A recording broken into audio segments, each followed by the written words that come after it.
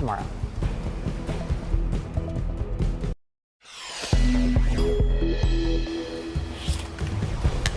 In the wake of Elon Musk's stunning Twitter deal, founder Jack Dorsey reacts, calling Musk, quote, the singular solution. But fellow billionaire Jeff Bezos raising questions involving Chinese government influence, and former President Trump vows to stick to the truth. U.S. officials say they want to see Russia's military weakened as Ukrainians discover yet another mass grave. A disturbing new study out from Boston College finds the number of teenagers carrying handguns has jumped significantly. Blockbuster testimony and evidence presented in the Johnny Depp Amber Heard defamation trial. And get ready for one of the hottest electric concept cars to date. The new Chevrolet Corvette will be here next year. Early today starts right now. Good morning. I'm Vanita Nair. Hi there. I'm Frances Rivera.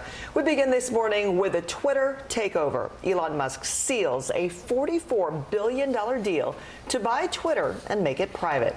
It's been a rocky courtship these past few weeks, with the company putting in place a poison pill to make it difficult for Musk to acquire it.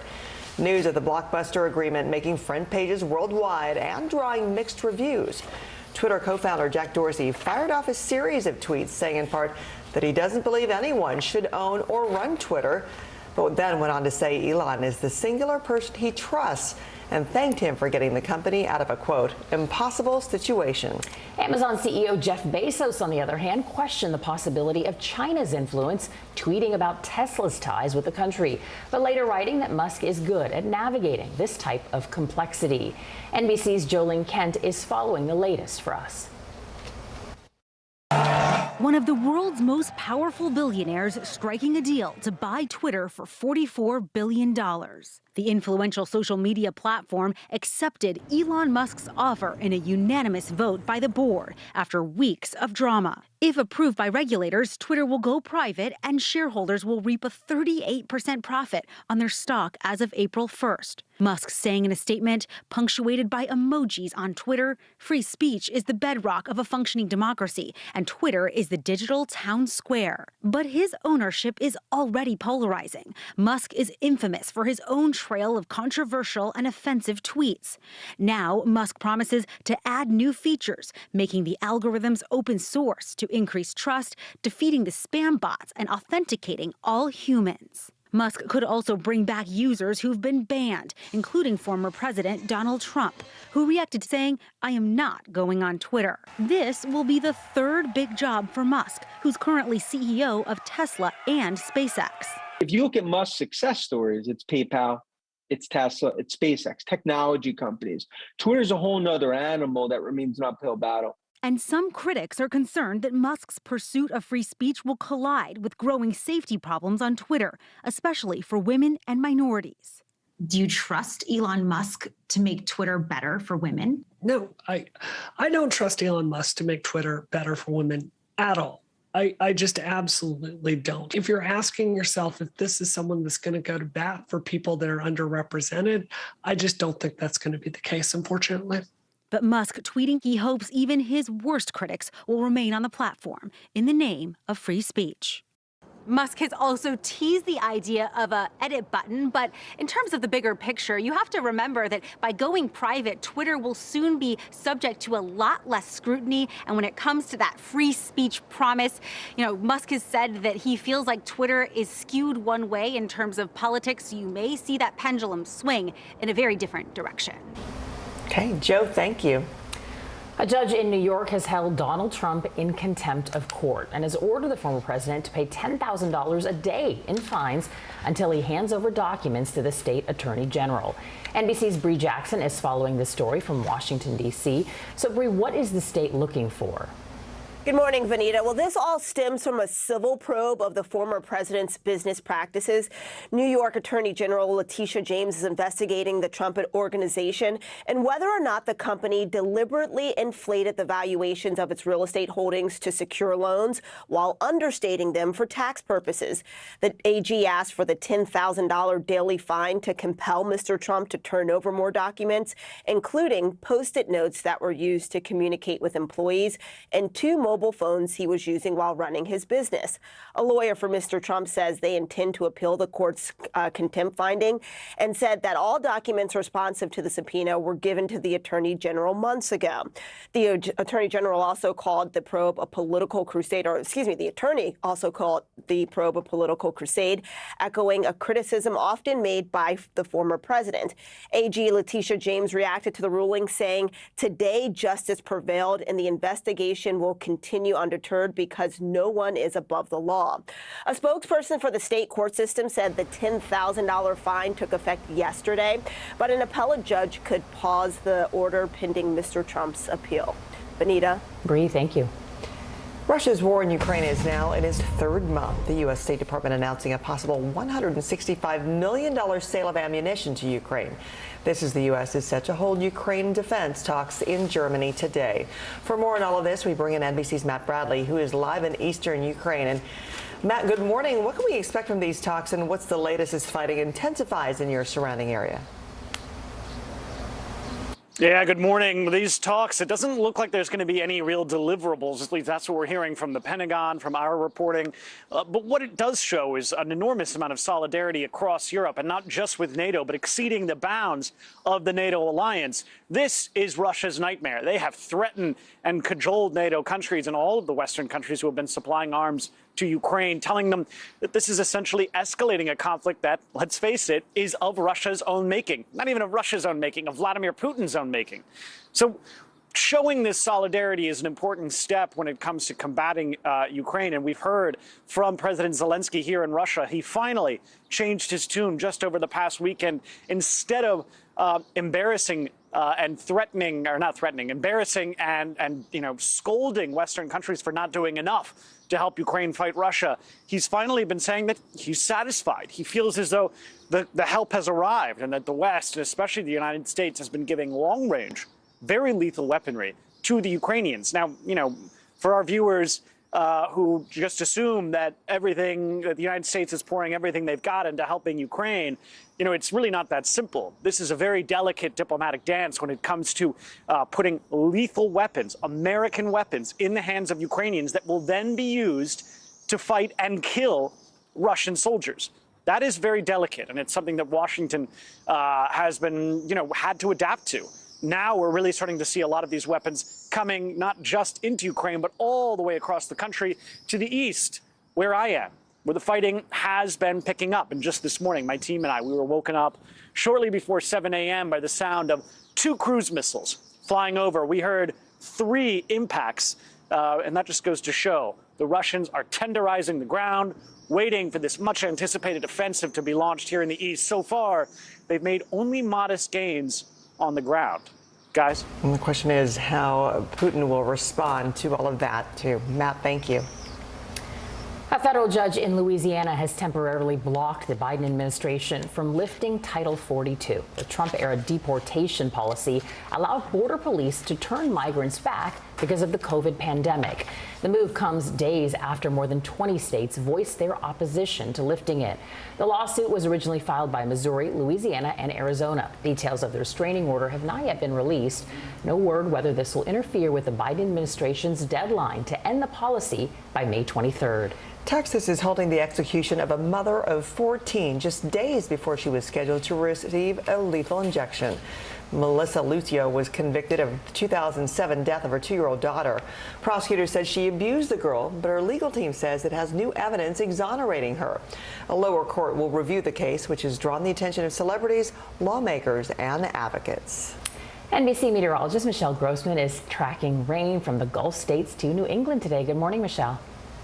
Good morning to you both. Yeah, we're looking at April showers from Maine all the way to the Gulf Coast, as you said, and we're looking at strong storms from Virginia to Carolinas. We could see some gusty winds, even some hail, but a very low chance for tornadoes. So let's track this cold front as it moves off to the east as we go throughout this Tuesday. And again, this afternoon into the evening hours, that's where we could see those strong storms from Virginia to the Carolinas. The Severe Prediction Center has given a marginal risk for severe storms from the Delmarva Peninsula all the way to the eastern parts of Georgia. So we're going to be watching out for that today. Otherwise, not looking at a whole lot of rain, anywhere from a 1/4 inch up to a 1/2 inch. Elsewhere, we're looking at really warm temperatures in the southeast, and it's going to feel like winter in the upper Midwest with temperatures in the 40s and 30s. That's a look at the big weather story of the day. Here's a closer look at your day ahead. All right, temperatures in the mid-80s, upper 80s in some spots in the southeast. Also watching for those storms along the Gulf Coast states. And then as we slide up to the upper Midwest, the Great Lakes, we're off to a really chilly start with temperatures in the 20s and 30s. All right, guys, we'll talk about that winter-like weather in terms of the temperatures in the upper Midwest when I come back in just a bit. Something wrong with even mentioning winter this time of year. All right, thank you, Michelle.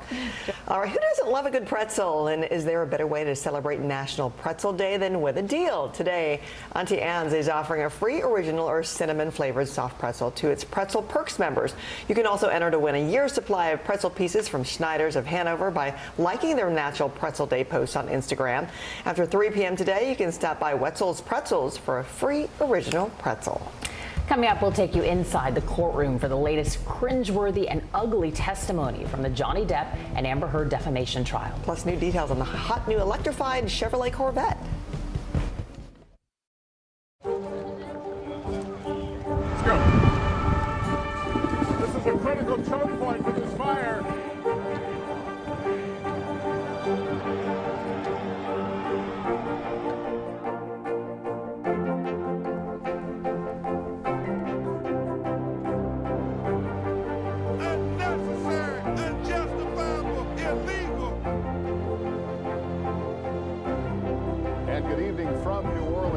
Military operation, witnessing the massive crowds. I admire you both. Nice to really spend some time with you. Appreciate it.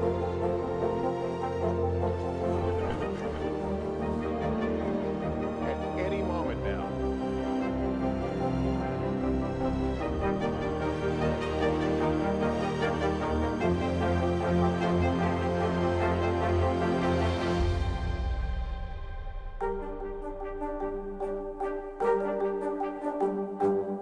Can this still end diplomatically with Vladimir Putin in charge of Russia?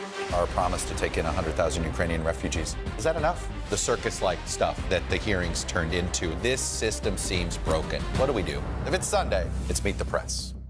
These days, it feels like the news never stops. So let's get into it. What's happening right now, what it all means for you for an hour every day. It can be hard to keep up, so let's get started together. Hallie Jackson Now, weekdays at 5 on NBC News Now. News is happening now. Look at what's making headlines around the world. Right now on Morning News Now. We're coming on the air with breaking news. And this is a significant moment. Whenever it happens, wherever you are, NBC News, streaming free now.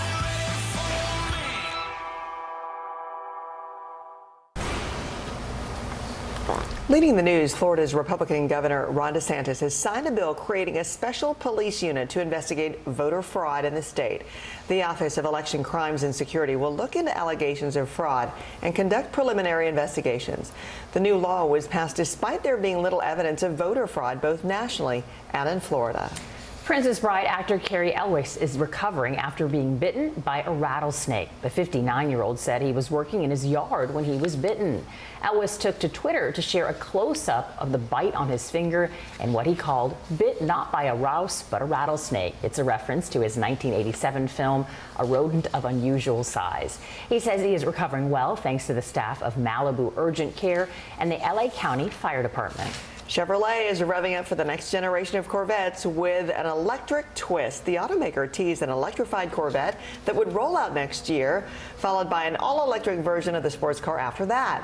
There are still plans to produce gas-powered Corvettes alongside the electric versions for now, but GM plans to go all-electric by the year 2035. You can see the pattern on that car? That's kind of cool. Yeah. All right, still to come, we will hear the explosive new testimony in the Johnny Depp versus Amber Heard defamation trial. And a Hail Mary case to the nation's highest court. Justices tackle prayer on the football field. News is happening now. Look at what's making headlines around the world. We're coming on the air with breaking news. This is a significant moment. Whenever it happens, wherever you are, NBC News, streaming free now. Now Tonight with Joshua Johnson, streaming weeknights at 8 on NBC News Now. We'll meet Ukrainians who are defending their country one block at a time. When you were still in Kiev, could you hear the bombing? My name is Lester. Who's this? Now Tonight with Joshua Johnson, streaming weeknights at 8 on NBC News Now.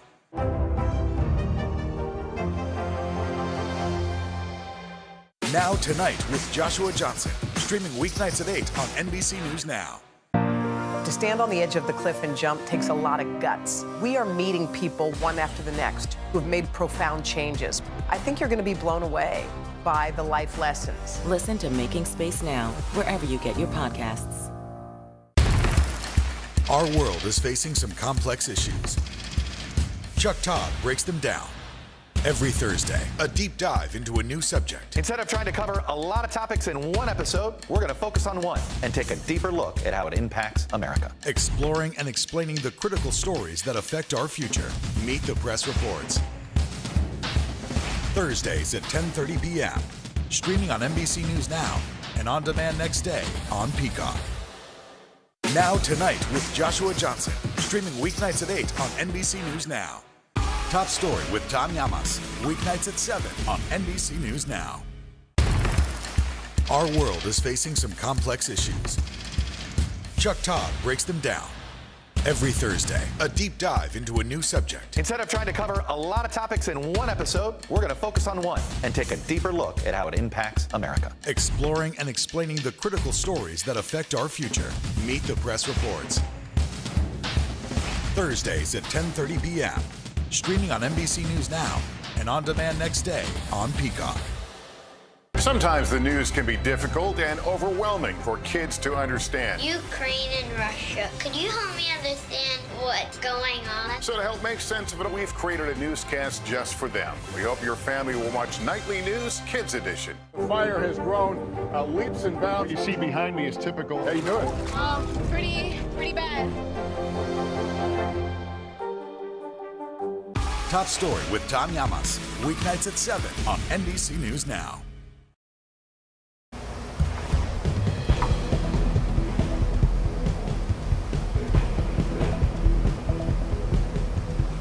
More witnesses are set to take the stand today in the explosive Johnny Depp and Amber Heard trial. We heard explosive new evidence on day 4 of testimony in his $50 million defamation lawsuit against his ex-wife.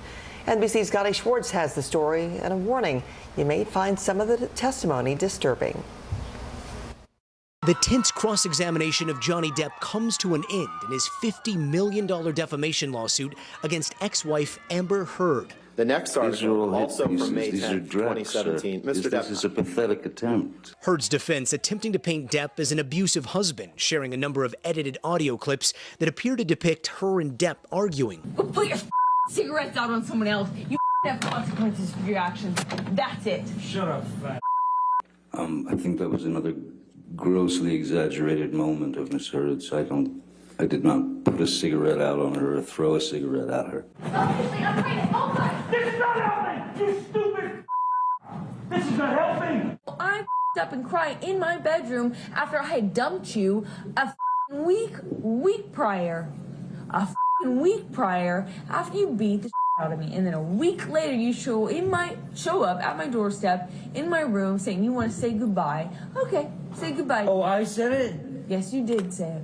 Depp denying he ever hit Heard and saying the only one he ever abused was himself, while her legal team introduced text messages between Depp and others. Mr. Depp, in this text message from you to Christian Carino, your agent, on August 15th, 2016, you say, "She will hit the wall hard," 4 exclamation points. And then later down you say, "I can only hope that karma kicks in and takes the gift of breath from her." Did I read that right? You read that correctly, sir. Depp attempting to explain texts brought up by the defense last week, like this one, where Depp texted Paul Bettany saying, quote, "Let's burn Amber and let's drown her before we burn her." For example, the text that is about burning Ms. Heard it's directly from Monty Python in the sketch about burning witches and then drowning the witches. This is a film that we'd all watched when we were 10, and it's just irreverent and abstract humor. Heard's legal team also trying to establish that damaging stories about Depp had been circulating before Heard's 2018 op-ed that led to this lawsuit, in which she said she was a victim of abuse, but never specifically named Depp. For years prior to 2018, when Amber wrote the op-ed, there were numerous negative news stories about you. Yes, it all started with Ms. Heard going directly to a court to get a TRO, which is with a bruise on her face and paparazzi. That was the sort of beginning of the ball rolling down the hill and gaining momentum. There were plenty of negative news stories about you prior to May 27th, 2016, correct?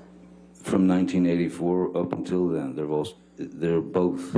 So, of course, people write negative stories. Depp's legal team has insisted Depp was the victim of physical abuse, something Heard's team has denied.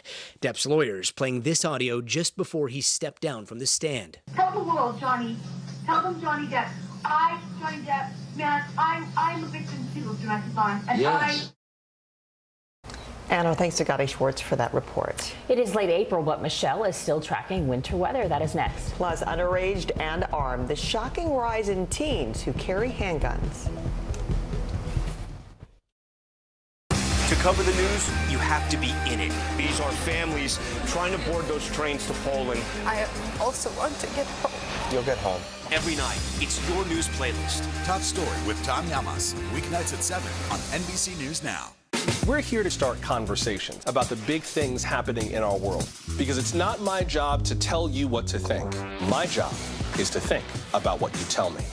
Now Tonight with Joshua Johnson, streaming weeknights at 8 on NBC News Now.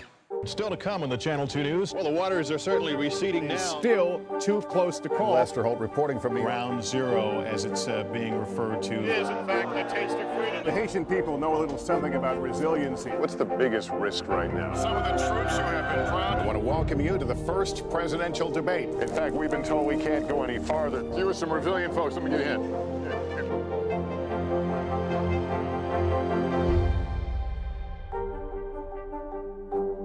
These days, it feels like the news never stops. So let's get into it. What's happening right now, what it all means for you for an hour every day. It can be hard to keep up, so let's get started together. Hallie Jackson Now, weekdays at 5 on NBC News Now.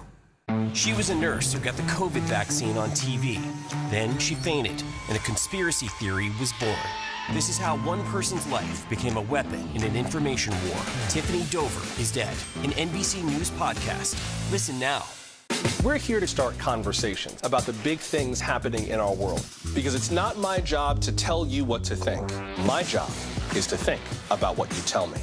Now Tonight with Joshua Johnson, streaming weeknights at 8 on NBC News Now. Sometimes the news can be difficult and overwhelming for kids to understand. Ukraine and Russia. Could you help me understand what's going on? So to help make sense of it, we've created a newscast just for them. We hope your family will watch Nightly News Kids Edition. Now Tonight with Joshua Johnson, streaming weeknights at 8 on NBC News Now. Hold on to your seats. The Thing About Pam is the chart-topping podcast series from Dateline and Keith Morrison.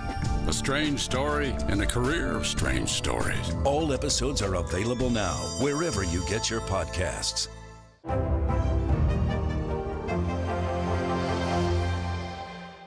Top Story with Tom Llamas, weeknights at 7 on NBC News Now.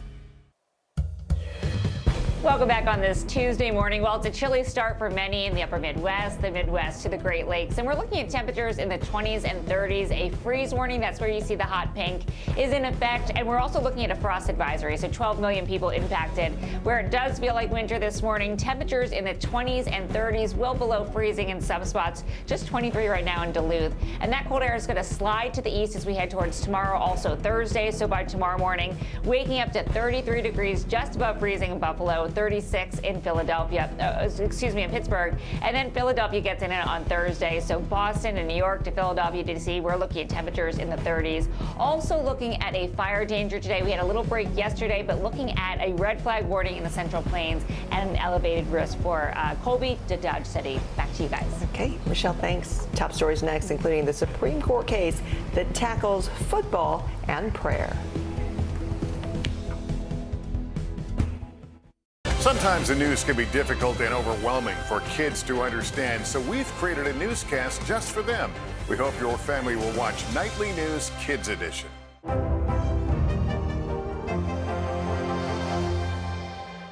Can this still end diplomatically with Vladimir Putin in charge of Russia? Our promise to take in 100,000 Ukrainian refugees. Is that enough? The circus-like stuff that the hearings turned into. This system seems broken. What do we do? If it's Sunday, it's Meet the Press. To cover the news, you have to be in it. These are families trying to board those trains to Poland. I also want to get home. You'll get home. Every night, it's your news playlist. Top Story with Tom Yamas. Weeknights at 7 on NBC News Now.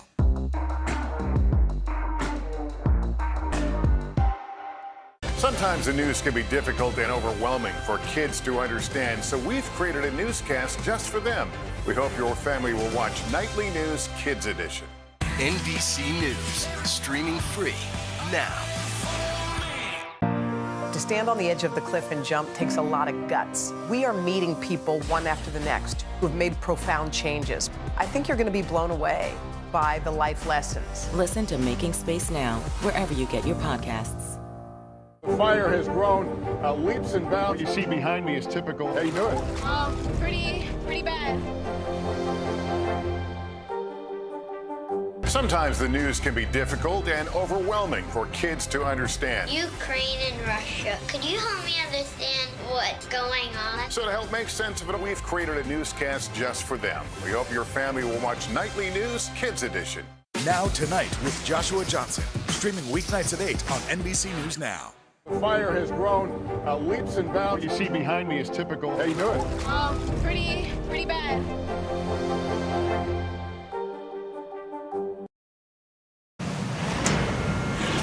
In today's top stories, jury selection is starting over in the case of the Parkland, Florida school shooter. There were concerns over 11 potential jurors who were dismissed before attorneys for both sides were able to question them. Nicholas Cruz has already pleaded guilty to 17 counts of murder. Jurors are expected to hear arguments about why Cruz should or should not face the death penalty. A disturbing new study finds that more and more American kids carry handguns. Researchers at Boston College surveyed nearly 300,000 adolescents ages 12 to 17 and found a 41% increase in handgun possession from 2002 to 2019. The increase was highest among white, rural, and higher income kids. In 2003, kids between the ages of 12 to 17 saw an estimated 865,000 kids carry guns. By 2020, that same group increased to 1,078,000. The Supreme Court is tackling religion and football. Justices are hearing the case involving a coach who was fired for refusing to stop praying on the field after games. NBC's Pete Williams has the story. When Joseph Kennedy was an assistant high school football coach in Bremerton, Washington, he began dropping to one knee on the 50-yard line right after games to pray. It just was myself, just giving thanks out on a football field after a game, and it kind of organically, I would say, kind of grew. Soon his own players gathered around. So did players and coaches from the opposing teams. The school district told him to find a more private place to pray, wanting to avoid the appearance of an official endorsement of his religious views. But he kept at it, prompting more attention and bigger crowds. I'm just doing the free exercise of my religion. But some of the Supreme Court's justices said that pushed members of the team to join in. The idea of why the school can discipline him is that puts a kind of undue pressure, a kind of coercion on students to participate in religious activities when they may not wish to. But the court's conservative justices suggested they believed he was expressing his own private views and wasn't coercing anyone. This was an, huddle up team, which is a common coach phrase. And several justices said the coach shouldn't have been punished just because he was expressing a religious view. Suppose that when Coach Kennedy went out to the center of the field on these two occasions, all he did was to wave a Ukrainian flag. Would you have fired him? The justices seem inclined to rule in favor of the coach because he was praying on the field after games, but they showed no sign that they're interested in opening up more opportunity for teacher-led prayer in public schools. Back to you. Pete, thank you. There's so many interesting cases right now for the Supreme Court. A lot to watch on that front. Thanks for waking up with us. I'm Vanita Nair. I'm Frances Rivera. Have a good one.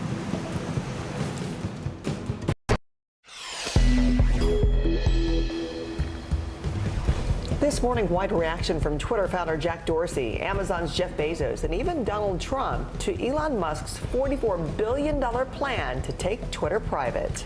The U.S. says Vladimir Putin is failing to reach war goals and wants Moscow to be weakened militarily. Former President Trump facing fines of $10,000 a day after a New York judge finds him in contempt of a civil investigation into his company.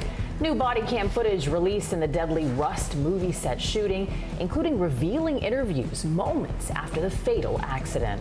And with more states approving recreational marijuana, the cautionary tale about high-potency THC that's making people sick and is dangerous to kids. Early Today starts right now.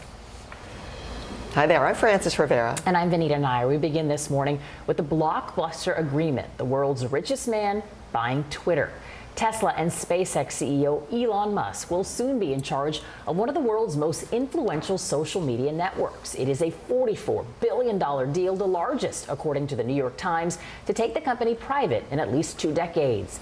Under the deal, investors will get $54.20 in cash for each Twitter share they own, paying more than a third of the company's current value. Twitter's co-founder Jack Dorsey fired off a series of tweets saying in part that he doesn't believe anyone should own or run Twitter. But he went on to say Elon is a singular person he trusts and thanked him for getting the company out of a, quote, impossible situation. Amazon CEO Jeff Bezos, on the other hand, questioned the possibility of China's influence, tweeting about Tesla's ties with China. He later wrote that Musk is good at navigating this type of complexity.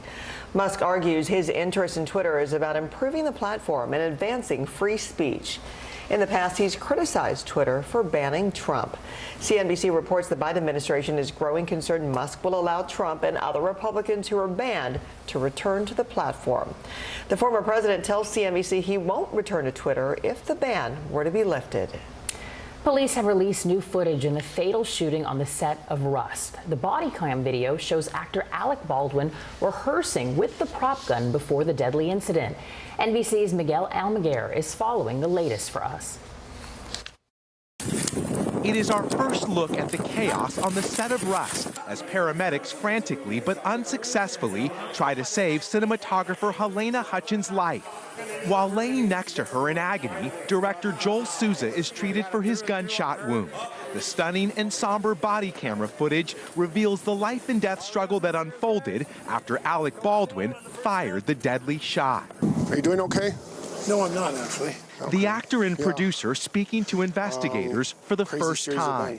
I was the one holding the gun, yeah. Okay. I'm happy to stay right here and do everything I need. You don't want a cigar? After a despondent Baldwin recounts some of the shooting. How is she? As of right now, her status is questionable. Crime scene technicians photographed his clothing, documenting evidence while also obtaining this video. It shows Baldwin during rehearsal pulling his revolver, moments before deputies say he fired the fatal shot. Afterwards, assistant director Dave Hall's with Baldwin, trying to figure out how a live round got into the gun. Hours later, Baldwin and the crew were questioned at length by investigators. The trove of evidence includes a series of emails from crew members raising serious safety concerns before the shooting. There's also messages from Hannah Gutierrez-Reed, the movie's armorer, to supplier Seth Kenney, in which she asked for live ammunition for a different film months earlier, which is never allowed on set. Kenney replies to the ask, "It's a serious mistake," always ends in tears. Do those text messages trouble you? I think it shows some behavior and some actions on different movie sets with some of the same people that were involved in the Rust movie set. And this is potentially how live ammunition may have made its way onto the Rust set? I think it's possible. Authorities say a series of fatal mistakes led to last October's shooting. The question now, are criminal charges next? Our thanks to Miguel Almaguer for that report.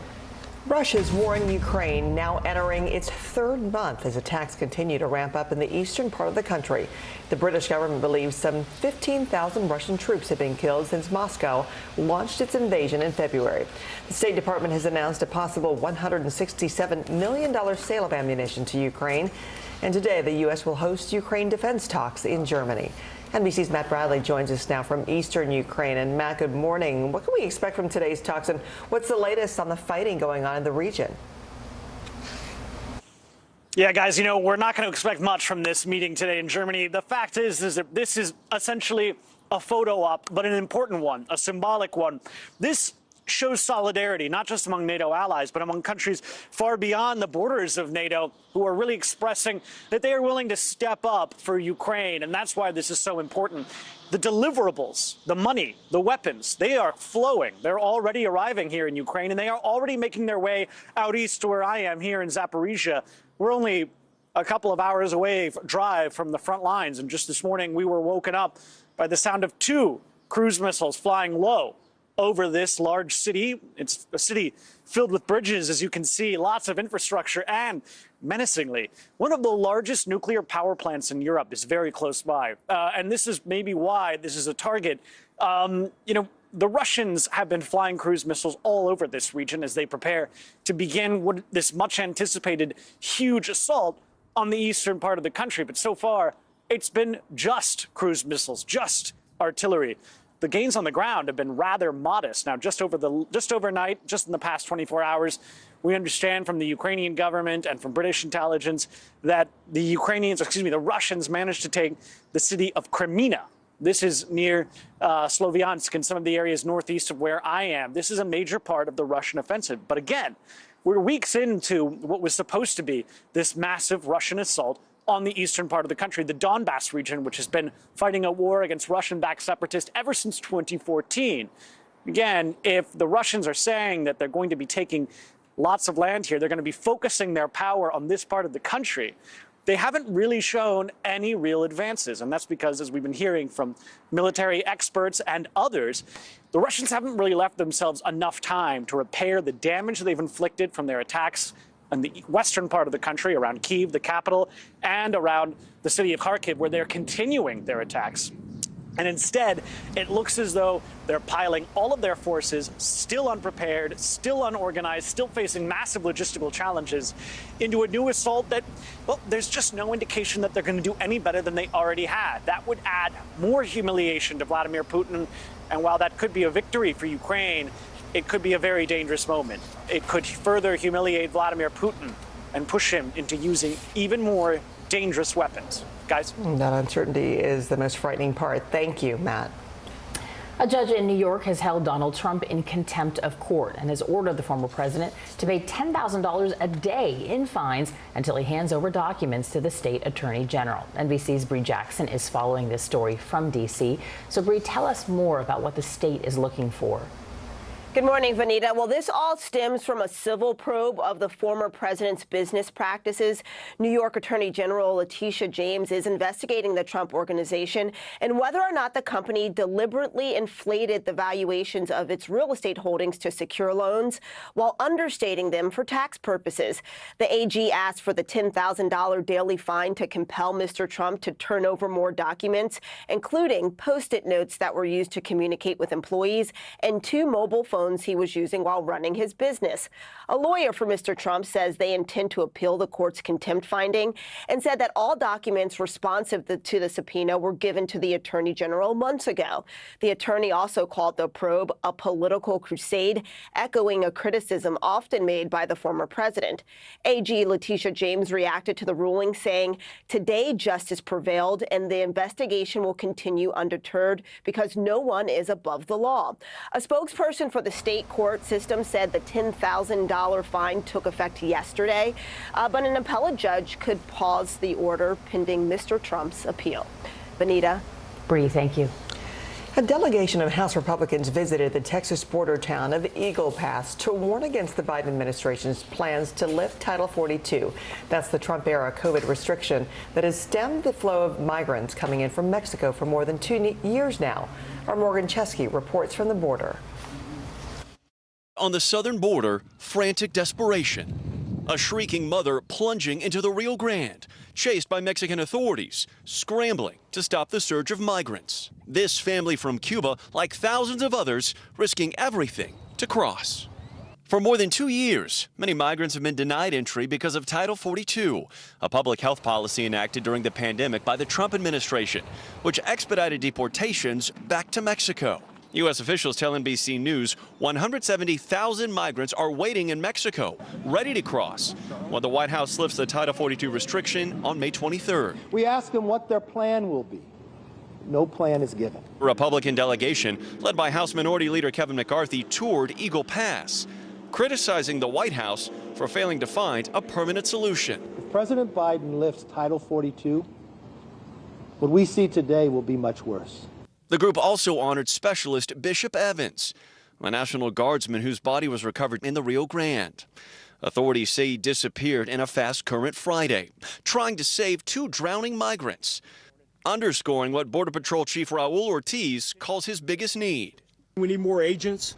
We need to resource some equipment and some help from other agencies. This just can't be a border security or border patrol problem. Dairo, Hani, and Ashley, that family from Cuba, made it to the U.S. I spoke with them before they were taken into custody. Do you have hope now that you're here? Yes, of course, the father said. Now, as for Title 42, it also faces an uncertain future. A lawsuit filed by 3 states, Louisiana, Arizona, and Missouri, now have a federal judge saying that he will plan to grant a temporary restraining order against the policy, which means that its May 23rd deadline may not be happening after all. We'll send it back to you. Okay, Morgan, thank you. Let's get a check of your Tuesday weather with NBC meteorologist Michelle Grossman. Good morning, Michelle. Good morning to you both, and we're looking pretty quiet today. I think we deserved it after the past couple of weeks, but we are watching some April showers from Maine all the way to the Gulf Central states, and we're looking at the chance for some strong storms from Virginia to the Carolinas. So let's track this for you. It's a cold front that brought the storms yesterday, and it's going to bring storms once again today in spots as we head throughout the afternoon and evening hours. So you're going to need the umbrella in the east today. A Severe Prediction Center has put a marginal risk, that's 1 out of 5 on their scale, for the chance of winds gusting to 60 miles per hour and also some hail. Very low risk for tornadoes. That's the good news. And rainfall forecast, we're looking anywhere from a 1/4 inch up to a 1/2 inch of rain. So not looking at a whole lot of rain either. That's a look at the big weather story of the day. Here's a closer look at your day ahead. All right, we're looking at really warm temperatures in the southeast, feeling like summer there. Temperatures in the mid to upper 80s, especially in Florida. And then as we slide up to the upper Midwest, the Great Lakes, it's feeling like winter there. Temperatures only in the 30s in Duluth. All right, we'll talk more about some winter-like weather in terms of the temperatures, 20s and 30s this morning. We'll talk about that coming up in just a bit. So winter talk is lasting way too long. Yeah. Okay, Michelle. I agree. Thank you. Chevrolet is revving up for the next generation of Corvettes with an electric twist. The automaker teased an electrified Corvette that would roll out next year, followed by an all-electric version of the sports car after that. There are still plans to produce gas-powered Corvettes alongside the electric versions for now, but GM plans to go all electric by 2035. All right, coming up, President Biden freezes drilling in the Arctic. And perking up procrastinators, the new cafe that serves coffee while keeping you on deadline.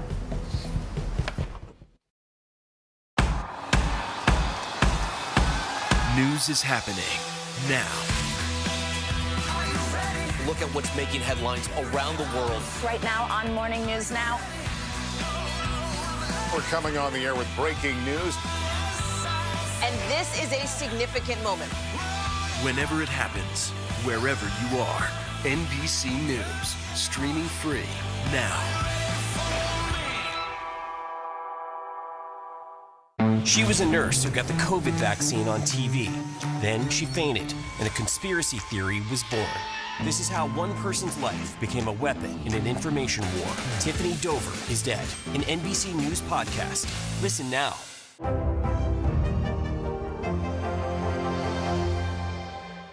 Can this still end diplomatically with Vladimir Putin in charge of Russia? Our promise to take in 100,000 Ukrainian refugees. Is that enough? The circus-like stuff that the hearings turned into. This system seems broken. What do we do? If it's Sunday, it's Meet the Press. Top Story with Tom Llamas is your news playlist on NBC News Now.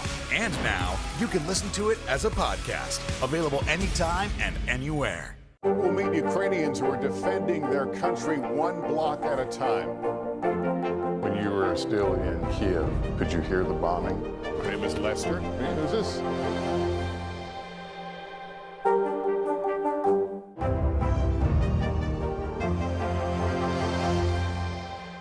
Sometimes the news can be difficult and overwhelming for kids to understand, so we've created a newscast just for them.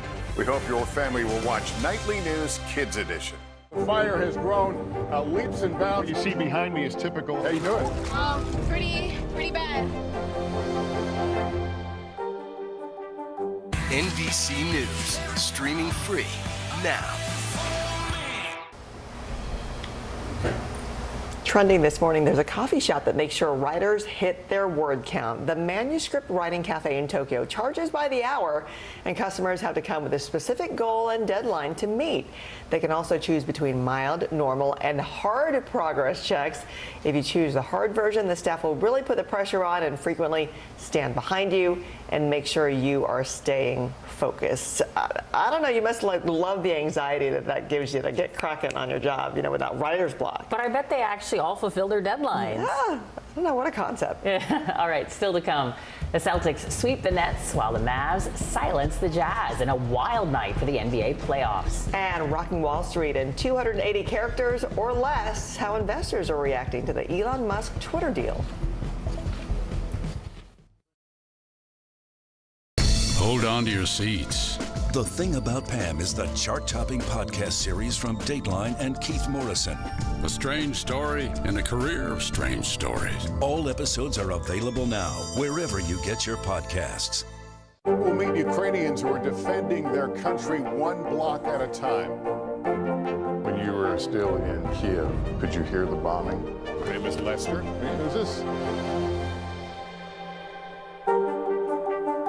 Live from Ukraine, from Mayfield, Kentucky, from Waukesha, Wisconsin. To cover the news, you have to be in it. This is how so many towns and cities are protecting themselves. You can actually see they're pushing the gates open. I also want to get home. You'll get home. You'll get home. Do you remember any tornado as bad as this one? You look at this and you're thinking, we're not going to have power for weeks, if not months. Exactly. Every night, it's your news playlist. Top Story with Tom Llamas. Weeknights at 7 on NBC News Now. This is a very different kind of program. We're here to start conversation about the big things happening in our world. Professor, I'm not asking you to predict the future, but what do we think that the new normal is going to be? Is part of this that everyone's rethinking their jobs during this pandemic and their relationship to their employers? What is your biggest tip for any parent who's concerned about this? It's not my job to tell you what to think. My job is to think about what you tell me.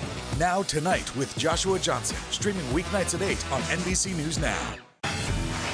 Look at what's making headlines around the world. We begin with breaking news. The attacks from Russia are coming in from every angle. Live from Ukraine, where a fierce battle is raging on. We've heard a number of explosions. Russia is picking off Ukraine's military facility.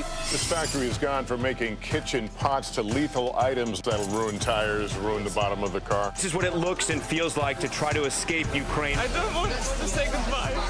the battle for Congress and the fight for control of State House. In our special County to County series, we're checking out key battlegrounds. We are talking elections in a battleground state. What does President Biden need to do tonight? He needs to speak to heads and hearts. A lot to break down, Chuck, so let's dive right in. Official confirmation of Judge Ketanji Brown Jackson. Let's zoom out a bit to our changing climate. We have some stunning new findings about COVID-19. A lot to talk about as we continue our rolling coverage. We're coming on the air with the news NBC Scoop. Bringing the news to you is not only a job, it's an honor.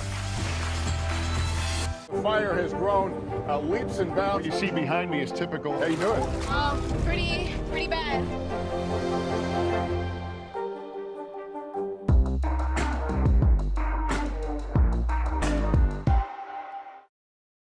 In year one here for Kidd in Dallas. Doncic trying to go right at Gobert. Unbelievable. Luka Doncic had the Jazz defense playing all the wrong notes during a pivotal Game 5. He finished with 33 points, and the Mavericks get the dominant win 102-77. With their backs against the wall, the Raptors pulled out the claws. Pascal Siakam led Toronto with 23 points, and the 76ers just couldn't respond. The Raptors lived to play another day, winning Game 5 103-88. And the Celtics brought out the brooms out in Brooklyn. Despite Kevin Durant's 39-point performance, the Nets' fourth quarter comeback just fell short. The Celtics sweep the series with a 116-112 win. The Biden administration has reversed the Trump-era policy to open up the Arctic to more oil and gas drilling. But first, it is one of the biggest acquisitions of a tech company. Elon Musk buying Twitter for roughly $44 billion. It's a move that's creating ripples on Wall Street. Let's get straight to CNBC's Karen Cho, who's in London with the latest. Karen, good morning. Francis, good morning. It's a whirlwind courtship by Elon Musk. The $44 billion in cash offered comes at a 38% premium and enough to woo the Twitter board, even though users, employees and regulators are split.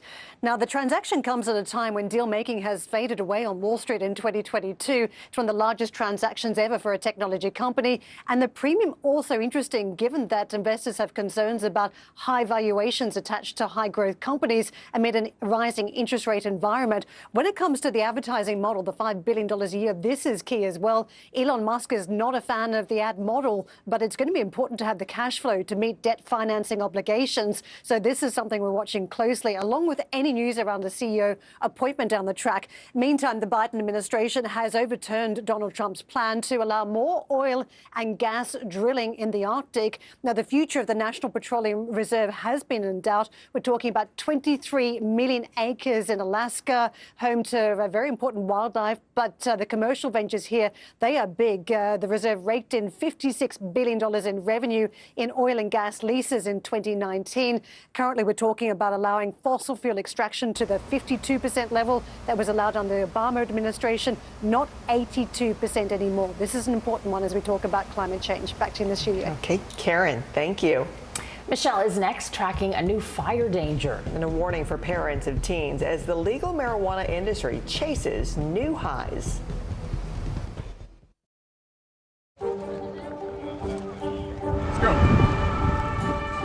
This is a critical choke point for this fire.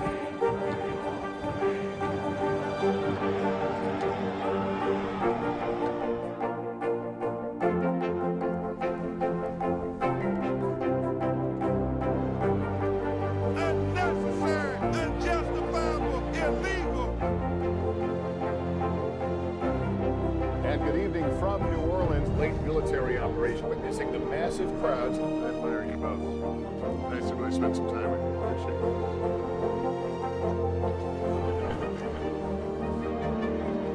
At any moment now.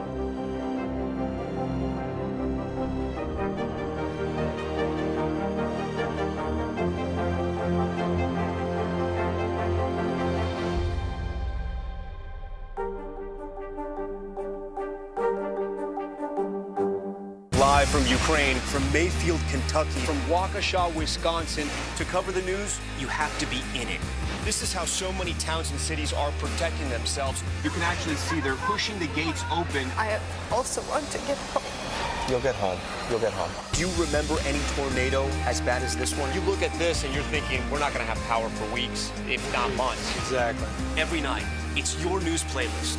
Top Story with Tom Llamas, weeknights at 7 on NBC News Now. Hallie Jackson Now, weekdays at 5 on NBC News Now. Top Story with Tom Llamas, weeknights at 7 on NBC News Now. This is a very different kind of program. We're here to start conversation about the big things happening in our world. Professor, I'm not asking you to predict the future, but what do we think that the new normal is going to be? Is part of this that everyone's rethinking their jobs during this pandemic and their relationship to their employers? What is your biggest tip for any parent who's concerned about this? It's not my job to tell you what to think. My job is to think about what you tell me. Now Tonight with Joshua Johnson, streaming weeknights at 8 on NBC News Now. Sometimes the news can be difficult and overwhelming for kids to understand, so we've created a newscast just for them. We hope your family will watch Nightly News Kids Edition. NBC News, streaming free now.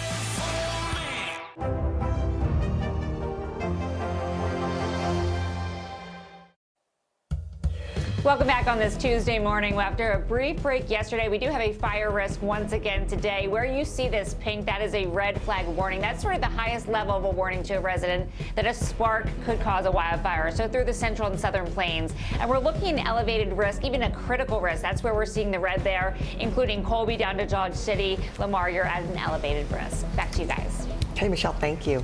Next, parents sounding the alarm on the rising potency of legal cannabis.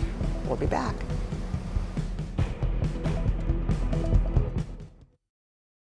Can this still end diplomatically with Vladimir Putin in charge of Russia?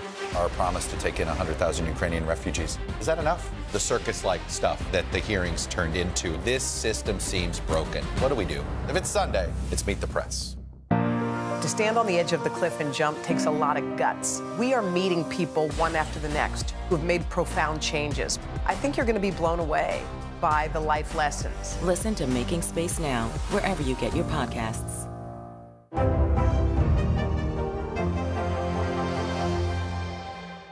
Top Story with Tom Llamas, weeknights at 7 on NBC News Now.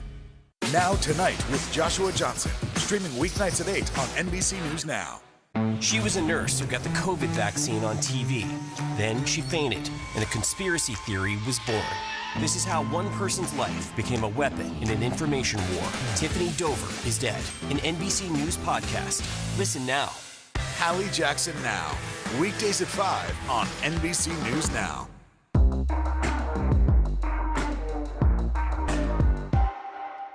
These days, it feels like the news never stops. So let's get into it. What's happening right now, what it all means for you for an hour every day. It can be hard to keep up, so let's get started together. Hallie Jackson Now, weekdays at 5 on NBC News Now. Still to come on the Channel 2 News. Well, the waters are certainly receding now. Still too close to call. Lester Holt reporting from the Ground Zero, as it's being referred to. It is, in fact, the taste of freedom. The Haitian people know a little something about resiliency. What's the biggest risk right now? Some of the troops who have been proud. I want to welcome you to the first presidential debate. In fact, we've been told we can't go any farther. Here are some resilient folks. Let me get in.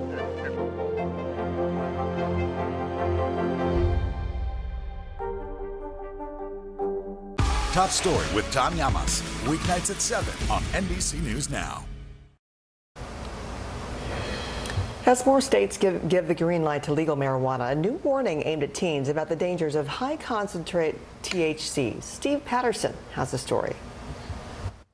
With more than 7,000 dispensaries nationwide, the $20 billion marijuana industry is growing so fast, some state regulators say it's even outpacing alcohol sales. The cannabis choices are growing too, with new products like Wax or Shatter now available. They're sold in fruity flavors and have levels of THC, the compound in marijuana that makes you high, that can be 8 times higher than the pot of 20 years ago, according to state regulators. And that's made some Colorado parents like Sydney Block and Janet Corneal terrified. It was scary. She was slurring her words. She wouldn't wake up. Sydney smoked weed when she was younger and says she couldn't believe her daughter Jasmine's reaction was from marijuana. I was like, there's no way that this is just weed. Janet said she didn't know what her son Will was using. I had no idea, I'll be honest with you. Their teens, 18-year-old Will and 19-year-old Jasmine, were both taking marijuana concentrates, using what's called dabbing to get high.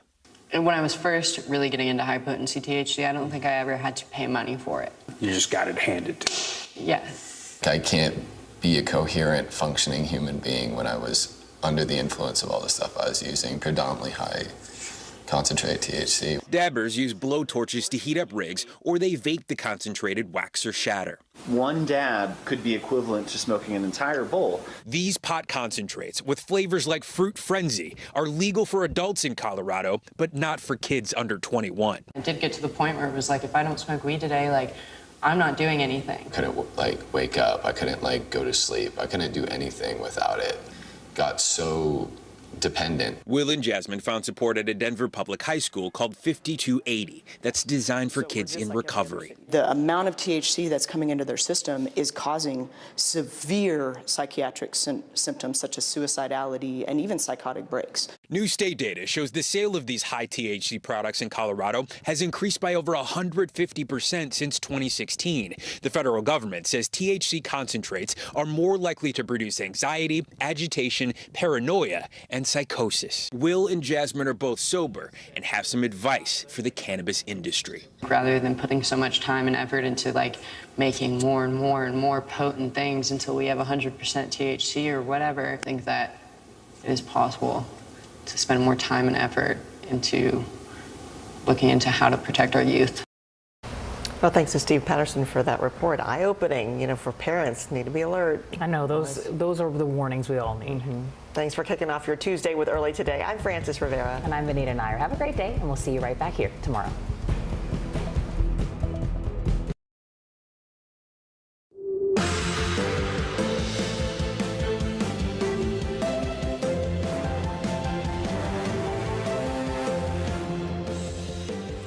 Good morning, I'm Joe Fryer. And I'm Savannah Sellers. Right now on Morning News Now, Russia's warning. This morning, just a day after top U.S. officials visited Ukraine, Moscow's top diplomat is warning of the threat of a nuclear war, quote, should not be underestimated.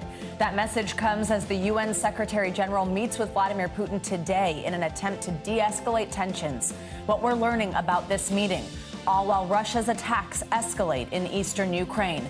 We'll ask a military expert about new concerns of a possible World War III. In contempt, a New York judge holds former President Trump in contempt of court for failing to comply with a subpoena in connection to the state's civil investigation into the Trump Organization. The ruling comes as Trump faces another blow. Text messages from his allies on their efforts to overturn the 2020 election revealed. Twitter takeover. Elon Musk, the richest man in the world, is set to buy the social media platform at the price of $44 billion. The changes that could be coming to your Twitter feed if the deal is approved. And rescue reunion. Just a week after officers saved a family who jumped from their burning home. The mother and her two kids whose lives were saved are making sure those officers know they're heroes. I just kept praying. I just felt that in my heart that my kids were in good hands. The special surprise those officers had for the family to help them get back on their feet.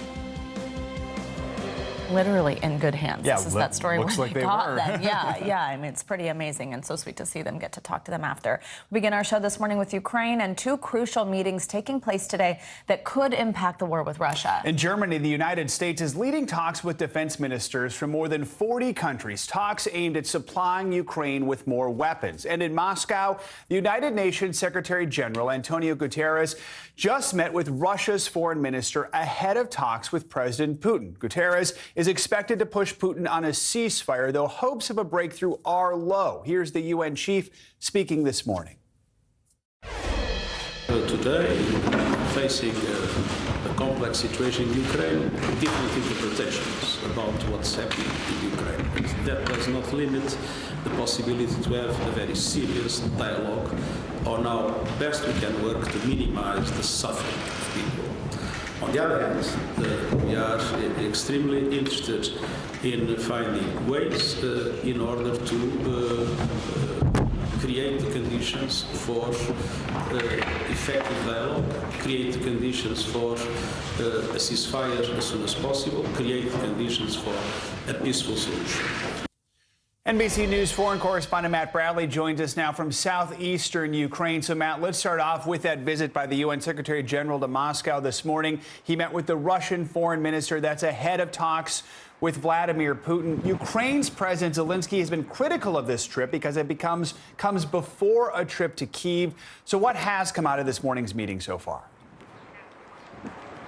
Yeah, I mean, we're not hearing much so far. I mean, the fact of the matter is that, yes, you are right, that the Ukrainians were not particularly pleased. They see this as the United Nations, the Secretary General, putting the Russians ahead of the Ukrainians who see themselves as, you know, the victims here. They were the ones who are the victims of this conflict, and so they see this as a slight. Now, there are other meetings. There's the one in Germany that is being attended by Lloyd Austin, the Secretary of Defense, who was just in Kyiv starting off the week. That meeting isn't expected to really yield much in terms of actual deliverables because those deliverables have already been delivered. We're seeing a lot of weapons that are making their way into Ukraine from the west, going across the whole country to where I am here in the east, not so far from the front lines. But, you know, Russia has really warned that all of these weapons that are coming into Ukraine are not doing anything but exacerbating the situation. And they're saying that NATO and its other allies outside the alliance need to stop giving weapons to the Ukrainians or risk more punishment. Guys? So, Matt, as the diplomatic efforts continue on the battlefield, we're getting more reports of fighting in the eastern part of the country. Do we know, is Russia making significant gains? Yeah, it's a good question because, of course, we're all waiting for that big offensive that's going to, you know, totally change the tide of the war. Well, so far, we haven't really seen that. What we have seen is a lot of aerial attacks. We've seen shelling, and just this morning, my team and I, here at our hotel, we were woken by the sound of 3 explosions right outside the city of Zaporizhia. Now, we understand that it was 2 cruise missiles that flew over a nearby nuclear power plant, one of the largest nuclear power plants in Europe. Now, that is threatening in itself, but the Russians have shown time and time again a unique disregard for the safety and the real danger of nuclear power, not just for Ukraine, but for all of Eastern Europe. You know, they haven't seemed to learn their lesson from the disaster of Chernobyl, also here in Ukraine. And another issue that has just caused so much a sense of a victimization by the Ukrainians at the hands of the former Soviet Union in Moscow. Guys? So, Matt, you're talking about where you are right now. The latest intelligence report from Britain's Ministry of Defense says Ukrainian forces there in Zaporizhia are preparing for a potential Russian attack from the south. Why is that city so important? This city is really part of an industrial heartland. It's not far from the city of Dnipro. It's almost twin cities. And as you can see behind me, this huge bridge, this is one of many bridges in this city of Zaporizhia. It's on an island, and it has a lot of industry. It has that huge nuclear power plant not so close by. The Russians, as they've turned their attention away from their assault on the capital of Kyiv and a little bit turned it away from the northeastern city of Kharkiv, they focused on the east, and now they're also focusing on military production facilities and major infrastructure units like power plants and, critically, railway installations. That was what we saw yesterday with the Russians bombarding 5 different railway sites. Now, this is kind of a message. It is obviously supposed to degrade Ukrainian infrastructure, but it was also sending a message to those 2 cabinet officials who were visiting, who traveled by train. And also it added to the warnings that Russia has been given that they shouldn't be sending weapons into this country. All those weapons are traveling by train as well. Guys? All right, Matt Bradley in southeastern Ukraine. Thanks, Matt. Let's now bring in NBC News military analyst Colonel Jack Jacobs for more on what's happening in Ukraine. Colonel, good morning. Thanks for being with us. So the U.S. is leading talks actually today with defense ministers from more than 40 countries at Ramstein Air Base in Germany. Now, that meeting is focusing on how to arm Ukraine. So first, let's listen to what Secretary of Defense Lloyd Austin said in his opening remarks. Ukraine needs our help to win today, and they will still need our help when the war is over. My Ukrainian friends, we know the burden that you all carry. And we know, and you should know, that all of us have your back. And that's why we're here today, to strengthen the arsenal of Ukrainian democracy. Now, yesterday, though, Russia's foreign minister did say that by supplying weapons, NATO is fighting a proxy war with Russia. This is sort of a question we've had since the beginning. Where is that line? He warned that could increase the risk of a World War III, obviously alarming, and a nuclear conflict. Should NATO and the West be concerned about that? Are foreign weapons putting global security at risk? What do you think about that assessment? Well, it always makes it more difficult when things like this happen. But of course, the biggest danger is that nuclear weapons are in the hands of Vladimir Putin, who is single-minded in his objective of taking over Ukraine on the one hand and extending Russian influence farther in Eastern Europe. They've made threats like this before, obviously, and we should always be concerned. But I think one of the things that contributes to Putin's paranoia is a statement that the Secretary of Defense made yesterday, in which he said that he suggested, almost said directly, that our objective is to degrade Russian military capability. If Putin were not already paranoid about an existential threat to Russia before he is now, and we should follow the Teddy Roosevelt's dictum about speaking softly and carrying a big stick. There's one other thing about Secretary Austin's statement today, and that is I think he's trying to get the defense ministers to influence their countries to do more economically to cut their ties with Russia and then make it more difficult for Russia to continue the attack. Savannah. Now, there have been multiple reports of Ukraine striking a fuel depot in Russia. So I want to ask a little bit about what I was just asking about with those weapons being supplied by NATO. The UK Armed Forces Minister said it was, quote, entirely legitimate for Ukraine to target supply lines within Russia. Do you agree with that, particularly if NATO-supplied weapons are used? And is that something the U.S. would openly back, or does it set any type of dangerous precedent? Yeah, that's much more dangerous. I think the relatively small number of weapons we've given them need to be concentrated on Russian forces who are in assembly areas. Those are very good targets. And if we want to get the Ukrainians to blunt any Russian attack, the best way to do it is to encourage them to hit Russian military formations that are already in Ukraine rather than trying to hit supply lines, Savannah. And now, Colonel, finally, according to local media reports, Finland and Sweden could apply to join NATO as early as next month, two countries that have historically been neutral. What impact could that have on this war, and what reaction would you expect from Russia? Well, they're terribly scared. They're worried very much about Russia's incursions into Europe. There's very little doubt among anybody in Europe that the next target is Moldova, certainly parts of Moldova, and those who have been threatened by Russia before are certainly concerned and want to be protected by NATO. It certainly raises the bar. It makes it easier for there to become more conflict in Europe. But if you're in those countries, you want to be protected by the West, and the best way to do it is to join NATO, Savannah. All right, Colonel Jack Jacobs, as always, thank you so much. You're welcome. Turning now to former President Trump and two major headlines connected with him. The first involves New York State's investigation into the Trump Organization. Yesterday, a judge found Trump in contempt of court, ordering him to pay a fine of $10,000 a day until he turns over materials subpoenaed by investigators. This is part of New York Attorney General's civil investigation into Trump. NBC News correspondent for investigations Tom Winter joins us now with more. Tom, good morning. So in his statement, New York's AG Letitia James said, quote, "For years, Donald Trump has tried to evade the law and stop our lawful investigation into him and his company's financial dealings.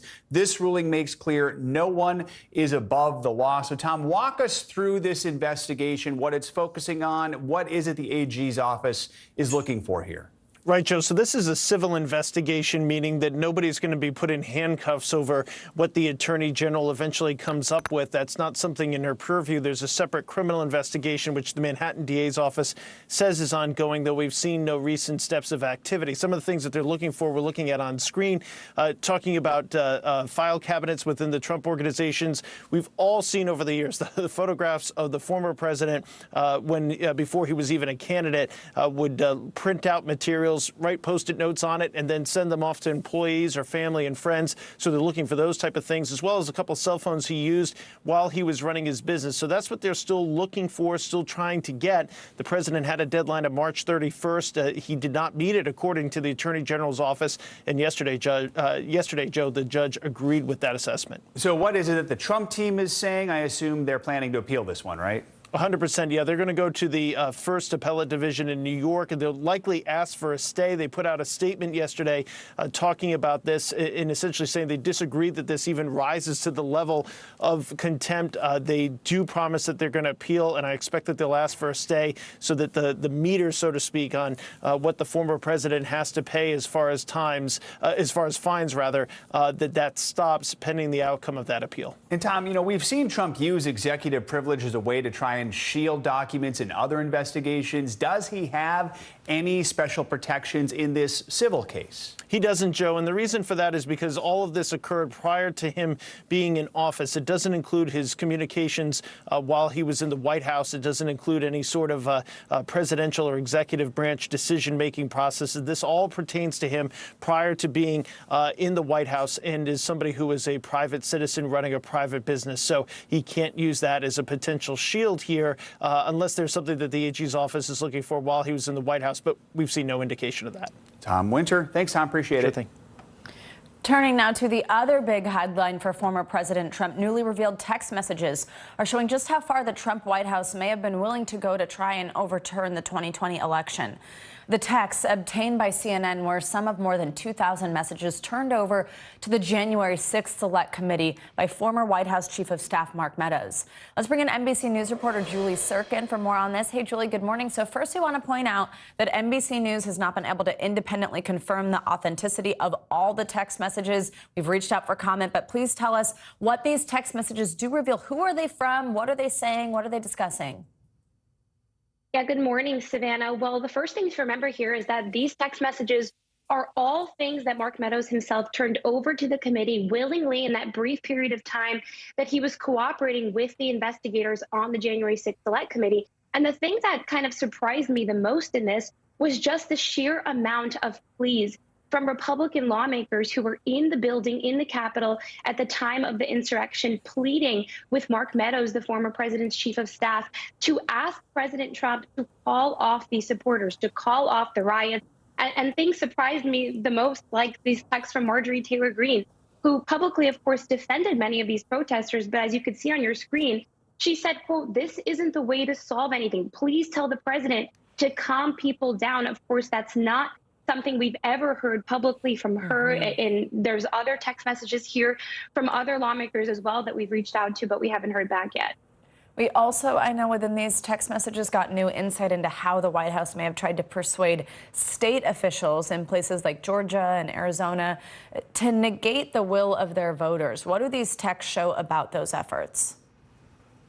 Well, I think it shows just how far this escalation went to pressure these state officials. Of course, we know in one state like Georgia, the Secretary of State, Brad Raffensperger, had that widely reported phone call with President Trump in January, where he personally tried to pressure him to overturn the election results for President Biden.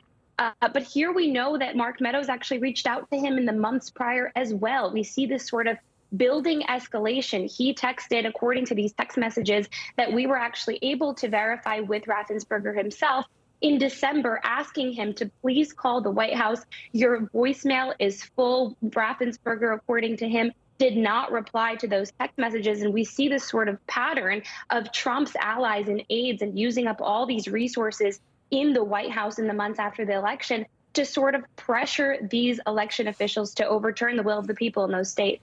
Now, the texts also show how conspiracy theories really took hold in the Trump White House on issues like voting machines. Tell us what the messages say. This one was really interesting. We see top political aides like Jason Miller in these text messages telling Mark Meadows that he sort of did his research on these conspiracy theories at the behest of former President Trump. In one text message, he told him that he did a, quote, backgrounder on those Dominion voting machines, that widely spread conspiracy theory that those voting machines were somehow hacked or fraudulent. The interesting thing here is that Miller says that he doesn't find those conspiracies credible in his research, but leaves it up to Meadows whether to share this report with former President Trump. And he says, of course, that the former president was, quote, hyped up on these conspiracy theories. He called his aides often about them. These text messages show to sort of do this research and do their due diligence and look into these reports, which Miller here is saying weren't even credible. But to please the former president, he was leaving it up to the chief of staff as to whether to share these findings with him. Julie Sirkin, thousands literally of messages to go through. Thank you for bringing us some details there. It's the blockbuster deal that is shaking up the social media landscape. Twitter has accepted a $44 billion bid from Elon Musk, the world's richest person. Musk says he plans to take the site private, adding in a tweeted statement that, quote, free speech is the bedrock of a functioning democracy, and Twitter is the digital town square where matters vital to the future of humanity are debated. Joining us now is Caleb Silver, editor-in-chief at Investopedia. Caleb, good morning. Good to have you with us. So the Musk takeover of Twitter is receiving mixed reviews, to put it mildly. One person who's on board is former Twitter CEO Jack Dorsey. In a tweet, he wrote in part, Elon is the singular solution I trust. I trust his mission to extend the light of consciousness. He went on to write, I'm so happy Twitter will continue to serve the public conversation around the world and into the stars. So what do we know about Musk's plans for Twitter, and what would taking it private mean for how the company's run? Yeah, good to be with you. Well, taking it private means he can do whatever he wants with it. There are no shareholders now, if he takes this private and if this deal closes, that he needs to answer to. He has other lenders in the deal, including Bank of America and Morgan Stanley. He may have to answer a few questions there, but he has said he doesn't care about the economics of it all. So let's get into what he might do from a technology perspective. He's talking about publishing Twitter's code and recommendation algorithm to give more transparency to see how content gets recommended, upvoted, downvoted, and how things surface. That could be very interesting. He's also talking about authenticating all users in an attempt to defeat the spam bots. The spam bots obviously are going to mean that people who have a lot of followers might all of a sudden see that they have less followers. Maybe even Elon Musk, he's got 83 million followers. Probably a lot of those are spam bots as well. And he wants to reconsider permanent bans on the platform. Anybody that's been permanently banned because of something they may have said that may have been untruthful, he's willing to welcome them back onto the platform. So on the one hand, he's opening the algorithm. On the other hand, he's letting people who got kicked off because they said untruthful things come back on. That's his initial plan so far. The big question is whether President Trump might be allowed back in. Of course, the former president saying right now he doesn't want to come back. So we'll see what happens there. So we know Twitter, beyond that, has this huge user base. What could this deal mean for just your average Twitter user?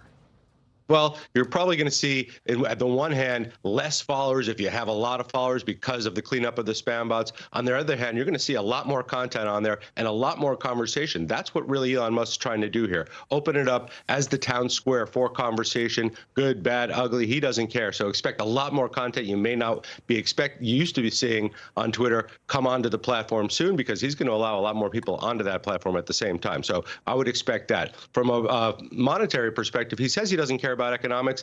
That said, he is a business person. He has a very smart business person who's built some successful companies. So I would expect other ways to monetize the users, because as you said, Twitter's got a lot of users, about 220 odd million. It has not been able to monetize them the way that a Snapchat has, an Instagram, or a TikTok. It has not been able to do that. So maybe he'll find a way to unlock that money. And so, Caleb, how is the market responding to all this?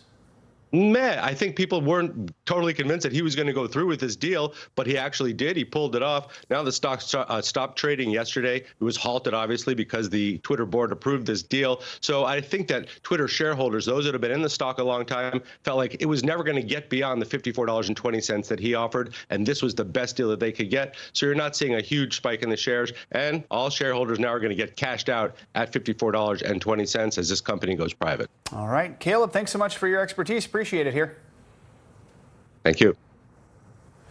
Now let's get a check on your morning news now weather. NBC's Michelle Grossman is with us. Hey, Michelle, good morning. Good morning to you both. And we are watching some April showers today, stretching from New England all the way through the Gulf Coast states and the southern parts of Texas. We're seeing some heavy rain right now in southern parts of Texas. Let's go ahead and take a look at radar, because we do have some heavy spots with some rain falling where you see the yellows, the reds, especially right near Brownsville. We saw some lightning earlier. That has let up. It's really over the Gulf right now, but we're still watching that heavy rain falling. So we could see some flooding in those spots. We also do have a couple spots where we could see some flooding. So I'll show you that that. Here's that cold front. It advances to the east. It brings those April showers from Maine all the way to parts of Florida into the Gulf Coast states, also southern Texas. But we could see some strong storms too, likely in Virginia, the Carolinas. We're not expecting tornadoes. We're not expecting a tornado outbreak, but we could see damaging winds up to 60 miles per hour and even some small hail. So this is from the Severe Prediction Center. All the areas highlighted in green from the Delmarva down through Virginia, the Carolinas, the eastern parts of Georgia is where we could see some of these stronger thunderstorms this afternoon and this evening. So we'll continue to watch that. Then as we go throughout time here, we're going to watch this frontal system move off to the east, and that's going to bring the chance for some heavy rain in some spots. It's a cold start for many too. In Florida, we're looking at temperatures in the 80s, upper 80s. But in the Midwest, the Great Lakes, we are starting out very chilly in the 20s and 30s. So 39 million people impacted by a cold start. We're looking at freeze warnings. That's where you see that kind of hot pink color. Des Moines, also Chicago in that. And we're looking at frost advisory too. So when you see this, you just want to cover your sensitive plants since the growing season has started. And this will advance to the east tomorrow and then eventually into the northeast on Thursday. So feeling like winter for some with temperatures only in the 20s. Back to you guys. All right. Thank you, Michelle. Appreciate it. Thanks, Michelle. Sure. And coming up, concerns over another Chinese city going into a lockdown this morning as COVID cases rise there. The steps being taken right now to control the spread of the virus in Beijing. Plus, we'll ask a doctor what is effective when it comes to controlling the new rise in cases. Next. Live from Ukraine, from Mayfield, Kentucky, from Waukesha, Wisconsin. To cover the news, you have to be in it. This is how so many towns and cities are protecting themselves. You can actually see they're pushing the gates open. I also want to get home. You'll get home. You'll get home. Do you remember any tornado as bad as this one? You look at this and you're thinking, we're not going to have power for weeks, if not months. Exactly. Every night, it's your news playlist. Top Story with Tom Llamas. Weeknights at 7 on NBC News Now. Right now on NBC News Now. Got all the angles covered tonight. You're watching NBC News Now. Here's what's happening. Look at what's making headlines around the world. We begin this hour with the military invasion that's currently unfolding. Right now, the attacks from Russia are coming in from every angle. Our NBC News crew heard explosions in the capital city of Kyiv. Live from Ukraine, where a fierce battle is raging on. We've heard a number of explosions. Russia is picking off Ukraine's military facilities one after another. This factory has gone from making kitchen pots to lethal items that'll ruin tires, ruin the bottom of the car. This is what it looks and feels like to try to escape Ukraine. I don't want to say goodbye. The battle for Congress and the fight for control of state housing. In our special County to County series, we're checking out key battlegrounds ahead of the midterms. We are talking elections in a battleground state. What does President Biden need to do tonight? He needs to speak to heads and hearts. A lot to break down, Chuck, so let's dive right in. Judge Ketanji Brown Jackson now elevated to the Supreme Court. Let's zoom out a bit to our changing climate. What do we think that the new normal is going to be? We have some stunning new findings about COVID-19. This new variant is more contagious. Have you seen a demand for mental health services increase among Latinos? The people of the Chamizal neighborhood aren't the only ones experiencing what they call environmental injustice. We're here to try to start conversation. A lot to talk about as we continue our rolling coverage. We're coming on the air with the news NBC Scoop. Bringing the news to you is not only a job, it's an honor.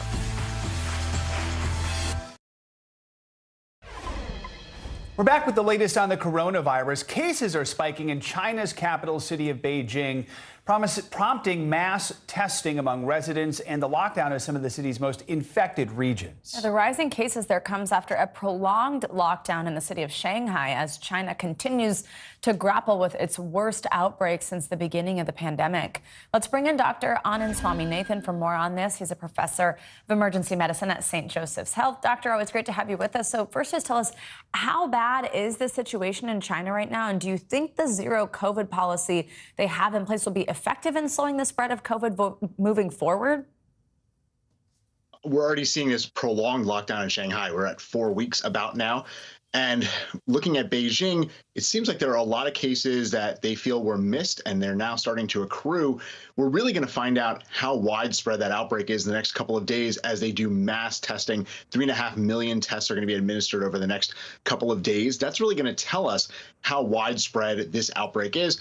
But I do think I agree with you that it speaks to the fact that this COVID-0 policy may really not work, especially in this large of a place. There might be small island nations, small places where this can be a successful strategy, but overall, COVID-0 doesn't appear to be the right path to try to get to. Now, that doesn't mean that temporarily instituting certain restrictions to curb spread is not a good idea. I think it continues to be a good idea, and you may need to see that in Beijing.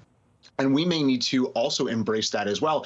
Abandoning COVID-0 doesn't mean that we have to go for the let it rip kind of model where everybody just gets it. It means that we just have to be a little bit more tailored and surgical about how we institute those restrictions to curb spread when we're seeing rises in cases. So, doctor, should the U.S. and other countries look at China's situation right now and say, oh, that's a warning sign of things to come, or is the situation in China drastically different? I think anytime we see a rise in cases somewhere else, we have to think this could be a signal of something that is coming to us. The interconnectedness of all of these countries, of all the people in the globe, is really quite intense. And so any place where there's an outbreak, we can see that spread. So we do need to get signs from that. And one of the things that we really need to be pushing more for is for widespread vaccination globally. Now, we see that China has a very high vaccination rate. There are lots of countries where vaccination rates are considerably lower, where this can really, COVID can continue to cause massive spikes in cases and lead to other variants being created. So the signals that we need to see here is to embrace the global nature of this pandemic and see what is it that we can do to help. And doctor, let's talk about some things that can help, these mitigation measures with masks. I mean, here just in the U.S., we're seeing so many differences with these mask mandates. In college campuses in the Northeast, they're re-implementing mask wearing on campuses. And then you have Philadelphia ending their indoor mask mandate just a few days ago. Do you think this shows that mask mandates are going to become more of a local issue after the federal mandate to wear them on public transportation was struck down? And do you think it leads to confusion? I think we need to have a combination of both federal rules for mask mandates as well as local implementation. Again, that is putting those restrictions in place when we see cases start to surge. When we had our mask mandate removed for schools in my state, we saw spikes in some of the neighboring school districts, and they reinstituted masking policies. Fortunately, or unfortunately, what we'd like to see instead is not have that spike in cases before the masks come back in. That would be the ideal. So it is important locally to look and say, we're having some rise in cases, let's put those masks back on. But certain federal restrictions, whether it be for travel, public places, these are places where we need to continue to mask to protect ourselves and others. I flew out on a Monday last week where it was still masks for everybody in the airports and in the airplanes. And then when I flew back on Friday, it was mask optional. It's a very strange thing to see because overnight it went from 100% to way less than 50%. When you're on a plane, when you're on an airport, when you're in public transportation, you absolutely should be wearing your mask to prevent yourself from getting it as well as spreading it to others. All right, Dr. Anand Swaminathan, thank you so much, as always. And coming up, new video shows us what happened before and after the deadly shooting on the set of the movie Rust. That includes this one of actor Alec Baldwin rehearsing with a gun. What we're learning about the videos released by authorities and where the investigation stands right now. Plus, celebrity money attack ads all playing out on the debate stage in Pennsylvania's key Senate race. What voters thought of the first debate between the state's top GOP candidates, including Dr. Oz. Next. This is a very different kind of program. We're here to start conversation about the big things happening in our world. Professor, I'm not asking you to predict the future, but what do we think that the new normal is going to be? Is part of this that everyone's rethinking their jobs during this pandemic and their relationship to their employers? What is your biggest tip for any parent who's concerned about this? It's not my job to tell you what to think. My job is to think about what you tell me. Now Tonight with Joshua Johnson, streaming weeknights at 8 on NBC News Now. Hallie Jackson Now, weekdays at 5 on NBC News Now. To cover the news, you have to be in it. These are families trying to board those trains to Poland. I also want to get home. You'll get home. Every night, it's your news playlist. Top Story with Tom Llamas, weeknights at 7 on NBC News Now. We're here to start conversations about the big things happening in our world, because it's not my job to tell you what to think. My job is to think about what you tell me. Now Tonight with Joshua Johnson, streaming weeknights at 8 on NBC News Now. To cover the news, you have to be in it. This is how so many towns and cities are protecting themselves. You can actually see they're pushing the gates open every night. It's your news playlist. Top Story with Tom Llamas, weeknights at 7 on NBC News Now. News is happening now. Look at what's making headlines around the world. We're coming on the air with breaking news. This is a significant moment. Whenever it happens, wherever you are, NBC News, streaming free now. She was a nurse who got the COVID vaccine on TV. Then she fainted, and a conspiracy theory was born. This is how one person's life became a weapon in an information war. Tiffany Dover is dead. An NBC News podcast. Listen now. Hallie Jackson Now, weekdays at 5 on NBC News Now. Top Story with Tom Llamas, weeknights at 7 on NBC News Now. We're back with new details on that deadly Rust movie set shooting. Authorities in New Mexico have released a trove of documents and video, including body cam footage of officers arriving at the scene after the shooting. And for the first time, we're seeing Alec Baldwin rehearsing with the gun moments before that fatal shot. NBC News legal analyst Danny Ceballos joins us now with more. Danny, good morning. So what should we know about this new batch of material? What stands out to you? Obviously, the video that we just saw is really interesting, and I expect it'll be scrutinized by experts, particularly firearms experts and stunt experts, to determine, as you can see right there, what exactly he's doing, not just with his trigger finger, but also with his thumb or any other use of the trigger or the hammer, which is really critical with these single action, older style revolvers, which can fire if you pull the trigger, but also if you pull back the hammer in a certain way, it can bang against the primer and set off the cartridge. Ultimately, Danny, it's the district attorney that will decide whether anyone should be charged. It could take weeks, could take months still. What will they be looking for to determine whether someone is responsible here?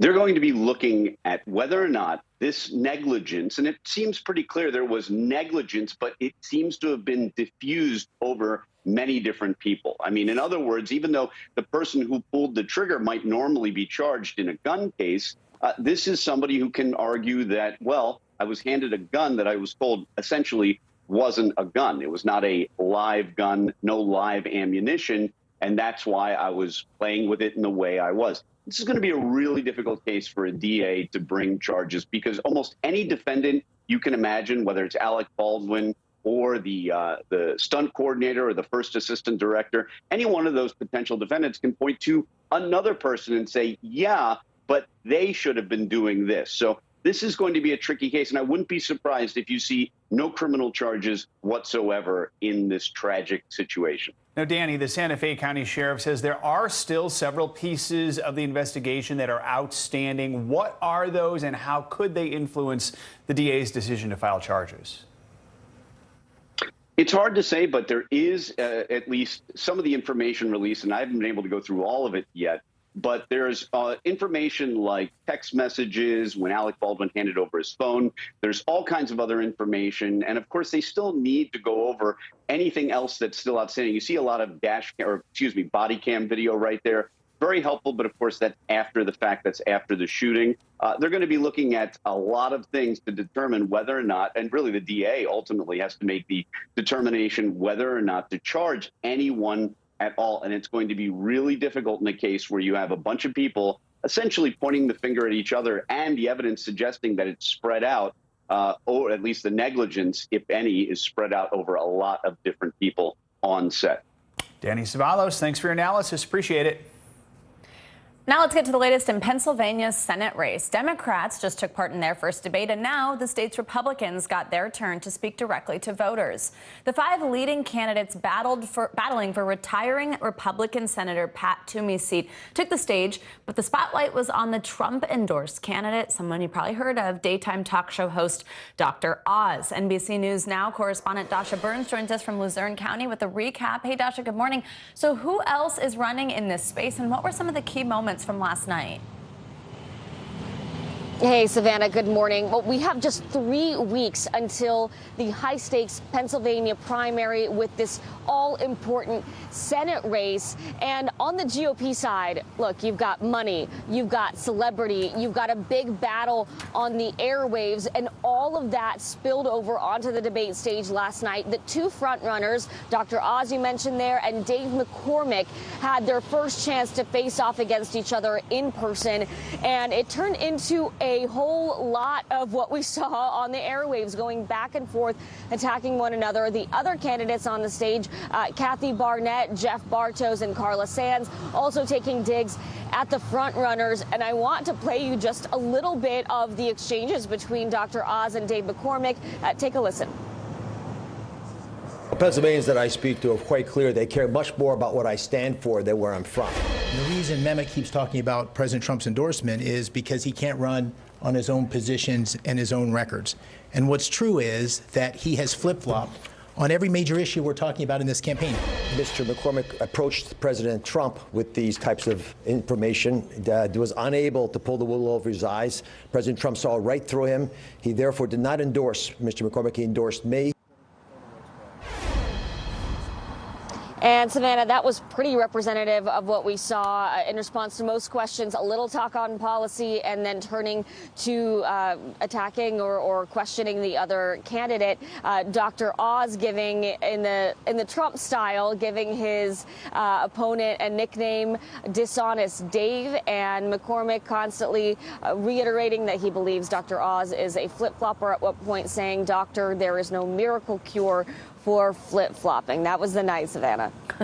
So, of course, Trump sort of hangs over this, his influence, and he endorsed Dr. Oz. How is that working out for him? You spoke to voters after the debate. Are they influenced by that? Yeah, we didn't just speak to any voters, Savannah. We spoke to undecided voters. And when you look at the recent polling, according to the Franklin and Marshall poll, Dr. Oz and McCormick, they are neck and neck at 16 and 15%, respectively. But a whopping 43% of voters are undecided. So this race is going to be really interesting. Where do those 43% go? And when I talk to voters about the impact of the Trump endorsement, and mind you, all of these voters voted for Trump. They consider themselves Trump fans. Here's what they had to say. He just ran off saying, I think, how many times did you say Trump endorsed me? A couple times. Yeah. I mean, that's like his meal ticket, I think. Yeah. That is his meal ticket. That's not going to get him elected. You all voted for Mr. Trump, right? Oh, yeah. Yeah. What did you think of Trump's endorsement? Kind of shocked. Don't really understand it. Yeah, Savannah, I have not yet met a single voter here in Pennsylvania that has had their opinions changed by the Trump endorsement. I have met some Oz supporters, but they were supporters of his before, but no one has really been swayed by the former president's support for Oz. And Dasha, what did those voters say stood out to them from the candidate's performance?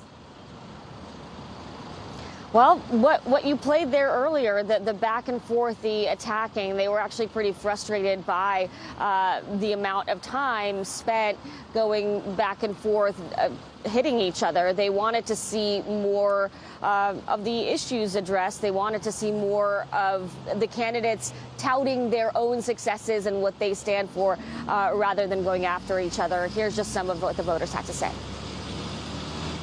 There was a lot of name dropping. There was a lot of bashing the person next to you. There was a lot of attacking the other person where we didn't hear a lot of, what are you going to do? You were turned off by that? I'm always turned off by negative campaigns. I'm always turned off by bashing. Yeah. Bashing. Parts of it was like a three-ring circus. Three-ring circus. Yeah. All right. And Jennifer? Disappointed. Disappointed. And there were a few issues, too, that are really important to Pennsylvanians that they felt like weren't addressed. Infrastructure was a big one. A lot of folks that live in Luzerne County are impacted by infrastructure, by the roads, by transportation, and they wanted to, hear candidates talk about sort of the ground level issues that voters deal with day to day. They felt like they missed that a little bit, Savannah. All right, yeah, those were not such glowing reviews there, were they? NBC News correspondent Dasha Burns, thank you so much for your reporting. Overnight, North Korean leader Kim Jong-un said his country is planning to speed up the development of its nuclear arsenal. NBC News foreign correspondent Claudio Lavanga joins us with that and the other international stories making headlines today. Hey, Claudio, good morning. Good morning, guys. Well, Kim Jong-un said that during a huge military parade that North Korea threw to celebrate the anniversary of the founding of its armed forces. Among other weapons on display, at least according to KCNA, the state's news agency, was also the country's largest intercontinental ballistic missile that was tested only a month ago. And let's move to Turkey, where on Monday a philanthropist was convicted of trying to overthrow the government and was jailed for life without parole. Osman Kavala is among tens of people who are accused of organizing the protests that led to the attempted coup against Turkey's President Erdogan in 2016. Human rights organizations have called his conviction politically motivated. And last but not least, the world's oldest woman has died at the age of 119. Kana Tanaka was born in Japan in 1903 and was confirmed as the oldest living person by the Guinness World of Record 3 years ago. She was among one of almost 90,000 centenarians living in Japan, but after she's died, well, the new oldest person in the world is not from Japan, but from France. It is a nun that is younger than the previous record holder. She's only 118, guys. Yes, only 118 compared to 119. All right, Claudio, thanks so much. Appreciate it. Thank you. Coming up, home is usually the place to escape work burnout, but what do you work from home? Yeah, we'll show you the impact the changing office landscape is having on women and the options they want to see. Plus, a closer look at the issue front and center at the Johnny Depp and Amber Heard trial. Domestic abuse allegedly against both women and men. Next, how survivors of abuse can cope with the trial's headlines. News is happening now. Look at what's making headlines around the world. We're coming on the air with breaking news. This is a significant moment. Whenever it happens, wherever you are, NBC News, streaming free now.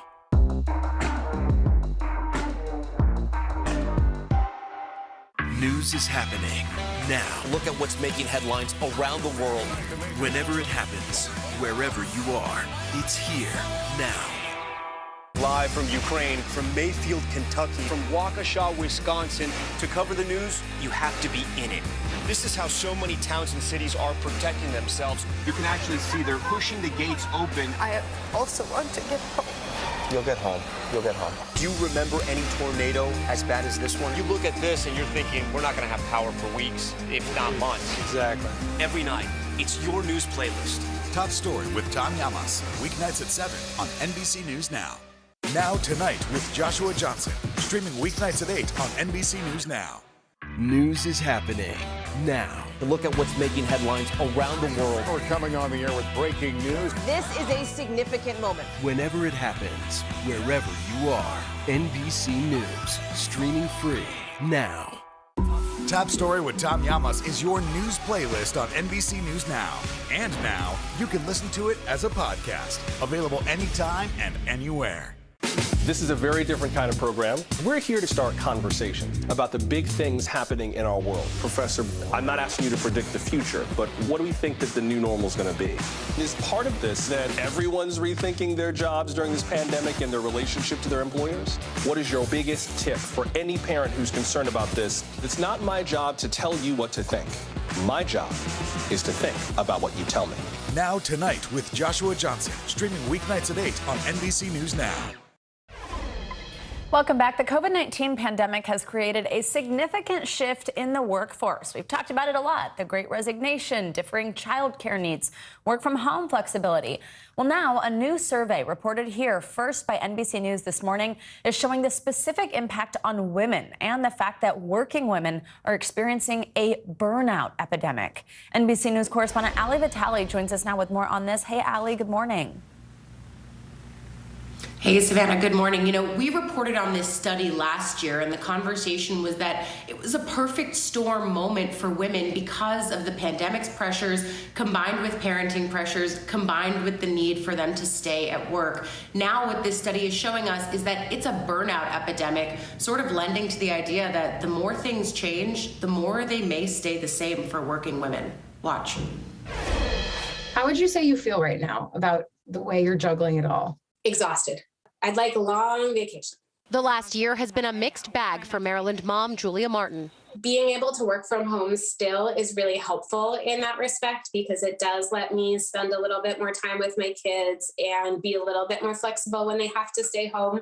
But I think that pressure is still there. We first talked about that pressure a year ago, at the height of a national reckoning with the pandemic's negative impact on working women. I think there's a lot of pressure on women to work like there's no other consideration, and a lot of pressure on them to make sure they're spending quality time with their kids. But what one survey described last year as a perfect storm raging against women because of the pandemic is now a burnout epidemic. That's not exactly an inspiring trend.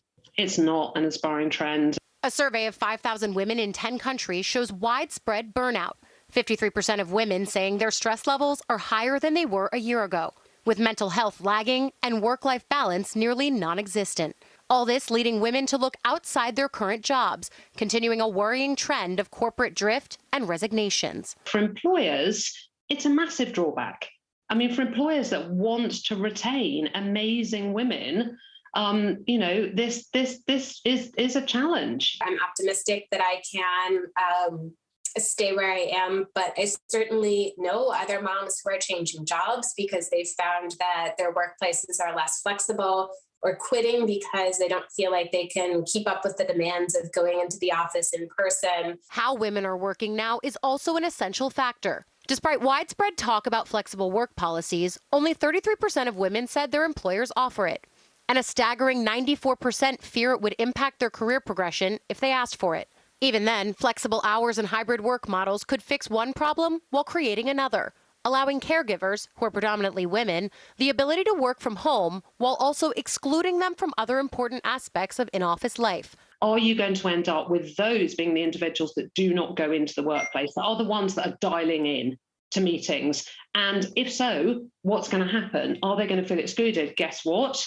60% of the women that work in a hybrid way tell us they've already felt exclusion. Now some moms wondering if the last year of talk was just that. I feel like we had a lot of conversations and moms were very honest about how stressed we are and how burned out we are, and nothing has changed from a policy level, from a public health standpoint. Do you feel like women are still at the forefront of that conversation? Oh, absolutely not. I feel like women are being told either overtly or tacitly, well, you'll figure it out. Guys, I got to tell you, I was looking for the bright spots in this survey as someone who has covered the impact of the pandemic on women over the course of the last 2 years extensively. I even asked Emma from Deloitte, what are the bright spots to you? It was hard for her to find them. There is one metric, for example, that they use in this study. They poll the women on if their workplaces meet certain metrics of making them feel seen, heard, a good culture that allows them to be parents and also working women. There were only 4% of the companies that met that metric last year. This year, it's up to 5%, so progress, but it's still just so slow. And I think hearing Julia, who I spoke to a year ago, talk again about how we had this whole national conversation around what it means to be female in this pandemic moment and the fact that she's feeling like she's just left back out there on her own, it's really unsettling, and it just shows a much longer term problem here that American society and frankly the global society are going to have to contend with if we want to keep women an active part of this workforce. Absolutely, yeah. 1% change there, as you said, not exactly a bright spot. Yeah. Such important reporting. Allie, thank you so much. Let's keep talking about mental health with our weekly check-in where we walk through some of the biggest mental health headlines. Yeah, it's also time to just take a moment, pause, take a deep breath, reflect on our emotional well-being. Board-certified psychiatrist Dr. Sue Varma joins us now with more. Dr. Varma, good to have you with us this morning. So according to the CDC, we know that suicide is a leading cause of death among Asian Americans from ages 15 to 24. Now, a new Trevor Project report found 40% of AAPI LGBTQ teens thought about suicide in the last year. What are some of the factors that put this group at risk, and what can we do to try and lower that number? Yes, and the statistics of AAPI youth 15 to 24, that in general, across the board of this population, it is the #1 suicide is the #1 leading cause of death. And that is really disheartening. On top of that, the LGBTQ plus community is more at risk in general, but specifically in the AAPI community for a variety of reasons. Look, #1, this is not a well-studied population. The last time we had any amount of statistics in this department was 20 years ago. The AAPI population has grown 70% since then. The other thing is that there's high amounts of stigma, not only in the community when it comes to seeking mental health treatment. Mental health treatment, we know, is underutilized in this community, but also stigma with respect to internalized racism. We know that there is a long history, specifically in the last 2 years during our pandemic, of structural violence and trauma in this community. So there's a variety of reasons and people not seeking help, not to mention the myth of the model minority. Well, speaking of which, we do want to give one help option before we get to the next question and remind our viewers, if you or anyone you know is struggling, please call the National Suicide Prevention Lifeline at 800-273-8255 or text TALK to 741-741, as you see on your screen. Now, I do want to ask you something that we talked about. We teased just a second ago, this legal battle between Johnny Depp and Amber Heard and the headlines it's making. While it's a defamation case, we're hearing a lot about alleged domestic abuse, and that can be triggering for people watching. And both Heard and Depp have denied any abuse. But how rare is it to hear about men being abused, which is part of what we're hearing here? And how can abuse victims cope with these headlines? Yes, you know, the vast majority of domestic violence cases in general are often not reported, in part because people say that I didn't recognize that this was a form of domestic violence. But we also see that it's far less than men. The reality is that 1 in 3 women and 1 in 4 men in their lifetime will experience domestic violence. But men are often not asked about it by their healthcare providers. There's also a lot of shame and stigma associated with what it means to be a man and what it means to be a victim of abuse. We also know that there's not a lot of resources for men. Men are also afraid to come out and speak about it because they're afraid that they will be targeted and blamed for the situation. Listening to the headlines can be triggering for a lot of people, and they're starting to have intrusive thoughts, reoccurrence, hypervigilance, difficulty sleeping, anxiety, and depression. So we want to monitor our media intake during this time. Finally, we want to ask you about something called decision fatigue, being overwhelmed by the idea of making a decision. We're super tight on time here. What can folks who experience this do about it? Absolutely. So I would say really limit your choices. You know, when it comes to the research phase, it's okay to spend a certain amount of time gathering your options. But then once you do, limit it to 3, narrow it down to 3 decisions and pick one. And then once you do make the decision, not look back. Buyer's remorse is a big part of choice dilemma when we look back with regret. So when you make a decision, move forward. Good advice there, Dr. Sue Varma. Thanks so much. Appreciate it. I could use that. Thank you. All right, coming up, a mother and her children who had to jump from their burning apartment are reunited with the officers who caught them. The frightening moments caught on body cam video. Next, what was going through the mother's mind when she dropped her kids out of the window, and the help the family is getting now.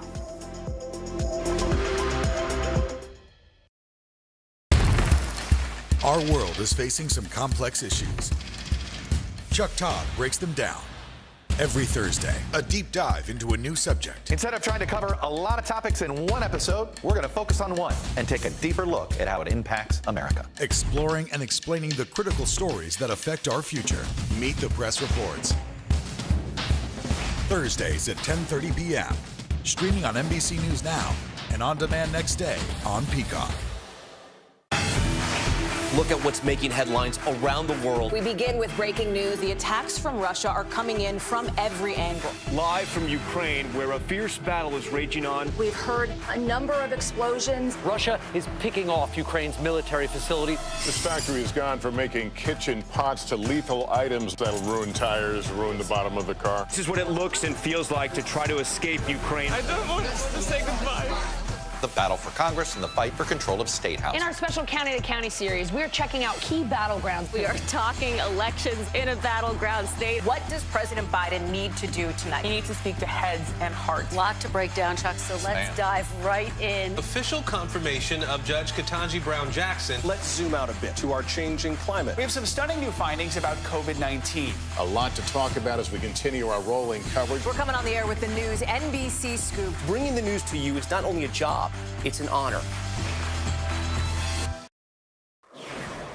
If you've always wanted to enter the Matrix, well, this is your chance to do it, and all for a good cause. The filmmakers behind the movie series, Lana and Lily Wachowski, are set to auction off dozens of props and other items from the films. All proceeds from the auction will go to the Protect and Defend Trans Youth Fund, which distributes funds to organizations supporting trans communities. The sisters are both transgender. They both came out publicly several years after the first Matrix film was released. That live auction will get underway on May 12th. Certainly a huge issue right now, Savannah. Yeah, absolutely.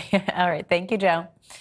Now, earlier this month, a dramatic fire rescue was caught on camera in Indianapolis. A mother dropped her kids from a second-story window into the arms of police officers on the ground.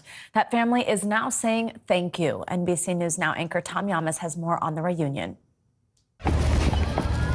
You may remember this video, body cam footage showing police officers rushing to a burning apartment complex in South Indianapolis.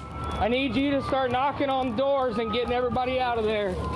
From the back of the building, a call for help from mother Christine Culp and her two children. Okay, please, sir, I can't breathe. I got my kids in here. Okay, where are they at? They're right here in my bed. How old are they? 2 and 3. Okay. The grace of God that I woke up in the middle of the night. And as soon as all the flames and everything in the front room, I just grabbed the kids and went to my room, put up a blanket, kicked out the window, and just called 911. And I just stayed on praying and staying on the phone with dispatch. 326, can you come around back and help me with these kids? Police below quickly sprang into action. You want to try and pass them down to me real quick? Asking mom Christine to drop her children out of the window and into the hands of Officer Aaron Laird waiting below. I was willing to put myself at risk, and I know the officers were also. Those officers first catching 2-year-old Ezekiel and then 3-year-old Elena. We got her. You want it next? I just kept praying. I just felt that in my heart that my kids were in good hands. The whole family getting out safely. You did good. You did so good. You guys are so brave. That family now saying thank you to the officers. Hi. What are you doing? I just felt it in my heart. I just knew that you guys would save me and my kids. I really appreciate it. Truly, from the bottom of my heart, thank you. And 3-year-old Elena now has quite the story to tell. Because mommy threw me out a window. We jumped out a window. So do those officers. A lot of times we don't get to see good outcomes of situations given what we're called to. So a situation like this, it feels good. It feels really good. I'll remember this for the rest of my life, and I hope she does too.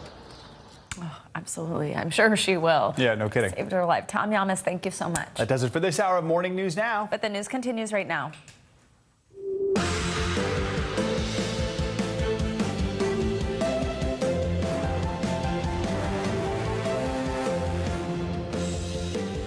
Good morning, I'm Savannah Sellers. I'm Joe Fryer. Right now on Morning News Now, a new warning this morning. The Kremlin with a chilling threat. After the U.S. urges NATO allies to ramp up military support for Ukraine, a top Russian diplomat once again hinting at the possibility of World War III, saying the threat of nuclear war, quote, should not be underestimated. The high-stakes meeting between a top UN official and Vladimir Putin today as wartime rhetoric approaches a breaking point. Also this morning, Trump in contempt. The former president now fined thousands of dollars a day until he turns over vital documents subpoenaed by New York State's Attorney General. It's all part of that ongoing civil investigation into the Trump Organization, how his legal team is responding. Plus, renewed focus this morning on January 6th and the former president's time in the White House. What's happening? A landmark moment in the world of social media. Billionaire Elon Musk now set to buy Twitter for $44 billion. We'll dig into the fine print and the changes it could bring to your feed. And the final frontier. It's one small step for man and one giant leap for womankind. We'll introduce you to the first black woman to have a long-duration stay hundreds of miles above planet Earth at the International Space Station. And a hint, she's a bit of a rock star.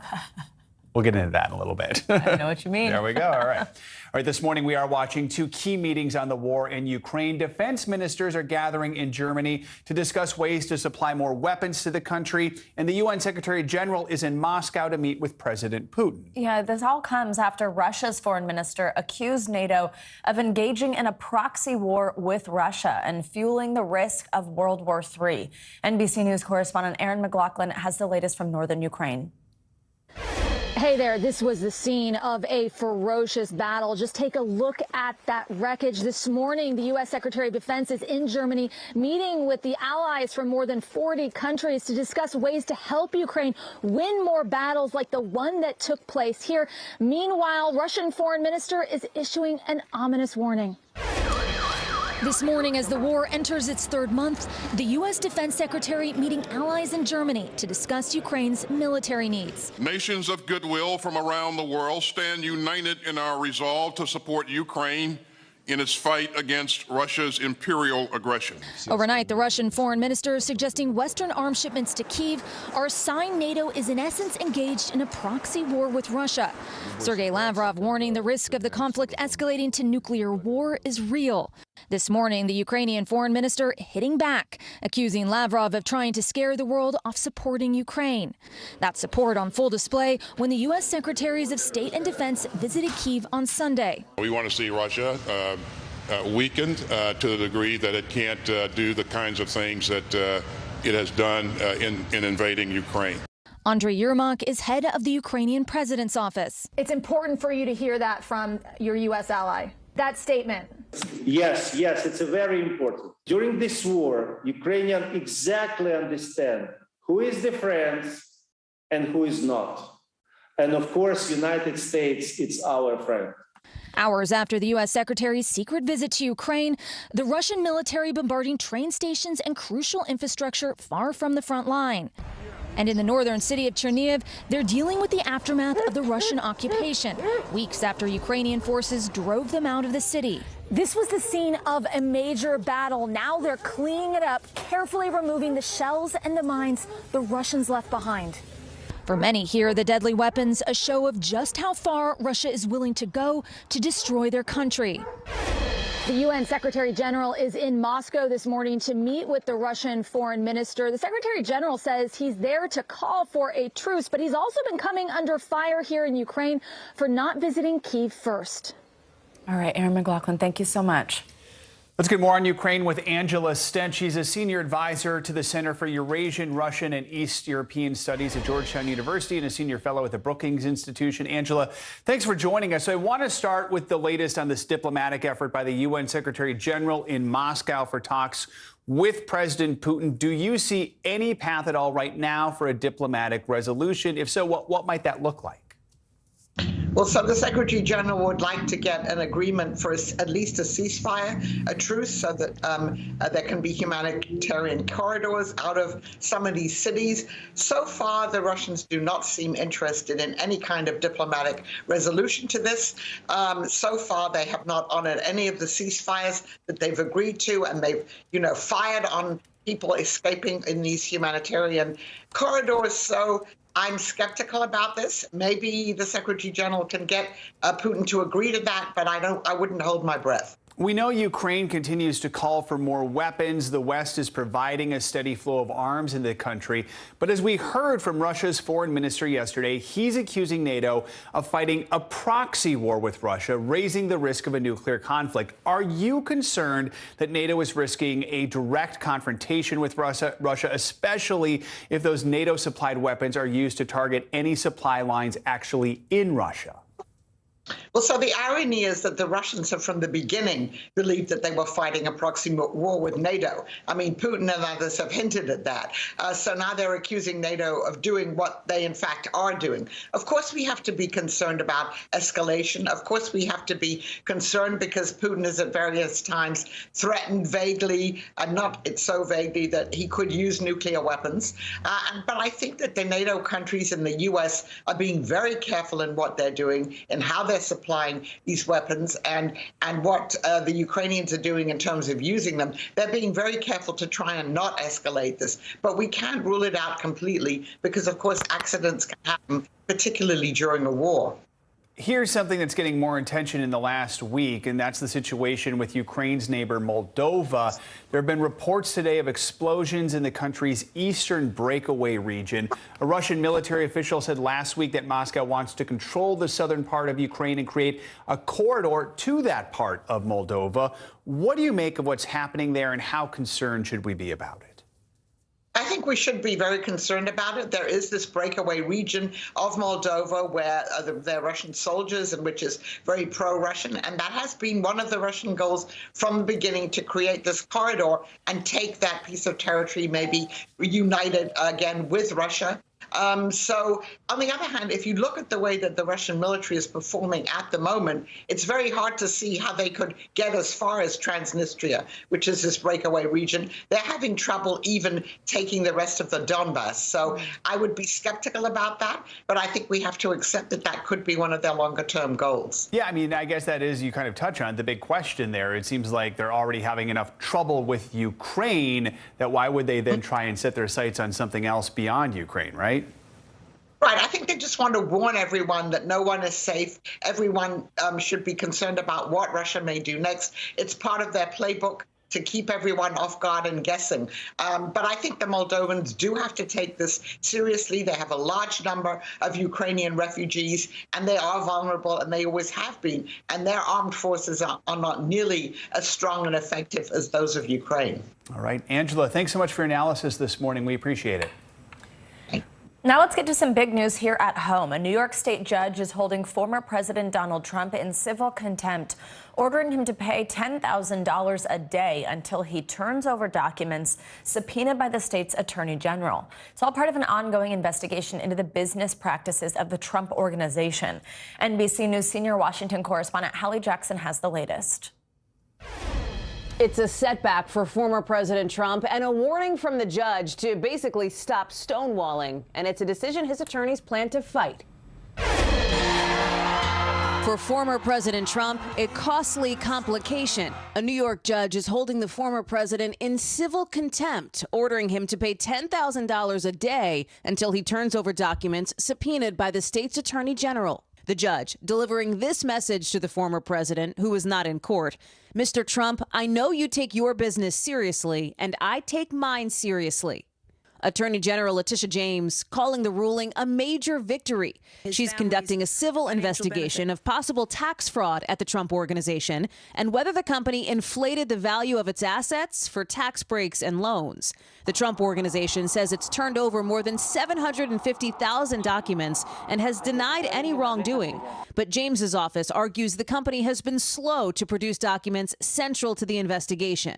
In court documents pointing to cabinets holding Mr. Trump's files and Post-it notes that he used to communicate with his employees. The former president's attorney in a statement saying they intend to appeal the court's decision, adding they produced all the documents covered by the subpoena months ago. What the judge wants to know, Hallie, is whether or not the other side, the Trump folks, really tried to comply with the subpoena or just kind of rubber stamped it, said we've looked and we can't find anything more. There's also new focus this morning on Mr. Trump's time in office, as a trove of new text messages sent and received by the former president's chief of staff, Mark Meadows, spotlights the Trump team's efforts to overturn the election and their reactions to January 6th. NBC News has not independently verified the more than 2,300 messages first reported by CNN. As the attack on the Capitol unfolded, Meadows reportedly got a barrage of texts from allies, including his predecessor, Mick Mulvaney, writing President Trump needs to stop this now. From Mr. Trump's son, Donald Trump Jr., they will try to expletive his entire legacy on this if it gets worse. Even Marjorie Taylor Greene, who supported lies about the 2020 election results, wrote in a text to Meadows, please tell the president to calm people. This isn't the way to solve anything. NBC News has reached out to Meadows' attorney and others cited in those texts. Mick Mulvaney has confirmed the accuracy of his messages, but no comment yet from the others. Back to you. All right, Hallie Jackson, thank you so much. This morning, the World Health Organization is investigating a new outbreak of severe hepatitis in young kids, and that's putting health experts around the world on edge. At least one child has died. Another 17 need liver transplants. The virus has quickly spread to 12 countries, including here in the U.S. NBC News correspondent Stephanie Goss joins us now for more on this alarming breakout. Steph, good morning. Good morning, Joe. You know, COVID restrictions have dropped in Europe and the U.S., but other viruses have surged. And now doctors and researchers believe one of those viruses, adenovirus, may be behind these dozens of cases of liver failure among children. This morning, health officials are sounding the alarm about a mysterious new outbreak of severe hepatitis in young kids. According to the World Health Organization, nearly 170 cases of acute liver disease have now been identified in children as young as 1 month old up to 16 years old. The majority of cases found in the UK, with at least 14 reported here in the U.S., in Alabama, North Carolina, and Illinois. Worldwide so far, one child has died and 17 have needed liver transplants. This seems to be happening in the majority of otherwise healthy children who had no other medical issues. The CDC also issued an urgent health advisory last week after a cluster of 9 cases was identified in Alabama. Completely healthy kids coming in with severe liver injury, definitely not normal. While hepatitis or inflammation of the liver is often caused by viral infections like hepatitis A, B, and C, officials say they're exploring a possible new link between hepatitis and adenovirus, commonly linked with colds. The 9 patients that we have here so far, they all tested positive for adenovirus. Adenovirus typically do not cause hepatitis. What it causes is that respiratory illnesses or gastrointestinal illness. Worldwide, adenovirus was detected in more than 40% of the total cases reported in kids. Many of the patients experienced gastrointestinal symptoms like abdominal pain, diarrhea, and vomiting, as well as jaundice. Though health officials are still investigating the cause behind the recent outbreak, doctors warn adenovirus can spread through personal contact, which means washing hands is now even more crucial. The number of cases here are extremely low. This is still extremely rare, but just keep an eye on your child. If you have any issues or any questions, simply talk to your doctor. Health officials say neither COVID nor the COVID vaccines seem to have anything to do with the hepatitis cases. The vast majority of children with this form of hepatitis have not been vaccinated. Guys, back to you. Stephanie Gosk. Steph, thank you. Now, the richest man in the world, Elon Musk, is spending $44 billion to take over Twitter. But what will the surprising buyout mean for users of the social media platform? NBC News business and tech correspondent Jolene Kent joins us from Los Angeles with a closer look. Hey, Joe, good morning. Hey, Savannah, good morning. You know, Twitter is yet another feather in Elon Musk's cap as long as it's approved by regulators. Elon Musk, of course, already running SpaceX and Tesla. The big questions this morning is what will it mean for Twitter and what will change in your Twitter feed? Elon Musk is taking over Twitter to the tune of $44 billion.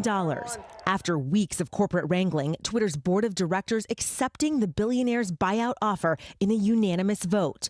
Musk, who has been one of Twitter's biggest critics, celebrating with rocket emojis, tweeting in part, "Free speech is the bedrock of a functioning democracy, and Twitter is the digital town square." If approved by regulators, Twitter will go private, and shareholders will earn over $54 in cash for each share of common stock. So what is Musk going to change in your Twitter feed? He says he plans to add new features, making the algorithms open source to increase trust, defeating the spam bots, and authenticating all humans. Well, I think it's very important for there to be an inclusive arena for free speech. Other ideas on the table, charging users a small subscription fee and adding an edit button for tweets. Some critics worry how Musk, who's faced his own backlash over controversial and offensive tweets, will handle Twitter's challenges with misinformation and toxic content. The ACLU raising concerns over a powerful central actor having so much control over the boundaries of our political speech online. Rival billionaire and Amazon founder Jeff Bezos also throwing shade at the deal, questioning whether China would gain more influence over Twitter due to Musk's other company, Tesla, doing so much business there. The Chinese government has banned Twitter since 2009. Musk burst onto the tech scene when he founded the company that would become PayPal, later selling it to eBay for $1.5 billion. He used those profits to start SpaceX and later Tesla. He's still the CEO of both companies. Musk ultimately could be taken on more than he believes, but it's Musk, and we all know he's going to go to the beat of a different drum. Now, Elon Musk also receiving the endorsement of the former CEO of Twitter, Jack Dorsey. He's also a co-founder, and he was tweeting overnight that he believes that Elon is the singular solution I trust. Jack also saying, I trust his mission to extend the light of consciousness. Now, there's a lot of controversy as to what will happen next, but remember, this is not a done deal yet. They've come to an agreement, but all of this is subject to shareholder and regulatory approval that is expected to take months. And as we know with Elon Musk, months, weeks means anything can happen. Savannah? That's certainly true. That's been the case over the last few weeks with this back and forth. All right, Jolie and Ken, Yes. thank you so much. Time to get a check on your morning news now weather. Which means Michelle Grossman is back this hour. Hey, Michelle. Hey there, guys. And we are watching a cold front that's bringing the chance for April showers, even some strong thunderstorms later on this afternoon and evening. It's the same cold front that brought some storms to central Ohio yesterday. We saw an EF0 tornado move through. It ripped off some roofs. It damaged some cars. There's that video right there. And we saw winds gusting to 80 miles per hour. We do have the chance, a low chance for tornadoes, but it's certainly in the cards today. Also the chance for some strong winds gusting up to 60 miles per hour, and even the chance of some hail. It should be on the small side too. So this is what it looks like right now, a long frontal system stretching from New England all the way to the Gulf Coast states, even to southern Texas too. That's where we're seeing the heaviest rain right now, where you see the yellows, the reds, the oranges. That's indicating where the heaviest rain is falling. So we have really warm air out ahead of this front. We have cold air. It's feeling like winter in some spots this morning. We're waking up to 20s and 30s. But ahead of this cold front, we're looking at temperatures in the 80s today. That's 11 degrees above normal. Norfolk at 81 degrees. 84 in Charlotte, but behind it, 40s and 50s. Detroit, you are 14 degrees below normal for this time of year and only at 50 degrees. And unfortunately, this cold air slides to the east tomorrow, so a lot of spots in the 40s, low 40s at that. Buffalo, New York, you will be 18 degrees below normal, just 41, 43 in Pittsburgh, 59 in Annapolis, and 53 in Columbus. Then by Thursday, we're going to see that cold air in the Northeast. So waking up to temperatures in the 30s from Boston to D.C. On Thursday morning. But we're going to warm up late in the week into the early next weekend. 62 by Saturday in New York City, 68 in D.C. So it's going to be a short-lived cold spurt, but still not what we want this time of year. There's that chilly start for many. 39 million people impacted in the plains into the Midwest and Great Lakes. Where you see that hot pink color, that's a freeze warning. So you want to cover any sensitive plants. A frost advisory is in the lighter pink. Des Moines and Springfield, Chicago, you are in that freeze warning. And we're going to see that extended as we go throughout the next couple of days. I do want to show you this. Yesterday, we had a little reprieve, a little break from fire danger. That has been elevated once again today. So we have a red flag warning in the Central Plains into parts of the Southwest. And what that means is it's the highest level of alert to residents, saying that any spark could start some wildfires. So you need to take caution. We have gusty winds. We have really low humidity. And the threat, the biggest threat, a critical risk, is where you see the red. So including Colby to Hayes, Dodge City, down to parts of northern Texas. And then we do have an elevated risk as well, stretching from Nebraska all the way to Texas into New Mexico. And we could see winds gusting to 45 miles per hour. So once again, another dangerous situation and something we don't want to see, but we're going to keep it dry, at least for an elevated over the next couple of days. Today's forecast, we're watching those spring showers along that cold front stretching from Maine all the way to Houston. And we're looking at a really warm day in parts of the southeast. Temperatures in the 80s, 87 in Tampa, 83 in Miami. Again, a cold day in the upper Midwest. That's that cold Canadian air just funneling down, but really nice in the central and southern plains in terms of the temperatures, besides that fire danger elevated. Wednesday, we look at a cold Midwest. We're looking at temperatures only in the 40s. Again, it's stretching to the northeast, so you kind of need those layers once again. Temperatures only in the 50s tomorrow in New York City. Back to you guys. All right. Well, wear some sort of coat. Yeah. Not a big one. Some good news buried a little later in there. But definitely mine's still hanging on the banister. I know. We got to watch out for those fires already. All right, Michelle, thank you so much. Yeah. Sure. Coming up, China under lockdown as cases soar in the People's Republic. New restrictions are taking hold. But is this the latest outbreak? Is it a sign of things to come for the rest of the world? We're going to take a closer look after the break. Can this still end diplomatically with Vladimir Putin in charge of Russia? Our promise to take in 100,000 Ukrainian refugees. Is that enough? The circus-like stuff that the hearings turned into. This system seems broken. What do we do? If it's Sunday, it's Meet the Press. Still to come on the Channel 2 News. Well, the waters are certainly receding now. Still too close to call. Lester Holt reporting from Ground Zero, as it's being referred to. It is, in fact, a taste of freedom. The Haitian people know a little something about resiliency. What's the biggest risk right now? Some of the troops who have been proud. I want to welcome you to the first presidential debate. In fact, we've been told we can't go any farther. You with some resilient folks, let me get a hint.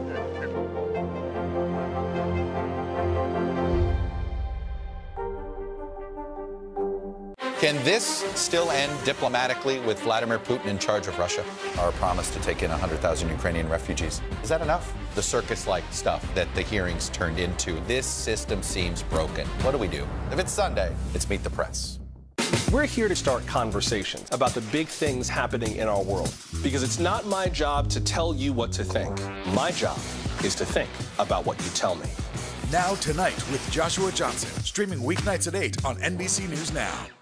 To cover the news, you have to be in it. These are families trying to board those trains to Poland. I also want to get home.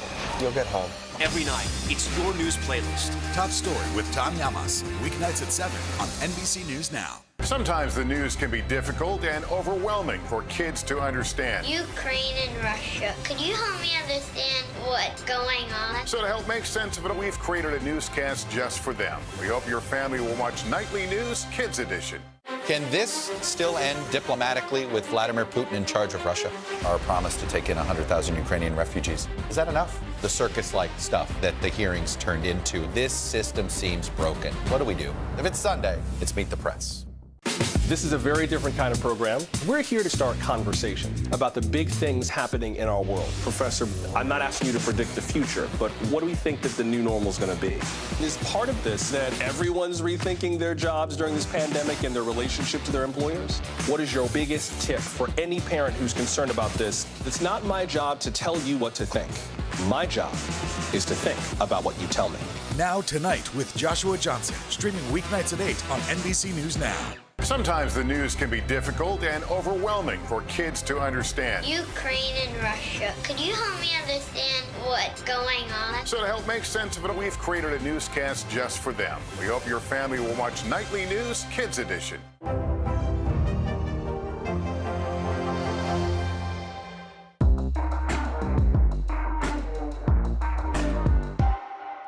Now Tonight with Joshua Johnson, streaming weeknights at 8 on NBC News Now. Welcome back. We've got your international headlines now. Dozens of people are dead after clashes broke out between rival groups in Sudan's war-ravaged Darfur region. NBC News foreign correspondent Claudio Labonga joins us with that and more world news. Claudio, good morning. Good morning, guys. Well, the number of people who were killed during those violent clashes between rival tribes are up to at least 168 in Darfur in Sudan. Well, now, at least according to an aid group that is operating in that area, the violence erupted after armed men attacked a village in retaliation of the killing of 2 of their fellow tribesmen. Now, this is only the latest episode in an escalation of violence in a country that is still trying to recover from a lengthy and bloody civil war. And let's move to Canada, where the decision by the Prime Minister, Justin Trudeau, to invoke the Emergency Act in February to deal with the protest by truck drivers will be the subject of an independent public inquiry. The Emergency Act was invoked for the first time in Canada's history and gave extraordinary powers to police to clear demonstrators who flooded the nation's capital with their trucks in protest against COVID-19 restrictions. And last but not least, well, people around the world drink coffee for different reasons: to stay awake, to socialize, and sometimes to help with their concentration. Or at least that's what they think at the Manuscript Writing Cafe, a coffee joint in Japan reserved for writers, editors, and manga artists. Upon entering, customers are required to write down their goals, and they are not allowed to leave before they finish. Well, there is no doubt that quick espressos, guys, are not the most popular order in that cafe. So they're not allowed to leave before they finish writing down their goals or before they finish their goals? Because that would be a long time in the cafe. Before they finish their work.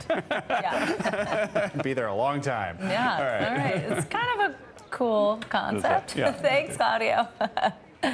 And now to the latest on the fight against COVID-19. China is going through its worst outbreak of COVID-19 since the beginning of the pandemic, as cases spike and lockdowns are brought back into cities like Beijing and Shanghai. Dr. Ali Raja joins us now. He's the executive vice chair of the Department of Emergency Medicine at Massachusetts General Hospital and an associate professor of medicine at Harvard Medical School. Doctor, always great to have you with us. So let's just start with that. I mean, is this a sign of what's to come, and why do these lockdowns seem to not really be working? It's a great question, Savannah. You know, first of all, I don't know that it's a sign of things to come for the U.S. and other really populous countries. You know, the fact is, when we think about Beijing, we're talking about 22 million people. Shanghai, 25 million people. That's 3 times the size of New York City. The setups in Beijing and in Shanghai that have led to Shanghai being locked down are not things that we can replicate around the country or around the world. You know, the other thing is that the fact is that we don't quite know that the lockdown in Shanghai has been as effective. It was implemented a little late, about a month after they had already seen the rise. And so if you're going to implement something like that, it really needs to be done earlier. What I'm hopeful will work is what Beijing's actually doing right now. Over the next few days, between today, Tuesday, and Saturday, they're going to hope to test almost everyone in the city, 20 million people out of the 22, hoping to prevent the kind of lockdown that Shanghai was faced with recently. Yeah. Now, Doctor, this outbreak in China that we're discussing comes as a report from the New York Times highlights low vaccination rates among some of the world's most underdeveloped countries. As long as these populations are waiting for a vaccine, you know, we talk about this being this global disease. Are new variants and global waves going to continue? I think so, Savannah, and it's really tragic. The fact is that even though we know this is a global disease, we tend to focus and put on blinders and focus on the local. And in the U.S., for example, we've got about between 2/3 and 70% of our population vaccinated. And many of the richest countries of the world are about there, between 60 and 70% or even more. The problem is that many of the poorest countries of the world are under 20%. The continent of Africa as a whole is less than 17% vaccinated. And what we tend to forget, because we're focusing on other crises, is that that's exactly what you noted, is that that's where the variants are going to develop in places that don't have high vaccination rates. And they will spread around the world. So we really need to refocus both our energy and our funding on trying to get as much of the whole world vaccinated, not just our own local cities, states, and countries. And Doctor, back here at home, though, we have seen cases in the U.S. rise in the past several weeks, but deaths from COVID infections have remained in a downtrend. I see that. I think that's good news. Is that right? Are these encouraging trends? It is. It's absolutely good news, Savannah. You know, I was working a shift yesterday in the emergency department, and I had a few patients come in after testing positive for COVID at home, or who came in with vague symptoms and tested positive with me. But most of them, actually all of them yesterday, were able to go home. And that's really good news that the people who are testing positive are vaccinated and going home.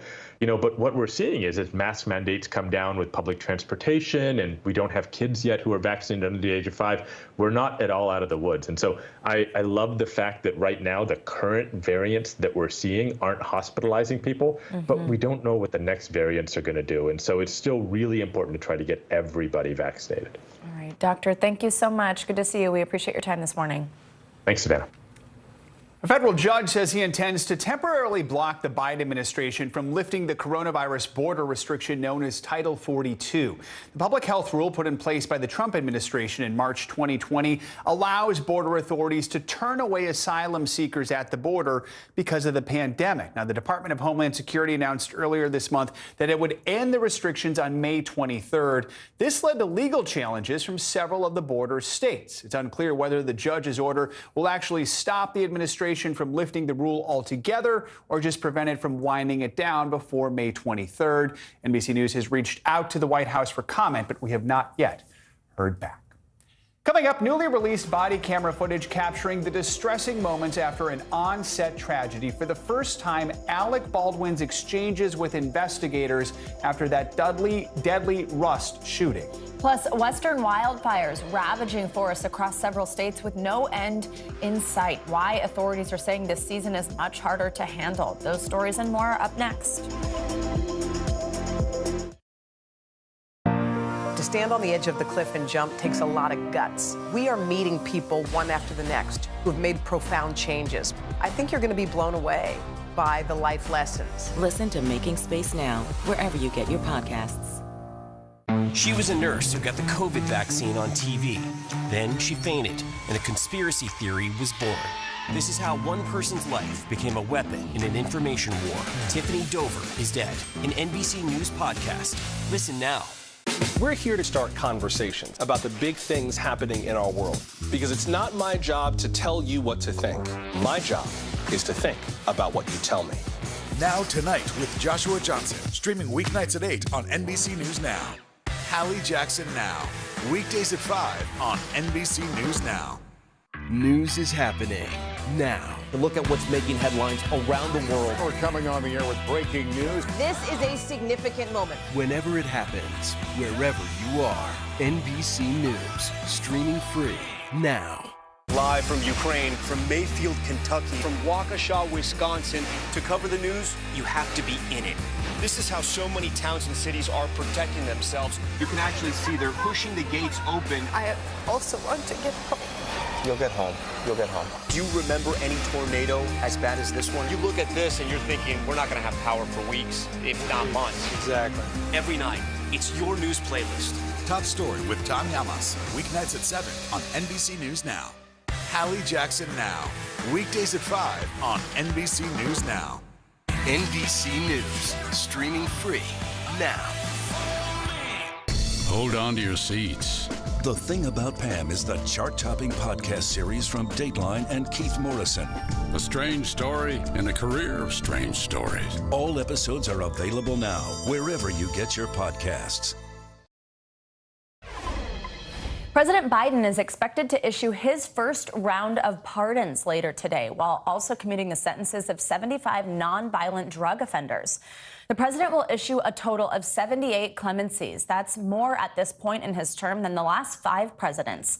In a statement, President Biden said of the pardons, quote, "The recipients are 3 people who have demonstrated their commitment to rehabilitation and are striving every day to give back and contribute to their communities." They include former Secret Service agent Abraham Bolden, who was convicted of attempting to sell a copy of a Secret Service file. Key witnesses later admitted to lying about Bolden at the request of prosecutors.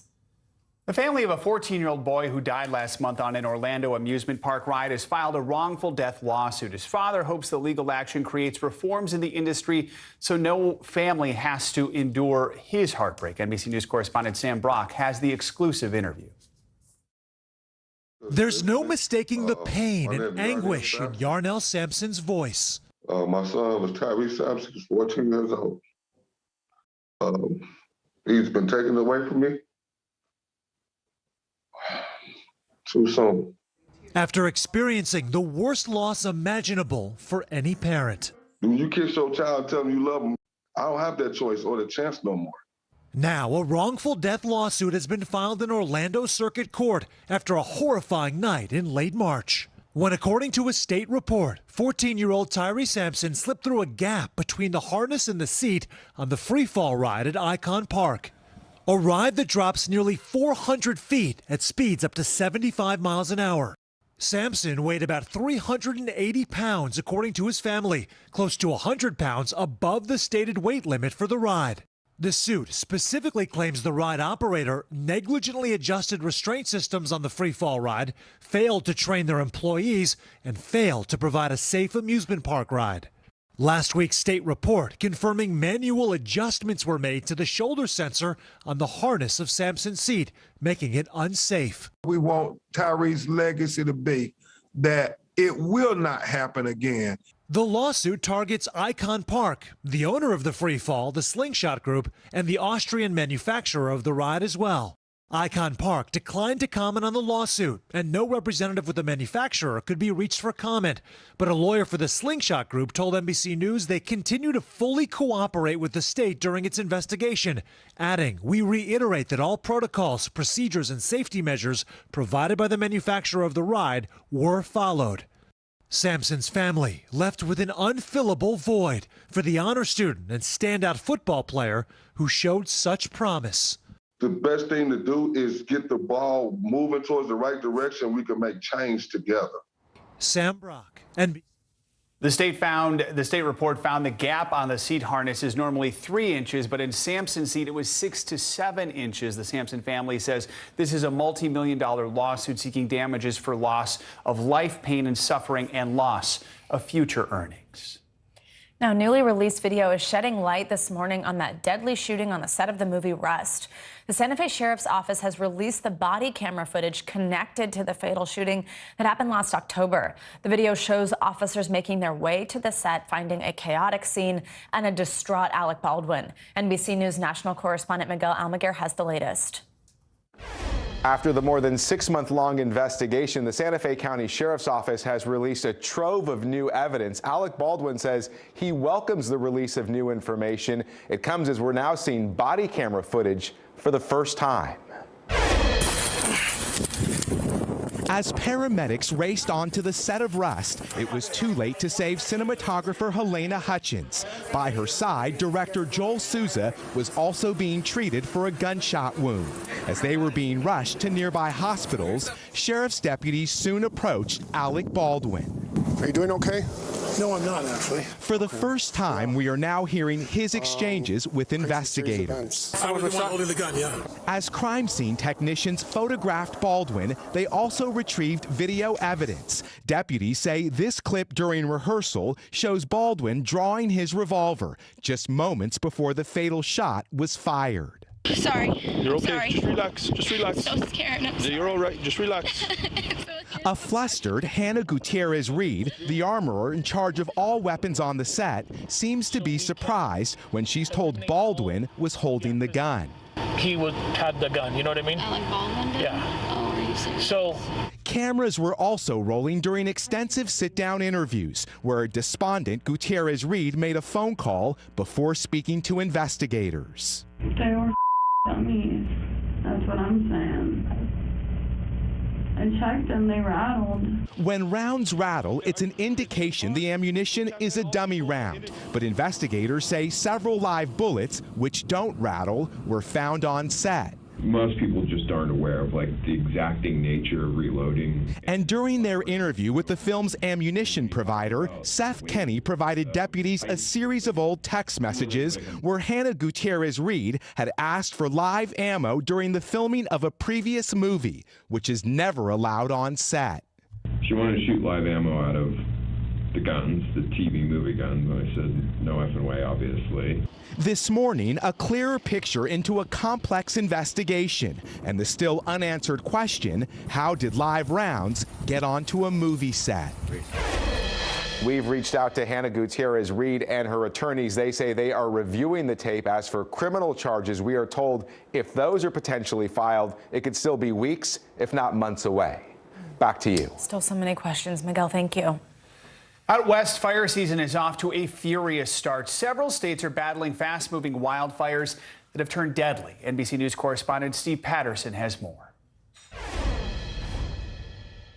The western wildfires turning deadly, raging through Nebraska and New Mexico with no end in sight. Nebraska authorities say a retired fire chief was killed on Sunday and at least 15 firefighters were injured while battling blazes across the state. The fire that killed 66-year-old John Thrumble has burned more than 40,000 acres and has no containment. The department says this year's fires have been harder to handle. The Nebraska National Guard deploying crews on the ground and in the air to help exhausted firefighters. The fires made even more devastating by the strong winds, forcing thousands to evacuate in an unusually early start to the fire season. In New Mexico, 20 fires continue to burn out of control. The governor declaring a state of emergency, activating the National Guard. The announcement comes after 2 large fires merged in northern New Mexico on Saturday, forming the second largest blaze in the state, now only 12% contained. Particularly here in New Mexico, our fire seasons have been starting earlier and they've been going longer. Wildfires now becoming a year-round threat in the West. In Arizona, some residents were allowed to return after evacuating due to a fire near Flagstaff that destroyed at least 30 homes. But in New Mexico, winds and temperatures remain strong enough to keep evacuation orders in place. Our thanks to Steve Patterson for that report. And coming up, if you've got travel plans, get ready for some potential headaches. There's a massive shortage of pilots as we head into summer. We'll dig into why the major carriers are struggling to fill their cockpits. Plus, it's no secret heading back to the office will cost you more than working from home. So how can you save some cash while commuting? We've got you covered next.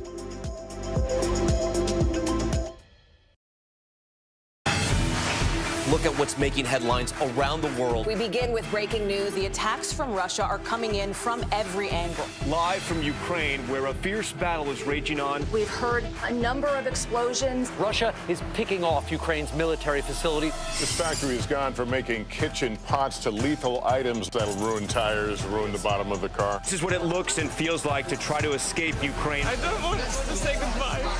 The battle for Congress and the fight for control of State House. In our special County to County series, we're checking out key battlegrounds. We are talking elections in a battleground state. What does President Biden need to do tonight? He needs to speak to heads and hearts. A lot to break down, Chuck, so let's dive right in. Official confirmation of Judge Ketanji Brown Jackson. Let's zoom out a bit to our changing climate. We have some stunning new findings about COVID-19. A lot to talk about as we continue our rolling coverage. We're coming on the air with the news NBC Scoop. Bringing the news to you is not only a job, it's an honor. Top Story with Tom Llamas is your news playlist on NBC News Now. And now, you can listen to it as a podcast. Available anytime and anywhere. This is a very different kind of program. We're here to start conversation about the big things happening in our world. Professor, I'm not asking you to predict the future, but what do we think that the new normal is going to be? Is part of this that everyone's rethinking their jobs during this pandemic and their relationship to their employers? What is your biggest tip for any parent who's concerned about this? It's not my job to tell you what to think. My job is to think about what you tell me. Now Tonight with Joshua Johnson, streaming weeknights at 8 on NBC News Now. Sometimes the news can be difficult and overwhelming for kids to understand. Ukraine and Russia. Could you help me understand what's going on? So to help make sense of it, we've created a newscast just for them. We hope your family will watch Nightly News Kids Edition. Look at what's making headlines around the world. We begin with breaking news. The attacks from Russia are coming in from every angle. Live from Ukraine, where a fierce battle is raging on. We've heard a number of explosions. Russia is picking off Ukraine's military facility. This factory has gone from making kitchen pots to lethal items that'll ruin tires, ruin the bottom of the car. This is what it looks and feels like to try to escape Ukraine. I don't want to say goodbye. The battle for Congress and the fight for control of State House. In our special County to County series, we're checking out key battlegrounds. We are talking elections in a battleground state. What does President Biden need to do tonight? He needs to speak to heads and hearts. A lot to break down, Chuck, so let's dive right in. Official confirmation of Judge Ketanji Brown Jackson. Let's zoom out a bit to our changing climate. We have some stunning new findings about COVID-19. A lot to talk about as we continue our rolling coverage. We're coming on the air with the news NBC Scoop. Bringing the news to you is not only a job, it's an honor. Hallie Jackson Now. Weekdays at 5 on NBC News Now. Welcome back. Wall Street is bracing for another white-knuckle day with some blockbuster earnings reports from big tech and a round of economic data that could swing the markets even more. CNBC's Silvana Henao is here with all your financial headlines. Hey, Silvana, good morning. Hey, guys, good morning. Yeah, so Wall Street could be in line for a pullback today after stocks reversed losses late yesterday to close higher. Investors are getting set for a week of earnings from the biggest of the big tech stocks. Today, we'll hear from Microsoft and Google parent Alphabet. We're also awaiting fresh economic data on home prices, new home sales, and consumer confidence. Fidelity plans to let investors put Bitcoin into their 401ks. It's the first major provider of retirement plans to do so. Later this year, the more than 20,000 companies that use Fidelity to administer their plans will have the option to add Bitcoin to the menu. Under the plan, savers could allocate as much as 20% of their nest egg to Bitcoin. Other digital assets could be added in the future. Ford officially begins production of the F-150 Lightning electric pickup today at its factory in Dearborn, Michigan. The automaker will have executives, employees, union leaders, and customers on hand to get the assembly line rolling. Ford is hoping to produce 150,000 Lightnings per year. It already has about 200,000 reservations. The Lightning starts at just under $40,000 with the standard battery. That's good for 230 miles. A mid-range battery will set you back more than $54,000, and the long-range F-150 starts at $75,000, guys. Wow. Quite a battery. All right. Yeah, exactly. Quite a range there. Yeah. All right, Silvana, thank you. You got it. Millions of people are once again taking to the skies if you don't want a battery in a truck to get you anywhere. But there's a new warning this morning if you're planning on traveling during the busy summer season. Yeah, there's been a lot of them, actually. But now we've got a new one. Now all the airlines are feeling hopeful, saying this summer could be their most profitable yet. Passengers could be faced with a new issue in the skies, a major pilot shortage. NBC News senior national correspondent Carrie Sanders joins us from Fort Lauderdale International Airport from a cockpit. Of course, we would expect nothing less from you. Hi, Carrie. Good morning. Well, good morning. This is the cockpit of a 767, and the problem, of course, is, as you said, a pilot shortage, finding enough people to sit into these seats who want to do this as a profession. To sort of put a fine point on the problem, consider what JetBlue announced this morning, that they are not going to grow in the next year as an airline. Instead, they are going to sacrifice profit for reliability. This morning, the national commercial pilot shortage wreaking havoc on passengers. Got on a plane, they canceled the flight, and I've been on endless lines. With fewer COVID tests these days, Americans are traveling again, but virtually every airline is scrambling to fill their cockpits. The lack of pilots leading to delays, flight cancellations, and even grounded fleets. Several airlines hiring buses to replace planes on shorter routes. American recently announced they've started using buses to ferry passengers from smaller airports in the Northeast to their hub in Philadelphia, where more pilots are available. There are an estimated 14,500 openings for commercial pilots over the next 8 years. The problem? Not enough new pilots moving from smaller regional airlines to the major carriers, and too few pilots exiting the military to work in the private sector. Pilot training can cost more than $100,000. Jonathan Manivel runs the Miami Flight Academy. It's an addition of different things. Pilot retiring, the pandemic. So now just to train the new pilots is going to take a long time. Some airlines are now training future pilots themselves. United hoping to train up to 5,000 pilots over the next 8 years at its own aviation academy. Yeah, this is a nice stable descent. This is good. Instructor Shelley Thomas is planning to become a commercial pilot herself. As soon as I realized that there was a pilot shortage, and a lot of my other mentors at United kind of brought it up. JetBlue has a similar program. No flying experience required. Finally, I met the right people to set me in the right direction, and I jumped. Veteran pilots say one short-term solution, let those forced to retire at age 65, as required by the FAA, back into the cockpit. Rich Seiler was a Delta pilot for 35 years. We are forced out, and it's no other industry in the world that I know of that it happens like that. So if you've ever been on a plane that was delayed and then you heard the announcement that the pilot's timed out and there are no reserve pilots, then you understand what this shortage is all about. Of course, I imagine Savannah, Joe, you guys are a little more used to traveling with a plane like this. This is VIP Completion's interior, which is, well, pretty amazing if you're delayed, but I think the rest of us know what it's really like, guys. Yeah, not a relatable experience, probably, for the majority of travelers. Friends for an on-board lunch at your dining table, Carrie. Right, Carrie Sanders, thank you, appreciate it. Headroom in the back, believe it or not. Oh, God. Thanks, Carrie. All right, now as we've all noticed, it seems like the cost of just about everything is going up. So it makes sense that as you return to in-person work, nearly every aspect of that is going to cost you more too.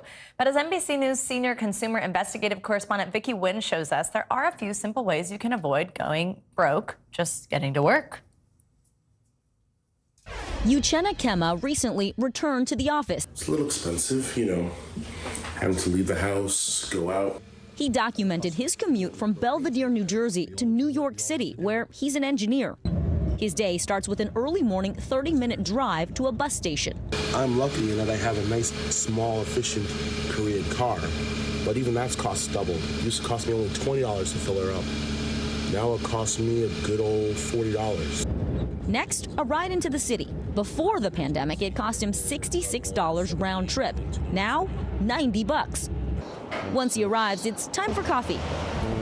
That'll be $4.08. All right, thank you. He says his caffeine booze now costs about $1.50 more. His lunchtime sandwich at a fast food spot also spiking in price. Could I have a foot-long Subway club on wheat? My Subway used to cost $7.50, now it costs $11.50. He estimates he spends $33 more per day just to go to work in person. And pocketbooks are being pinched nationwide. In the past year, the average sandwich price climbed 14%, tacos 12%, salads 11%. And if you love a good wrap, that now costs 18% more. Lynette Calfani-Fox is a financial educator and CEO of themoneycoach.net. She says the tried and true method of brown bagging it is still the best way to save, but adds we should all think outside the lunchbox. Maybe you use taco trucks as opposed to a sit-down menu at a higher-end restaurant. Just how much more expensive is it for workers returning to the office? Costs are up on average anywhere from 10 to 40%. One of the most obvious increases, fuel. The national average gallon of regular, $4.12. That's a 44% increase from last year. Lynette says it might sound extreme, but could you cut a car? My family, we just ditched one of our cars. We just sold it. And I'm telling you, I am jumping for joy.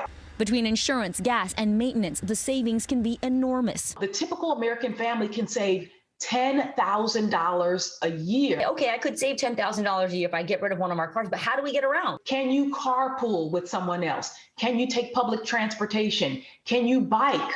Are you within walking distance of your place of business? Sometimes ride sharing even may be cheaper. You can't cut the kids, but you can save on childcare, and you'll need to. It now costs an average of more than $10,000 a year per child. To save, look at your circle of friends, neighbors, and relatives. Can you take turns watching each other's children? What about when it comes to the things we have to wear to work? What are ways to save there? The very first thing you should do is shop your own closet and then see if you can jazz it up in some ways. Maybe you can put a pair of earrings or a nice necklace on with it. Start with what you have first so that going back to work in person works for your wallet. Our thanks to Vicki Nguyen for that report. And to show you how much you can save by bringing your lunch, consider this. The average lunch at a restaurant is about $12 compared to about $6 if you bring it from home. That's a savings of over $1,200 per year. And I was not the one who did that math. No, also a $12 lunch in New York doesn't exist. Yeah, I know. But we're in New York. We get it. 25-ish or so. No kidding. All right. Right? Coming up, yes. Breaking barriers in the final frontier. Yeah, we'll introduce you to the first black woman to have a long-duration stay hundreds of miles above planet Earth at the International Space Station. That's next. Sometimes the news can be difficult and overwhelming for kids to understand, so we've created a newscast just for them. We hope your family will watch Nightly News Kids Edition. Look at what's making headlines around the world. We begin with breaking news. The attacks from Russia are coming in from every angle. Live from Ukraine, where a fierce battle is raging on. We've heard a number of explosions. Russia is picking off Ukraine's military facility. This factory has gone from making kitchen pots to lethal items that'll ruin tires, ruin the bottom of the car. This is what it looks and feels like to try to escape Ukraine. I don't want to say goodbye. the battle for Congress and the fight for control of State House. In our special County to County series, we're checking out key battlegrounds. We are talking elections in a battleground state. What does President Biden need to do tonight? He needs to speak to heads and hearts. A lot to break down, Chuck, so let's dive right in. Official confirmation of Judge Ketanji Brown Jackson. Let's zoom out a bit to our changing climate. We have some stunning new findings about COVID-19. A lot to talk about as we continue our rolling coverage. We're coming on the air with the news NBC Scoop. Bringing the news to you is not only a job, it's an honor. Live from Ukraine, from Mayfield, Kentucky, from Waukesha, Wisconsin, to cover the news, you have to be in it. This is how so many towns and cities are protecting themselves. You can actually see they're pushing the gates open. I also want to get home. You'll get home. You'll get home. Do you remember any tornado as bad as this one? You look at this and you're thinking, we're not going to have power for weeks, if not months. Exactly. Every night, it's your news playlist. Top Story with Tom Llamas. Weeknights at 7 on NBC News Now. Hallie Jackson Now. Weekdays at 5 on NBC News Now. NBC News, streaming free now. Fire has grown leaps and bounds. You see behind me is typical. How you doing? Pretty bad. We'll meet Ukrainians who are defending their country one block at a time. When you were still in Kiev, could you hear the bombing? My name is Lester. Hey, who's this?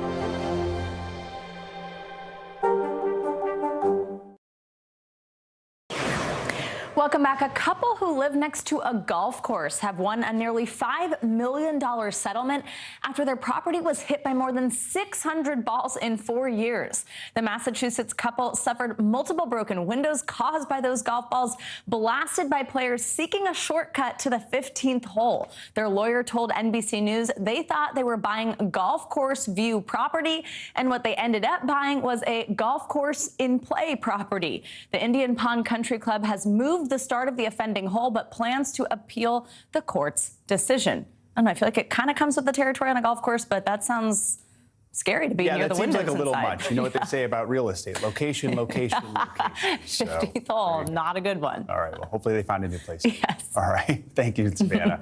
Now, Jessica Watkins is going to make history tomorrow as the first black woman to complete an extended mission to the International Space Station. She sat down with NBC Nightly News anchor Lester Holt to talk about the barriers she's breaking.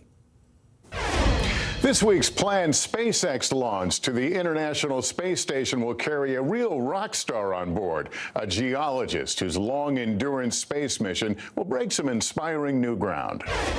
Jessica Watkins has always been intrigued about the makeup of different planets. The geologist considers herself a rock detective.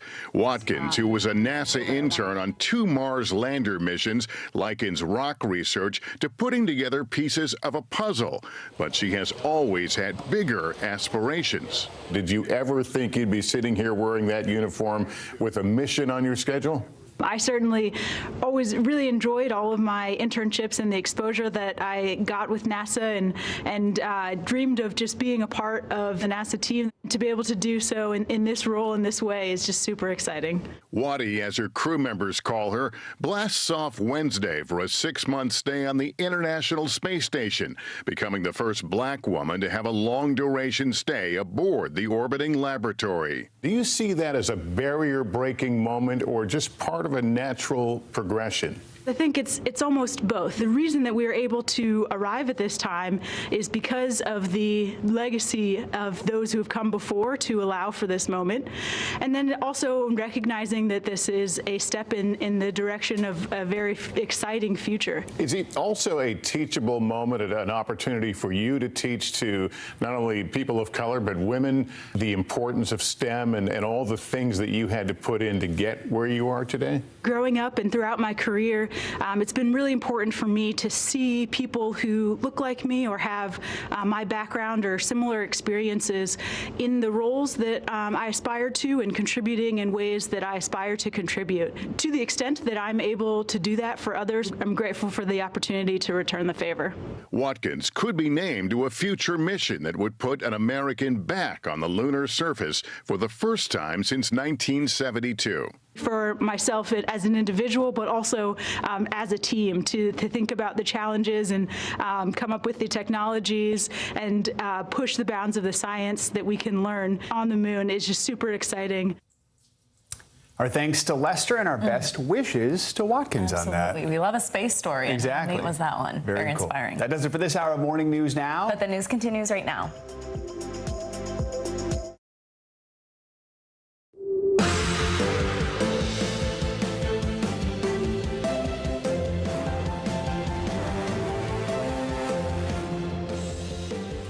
Good morning, I'm Joe Fryer. And I'm Savannah Sellers. Right now on Morning News Now, Russia's warning. This morning, just a day after top U.S. officials visited Ukraine, Moscow's top diplomat is warning of the threat of a nuclear war, quote, should not be underestimated. That message comes as the UN Secretary General meets with Vladimir Putin today in an attempt to de-escalate tensions. What we're learning about this meeting, all while Russia's attacks escalate in eastern Ukraine. We'll ask a military expert about new concerns of a possible World War III. In contempt, a New York judge holds former President Trump in contempt of court for failing to comply with a subpoena in connection to the state's civil investigation into the Trump Organization. The ruling comes as Trump faces another blow. Text messages from his allies on their efforts to overturn the 2020 election revealed. Twitter takeover. Elon Musk, the richest man in the world, is set to buy the social media platform at the price of $44 billion. The changes that could be coming to your Twitter feed if the deal is approved. And rescue reunion. Just a week after officers saved a family who jumped from their burning home.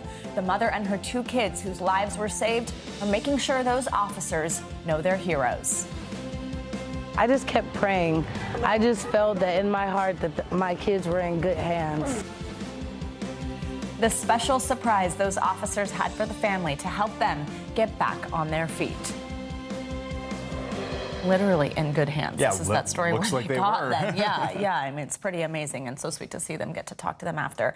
We begin our show this morning with Ukraine and two crucial meetings taking place today that could impact the war with Russia. In Germany, the United States is leading talks with defense ministers from more than 40 countries, talks aimed at supplying Ukraine with more weapons. And in Moscow, the United Nations Secretary General Antonio Guterres just met with Russia's foreign minister ahead of talks with President Putin. Guterres is expected to push Putin on a ceasefire, though hopes of a breakthrough are low. Here's the UN chief speaking this morning.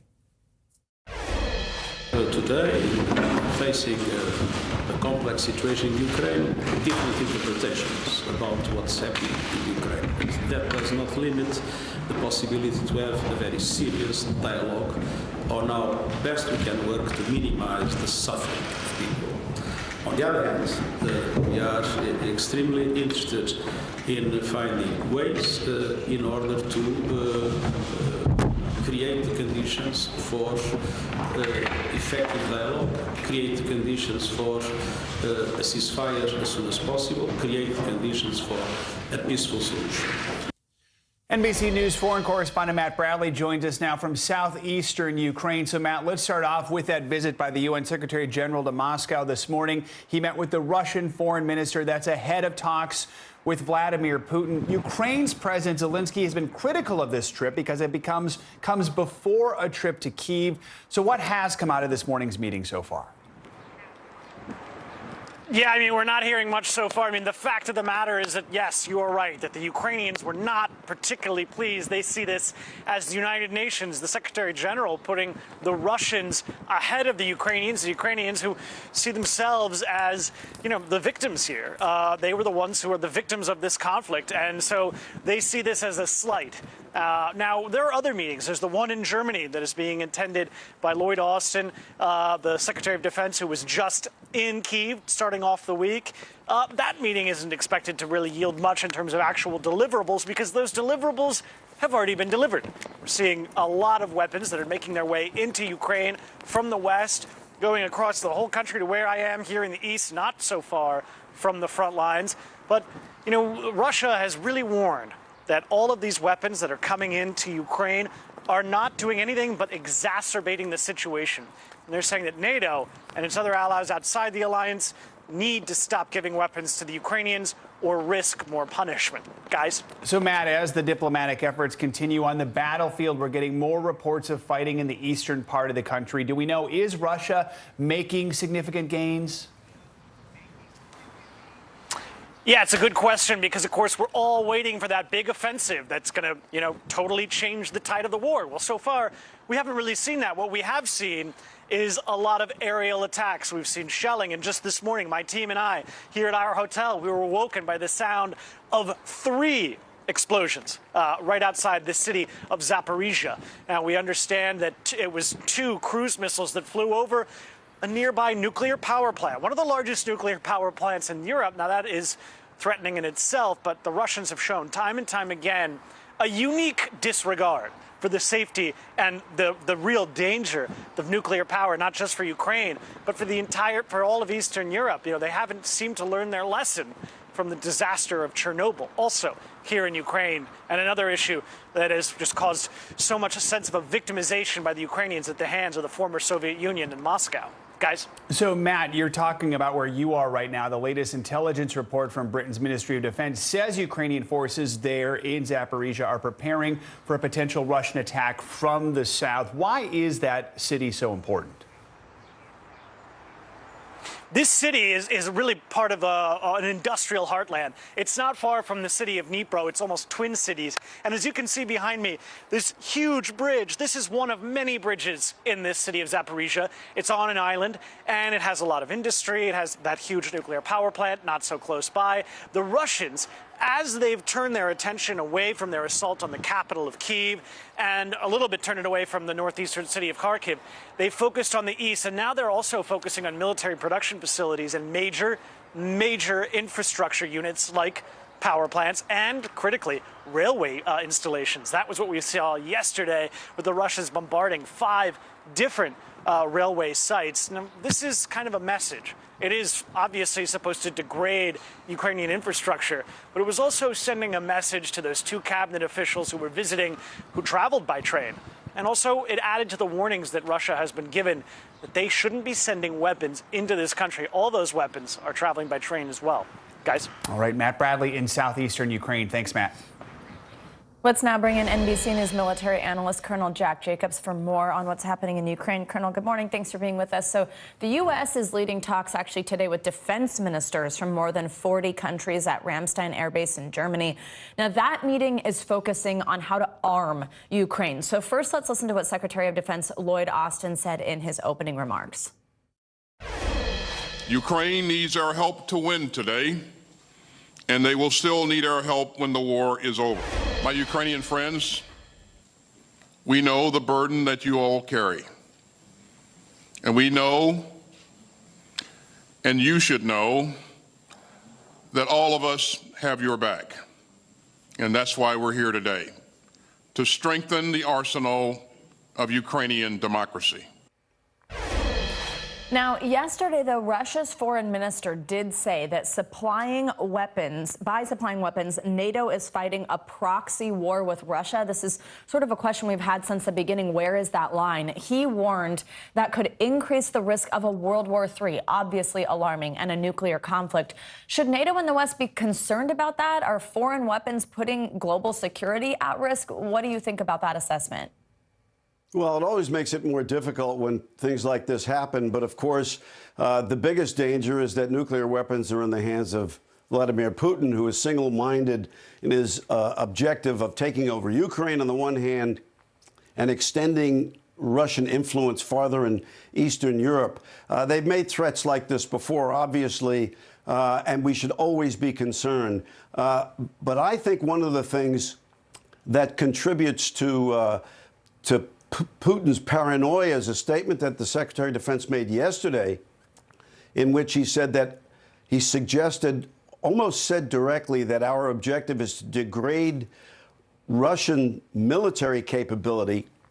If Putin were not already paranoid about an existential threat to Russia before, he is now. And we should follow Teddy Roosevelt's dictum about speaking softly and carrying a big stick. There's one other thing about Secretary Austin's statement today, and that is, I think he's trying to get the defense ministers to influence their countries to do more economically to cut their ties with Russia and then make it more difficult for Russia to continue the attack. Savannah. Now, there have been multiple reports of Ukraine striking a fuel depot in Russia. So I want to ask a little bit about what I was just asking about with those weapons being supplied by NATO. The UK Armed Forces Minister said it was, quote, entirely legitimate for Ukraine to target supply lines within Russia. Do you agree with that, particularly if NATO-supplied weapons are used? And is that something the U.S. would openly back, or does it set any type of dangerous precedent? Yeah, that's much more dangerous. I think the relatively small number of weapons we've given them need to be concentrated on Russian forces who are in assembly areas. Those are very good targets. And if we want to get the Ukrainians to blunt any Russian attack, the best way to do it is to encourage them to hit Russian military formations that are already in Ukraine rather than trying to hit supply lines, Savannah. And now, Colonel, finally, according to local media reports, Finland and Sweden could apply to join NATO as early as next month, two countries that have historically been neutral. What impact could that have on this war, and what reaction would you expect from Russia? Well, they're terribly scared. They're worried very much about Russia's incursions into Europe. There's very little doubt among anybody in Europe that the next target is Moldova, certainly parts of Moldova, and those who have been threatened by Russia before are certainly concerned and want to be protected by NATO. It certainly raises the bar. It makes it easier for there to become more conflict in Europe. But if you're in those countries, you want to be protected by the West, and the best way to do it is to join NATO, Savannah. All right, Colonel Jack Jacobs, as always, thank you so much. You're welcome. Turning now to former President Trump and two major headlines connected with him. The first involves New York State's investigation into the Trump Organization. Yesterday, a judge found Trump in contempt of court, ordering him to pay a fine of $10,000 a day until he turns over materials subpoenaed by investigators. This is part of New York Attorney General's civil investigation into Trump. NBC News correspondent for investigations Tom Winter joins us now with more. Tom, good morning. So in his statement, New York's AG Letitia James said, quote, "For years, Donald Trump has tried to evade the law and stop our lawful investigation into him and his company's financial dealings. This ruling makes clear no one is above the law." So, Tom, walk us through this investigation, what it's focusing on. What is it the AG's office is looking for here? Right, Joe. So this is a civil investigation, meaning that nobody's going to be put in handcuffs over what the attorney general eventually comes up with. That's not something in her purview. There's a separate criminal investigation, which the Manhattan DA's office says is ongoing, though we've seen no recent steps of activity. Some of the things that they're looking for, we're looking at on screen, talking about file cabinets within the Trump organizations. We've all seen over the years the photographs of the former president before he was even a candidate would print out materials, write Post-it notes on it, and then send them off to employees or family and friends. So they're looking for those type of things, as well as a couple of cell phones he used while he was running his business. So that's what they're still looking for, still trying to get. The president had a deadline of March 31st. He did not meet it, according to the Attorney General's office. And yesterday, Joe, the judge agreed with that assessment. So what is it that the Trump team is saying? I assume they're planning to appeal this one, right? 100%, yeah. They're going to go to the First Appellate Division in New York, and they'll likely ask for a stay. They put out a statement yesterday talking about this and essentially saying they disagree that this even rises to the level of contempt. They do promise that they're going to appeal, and I expect that they'll ask for a stay so that the meter, so to speak, on what the former president has to pay as far as fines, that stops pending the outcome of that appeal. And Tom, we've seen Trump use executive privilege as a way to try and shield documents in other investigations. Does he have any special protections in this civil case? He doesn't, Joe, and the reason for that is because all of this occurred prior to him being in office. It doesn't include his communications while he was in the White House. It doesn't include any sort of presidential or executive branch decision-making processes. This all pertains to him prior to being in the White House and is somebody who is a private citizen running a private business. So he can't use that as a potential shield here. here unless there's something that the AG's office is looking for while he was in the White House. But we've seen no indication of that. Tom Winter. Thanks, Tom. Appreciate it. Thing. Turning now to the other big headline for former President Trump, newly revealed text messages are showing just how far the Trump White House may have been willing to go to try and overturn the 2020 election. The texts obtained by CNN were some of more than 2,000 messages turned over to the January 6th Select Committee by former White House Chief of Staff Mark Meadows. Let's bring in NBC News reporter Julie Sirkin for more on this. Hey, Julie, good morning. So first, we want to point out that NBC News has not been able to independently confirm the authenticity of all the text messages. We've reached out for comment, but please tell us what these text messages do reveal. Who are they from? What are they saying? What are they discussing? Yeah, good morning, Savannah. Well, the first thing to remember here is that these text messages are all things that Mark Meadows himself turned over to the committee willingly in that brief period of time that he was cooperating with the investigators on the January 6th Select Committee. And the thing that kind of surprised me the most in this was just the sheer amount of pleas from Republican lawmakers who were in the building, in the Capitol at the time of the insurrection, pleading with Mark Meadows, the former president's chief of staff, to ask President Trump to call off these supporters, to call off the riots. And things surprised me the most, like these texts from Marjorie Taylor Greene, who publicly, of course, defended many of these protesters. But as you could see on your screen, she said, quote, "This isn't the way to solve anything. Please tell the president to calm people down." Of course, that's not something we've ever heard publicly from her. And there's other text messages here from other lawmakers as well that we've reached out to, but we haven't heard back yet. We also, I know within these text messages, got new insight into how the White House may have tried to persuade state officials in places like Georgia and Arizona to negate the will of their voters. What do these texts show about those efforts? Well, I think it shows just how far this escalation went to pressure these state officials. Of course, we know in one state like Georgia, the Secretary of State, Brad Raffensperger, had that widely reported phone call with President Trump in January, where he personally tried to pressure him to overturn the election results for President Biden.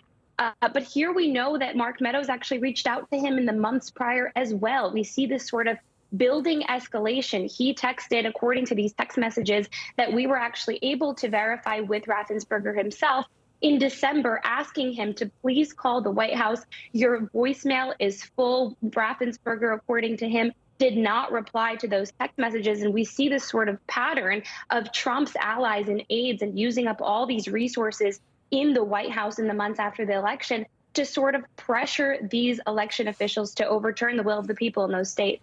Now, the texts also show how conspiracy theories really took hold in the Trump White House on issues like voting machines. Tell us what the messages say. This one was really interesting. We see top political aides like Jason Miller in these text messages telling Mark Meadows that he sort of did his research on these conspiracy theories at the behest of former President Trump. In one text message, he told him that he did a, quote, backgrounder on those Dominion voting machines, that widely spread conspiracy theory that those voting machines were somehow hacked or fraudulent. The interesting thing here is that Miller says that he doesn't find those conspiracies credible in his research, but leaves it up to Meadows whether to share this report with former President Trump. And he says, of course, that the former president was, quote, hyped up on these conspiracy theories. He called his aides often about them. These text messages show to sort of do this research and do their due diligence and look into these reports, which Miller here is saying weren't even credible. But to please the former president, he was leaving it up to the chief of staff as to whether to share these findings with him. Julie Sirkin, thousands literally of messages to go through. Thank you for bringing us some details there.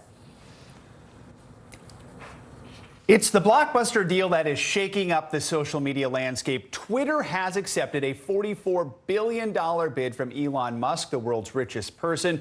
Musk says he plans to take the site private, adding in a tweeted statement that, quote, free speech is the bedrock of a functioning democracy, and Twitter is the digital town square where matters vital to the future of humanity are debated. Joining us now is Caleb Silver, editor-in-chief at Investopedia. Caleb, good morning. Good to have you with us. So the Musk takeover of Twitter is receiving mixed reviews. to put it mildly. One person who's on board is former Twitter CEO Jack Dorsey. In a tweet, he wrote in part, "Elon is the singular solution I trust. I trust his mission to extend the light of consciousness." He went on to write, "I'm so happy Twitter will continue to serve the public conversation around the world and into the stars." So what do we know about Musk's plans for Twitter, and what would taking it private mean for how the company's run? Yeah, good to be with you. Well, taking it private means he can do whatever he wants with it. There are no shareholders now, if he takes this private and if this deal closes, that he needs to answer to. He has other lenders in the deal, including Bank of America and Morgan Stanley. He may have to answer a few questions there, but he has said he doesn't care about the economics of it all. So let's get into what he might do from a technology perspective. He's talking about publishing Twitter's code and recommendation algorithm to give more transparency to see how content gets recommended, upvoted, downvoted, and how things surface. That could be very interesting. He's also talking about authenticating all users in an attempt to defeat the spam bots. The spam bots obviously are going to mean that people who have a lot of followers might all of a sudden see that they have less followers. Maybe even Elon Musk, he's got 83 million followers. Probably a lot of those are spam bots as well. And he wants to reconsider permanent bans on the platform. Anybody that's been permanently banned because of something they may have said that may have been untruthful, he's willing to welcome them back onto the platform. So on the one hand, he's opening the algorithm. On the other hand, he's letting people who got kicked off because they said untruthful things come back on. That's his initial plan so far. The big question is whether President Trump might be allowed back in. Of course, the former president saying right now he doesn't want to come back. So we'll see what happens there. So we know Twitter, beyond that, has this huge user base. What could this deal mean for just your average Twitter user? Well, you're probably going to see, at the one hand, less followers if you have a lot of followers because of the cleanup of the spam bots. On the other hand, you're going to see a lot more content on there and a lot more conversation. That's what really Elon Musk's trying to do here. Open it up as the town square for conversation, good, bad, ugly. He doesn't care. So expect a lot more content you may not be used to be seeing on Twitter come onto the platform soon, because he's going to allow a lot more people onto that platform at the same time. So I would expect that. From a monetary perspective, he says he doesn't care about economics. That said, he is a business person. He has a very smart business person who's built some successful companies. So I would expect other ways to monetize the users, because as you said, Twitter's got a lot of users, about 220 odd million. It has not been able to monetize them the way that a Snapchat has, an Instagram, or a TikTok. It has not been able to do that. So maybe he'll find a way to unlock that money. And so, Caleb, how is the market responding to all this? I think people weren't totally convinced that he was going to go through with this deal, but he actually did. He pulled it off. Now the stock stopped trading yesterday. It was halted, obviously, because the Twitter board approved this deal. So I think that Twitter shareholders, those that have been in the stock a long time, felt like it was never going to get beyond the $54.20 that he offered, and this was the best deal that they could get. So you're not seeing a huge spike in the shares, and all shareholders now are going to get cashed out at $54.20 as this company goes private. All right. Caleb, thanks so much for your expertise. Appreciate it here. Thank you. Now let's get a check on your morning news now weather. NBC's Michelle Grossman is with us. Hey, Michelle, good morning. Good morning to you both. And we are watching some April showers today, stretching from New England all the way through the Gulf Coast states and the southern parts of Texas. We're seeing some heavy rain right now in southern parts of Texas. Let's go ahead and take a look at radar, because we do have some heavy spots with some rain falling where you see the yellows, the reds, especially right near Brownsville. We saw some lightning earlier. That has let up. It's really over the Gulf right now, but we're still watching that heavy rain falling. So we could see some flooding in those spots. We also do have a couple spots where we could see some flooding, so I'll show you that. Here's that cold front. It advances to the east. It brings those April showers from Maine all the way to parts of Florida into the Gulf Coast states, also southern Texas. But we could see some strong storms too, likely in Virginia, the Carolinas. We're not expecting tornadoes. We're not expecting a tornado outbreak, but we could see damaging winds up to 60 miles per hour and even some small hail. So this is from the Severe Prediction Center. All the areas highlighted in green from the Delmarva down through Virginia, the Carolinas, the eastern parts of Georgia is where we could see some of these stronger thunderstorms this afternoon and this evening. So we'll continue to watch that. Then as we go throughout time here, we're going to watch this frontal system move off to the east, and that's going to bring the chance for some heavy rain in some spots. It's a cold start for many too. In Florida, we're looking at temperatures in the 80s, upper 80s. But in the Midwest, the Great Lakes, we are starting out very chilly in the 20s and 30s. So 39 million people impacted by a cold start. We're looking at freeze warnings. That's where you see that kind of hot pink color. Des Moines, also Chicago in that. And we're looking at frost advisory too. So when you see this, you just want to cover your sensitive plants since the growing season has started. And this will advance to the east tomorrow and then eventually into the northeast on Thursday. So feeling like winter for some with temperatures only in the 20s. Back to you guys. All right. Thank you, Michelle. Appreciate it. Thanks, Michelle. Sure. And coming up, concerns over another Chinese city going into a lockdown this morning as COVID cases rise there. The steps being taken right now to control the spread of the virus in Beijing. Plus, we'll ask a doctor what is effective when it comes to controlling the new rise in cases. Next.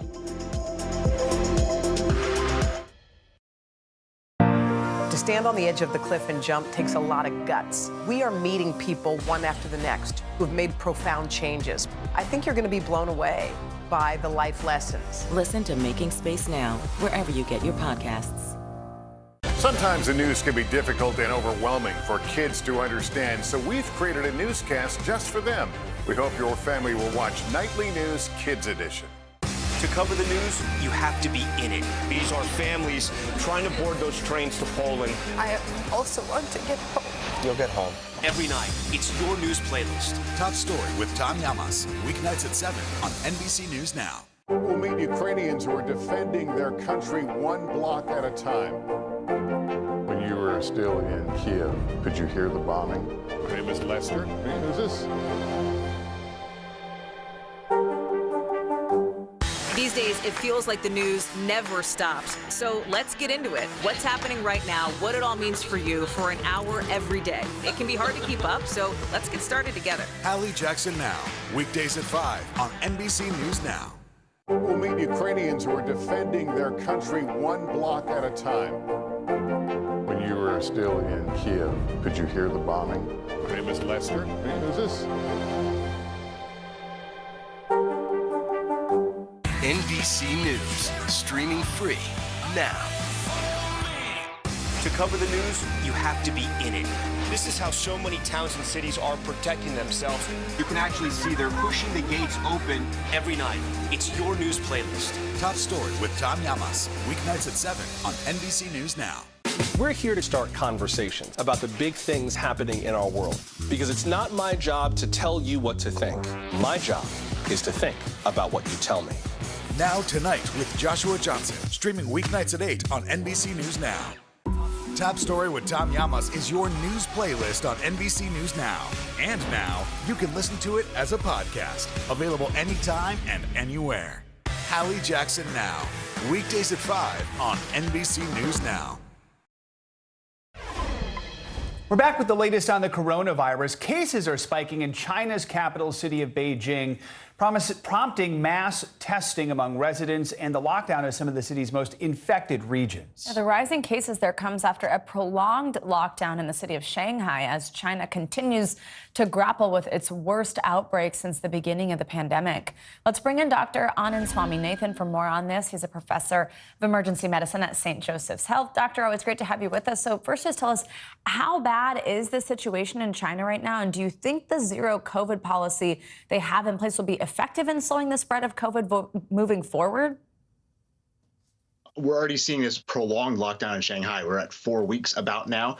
And looking at Beijing, it seems like there are a lot of cases that they feel were missed and they're now starting to accrue. We're really going to find out how widespread that outbreak is in the next couple of days as they do mass testing. 3.5 million tests are going to be administered over the next couple of days. That's really going to tell us how widespread this outbreak is.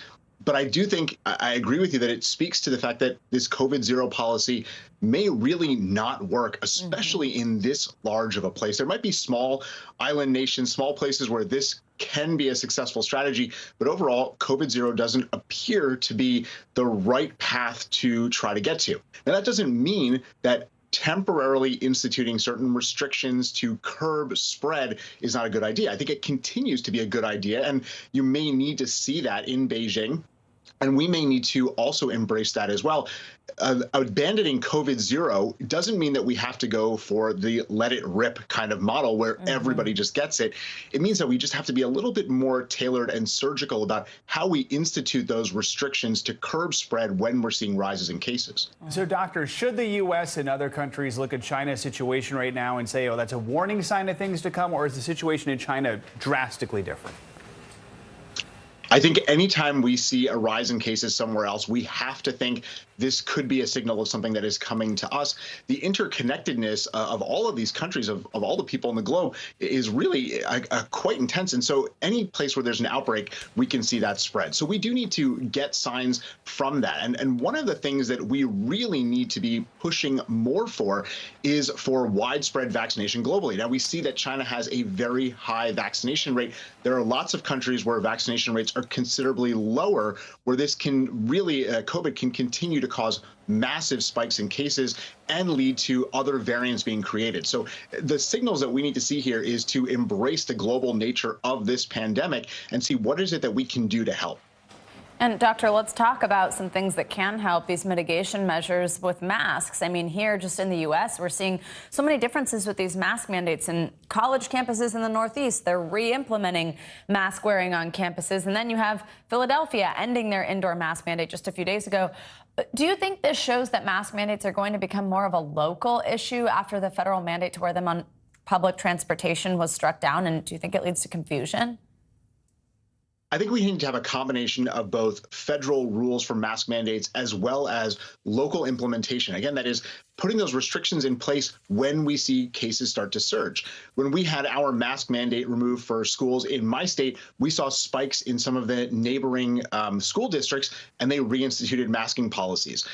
Fortunately, or unfortunately, what we'd like to see instead is not have that spike in cases before the masks come back in. That would be the ideal. So it is important locally to look and say, we're having some rise in cases, let's put those masks back on. But certain federal restrictions, whether it be for travel, public places, these are places where we need to continue to mask to protect ourselves and others.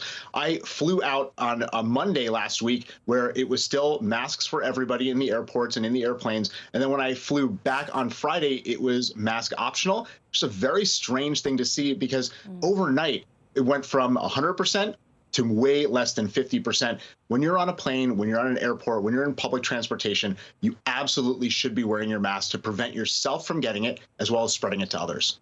All right, Dr. Anand Swaminathan, thank you so much, as always. And coming up, new video shows us what happened before and after the deadly shooting on the set of the movie Rust. That includes this one of actor Alec Baldwin rehearsing with a gun. What we're learning about the videos released by authorities and where the investigation stands right now. Plus, celebrity money attack ads all playing out on the debate stage in Pennsylvania's key Senate race. What voters thought of the first debate between the state's top GOP candidates, including Dr. Oz, next. News is happening now. Look at what's making headlines around the world. We're coming on the air with breaking news. This is a significant moment. Whenever it happens, wherever you are, NBC News, streaming free now. The fire has grown leaps and bounds. You see behind me is typical. How you doing? Pretty bad.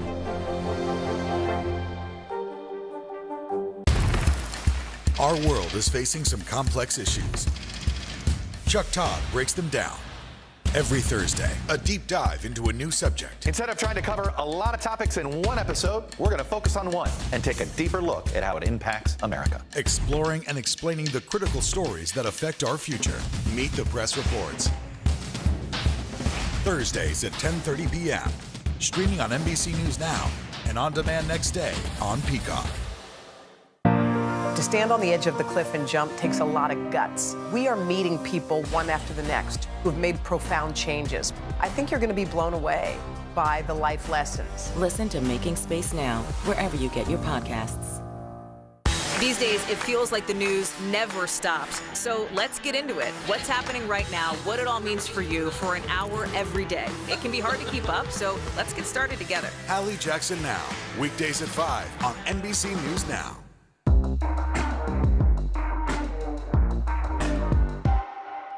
Hallie Jackson Now, weekdays at 5 on NBC News Now. Now Tonight with Joshua Johnson, streaming weeknights at 8 on NBC News Now. Top Story with Tom Llamas, weeknights at 7 on NBC News Now. News is happening now. Look at what's making headlines around the world. Whenever it happens, wherever you are, it's here now. Top Story with Tom Llamas, weeknights at 7 on NBC News Now. We're back with new details on that deadly Rust movie set shooting. Authorities in New Mexico have released a trove of documents and video, including body cam footage of officers arriving at the scene after the shooting. And for the first time, we're seeing Alec Baldwin rehearsing with the gun moments before that fatal shot. NBC News legal analyst Danny Savalos joins us now with more. Danny, good morning. So what should we know about this new batch of material? What stands out to you? Obviously, the video that we just saw is really interesting, and I expect it'll be scrutinized by experts, particularly firearms experts and stunt experts, to determine, as you can see right there, what exactly he's doing, not just with his trigger finger, but also with his thumb or any other use of the trigger or the hammer, which is really critical with these single action, older style revolvers, which can fire if you pull the trigger, but also if you pull back the hammer in a certain way, it can bang against the primer and set off the cartridge. Ultimately, Danny, it's the district attorney that will decide whether anyone should be charged. It could take weeks, could take months still. What will they be looking for to determine whether someone is responsible here? They're going to be looking at whether or not this negligence, and it seems pretty clear there was negligence, but it seems to have been diffused over many different people. I mean, in other words, even though the person who pulled the trigger might normally be charged in a gun case, this is somebody who can argue that, well, I was handed a gun that I was told essentially wasn't a gun. It was not a live gun, no live ammunition, and that's why I was playing with it in the way I was. This is going to be a really difficult case for a DA to bring charges because almost any defendant you can imagine, whether it's Alec Baldwin or the stunt coordinator or the first assistant director, any one of those potential defendants can point to another person and say, yeah, but they should have been doing this. So this is going to be a tricky case, and I wouldn't be surprised if you see no criminal charges whatsoever in this tragic situation. Now, Danny, the Santa Fe County Sheriff says there are still several pieces of the investigation that are outstanding. What are those, and how could they influence the DA's decision to file charges? It's hard to say, but there is at least some of the information released, and I haven't been able to go through all of it yet. But there's information like text messages when Alec Baldwin handed over his phone. There's all kinds of other information. And of course, they still need to go over anything else that's still outstanding. You see a lot of body cam video right there. Very helpful. But of course, that's after the fact. That's after the shooting. They're going to be looking at a lot of things to determine whether or not, and really the DA ultimately has to make the determination whether or not to charge anyone at all. And it's going to be really difficult in a case where you have a bunch of people essentially pointing the finger at each other and the evidence suggesting that it's spread out, or at least the negligence, if any, is spread out over a lot of different people on set. Danny Savalos, thanks for your analysis. Appreciate it. Now let's get to the latest in Pennsylvania's Senate race. Democrats just took part in their first debate, and now the state's Republicans got their turn to speak directly to voters. The 5 leading candidates battling for retiring Republican Senator Pat Toomey's seat took the stage, but the spotlight was on the Trump-endorsed candidate, someone you probably heard of, daytime talk show host Dr. Oz. NBC News Now correspondent Dasha Burns joins us from Luzerne County with a recap. Hey, Dasha, good morning. So who else is running in this space, and what were some of the key moments from last night? Hey, Savannah, good morning. Well, we have just 3 weeks until the high-stakes Pennsylvania primary with this all-important Senate race. And on the GOP side, look, you've got money, you've got celebrity, you've got a big battle on the airwaves, and all of that spilled over onto the debate stage last night. The 2 frontrunners, Dr. Oz, you mentioned there, and Dave McCormick, had their first chance to face off against each other in person, and it turned into a whole lot of what we saw on the airwaves, going back and forth, attacking one another. The other candidates on the stage, Kathy Barnett, Jeff Bartos, and Carla Sands, also taking digs at the front runners. And I want to play you just a little bit of the exchanges between Dr. Oz and Dave McCormick. Take a listen. Pennsylvanians that I speak to are quite clear. They care much more about what I stand for than where I'm from. And the reason Mehmet keeps talking about President Trump's endorsement is because he can't run on his own positions and his own records. And what's true is that he has flip-flopped on every major issue we're talking about in this campaign. Mr. McCormick approached President Trump with these types of information, was unable to pull the wool over his eyes. President Trump saw right through him. He therefore did not endorse Mr. McCormick. He endorsed me. And Savannah, that was pretty representative of what we saw in response to most questions, a little talk on policy and then turning to attacking or questioning the other candidate. Dr. Oz giving, in the Trump style, giving his opponent a nickname, Dishonest Dave, and McCormick constantly reiterating that he believes Dr. Oz is a flip-flopper, at one point saying, "Doctor, there is no miracle cure for flip-flopping." That was the night, Savannah. So, of course, Trump sort of hangs over this, his influence, and he endorsed Dr. Oz. How is that working out for him? You spoke to voters after the debate. Are they influenced by that? Yeah, we didn't just speak to any voters, Savannah. We spoke to undecided voters. And when you look at the recent polling, according to the Franklin and Marshall poll, Dr. Oz and McCormick, they are neck and neck at 16 and 15%, respectively. But a whopping 43% of voters are undecided. So this race is going to be really interesting. Where do those 43% go? And when I talk to voters about the impact of the Trump endorsement, and mind you, all of these voters voted for Trump. They consider themselves Trump fans. Here's what they had to say. He just ran off saying, I think, how many times did you say Trump endorsed me? A couple times. Yeah. I mean, that's not. That's like his meal ticket, I think. Yeah. That is his meal ticket. That's not going to get him elected.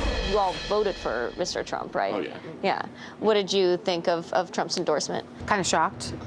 Don't really understand it. Yeah, Savannah, I have not yet met a single voter here in Pennsylvania that has had their opinions changed by the Trump endorsement. I have met some Oz supporters, but they were supporters of his before, but no one has really been swayed by the former president's support for Oz. And Dasha, what did those voters say stood out to them from the candidate's performance? Well, what you played there earlier, the back and forth, the attacking, they were actually pretty frustrated by the amount of time spent going back and forth, hitting each other. They wanted to see more of the issues addressed. They wanted to see more of the candidates touting their own successes and what they stand for rather than going after each other. Here's just some of what the voters had to say. There was a lot of name dropping. There was a lot of bashing the person next to you. There was a lot of attacking the other person where we didn't hear a lot of, what are you going to do? You were turned off by that? I'm always turned off by negative campaigns. I'm always turned off by bashing. Bashing. Parts was like a three-ring circus. Three-ring circus. Yeah. All right. And Jennifer? Disappointed. Disappointed. And there were a few issues, too, that are really important to Pennsylvanians that they felt like weren't addressed. Infrastructure was a big one. A lot of folks that live in Luzerne County are impacted by infrastructure, by the roads, by transportation, and they wanted to, hear candidates talk about sort of the ground level issues that voters deal with day to day. They felt like they missed that a little bit, Savannah. All right, yeah, those were not such glowing reviews there, were they? NBC News correspondent Dasha Burns, thank you so much for your reporting. Overnight, North Korean leader Kim Jong-un said his country is planning to speed up the development of its nuclear arsenal. NBC News foreign correspondent Claudio Lavanga joins us with that and the other international stories making headlines today. Hey, Claudio, good morning. Good morning, guys. Well, Kim Jong-un said that during a huge military parade that North Korea threw to celebrate the anniversary of the founding of its armed forces. Among other weapons on display, at least according to KCNA, the state's news agency, was also the country's largest intercontinental ballistic missile that was tested only a month ago. And let's move to Turkey, where on Monday a philanthropist was convicted of trying to overthrow the government and was jailed for life without parole. Osman Kavala is among tens of people who are accused of organizing the protests that led to the attempted coup against Turkey's President Erdogan in 2016. Human rights organizations have called his conviction politically motivated. And last but not least, the world's oldest woman has died at the age of 119. Kana Tanaka was born in Japan in 1903 and was confirmed as the oldest living person by the Guinness World of Record 3 years ago. She was among one of almost 90,000 centenarians living in Japan, but after she's died, well, the new oldest person in the world is not from Japan, but from France. It is a nun that is younger than the previous record holder. She's only 118, guys. Yes, only 118 compared to 119. All right, Claudio, thanks so much. Appreciate it. Thank you. Coming up, home is usually the place to escape work burnout, but what do you work from home? Yeah, we'll show you the impact the changing office landscape is having on women and the options they want to see. Plus, a closer look at the issue front and center at the Johnny Depp and Amber Heard trial. Domestic abuse allegedly against both women and men. Next, how survivors of abuse can cope with the trial's headlines. Hold on to your seats. The Thing About Pam is the chart-topping podcast series from Dateline and Keith Morrison. A strange story and a career of strange stories. All episodes are available now, wherever you get your podcasts. The fire has grown leaps and bounds. What you see behind me is typical. How you doing? Pretty bad.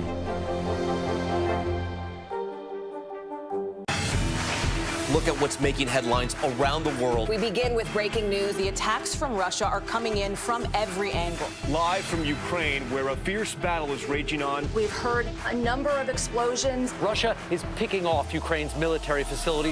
This factory has gone from making kitchen pots to lethal items that'll ruin tires, ruin the bottom of the car. This is what it looks and feels like to try to escape Ukraine. I don't want to say goodbye.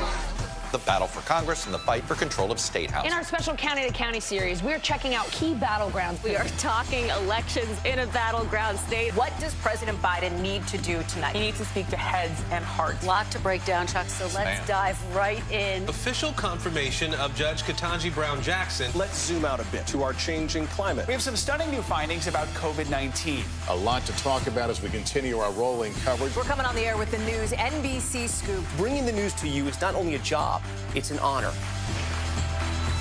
To stand on the edge of the cliff and jump takes a lot of guts. We are meeting people one after the next who've made profound changes. I think you're going to be blown away by the life lessons. Listen to Making Space Now, wherever you get your podcasts. NBC News, streaming free now. Live from Ukraine, from Mayfield, Kentucky, from Waukesha, Wisconsin, to cover the news, you have to be in it. This is how so many towns and cities are protecting themselves. You can actually see they're pushing the gates open. I also want to get home. You'll get home. You'll get home. Do you remember any tornado as bad as this one? You look at this and you're thinking, we're not going to have power for weeks, if not months. Exactly. Every night, it's your news playlist. Top Story with Tom Llamas, weeknights at 7 on NBC News Now. Our world is facing some complex issues. Chuck Todd breaks them down. Every Thursday, a deep dive into a new subject. Instead of trying to cover a lot of topics in one episode, we're going to focus on one and take a deeper look at how it impacts America. Exploring and explaining the critical stories that affect our future. Meet the Press Reports. Thursdays at 10:30 p.m. Streaming on NBC News Now and on demand next day on Peacock. To stand on the edge of the cliff and jump takes a lot of guts. We are meeting people one after the next who've made profound changes. I think you're going to be blown away by the life lessons. Listen to Making Space Now, wherever you get your podcasts. Welcome back. The COVID-19 pandemic has created a significant shift in the workforce. We've talked about it a lot. The Great Resignation, differing childcare needs, work from home flexibility. Well, now a new survey reported here first by NBC News this morning is showing the specific impact on women and the fact that working women are experiencing a burnout epidemic. NBC News correspondent Ali Vitale joins us now with more on this. Hey, Ali, good morning. Hey, Savannah, good morning. You know, we reported on this study last year, and the conversation was that it was a perfect storm moment for women because of the pandemic's pressures, combined with parenting pressures, combined with the need for them to stay at work. Now, what this study is showing us is that it's a burnout epidemic, sort of lending to the idea that the more things change, the more they may stay the same for working women. Watch. How would you say you feel right now about the way you're juggling it all? Exhausted. I'd like a long vacation. The last year has been a mixed bag for Maryland mom Julia Martin. Being able to work from home still is really helpful in that respect because it does let me spend a little bit more time with my kids and be a little bit more flexible when they have to stay home. But I think that pressure is still there. We first talked about that pressure a year ago, at the height of a national reckoning with the pandemic's negative impact on working women. I think there's a lot of pressure on women to work like there's no other consideration, and a lot of pressure on them to make sure they're spending quality time with their kids. But what one survey described last year as a perfect storm raging against women because of the pandemic is now a burnout epidemic. That's not exactly an inspiring trend. It's not an inspiring trend. A survey of 5,000 women in 10 countries shows widespread burnout. 53% of women saying their stress levels are higher than they were a year ago, with mental health lagging and work-life balance nearly non-existent. All this leading women to look outside their current jobs, continuing a worrying trend of corporate drift and resignations. For employers, it's a massive drawback. I mean, for employers that want to retain amazing women, this is a challenge. I'm optimistic that I can stay where I am, but I certainly know other moms who are changing jobs because they've found that their workplaces are less flexible or quitting because they don't feel like they can keep up with the demands of going into the office in person. How women are working now is also an essential factor. Despite widespread talk about flexible work policies, only 33% of women said their employers offer it. And a staggering 94% fear it would impact their career progression if they asked for it. Even then, flexible hours and hybrid work models could fix one problem while creating another, allowing caregivers, who are predominantly women, the ability to work from home while also excluding them from other important aspects of in-office life. Are you going to end up with those being the individuals that do not go into the workplace, that are the ones that are dialing in to meetings? And if so, what's going to happen? Are they going to feel excluded? Guess what? 60% of the women that work in a hybrid way tell us they've already felt exclusion. Now some moms wondering if the last year of talk was just that. I feel like we had a lot of conversations and moms were very honest about how stressed we are and how burned out we are, and nothing has changed from a policy level, from a public health standpoint. Do you feel like women are still at the forefront of that conversation?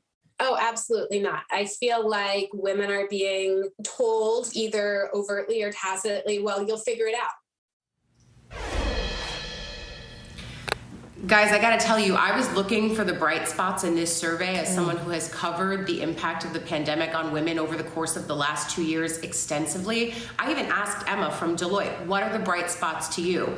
It was hard for her to find them. There is one metric, for example, that they use in this study. They poll the women on if their workplaces meet certain metrics of making them feel seen, heard, a good culture that allows them to be parents and also working women.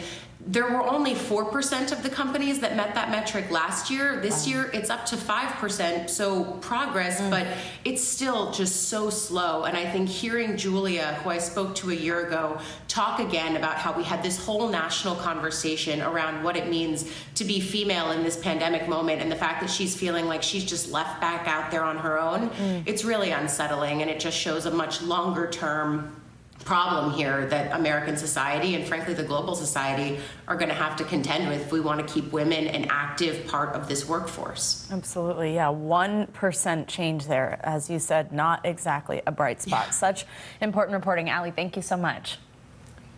Let's keep talking about mental health with our weekly check-in, where we walk through some of the biggest mental health headlines. Yeah, it's also time to just take a moment, pause, take a deep breath, reflect on our emotional well-being. Board-certified psychiatrist Dr. Sue Varma joins us now with more. Dr. Varma, good to have you with us this morning.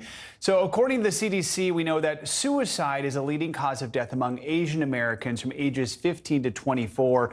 Now, a new Trevor Project report found 40% of AAPI LGBTQ teens thought about suicide in the last year. What are some of the factors that put this group at risk, and what can we do to try and lower that number?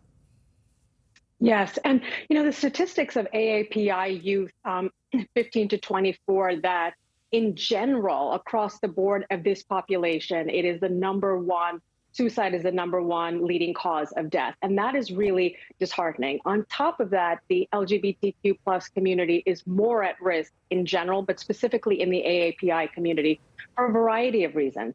Look, #1, this is not a well-studied population. The last time we had any amount of statistics in this department was 20 years ago. The AAPI population has grown 70% since then.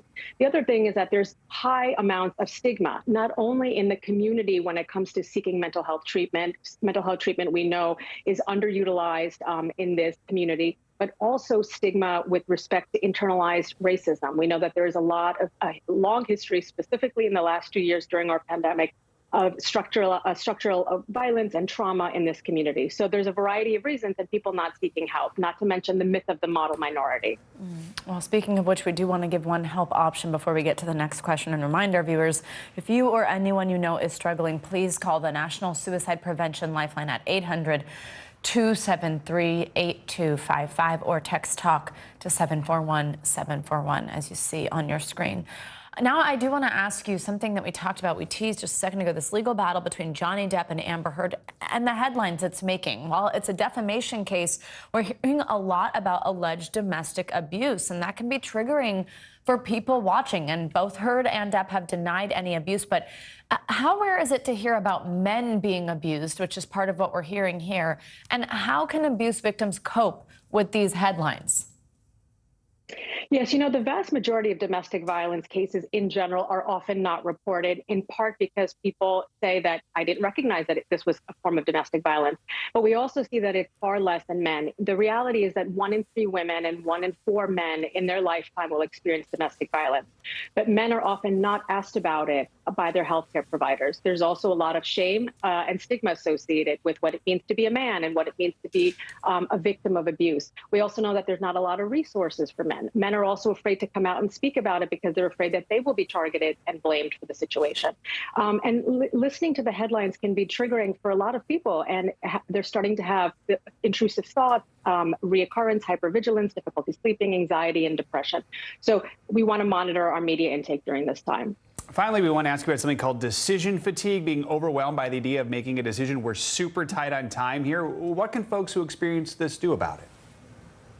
Absolutely. So I would say really limit your choices. You know, when it comes to the research phase, it's okay to spend a certain amount of time gathering your options. But then once you do, limit it to 3, narrow it down to 3 decisions and pick one. And then once you do make the decision, not look back. Buyer's remorse is a big part of choice dilemma when we look back with regret. So when you make a decision, move forward. Good advice there, Dr. Sue Varma. Thanks so much. Appreciate it. I could use that.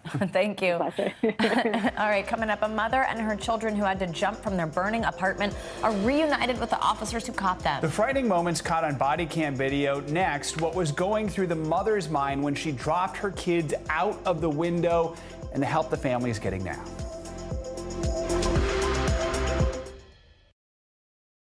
News is happening now. To look at what's making headlines around the world. We're coming on the air with breaking news. This is a significant moment. Whenever it happens, wherever you are, NBC News, streaming free now. Sometimes the news can be difficult and overwhelming for kids to understand. Ukraine and Russia. Could you help me understand what's going on? So to help make sense of it, we've created a newscast just for them. We hope your family will watch Nightly News Kids Edition.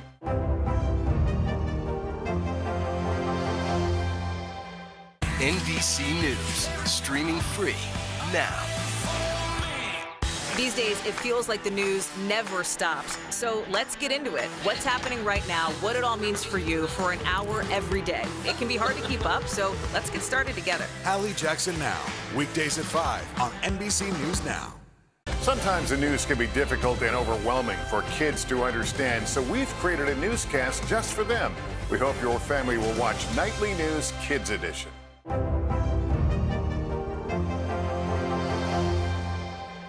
Sometimes the news can be difficult and overwhelming for kids to understand, so we've created a newscast just for them.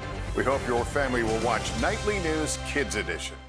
Top Story with Tom Llamas, weeknights at 7 on NBC News Now. Now Tonight with Joshua Johnson, streaming weeknights at 8 on NBC News Now.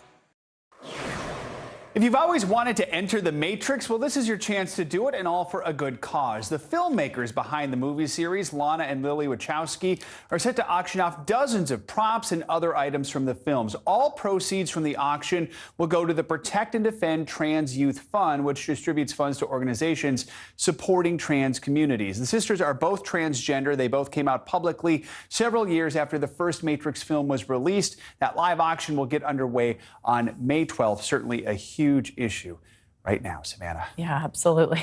All right. Thank you, Joe. Now, earlier this month, a dramatic fire rescue was caught on camera in Indianapolis. A mother dropped her kids from a second-story window into the arms of police officers on the ground. That family is now saying thank you. NBC News Now anchor Tom Yamas has more on the reunion. You may remember this video, body cam footage showing police officers rushing to a burning apartment complex in South Indianapolis. I need you to start knocking on doors and getting everybody out of there. From the back of the building, a call for help from mother Christine Culp and her two children. Okay, please, sir, I can't breathe. I got my kids in here. Okay, where are they at? They're right here in my bed. How old are they? 2 and 3. Okay. The grace of God that I woke up in the middle of the night, and as soon as all the flames and everything in the front room, I just grabbed the kids and went to my room, put up a blanket, kicked out the window, and just called 911. And I just stayed on praying and staying on the phone with dispatch. 326, can you come around back and help me with these kids? Police below quickly sprang into action. You want to try and pass them down to me real quick? Asking mom Christine to drop her children out of the window and into the hands of Officer Aaron Laird waiting below. I was willing to put myself at risk, and I know the officers were also. Those officers first catching 2-year-old Ezekiel and then 3-year-old Elena. We got her. You want it next? I just kept praying. I just felt that in my heart that my kids were in good hands. The whole family getting out safely. You did good. You did so good. You guys are so brave. That family now saying thank you to the officers. Hi. What are you doing? Hi, Layla. I just felt it in my heart. I just knew that you guys would save me and my kids. I really appreciate it. Truly, from the bottom of my heart, thank you. And 3-year-old Elena now has quite the story to tell. Because mommy threw me out a window. We jumped out a window. So do those officers. A lot of times we don't get to see good outcomes of situations given what we're called to. So a situation like this, it feels good. It feels really good. I'll remember this for the rest of my life, and I hope she does too. Oh, absolutely. I'm sure she will. Yeah, no kidding. Saved her life. Tom Yamas, thank you so much. That does it for this hour of Morning News Now. But the news continues right now.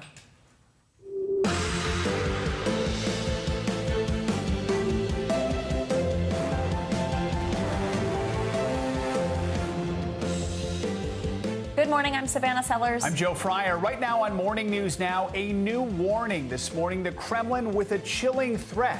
After the U.S. urges NATO allies to ramp up military support for Ukraine, a top Russian diplomat once again hinting at the possibility of World War III, saying the threat of nuclear war, quote, should not be underestimated.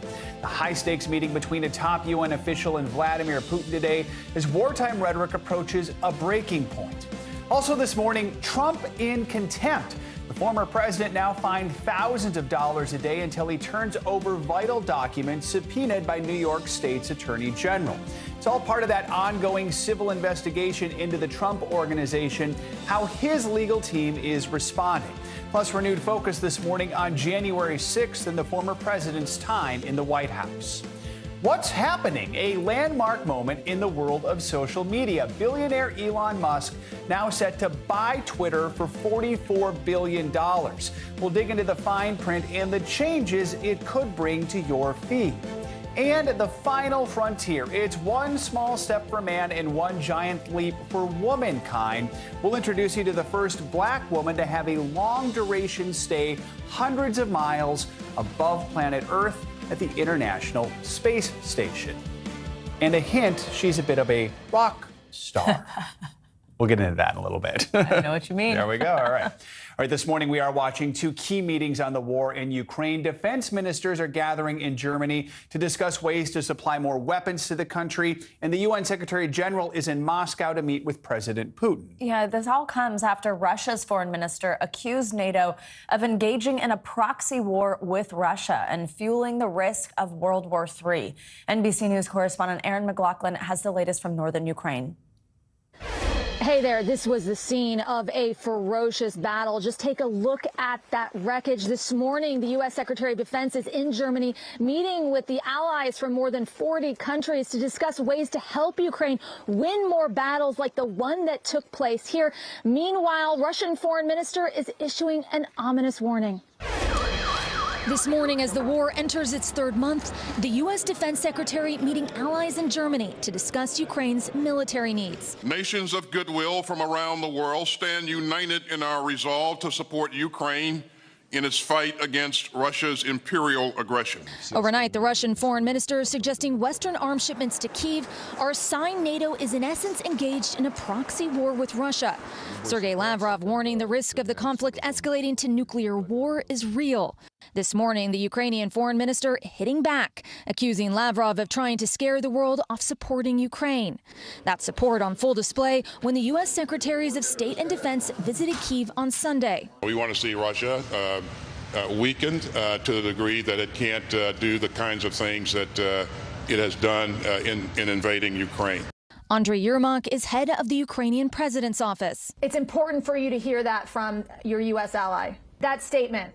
Yes, it's very important. During this war, Ukrainians exactly understand who is the friends and who is not.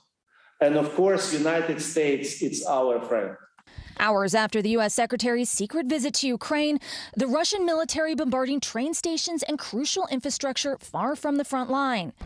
And in the northern city of Chernihiv, they're dealing with the aftermath of the Russian occupation, weeks after Ukrainian forces drove them out of the city. This was the scene of a major battle. Now they're cleaning it up, carefully removing the shells and the mines the Russians left behind.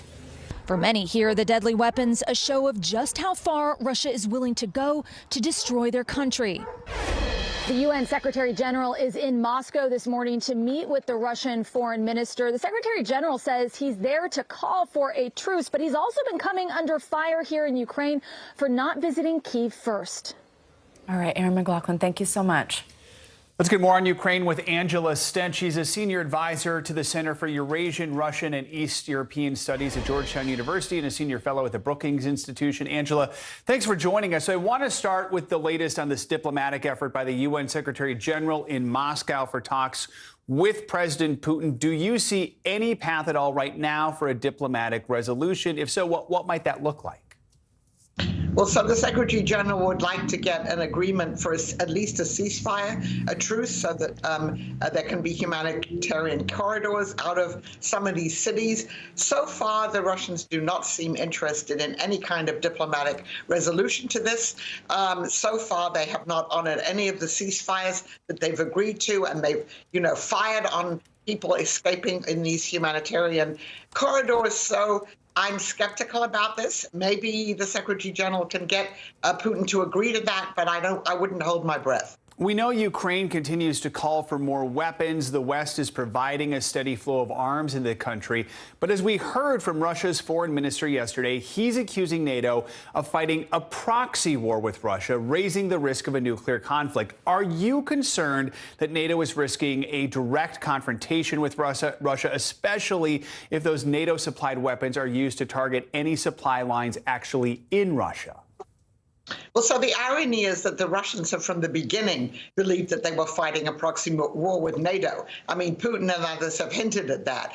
So now they're accusing NATO of doing what they in fact are doing. Of course, we have to be concerned about escalation. Of course, we have to be concerned because Putin has at various times threatened vaguely, not so vaguely that he could use nuclear weapons. But I think that the NATO countries and the U.S. are being very careful in what they're doing and how they're supplying supplying these weapons and what the Ukrainians are doing in terms of using them. They're being very careful to try and not escalate this. But we can't rule it out completely because, of course, accidents can happen, particularly during a war. Here's something that's getting more attention in the last week, and that's the situation with Ukraine's neighbor Moldova. There have been reports today of explosions in the country's eastern breakaway region. A Russian military official said last week that Moscow wants to control the southern part of Ukraine and create a corridor to that part of Moldova. What do you make of what's happening there, and how concerned should we be about it? I think we should be very concerned about it. There is this breakaway region of Moldova where there are Russian soldiers and which is very pro-Russian. And that has been one of the Russian goals from the beginning, to create this corridor and take that piece of territory, maybe reunited again with Russia. So, on the other hand, if you look at the way that the Russian military is performing at the moment, it's very hard to see how they could get as far as Transnistria, which is this breakaway region. They're having trouble even taking the rest of the Donbass. So I would be skeptical about that, but I think we have to accept that that could be one of their longer-term goals. Yeah, I mean, I guess that is, you kind of touch on the big question there. It seems like they're already having enough trouble with Ukraine that why would they then try and set their sights on something else beyond Ukraine, right? Right. I think they just want to warn everyone that no one is safe. Everyone should be concerned about what Russia may do next. It's part of their playbook to keep everyone off guard and guessing. But I think the Moldovans do have to take this seriously. They have a large number of Ukrainian refugees, and they are vulnerable, and they always have been. And their armed forces are not nearly as strong and effective as those of Ukraine. All right. Angela, thanks so much for your analysis this morning. We appreciate it. Now let's get to some big news here at home. A New York State judge is holding former President Donald Trump in civil contempt, ordering him to pay $10,000 a day until he turns over documents subpoenaed by the state's attorney general. It's all part of an ongoing investigation into the business practices of the Trump organization. NBC News senior Washington correspondent Hallie Jackson has the latest. It's a setback for former President Trump and a warning from the judge to basically stop stonewalling. And it's a decision his attorneys plan to fight. For former President Trump, a costly complication. A New York judge is holding the former president in civil contempt, ordering him to pay $10,000 a day until he turns over documents subpoenaed by the state's attorney general. The judge delivering this message to the former president, who was not in court.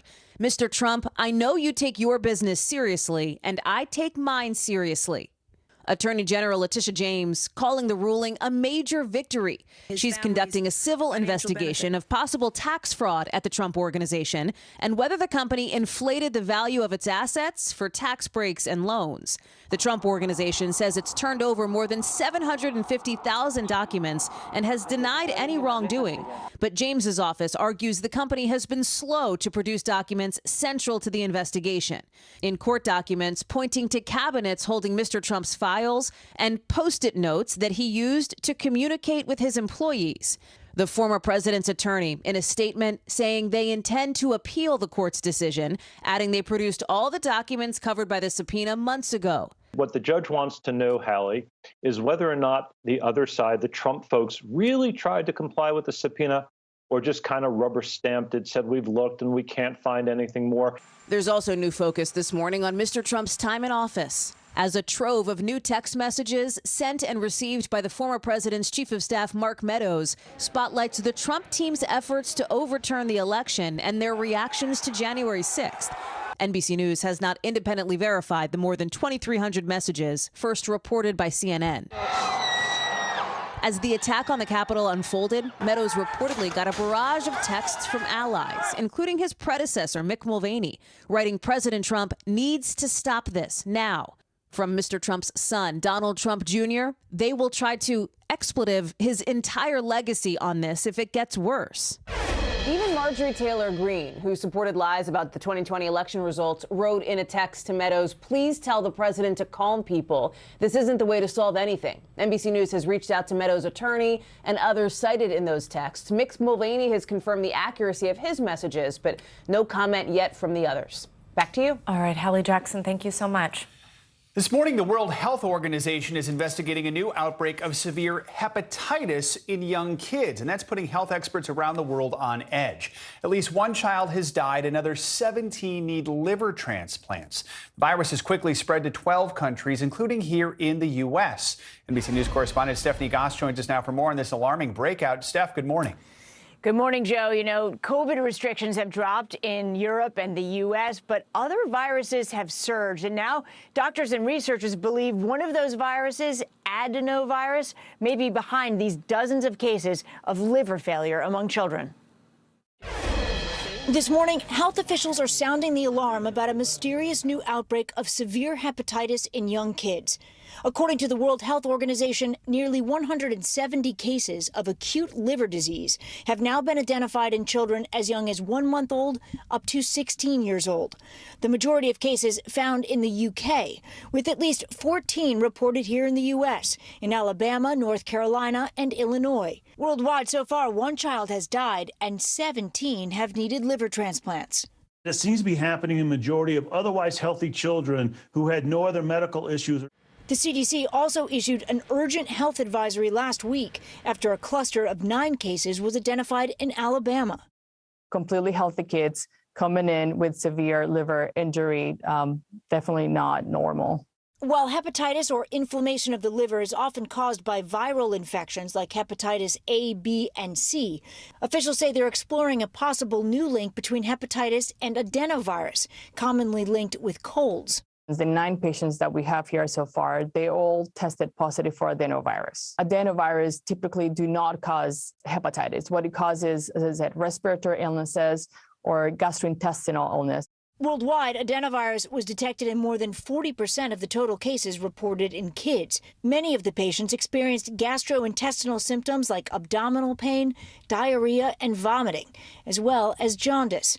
Though health officials are still investigating the cause behind the recent outbreak, doctors warn adenovirus can spread through personal contact, which means washing hands is now even more crucial. The number of cases here are extremely low. This is still extremely rare, but just keep an eye on your child. If you have any issues or any questions, simply talk to your doctor. Health officials say neither COVID nor the COVID vaccines seem to have anything to do with the hepatitis cases. The vast majority of children with this form of hepatitis have not been vaccinated. Guys, back to you. Stephanie Gosk. Steph, thank you. Now, the richest man in the world, Elon Musk, is spending $44 billion to take over Twitter. But what will the surprising buyout mean for users of the social media platform? NBC News business and tech correspondent Jolene Kent joins us from Los Angeles with a closer look. Hey, Joe, good morning. Hey, Savannah, good morning. You know, Twitter is yet another feather in Elon Musk's cap as long as it's approved by regulators. Elon Musk, of course, already running SpaceX and Tesla. The big questions this morning is what will it mean for Twitter and what will change in your Twitter feed? Elon Musk is taking over Twitter to the tune of $44 billion. After weeks of corporate wrangling, Twitter's board of directors accepting the billionaire's buyout offer in a unanimous vote. Musk, who has been one of Twitter's biggest critics, celebrating with rocket emojis, tweeting in part, "Free speech is the bedrock of a functioning democracy, and Twitter is the digital town square." If approved by regulators, Twitter will go private, and shareholders will earn over $54 in cash for each share of common stock. So what is Musk going to change in your Twitter feed? He says he plans to add new features, making the algorithms open source to increase trust, defeating the spam bots, and authenticating all humans. Well, I think it's very important for there to be an inclusive arena for free speech. Other ideas on the table, charging users a small subscription fee and adding an edit button for tweets. Some critics worry how Musk, who's faced his own backlash over controversial and offensive tweets, will handle Twitter's challenges with misinformation and toxic content. The ACLU raising concerns over a powerful central actor having so much control over the boundaries of our political speech online. Rival billionaire and Amazon founder Jeff Bezos also throwing shade at the deal, questioning whether China would gain more influence over Twitter due to Musk's other company Tesla doing so much business there. The Chinese government has banned Twitter since 2009. Musk burst onto the tech scene when he founded the company that would become PayPal, later selling it to eBay for $1.5 billion. He used those profits to start SpaceX and later Tesla. He's still the CEO of both companies. Musk ultimately could be taking on more than he believes, but it's Musk, and we all know he's going to go to the beat of a different drum. Now, Elon Musk also receiving the endorsement of the former CEO of Twitter, Jack Dorsey. He's also a co-founder, and he was tweeting overnight that he believes that Elon is the singular solution I trust. Jack also saying, I trust his mission to extend the light of consciousness. Now, there's a lot of controversy as to what will happen next, but remember, this is not a done deal yet. They've come to an agreement, but all of this is subject to shareholder and regulatory approval that is expected to take months. And as we know with Elon Musk, months, weeks means anything can happen. Savannah? That's certainly true. That's been the case over the last few weeks with this back and forth. All right, Jolie and Ken, thank you so much. Time to get a check on your morning news now weather. Which means Michelle Grossman is back this hour. Hey, Michelle.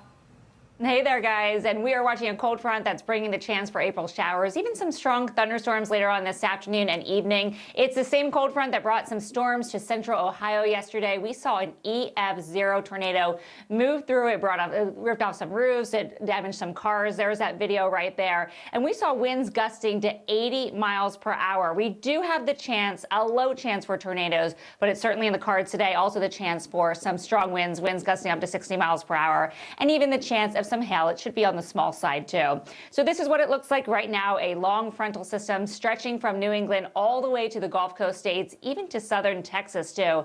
That's where we're seeing the heaviest rain right now, where you see the yellows, the reds, the oranges. That's indicating where the heaviest rain is falling. So we have really warm air out ahead of this front. We have cold air. It's feeling like winter in some spots this morning. We're waking up to 20s and 30s. But ahead of this cold front, we're looking at temperatures in the 80s today. That's 11 degrees above normal. Norfolk at 81 degrees.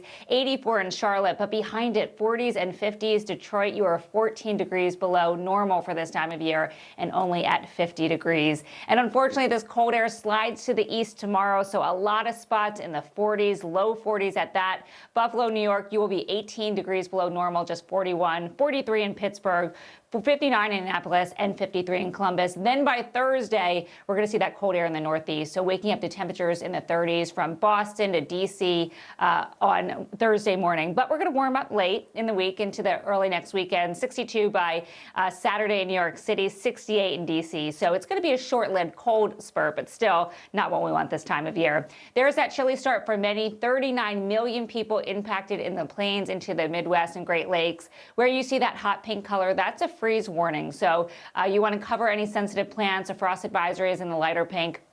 Des Moines and Springfield, Chicago, you are in that freeze warning. And we're going to see that extended as we go throughout the next couple of days. I do want to show you this. Yesterday, we had a little reprieve, a little break from fire danger. That has been elevated once again today. So we have a red flag warning in the Central Plains into parts of the Southwest. And what that means is it's the highest level of alert to residents, saying that any spark could start some wildfires. So you need to take caution. We have gusty winds. We have really low humidity. And the threat, the biggest threat, a critical risk, is where you see the red. So including Colby to Hayes, Dodge City, down to parts of northern Texas. And then we do have an elevated risk as well, stretching from Nebraska all the way to Texas into New Mexico. And we could see winds gusting to 45 miles per hour. So once again, another dangerous situation and something we don't want to see, but we're going to keep it dry, at least for an elevated over the next couple of days. Today's forecast, we're watching those spring showers along that cold front stretching from Maine all the way to Houston. And we're looking at a really warm day in parts of the Southeast. Temperatures in the 80s, 87 in Tampa, 83 in Miami. Again, a cold day in the upper Midwest. That's that cold Canadian air just funneling down, but really nice in the central and southern plains in terms of the temperatures, besides that fire danger elevated.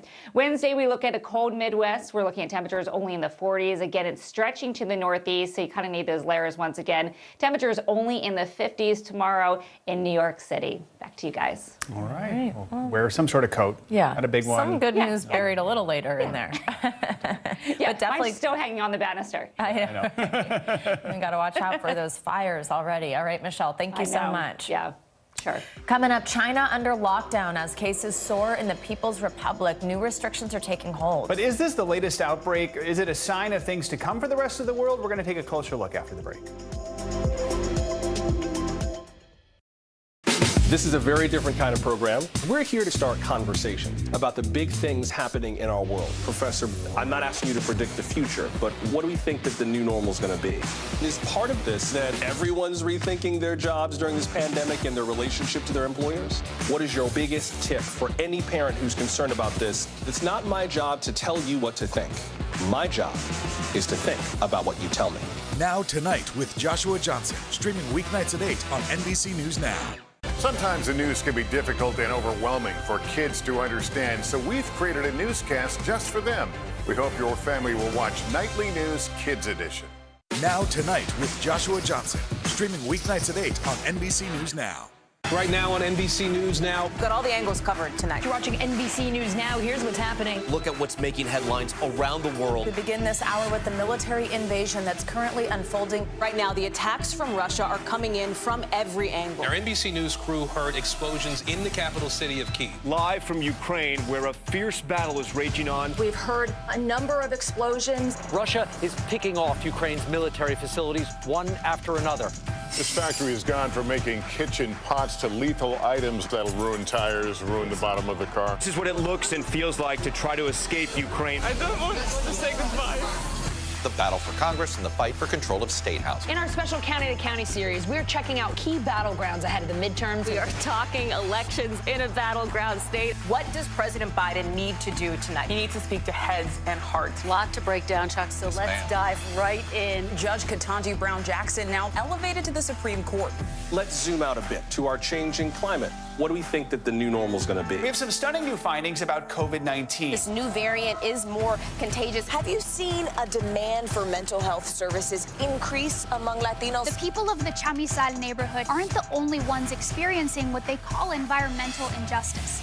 We're here to try to start conversation. A lot to talk about as we continue our rolling coverage. We're coming on the air with the news NBC Scoop. Bringing the news to you is not only a job, it's an honor. We'll meet Ukrainians who are defending their country one block at a time. When you were still in Kiev, could you hear the bombing? My name is Lester. Hey, who's this? These days, it feels like the news never stops. So let's get into it. What's happening right now, what it all means for you for an hour every day. It can be hard to keep up, so let's get started together. Hallie Jackson Now, weekdays at 5 on NBC News Now. She was a nurse who got the COVID vaccine on TV. Then she fainted, and a conspiracy theory was born. This is how one person's life became a weapon in an information war. Tiffany Dover is dead. An NBC News podcast. Listen now. Welcome back. We've got your international headlines now. Dozens of people are dead after clashes broke out between rival groups in Sudan's war-ravaged Darfur region. NBC News foreign correspondent Claudio Labanga joins us with that and more world news. Claudio, good morning. Good morning, guys. Well, the number of people who were killed during those violent clashes between rival tribes are up to at least 168 in Darfur in Sudan. Well, now, at least according to an aid group that is operating in that area, the violence erupted after armed men attacked the village in retaliation of the killing of 2 of their fellow tribesmen. Now, this is only the latest episode in an escalation of violence in a country that is still trying to recover from a lengthy and bloody civil war. And let's move to Canada, where the decision by the Prime Minister, Justin Trudeau, to invoke the Emergency Act in February to deal with the protest by truck drivers will be the subject of an independent public inquiry. The Emergency Act was invoked for the first time in Canada's history and gave extraordinary powers to police to clear demonstrators who flooded the nation's capital with their trucks in protest against COVID-19 restrictions. And last but not least, well, people around the world drink coffee for different reasons: to stay awake, to socialize, and sometimes to help with their concentration. Or at least that's what they think at the Manuscript Writing Cafe, a coffee joint in Japan reserved for writers, editors, and manga artists. Upon entering, customers are required to write down their goals, and they are not allowed to leave before they finish. Well, there is no doubt that quick espressos, guys, are not the most popular order in that cafe. So they're not allowed to leave before they finish writing down their goals or before they finish their goals? Because that would be a long time in the cafe. Before they finish their work. Be there a long time. Yeah, all right. It's kind of a cool concept. Yeah. Thanks, Claudio. And now to the latest on the fight against COVID-19. China is going through its worst outbreak of COVID-19 since the beginning of the pandemic, as cases spike and lockdowns are brought back into cities like Beijing and Shanghai. Dr. Ali Raja joins us now. He's the executive vice chair of the Department of Emergency Medicine at Massachusetts General Hospital and an associate professor of medicine at Harvard Medical School. Doctor, always great to have you with us. So let's just start with that. I mean, is this a sign of what's to come? And why do these lockdowns seem to not really be working? It's a great question, Savannah. You know, first of all, I don't know that it's a sign of things to come for the U.S. and other really populous countries. You know, the fact is, when we think about Beijing, we're talking about 22 million people. Shanghai, 25 million people. That's 3 times the size of New York City. The setups in Beijing and in Shanghai that have led to Shanghai being locked down are not things that we can replicate around the country or around the world. You know, the other thing is that the fact is that we don't quite know that the lockdown in Shanghai has been as effective. It was implemented a little late, about a month after they had already seen the rise. And so if you're going to implement something like that, it really needs to be done earlier. What I'm hopeful will work is what Beijing's actually doing right now. Over the next few days, between today, Tuesday, and Saturday, they're going to hope to test almost everyone in the city, 20 million people out of the 22, hoping to prevent the kind of lockdown that Shanghai was faced with recently. Yeah. Now, Doctor, this outbreak in China that we're discussing comes as a report from the New York Times, highlights low vaccination rates among some of the world's most underdeveloped countries. As long as these populations are waiting for a vaccine, you know, we talk about this being this global disease. Are new variants and global waves going to continue? I think so, Savannah, and it's really tragic. The fact is that even though we know this is a global disease, we tend to focus and put on blinders and focus on the local. And in the U.S., for example, we've got about between 2/3 and 70% of our population vaccinated. And many of the richest countries of the world are about there, between 60 and 70% or even more. The problem is that many of the poorest countries of the world are under 20%. The continent of Africa as a whole is less than 17% vaccinated. And what we tend to forget, because we're focusing on other crises, is that that's exactly what you noted, is that that's where the variants are going to develop in places that don't have high vaccination rates, and they will spread around the world. So we really need to refocus both our energy and our funding on trying to get as much of the whole world vaccinated, not just our own local cities, states, and countries. And Doctor, back here at home, though, we have seen cases in the U.S. rise in the past several weeks, but deaths from COVID infections have remained in a downtrend. I see that. I think that's good news. Is that right? Are these encouraging trends? It is. It's absolutely good news, Savannah. You know, I was working a shift yesterday in the emergency department, and I had a few patients come in after testing positive for COVID at home, or who came in with vague symptoms and tested positive with me. But most of them, actually all of them yesterday, were able to go home. And that's really good news that the people who are testing positive are vaccinated and going home.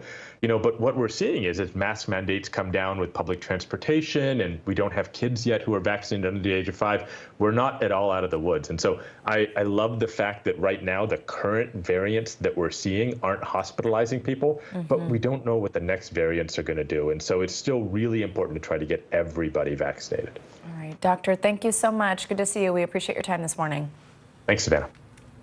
A federal judge says he intends to temporarily block the Biden administration from lifting the coronavirus border restriction known as Title 42. The public health rule put in place by the Trump administration in March 2020 allows border authorities to turn away asylum seekers at the border because of the pandemic. Now, the Department of Homeland Security announced earlier this month that it would end the restrictions on May 23rd. This led to legal challenges from several of the border states. It's unclear whether the judge's order will actually stop the administration administration from lifting the rule altogether or just prevent it from winding it down before May 23rd. NBC News has reached out to the White House for comment, but we have not yet heard back. Coming up, newly released body camera footage capturing the distressing moments after an on-set tragedy. For the first time, Alec Baldwin's exchanges with investigators after that deadly Rust shooting. Plus, western wildfires ravaging forests across several states with no end in sight. Why authorities are saying this season is much harder to handle. Those stories and more up next. To stand on the edge of the cliff and jump takes a lot of guts. We are meeting people one after the next who have made profound changes. I think you're going to be blown away by the life lessons. Listen to Making Space Now, wherever you get your podcasts. To cover the news, you have to be in it. These are families trying to board those trains to Poland. I also want to get home. You'll get home. Every night, it's your news playlist. Top Story with Tom Yamas, weeknights at 7 on NBC News Now. News is happening now. Look at what's making headlines around the world. We're coming on the air with breaking news. This is a significant moment. Whenever it happens, wherever you are, NBC News, streaming free now.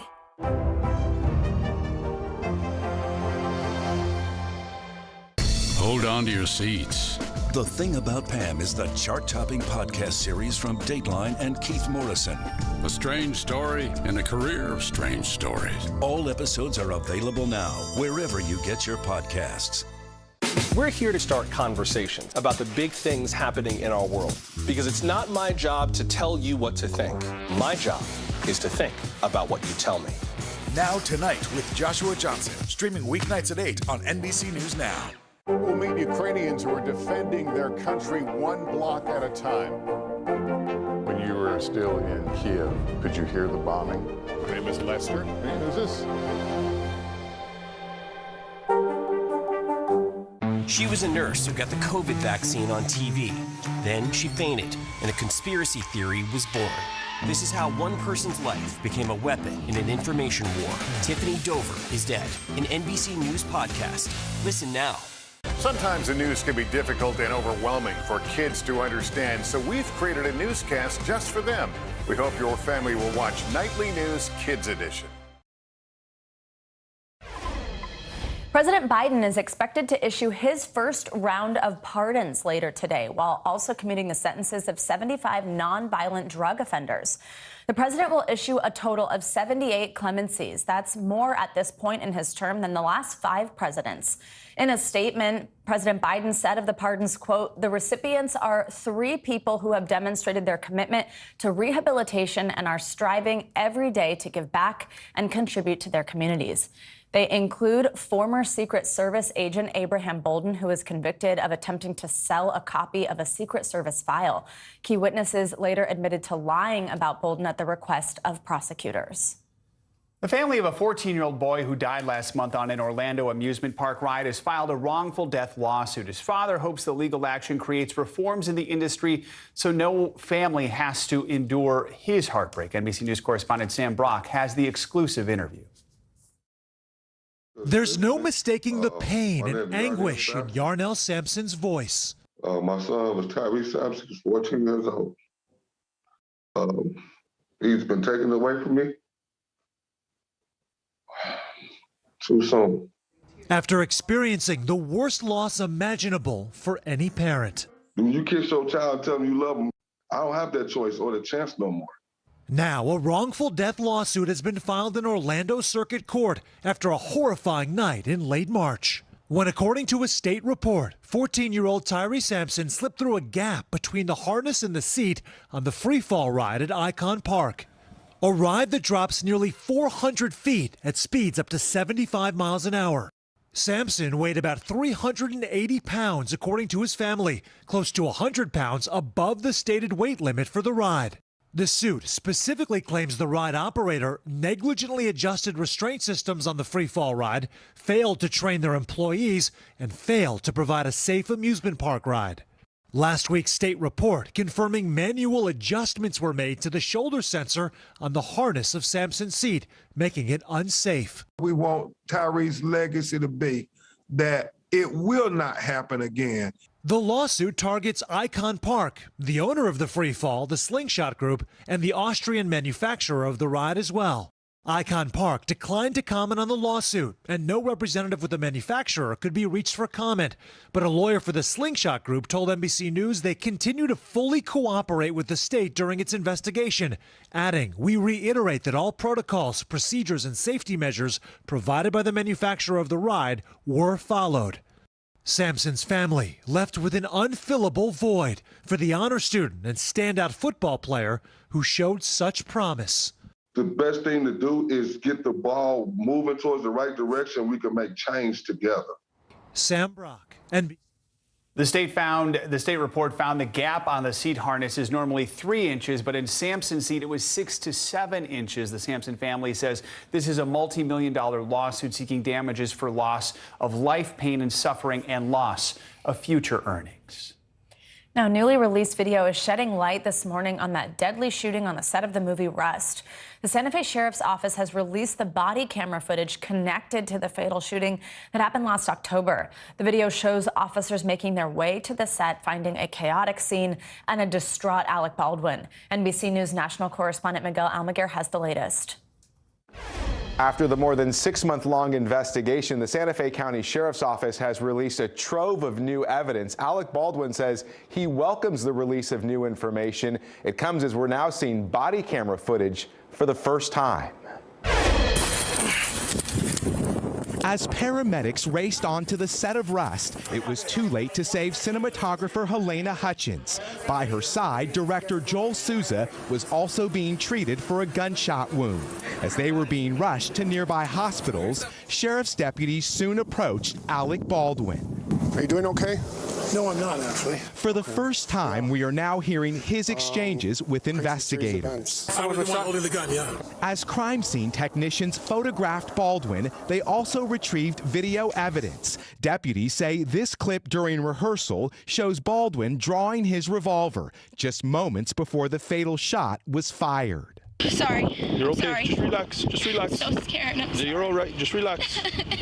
A flustered Hannah Gutierrez-Reed, the armorer in charge of all weapons on the set, seems to be surprised when she's told Baldwin was holding the gun.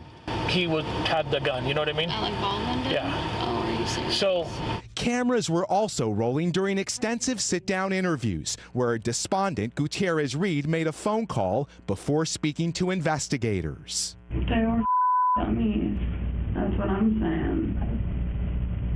I checked them, they rattled.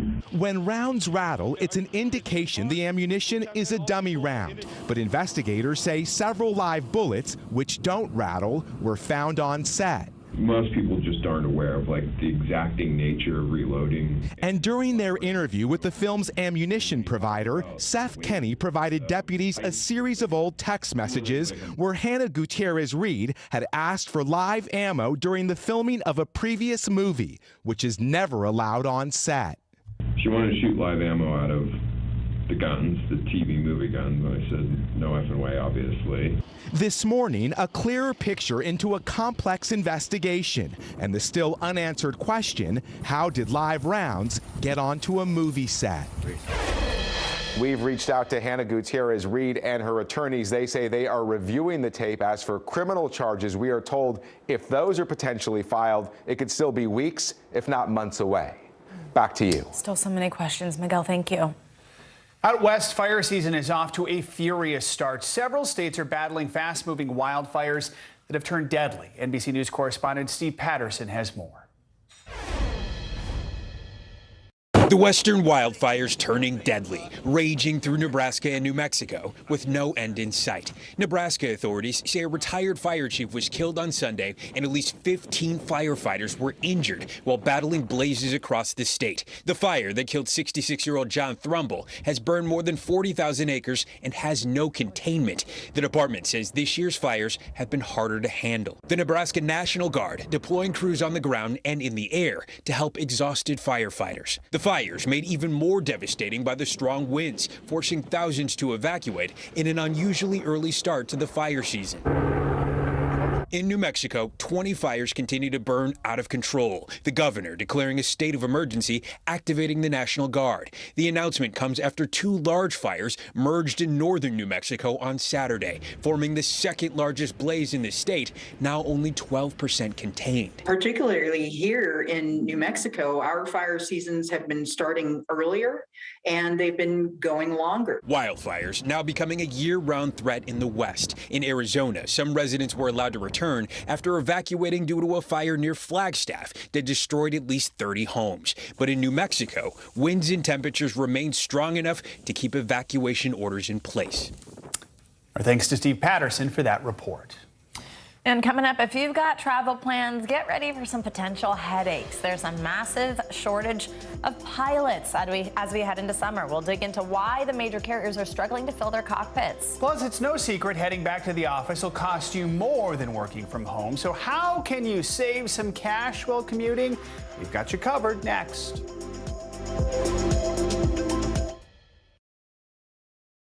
News is happening now. Look at what's making headlines around the world. Whenever it happens, wherever you are, it's here now. She was a nurse who got the COVID vaccine on TV. Then she fainted, and a conspiracy theory was born. This is how one person's life became a weapon in an information war. Tiffany Dover is dead. An NBC News podcast. Listen now. To cover the news, you have to be in it. These are families trying to board those trains to Poland. I also want to get home. You'll get home. Every night, it's your news playlist. Top Story with Tom Llamas, weeknights at 7 on NBC News Now. We're here to start conversations about the big things happening in our world, because it's not my job to tell you what to think. My job is to think about what you tell me. Now Tonight with Joshua Johnson, streaming weeknights at 8 on NBC News Now. News is happening now. Look at what's making headlines around the world. Right now on Morning News Now. We're coming on the air with breaking news. And this is a significant moment. Whenever it happens, wherever you are, NBC News, streaming free now. Sometimes the news can be difficult and overwhelming for kids to understand, so we've created a newscast just for them. We hope your family will watch Nightly News Kids Edition. The fire has grown leaps and bounds. What you see behind me is typical. How you doing? Pretty bad.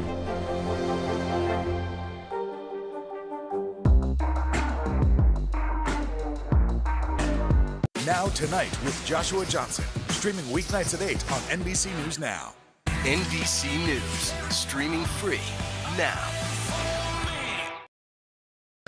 Welcome back. Wall Street is bracing for another white-knuckle day with some blockbuster earnings reports from big tech and a round of economic data that could swing the markets even more. CNBC's Silvana Henao is here with all your financial headlines. Hey, Silvana, good morning.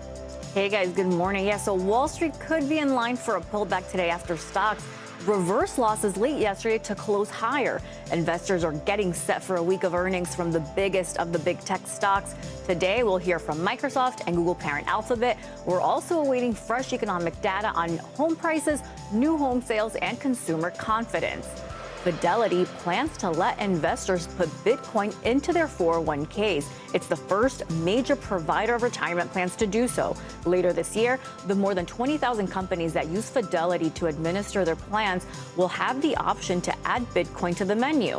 Under the plan, savers could allocate as much as 20% of their nest egg to Bitcoin.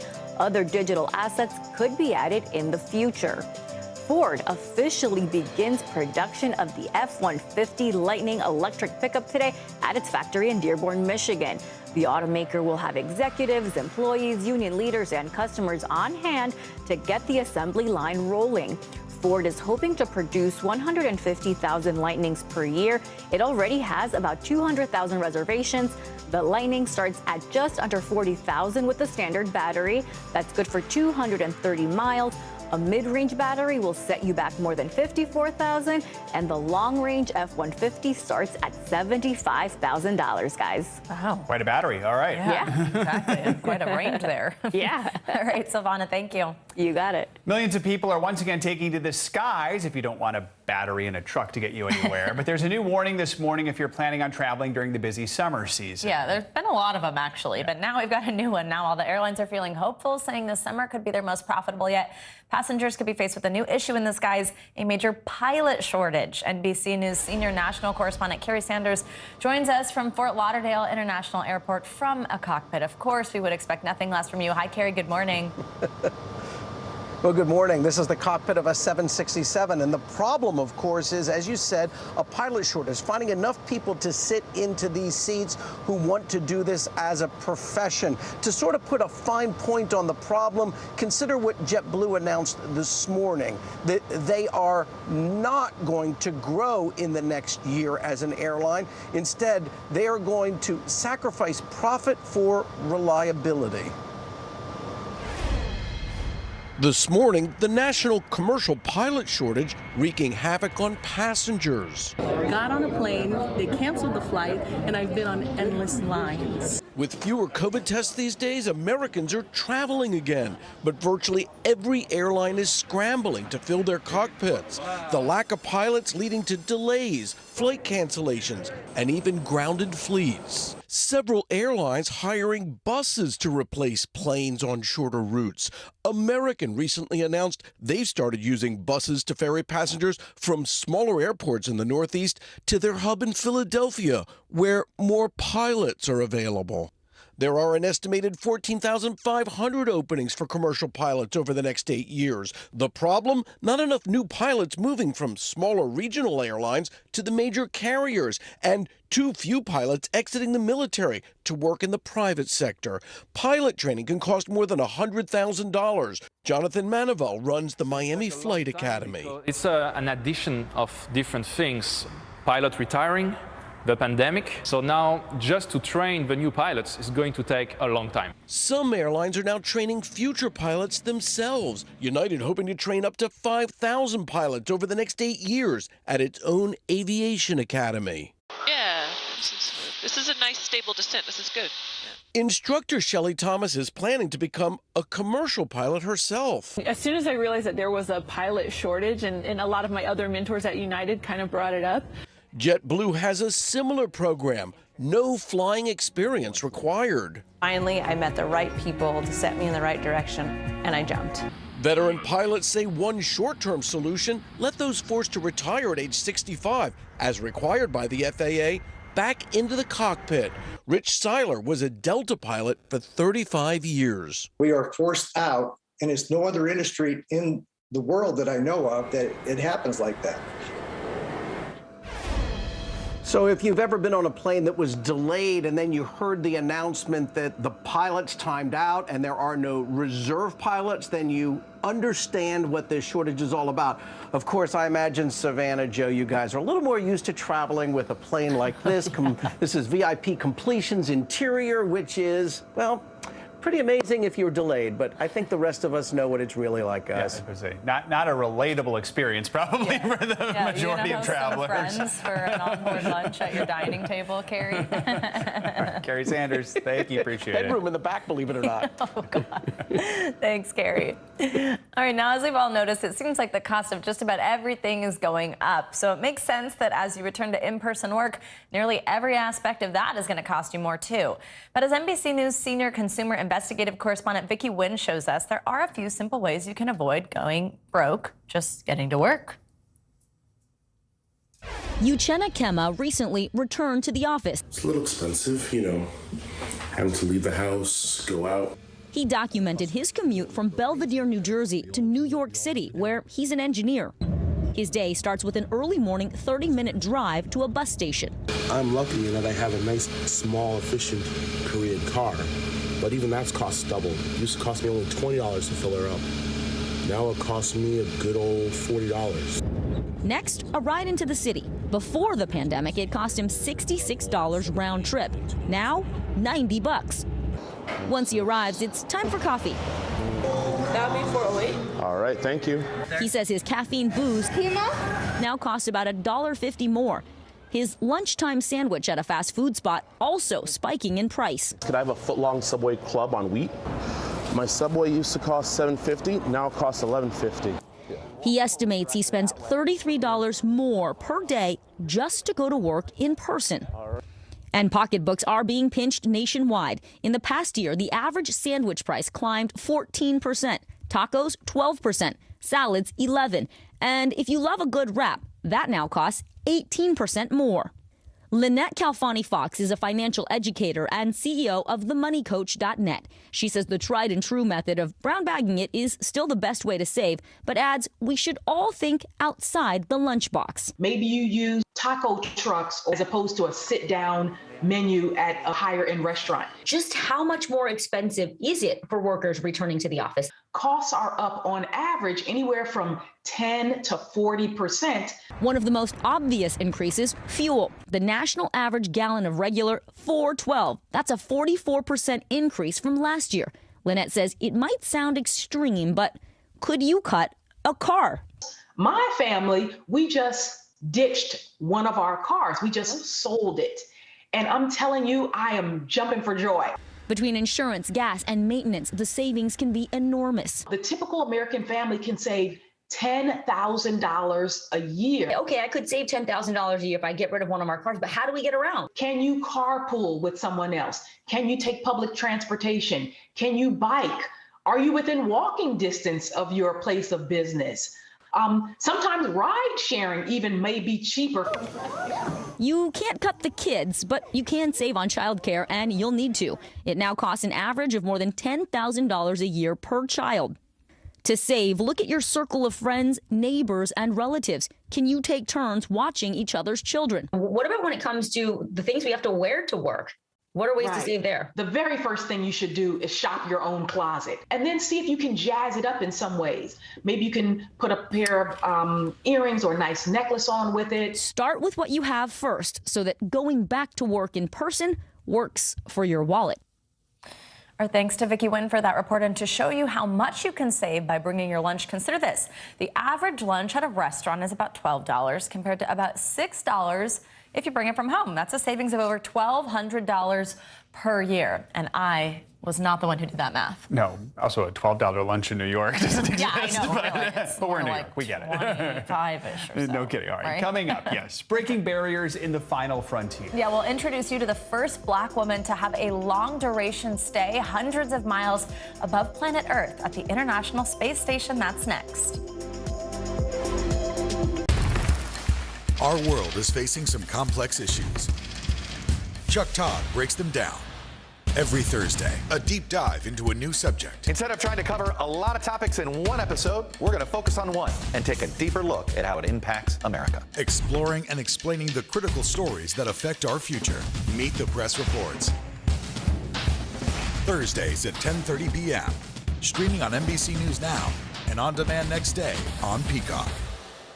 Right now on NBC News Now. Got all the angles covered tonight. You're watching NBC News Now. Here's what's happening. Look at what's making headlines around the world. We begin this hour with the military invasion that's currently unfolding. Right now, the attacks from Russia are coming in from every angle. Our NBC News crew heard explosions in the capital city of Kyiv. Live from Ukraine, where a fierce battle is raging on. We've heard a number of explosions. Russia is picking off Ukraine's military facilities one after another. This factory has gone from making kitchen pots to lethal items that'll ruin tires, ruin the bottom of the car. This is what it looks and feels like to try to escape Ukraine. I don't want to say goodbye. The battle for Congress and the fight for control of state housing. In our special County to County series, we're checking out key battlegrounds ahead of the midterms. We are talking elections in a battleground state. What does President Biden need to do tonight? He needs to speak to heads and hearts. A lot to break down, Chuck, so let's dive right in. Judge Ketanji Brown Jackson now elevated to the Supreme Court. Let's zoom out a bit to our changing climate. What do we think that the new normal is going to be? We have some stunning new findings about COVID-19. This new variant is more contagious. Have you seen a demand for mental health services increase among Latinos? The people of the Chamizal neighborhood aren't the only ones experiencing what they call environmental injustice. We're here to try to start conversation. A lot to talk about as we continue our rolling coverage. We're coming on the air with the news NBC Scoop. Bringing the news to you is not only a job, it's an honor. Welcome back. A couple who live next to a golf course have won a nearly $5 million settlement after their property was hit by more than 600 balls in 4 years. The Massachusetts couple suffered multiple broken windows caused by those golf balls blasted by players seeking a shortcut to the 15th hole. Their lawyer told NBC News they thought they were buying golf course view property, and what they ended up buying was a golf course in play property. The Indian Pond Country Club has moved the start of the offending hole, but plans to appeal the court's decision. I don't know, I feel like it kind of comes with the territory on a golf course, but that sounds scary to be near the windows inside. Yeah, that seems like a little much. You know what they say about real estate: location, location, location. 15th hole, not a good one. All right, well, hopefully they find a new place. Yes. All right, thank you, Savannah. Now, Jessica Watkins is going to make history tomorrow as the first black woman to complete an extended mission to the International Space Station. She sat down with NBC Nightly News anchor Lester Holt to talk about the barriers she's breaking. This week's planned SpaceX launch to the International Space Station will carry a real rock star on board, a geologist whose long-endurance space mission will break some inspiring new ground. Jessica Watkins has always been intrigued about the makeup of different planets. The geologist considers herself a rock detective. Watkins, who was a NASA intern on 2 Mars lander missions, likens rock research to putting together pieces of a puzzle. But she has always had bigger aspirations. Did you ever think you'd be sitting here wearing that uniform with a mission on your schedule? I certainly always really enjoyed all of my internships and the exposure that I got with NASA, and dreamed of just being a part of the NASA team. To be able to do so in this role, in this way, is just super exciting.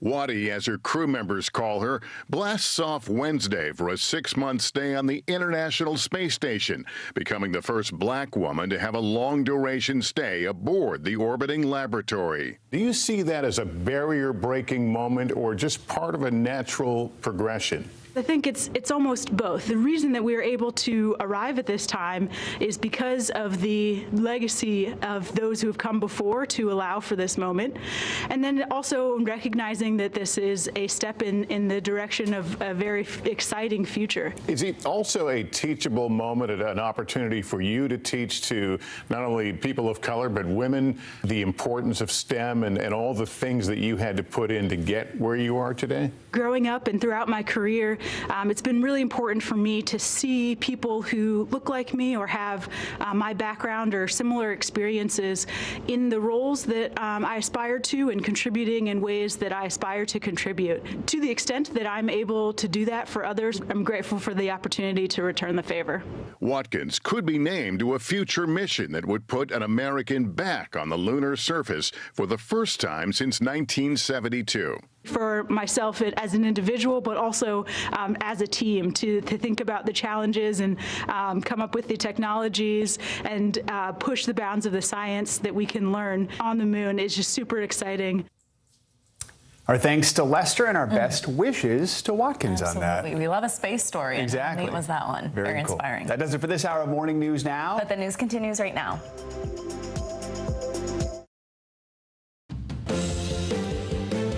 Right now on NBC News Now, protecting children. The FDA approving a new COVID treatment for kids as young as a month old. What parents need to know about just how soon it could become available.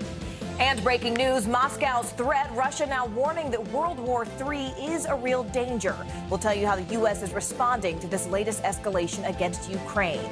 Plus, in contempt, a New York judge says that former President Donald Trump is not cooperating with the state investigation, how much it's costing him next. And future tense, Twitter's board accepting an offer from Elon Musk to buy the company and make it private. What this all means for you and the Twitterverse.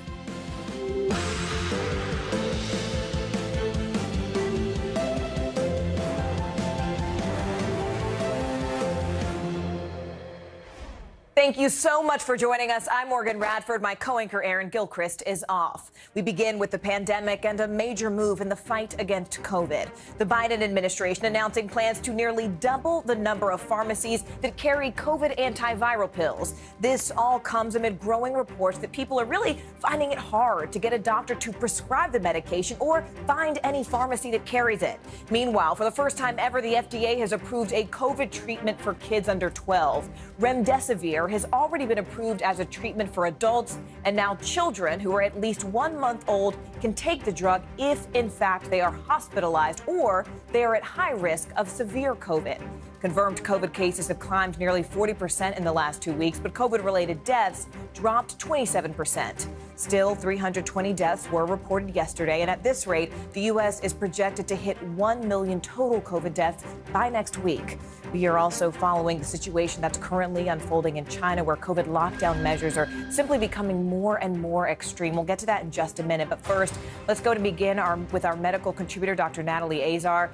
Dr. Azar, let's start with this new treatment drug for kids. I mean, this is what a lot of people have been waiting on. What should parents know as they consider whether or not to give that to their own children?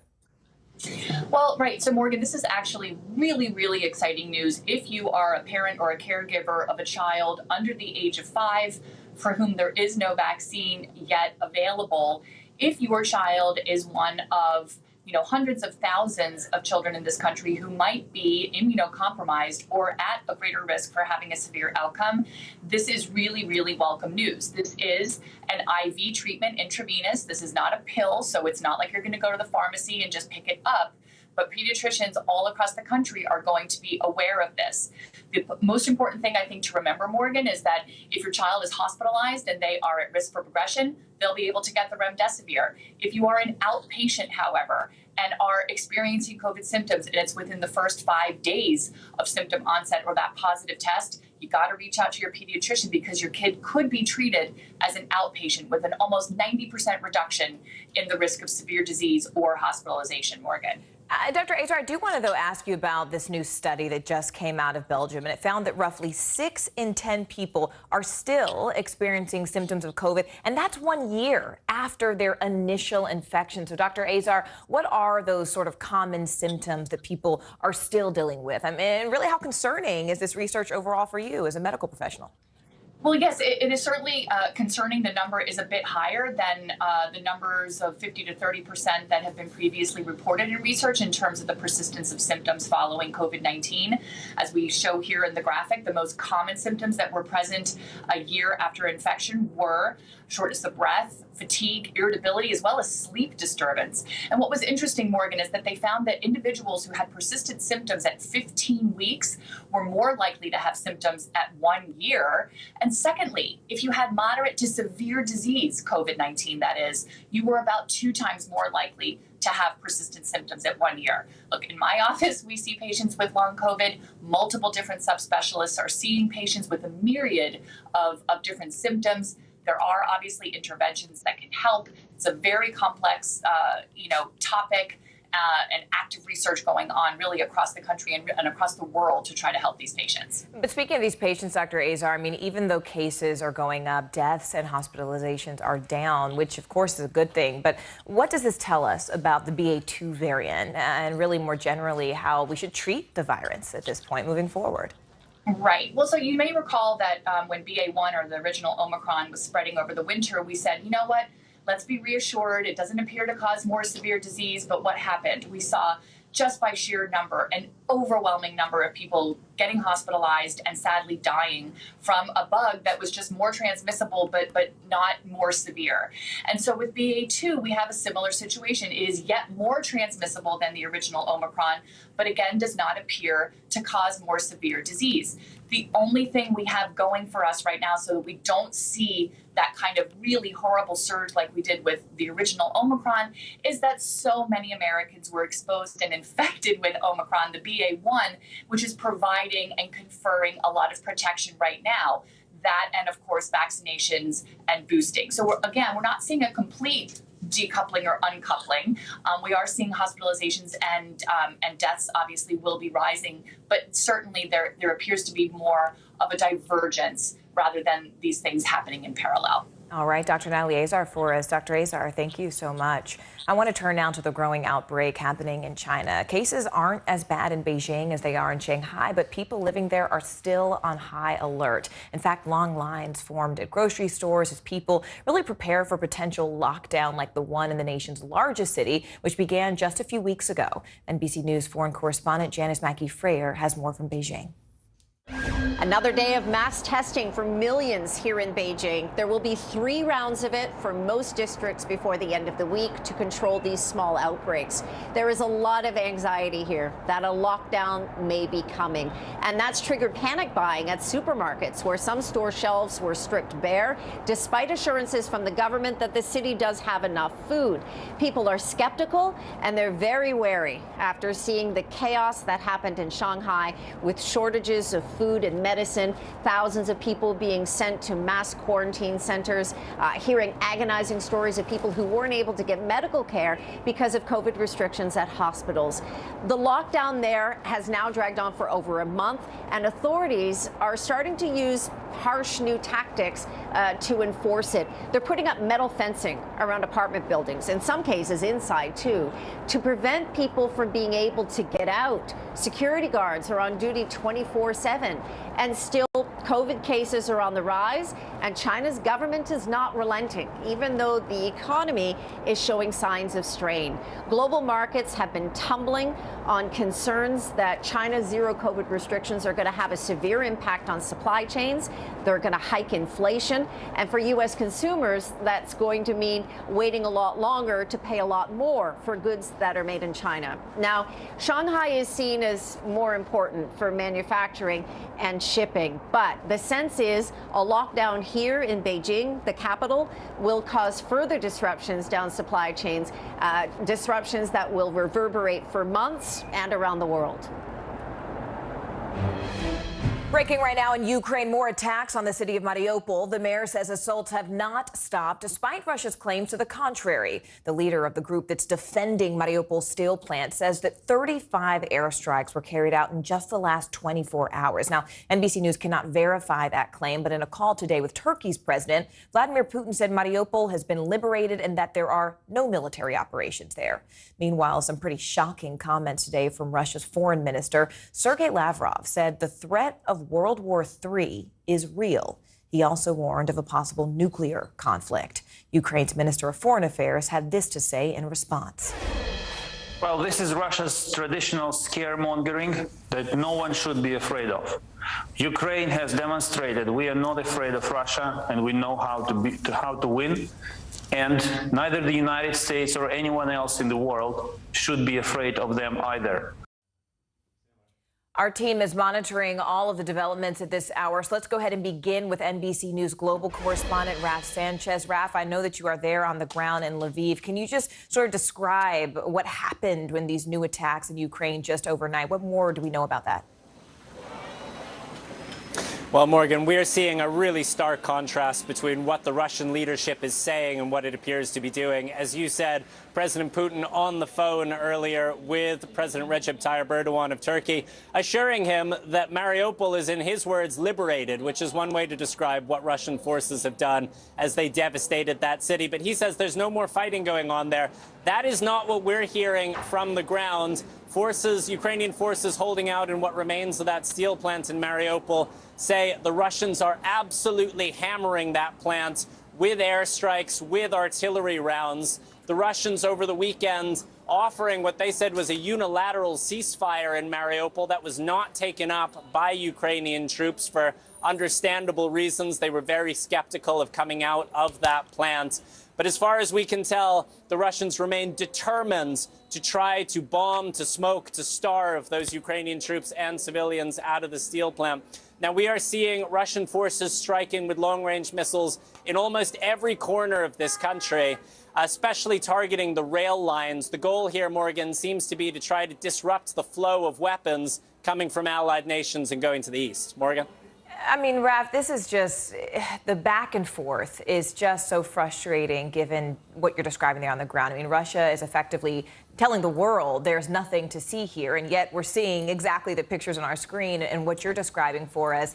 Dan, I want to bring you in here. I know you're there in D.C. for us. What are we hearing more today about this weekend's trip by top U.S. officials? I mean, this was the highest level U.S. officials to go to Ukraine since that invasion began. What more details do we know specifically from Secretary of State Antony Blinken? I think it was very interesting that Secretary Blinken said that Russia has already failed in its invasion.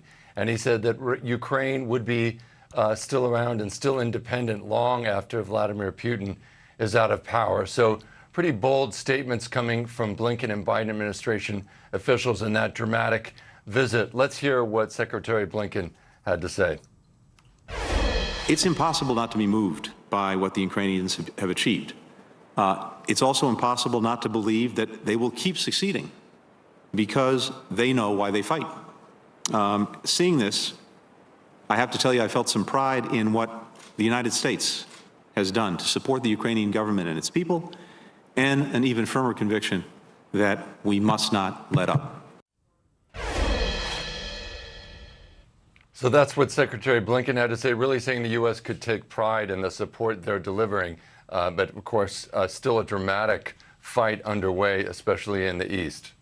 And Dan, I mean, this is a big statement. Sergei Lavrov saying that World War III is a real possibility. And military leaders from NATO allies met today in Germany, and this, of course, is all happening at the same time. So what do we know about those talks? I think those talks are significant. You have more than 40 countries, not just NATO members, meeting in Germany to talk about how they can provide yet more support and more weapons to Ukraine. And the real high items on the agenda now are these heavier weapons, more artillery, armored vehicles, tanks, which Ukraine really needs now in that open terrain in the east. And then you have a really interesting shift in Germany where they're now talking about sending armored anti-aircraft vehicles, something they were not willing to do very recently. Here's what Secretary of Defense Austin had to say. So I'd like this whole group today to leave with a common and transparent understanding of Ukraine's near-term security requirements, because we're going to keep moving heaven and earth so that we can meet them. I know that we're all determined to do everything we can to meet Ukraine's needs as the fight evolves. So really a crucial meeting, because the Ukrainians are saying they still need more weapons, given the level and the scale of the fight they're facing.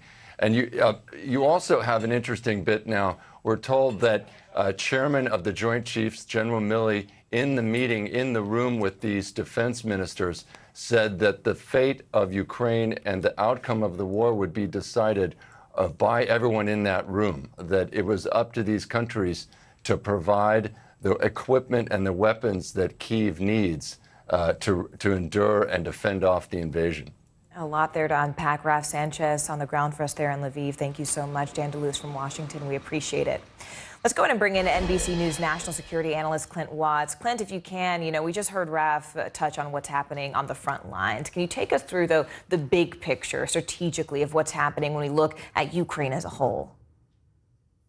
So I think the overall message is repositioning and resupply. If you were to look at the Russian movements, they're essentially taking that combat power, essentially, that they had used to go after Kyiv and reposition it over to the east.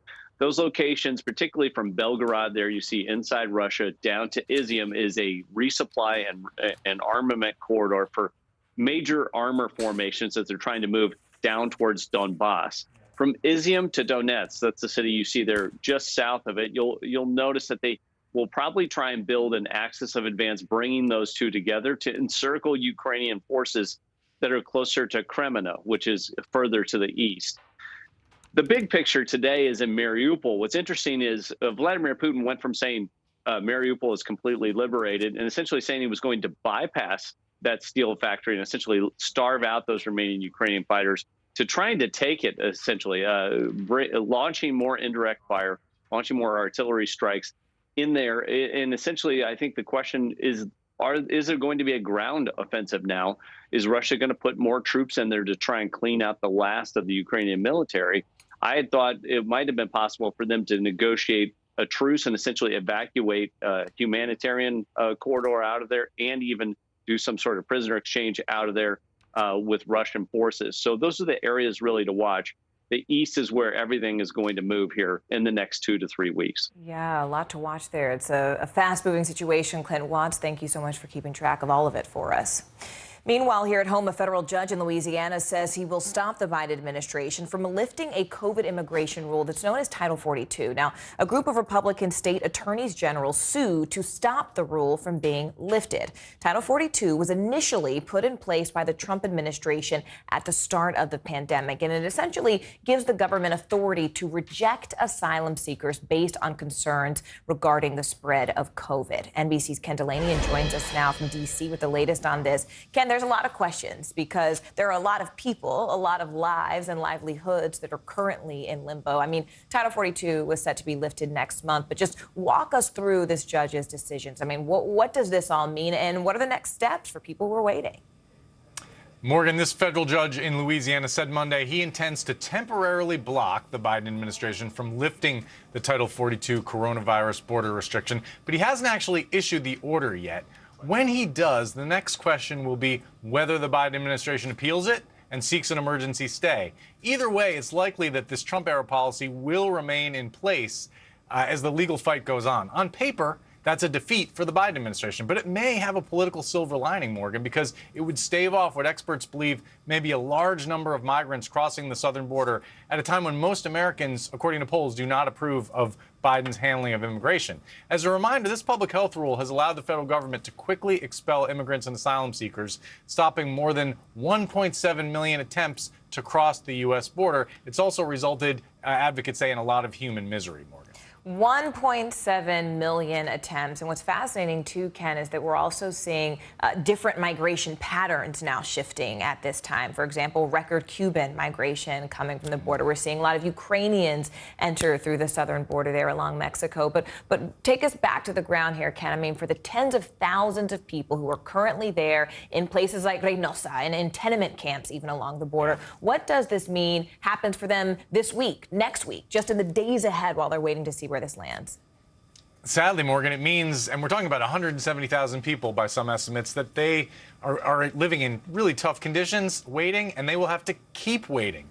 Although keep in mind, Morgan, that experts say many, if not most of these people probably aren't entitled to enter the United States legally. The big question is how the Biden administration and local communities will grapple with what is expected to be a huge surge of migrants trying to cross the border when this policy eventually is lifted, because it will have to be lifted at some point. The mayor of McAllen, Texas, told our colleague Julia Ainsley that this will be a logistical nightmare, and the Biden administration says it doesn't have the funds to deal with it. Julia has reported there's a shortfall of hundreds of millions of dollars, and this really underscores, Morgan, that neither political party seems to have an answer to the vexing question of how to deal with this huge number of migrants from Central America and other places trying to cross the southern border. And yet a lot of voters are going to be asking for direct answers, especially with those midterms right around the corner and this being such a big topic. Ken Delaney for us there from D.C. We appreciate you, Ken. Staying in D.C., former President Donald Trump now facing major fines for refusing to comply in the civil investigation into his company's finances here in New York State. A federal judge found Trump in contempt of court for refusing to hand over key tax documents and ordered Trump to pay $10,000 per day until he hands over the documents. NBC News correspondent for investigations Tom Winter joins us now. Tom, okay, 10 grand a day. Help us unpack this. We know that the lawyers for the former president say that they've already handed over 750,000 documents in this investigation. So what does the New York Attorney General still need to see? Right. So the New York Attorney General, Morgan, argues that they haven't seen documents they think exist in perhaps personal file cabinets that belong to the president or file cabinets that belong to him that might be at the Trump organization. So these are really the president's personal effects. It's not something that is contained within the broader Trump organization, and specifically Post-it notes. Now, we've seen numerous pictures over the years, as you know, where the president will print out a document, write a Post-it note. This is before he was the president, when he was working at his company, write out Post-it notes and put on there, specific directions or his thoughts on certain things. And so those are the types of things that they're looking for, as well as 2 old cell phones, again, all prior to him becoming president of the United States. And Tom, Trump's lawyers say that they intend to sort of challenge this ruling, but what else are we hearing from them? I mean, where else are they saying they're going to go at this point? What else can they do? Right. So they can appeal this decision, and they have said that they're going to. I think the key thing for them is to be able to get a stay pending the appeal. Basically, that's going to be the appellate court saying, everybody time out here. Don't send any checks. Stop the meter. We are going to take a look at this issue. And in the meantime, the president doesn't need, or the former president, I should say, doesn't need to pay anything until we've made a decision on this. That's assuredly what Trump's attorneys are going to do when they file that paperwork. They haven't filed it. I just checked the docket a little while ago. They haven't filed it yet, but we expect them to do that in the coming day or days. But that's what we anticipate to have happen. At that point, the appellate court could overrule what was decided. They could agree with it and then impose any other particular penalty. So that's what we expect going forward, Morgan. We're just going to have to wait and see. All right, Tom Winter, the best in the biz at helping us understand what all of this means. Thank you so much, Tom. We appreciate it. Thanks. You got it.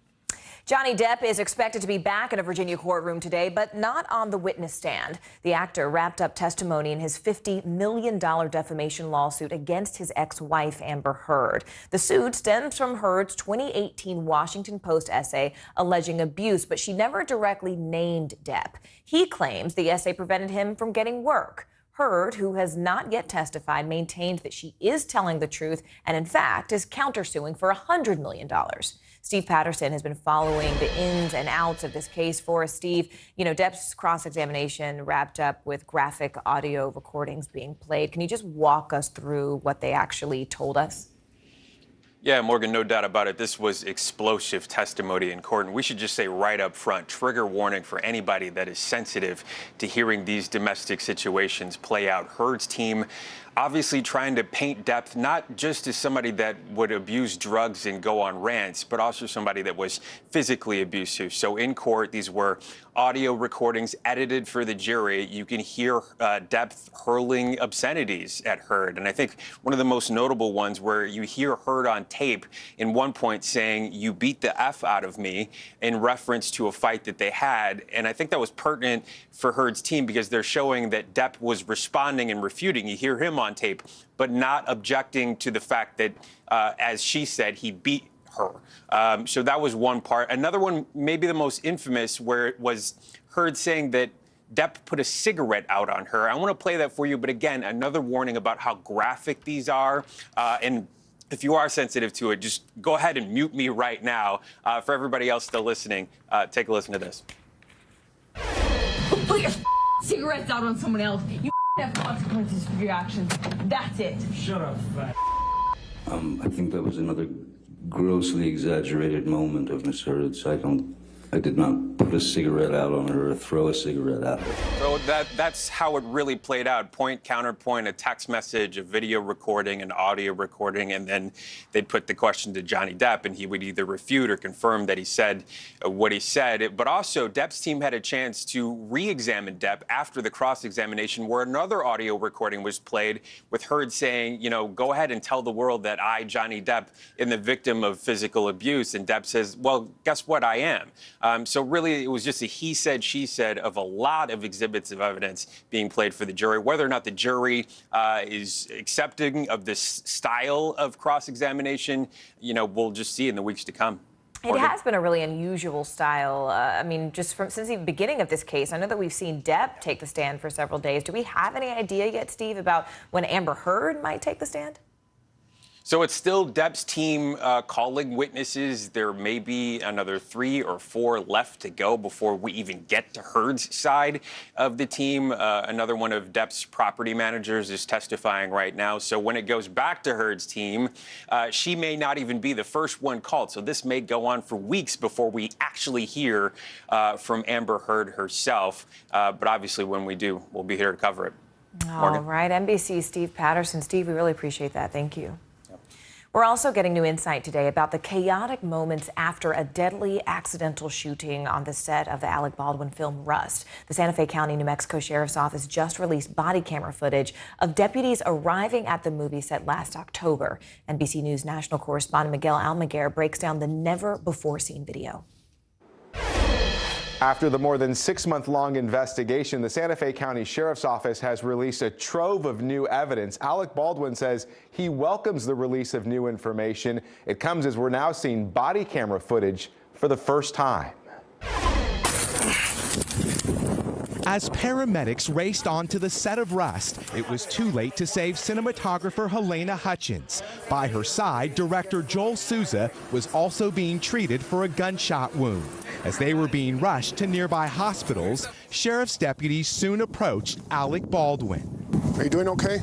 No, I'm not, actually. For the first time, we are now hearing his exchanges with investigators. I was the one holding the gun, yeah. As crime scene technicians photographed Baldwin, they also retrieved video evidence. Deputies say this clip during rehearsal shows Baldwin drawing his revolver just moments before the fatal shot was fired. Sorry. You're okay. Sorry. Just relax. Just relax. I'm so scared. You're all right. Just relax. A flustered Hannah Gutierrez-Reed, the armorer in charge of all weapons on the set, seems to be surprised when she's told Baldwin was holding the gun. He had the gun, you know what I mean? Alec Baldwin did? Yeah. Oh, are you serious? So cameras were also rolling during extensive sit-down interviews where a despondent Gutierrez-Reed made a phone call before speaking to investigators. They were dummies. That's what I'm saying. I checked them, they rattled. When rounds rattle, it's an indication the ammunition is a dummy round. But investigators say several live bullets, which don't rattle, were found on set. Most people just aren't aware of the exacting nature of reloading. And during their interview with the film's ammunition provider, Seth Kenny provided deputies a series of old text messages where Hannah Gutierrez-Reed had asked for live ammo during the filming of a previous movie, which is never allowed on set. She wanted to shoot live ammo out of the guns, the TV movie guns, and I said, no effing way, obviously. This morning, a clearer picture into a complex investigation and the still unanswered question, how did live rounds get onto a movie set? We've reached out to Hannah Gutierrez-Reed and her attorneys. They say they are reviewing the tape. As for criminal charges, we are told if those are potentially filed, it could still be weeks, if not months away. Back to you. On the brink of World War III. Still ahead, Russia's ominous warning to the West about nuclear war. Stay with us. To cover the news, you have to be in it. This is how so many towns and cities are protecting themselves. You can actually see they're pushing the gates open every night. It's your news playlist. Top Story with Tom Llamas. Weeknights at 7 on NBC News Now. News is happening now. Look at what's making headlines around the world. We're coming on the air with breaking news. This is a significant moment. Whenever it happens, wherever you are, NBC News, streaming free now. She was a nurse who got the COVID vaccine on TV. Then she fainted, and a conspiracy theory was born. This is how one person's life became a weapon in an information war. Tiffany Dover is dead. An NBC News podcast. Listen now.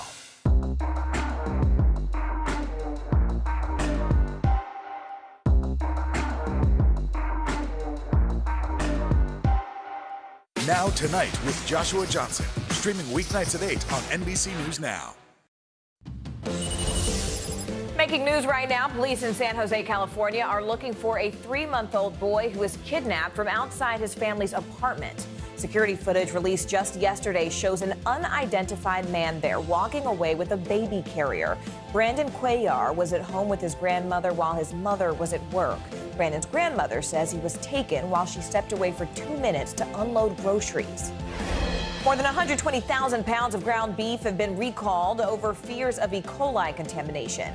The U.S. Department of Agriculture announced the recall just yesterday, and here's what you need to know. So the ground beef was produced between February 1st and April 8th, and it all has the code EST 46841 on the USDA inspection mark.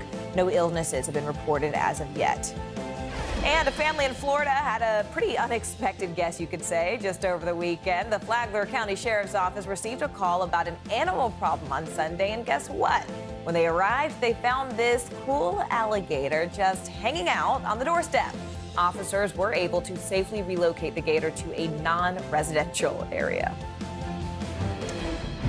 Bottom of the hour now, and here are the latest headlines on the war in Ukraine. A new ominous warning coming out of Moscow. Russian Foreign Minister Sergei Lavrov says the risk of nuclear war is real. Ukraine's Foreign Affairs Minister responded in a tweet saying such talk only means Moscow senses defeat in Ukraine. The conflict's humanitarian toll, meanwhile, is looming even larger. The United Nations Refugee Agency says it expects 8.3 million refugees to escape Ukraine by the end of the year. Now, while talks are happening right now from Moscow to Germany regarding this very conflict, on the battlefield, Russia has stepped up attacks in the east and in the south, and those attacks remain front and center. So we begin our coverage this half hour with NBC News foreign correspondent Matt Bradley, who's in southeastern Ukraine. Yes, we are once again seeing a flurry of diplomacy. This time, Secretary General Guterres is in Moscow speaking to top leaders of the Russian government, trying to find an end to this war, as well as we're seeing a meeting of NATO allies and some partners who are outside of NATO in Germany, also trying to express solidarity for the Ukrainians. You know, we've been seeing diplomacy from well before the fighting began, and so far, none of it has been successful in satisfying Vladimir Putin or Russia and ending the conflict, which is why there really is just no optimism at all about this latest round of diplomatic talks. All this comes as Russia continues its bombardment throughout the country. We saw yesterday attacks on major railway installations throughout the country. This was a message being sent to those two U.S. cabinet officials that were visiting President Vladimir Zelensky in Kyiv. It's also saying that the U.S. and other allies of America and people who are allied with Ukraine should stop sending weapons. This is a message that the Russians have been saying over and over again. Should halt deliveries of weapons, which are being delivered, for the most part, by rail. Now, just this morning, my team and I, we were in this hotel here in Zaporizhia. We were awoken by the sound of 3 explosions here in the eastern part of Ukraine. Just the latest of the aerial bombardments that have been going on here in preparation, tenderizing the ground for what is supposed to be a major assault on the eastern part of the country. So far, Russian gains on the ground have been modest at best, and there's no indication that the full heart of this assault that everybody's expecting in the eastern part of the country has even really begun. Matt Bradley, NBC News, Zaporizhia, Ukraine. Joining us now is Michael Bosserque in Lviv, Ukraine. He's a global affairs analyst and senior fellow at the Atlantic Council. Michael, first off, thank you so much for joining us. And can you just give us your perspective on what you're seeing and hearing on the ground in Lviv right now? Yeah, sure. Thanks for having me. Well, it's not looking good from here. I mean, this is clearly turning into very quickly from a war that began between Russia invading Ukraine, so Ukraine-Russia war, into basically Russia with Ukraine in between, fighting off of NATO's eastern flank. The words by Russian Foreign Minister Lavrov today saying that, this could turn into a nuclear confrontation are absolutely chilling. And quickly, Morgan, I mean, if I were the head of Moldova or if I was the head of Poland or any of the neighboring states, it would be tough to sleep tonight because it does now appear more and more that Russia is going for whatever it can right now. It's a very chilling day in that regard. You say chilling, and I think we all had the same feeling when we heard, Sergei Lavrov basically say that World War III, that possibility is a real one. Why, though, do you think, Michael, that Moscow is shifting towards this type of rhetoric now? I mean, why in this moment are we seeing them sort of up the ante? Sure. Well, I don't think the sanctions have restrained Moscow very much. And then secondly, you have a leader, Vladimir Putin, who has a huge ego, who I think isn't thinking straight right now. And I don't think he feels he has much to lose at the moment. And, it's a huge risk. And also even on the part of Ukraine, the way Ukrainians feel is that, again, they're fighting a proxy war, being armed to the teeth by the West. And I think the West expectation now is for Ukraine to pretty much on their own fight off Russia, finish the armed forces off as much as they can. So it's a very, very risky gamble. But of course, we all hope Ukraine can succeed in its mission to push the Russian forces out of Ukraine. We've talked a lot about sort of the military strategy and the pushback, but what about diplomacy? I mean, the UN Secretary General is meeting with Russian leaders in Moscow today, and that's before heading to Ukraine later on this week. So do you think that there is still potential for a diplomatic resolution? I'd like to think so, but look, that trip by Secretary Guterres is very, very risky.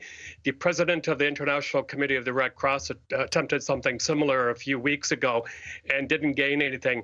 And look, even if the UN Secretary General does succeed in getting the Russians to agree, they're infamous for not keeping their promises, especially when it comes to those humanitarian corridors. And quickly, Morgan, I can tell you even here in Lviv, where, we haven't, thank God, been struck, at least in the past few days, the amount of air raid siren alarms going off on a daily basis is, again, causing a lot of anxiety and makes it very difficult for people to do their business, do their Easter celebrations, get on with family stuff. So it's very, very difficult here as well, even though there's no military operations at the moment. All right, Michael, I can't thank you enough for joining us, especially given the time difference there in Lviv where you are. Thank you so much. We appreciate your time. My pleasure. More fallout today from former President Donald Trump's false claims that the 2020 presidential election was stolen from him. A bipartisan group of senators is meeting today to change the 1887 Electoral Count Act, and it's basically an obscure election bill that became the focal point of President Trump's team's effort to overturn the 2020 election. Now, this all comes on the heels of a wave of election reforms where dozens of states enacted stricter legislation to boost voter confidence, they say. NBC News deputy political editor Ben Camisar is standing by. But first, I do want to go to senior national political reporter Sahil Kapoor, who joins us live from Capitol Hill. Sahil, what are the kinds of changes that these senators are looking at? What would that mean for voters, especially, in November? Morgan, this group in the Senate is meeting later this afternoon to continue their negotiations over crafting a package of election reforms aimed at preventing elections from being stolen in the future. One of the leaders of the group, Senator Susan Collins, a Republican from Maine, told me yesterday that they have already agreed on certain things, such as changes to the 1887 Electoral Count Act to clarify the role of the vice president.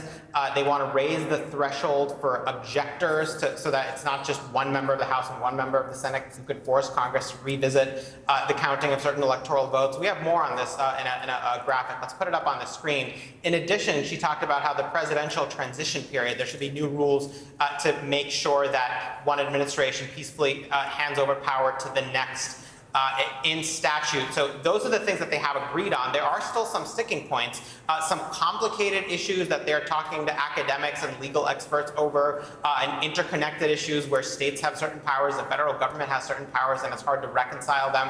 Republicans in the group, several of them, tell me that certain Democrats want to add voting rights provisions, including changes or reauthorizations, I should say, of the Voting Rights Act.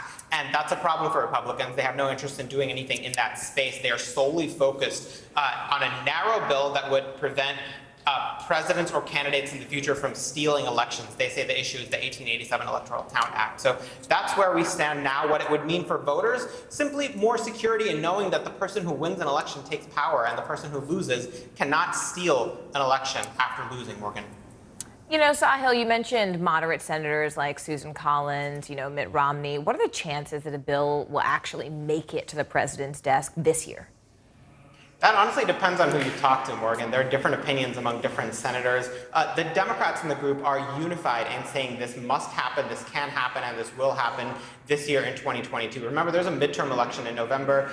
More likely than not, the House of Representatives at the very least will switch to Republican hands and be controlled by firm allies of Donald Trump. It's far from clear they will have any interest in engaging in negotiations on an effort on a package of this sort. So it needs to happen this year if it is to have any chance, according to the Democrats. And the Republicans largely say it can happen this year. They're a little bit less firm about the fact that it must. Senator Mitt Romney yesterday, when I asked him, he said you should ask others in the group that.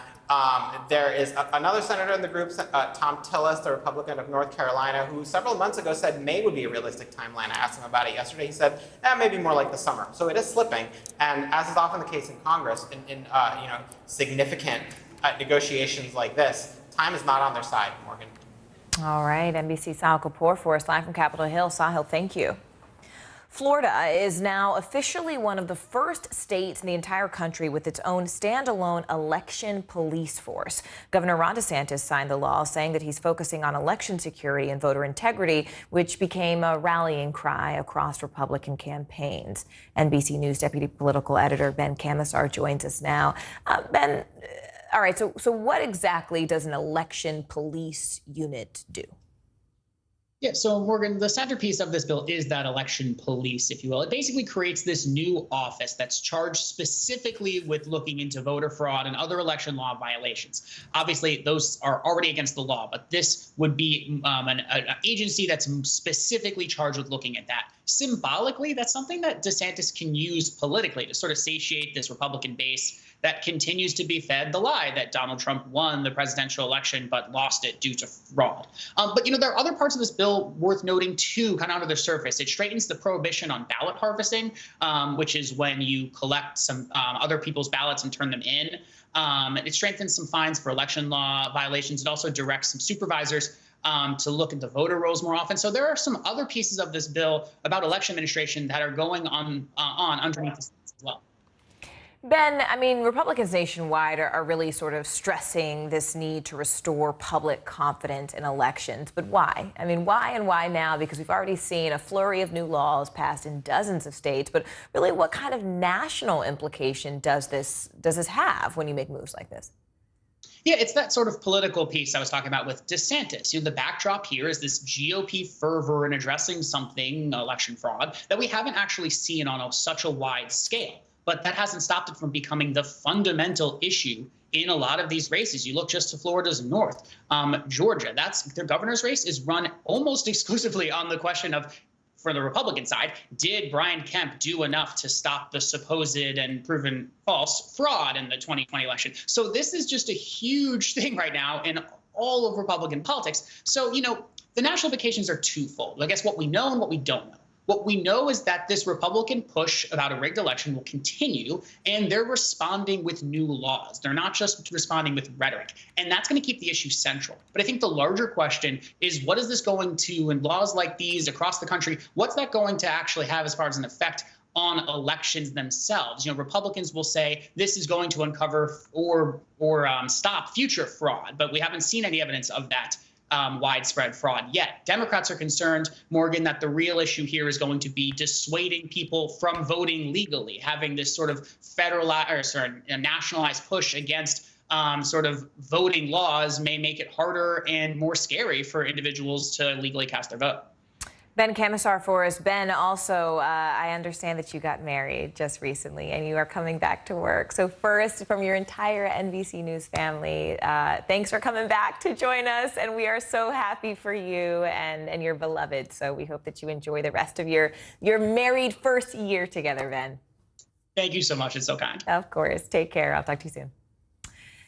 And a political showdown is brewing in Oregon between progressive state Democratic Party members and the more moderate National Party. The disagreement is over a recently redrawn congressional district in rural Oregon that's represented by incumbent Democrat Kurt Schrader, who's running for his 8th term and is backed by President Biden. But local Democratic chapters, however, have endorsed progressive candidate Jamie McLeod-Skinner. NBC News senior politics reporter Alex Seiswald joins us now and is here to break it all down for us. Alex, first, just tell us about the root of this showdown in Oregon's redrawn 5th district. What does it mean? Yeah, Morgan. So in some ways, this is a familiar story of a moderate Democrat running for re-election, facing a progressive primary challenger. We've seen that play out across the country. But what makes this really unusual is that the local Democratic Party organs, the county party chapters that cover about 90% of this district, have all lined up behind the challenger, Jamie McLeod-Skinner, and they are telling the National Party to back out. They sent a letter to the DCCC, that's the official campaign arm of House Democrats, saying, hey, we should decide who is going to be our nominee, not you guys in Washington. And it's an interesting question because it was complicated by redistricting. This district was heavily redrawn, and more than half of voters in this new district are new to the district. They haven't voted for Schrader in the past. So the local Democrats are saying hey, I know you guys in Washington typically back incumbents. That's what you do. But he's not really an incumbent because most of these voters didn't vote for him. So back out. And so you have an ideological fissure, and you also have a geographic fissure with the progressives and the locals on one side and the national, quote unquote, establishment on the other. I mean, how much support, though, does the progressive challenger actually have in this area? And are Democrats at all worried that they could lose the seat if they do nominate a progressive? Yeah, both really good questions. Obviously, the people backing McLeod Skinner will say she has lots of grassroots support. Schrader and his campaign kind of dismiss that the local counties have endorsed. They say, the people who are involved in those local parties are more progressive than your typical rank and file voters. They're not really representative of rank and file Democrats. And he has a lot more money behind him. But your second question about what will happen in November is a really important one, because this district leans only slightly Democratic. It is a competitive district. It's one that in a bad year for Democrats, which this is shaping up to be, really could be competitive. And so electability has been a big factor here with the national Democrats who are backing Schrader, the moderate. They're saying, look, he's the only guy with a proven track record to win in November. And the local Democrats backing the progressive, McLeod Skinner, say, no, she has deeper roots to the district. He's kind of lost touch. She's the only one who can win in November. So that will all be up for Oregon Democrats to decide on May 17th. All right, Alex Heiswald for us. Alex, thank you so much. And coming up, billionaire Elon Musk securing a Twitter takeover. Up next, the hurdles still standing in his way and what changes could soon be coming your way. We'll be right back. To cover the news, you have to be in it. These are families trying to board those trains to Poland. I also want to get home. You'll get home. Every night, it's your news playlist. Top Story with Tom Llamas, weeknights at 7 on NBC News Now. NBC News, streaming free now.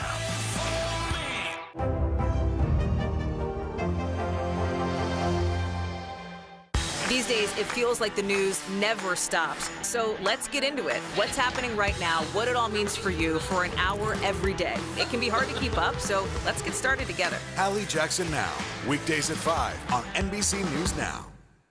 Top Story with Tom Llamas is your news playlist on NBC News Now. And now, you can listen to it as a podcast. Available anytime and anywhere. We'll meet Ukrainians who are defending their country one block at a time. When you were still in Kiev, could you hear the bombing? My name is Lester. Who's this? Hallie Jackson Now, weekdays at 5 on NBC News Now. Now Tonight with Joshua Johnson, streaming weeknights at 8 on NBC News Now. The fire has grown leaps and bounds. What you see behind me is typical. How you doing? Pretty bad. NBC News, streaming free now. All right, so the world's richest man is now the proud owner of one of the most powerful platforms on the planet. And as the news broke on Twitter itself, many people were left wondering what Elon Musk's takeover will mean for everyone. We're talking about employers, users, shareholders. NBC's Jolene Kent takes us inside those possible changes. Elon Musk has struck a deal to walk away as the owner of Twitter. He already runs Tesla and SpaceX, and he's adding Twitter to his mind-boggling portfolio. But news of the purchase has both supporters and critics concerned about Twitter's future and what it could mean for your Twitter feed. Elon Musk is taking over Twitter to the tune of $44 billion. After weeks of corporate wrangling, Twitter's board of directors accepting the billionaire's buyout offer in a unanimous vote. Musk, who has been one of Twitter's biggest critics, celebrating with rocket emojis, tweeting in part, "Free speech is the bedrock of a functioning democracy, and Twitter is the digital town square." If approved by regulators, Twitter will go private, and shareholders will earn over $54 in cash for each share of common stock. So what is Musk going to change in your Twitter feed? He says he plans to add new features, making the algorithms open source to increase trust, defeating the spam bots, and authenticating all humans. Well, I think it's very important for there to be an inclusive arena for free speech. Other ideas on the table, charging users a small subscription fee and adding an edit button for tweets. Some critics worry how Musk, who's faced his own backlash over controversial and offensive tweets, will handle Twitter's challenges with misinformation and toxic content. The ACLU raising concerns over a powerful central actor having so much control over the boundaries of our political speech online. Rival billionaire and Amazon founder Jeff Bezos also throwing shade at the deal, questioning whether China would gain more influence over Twitter due to Musk's other company, Tesla, doing so much business there. The Chinese government has banned Twitter since 2009. Musk burst onto the tech scene when he founded the company that would become PayPal, later selling it to eBay for $1.5 billion. He used those profits to start SpaceX and later Tesla. He's still the CEO of both companies. Musk ultimately could be taking on more than he believes, but it's Musk, and we all know he's going to go to the beat of a different drum. Musk, of course, has legions of supporters, including Twitter co-founder and former CEO Jack Dorsey. He says he believes Musk is the right person to take the company into the future. And another big question here, of course, what will Musk do about banned Twitter users like former President Donald Trump, who was suspended at the beginning of last year? Some believe Musk may reinstate those people in the name of what he calls free speech.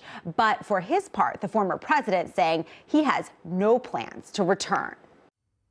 On the money this hour, it looks like a big bounce for the Dow isn't lasting very long. So CNBC's Dom Chu joins us now with a closer look. Dom, most of yesterday's 500-point gain wiped out. Why? What is happening?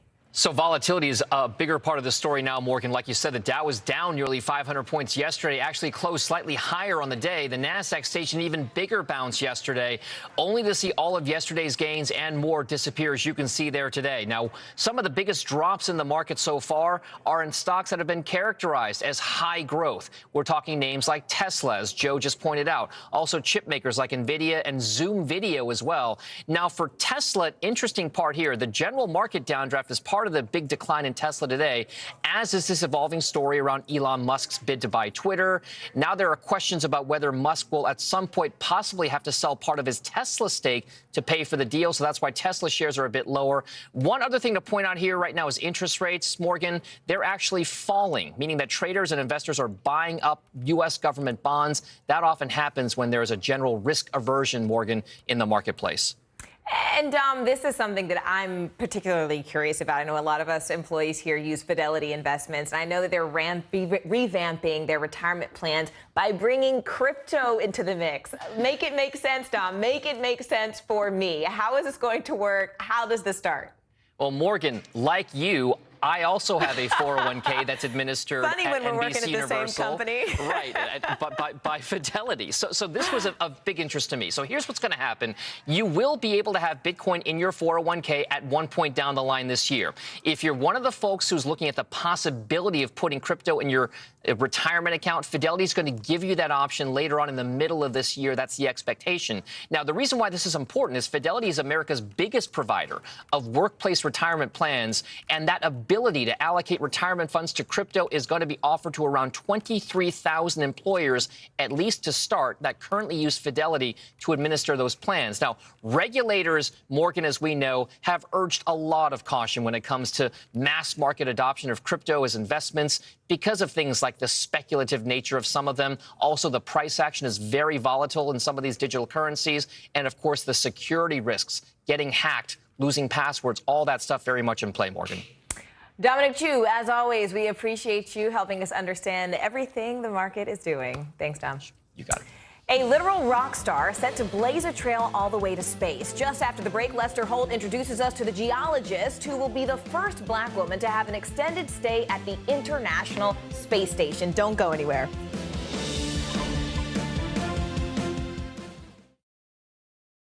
Top Story with Tom Llamas is your news playlist on NBC News Now.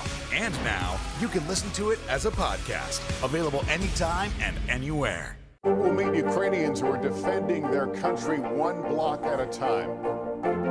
When you were still in Kiev, could you hear the bombing? My name is Lester. Who's this? To cover the news, you have to be in it. These are families trying to board those trains to Poland. I also want to get home. You'll get home. Every night, it's your news playlist. Top Story with Tom Llamas. Weeknights at 7 on NBC News Now. Hold on to your seats. The Thing About Pam is the chart-topping podcast series from Dateline and Keith Morrison. A strange story and a career of strange stories. All episodes are available now, wherever you get your podcasts. Hallie Jackson Now. Weekdays at 5 on NBC News Now. SpaceX is set to blast off again tomorrow morning, and this time a crew from NASA's Kennedy Space Center in Florida is heading to the International Space Station. Jessica Watkins, a rock star in more ways than one, will be on this mission, and she's a geologist and an astronaut and set to become the first Black woman to have a long-duration stay at the ISS. NBC Nightly News anchor Lester Holt sat down for a one-on-one interview with her to learn what this moment means. I understand you did several internships as a grad student at NASA. Did you ever think you'd be sitting here wearing that uniform with a mission on your schedule? Oh man, it is a true blessing and an honor to be in this position. I certainly always really enjoyed all of my internships and the exposure that I got with NASA, and dreamed of just being a part of the NASA mission, the NASA team, the NASA family, and to be able to do so in this role in this way is just super exciting. You're in a business where there's a pretty long wind-up from the time you're selected as a trainee until you actually get to go up. I think you started training and were selected in 2017. What has the anticipation been like to finally get your chance to strap into a rocket and go up? You know, we spend a lot of time preparing for this moment, and we spend a lot of time doing simulations and, for lack of a better term, kind of pretending to do the real thing.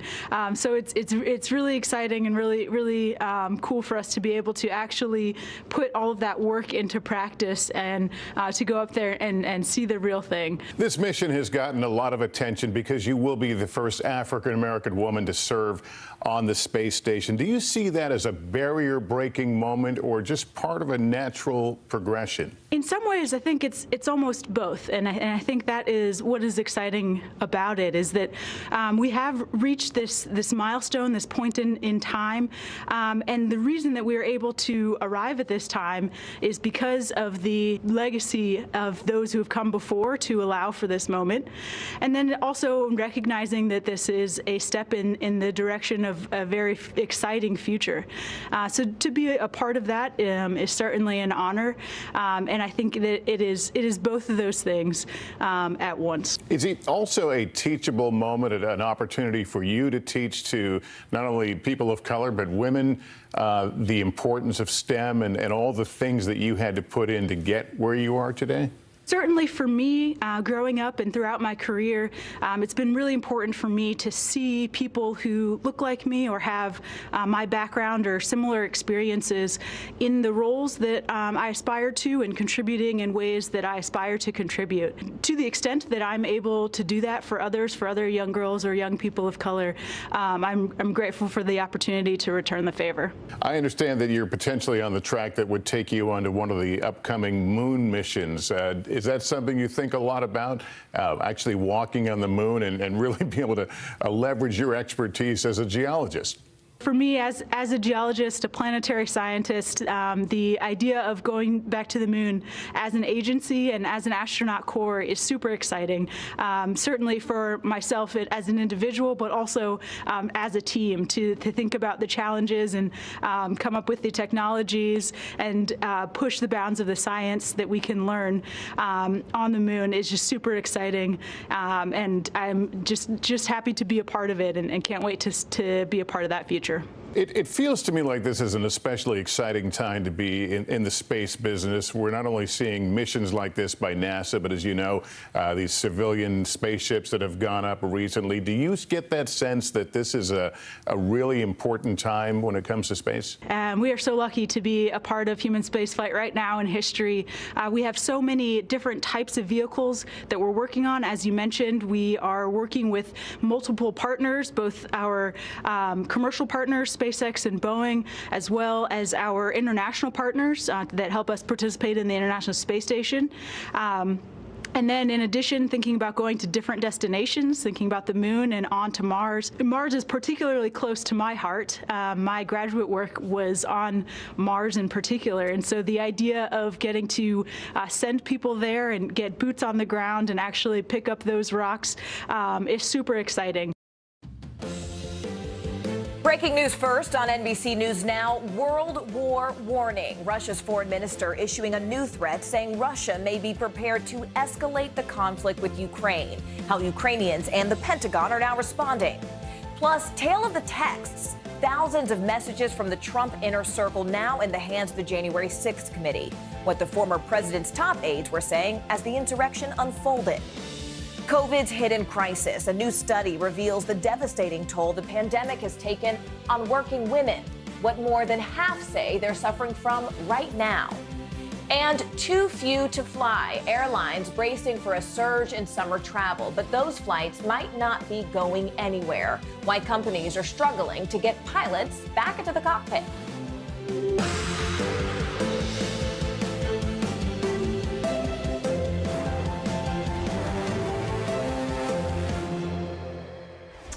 Hi there, everyone. Thank you so much for joining me. I'm Morgan Radford. My co-anchor Aaron Gilchrist is off. We begin this hour in northern Ukraine, where people are getting a new look at the aftermath of the Russian invasion. Now, these are the latest images coming out of Chernihiv, and the impact of the relentless shelling can be seen for miles all around. The UN Secretary General took his call for a ceasefire directly to Russian leadership today, and he said it needs to happen as quickly as possible. The U.S. and dozens of its allies met today in Germany to talk about the war. Secretary of Defense Lloyd Austin stressed the importance of helping Ukraine achieve its defense goals. Also this morning, Secretary Blinken had this to say to Congress about the trip. As we took the train across the border and rode westward into Ukraine, we saw mile after mile of Ukrainian countryside, territory that just a couple of months ago, the Russian government thought that it could seize in a matter of weeks. Today, firmly Ukraine's. All right, so we've got NBC's Ken Delanian, who is standing by with new reaction to that visit to Kyiv. But we also have the latest happening inside Ukraine right now. NBC News global correspondent Raf Sanchez is live for us in Lviv. Raf, you know, there have been a lot of reports, just a steady stream of information about new Russian attacks along the front line. But what do we know about that information thus far? Yeah, Morgan, that's right. The Russians continue to press along that enormous 300-mile front in the east of Ukraine as they focus what President Putin calls his special technical military operation on the Donbass. Now, the northern edge of that front is in Kharkiv. That is one of the cities that has suffered just the absolute worst bombardment over the course of this war. From the earliest days until today, Russians continuing to hit it with almost everything they've got. Yesterday, at least 4 civilians were killed there. That's according to a local official. That front stretching all the way through towns and cities of the Donbass down to Mariupol in the south.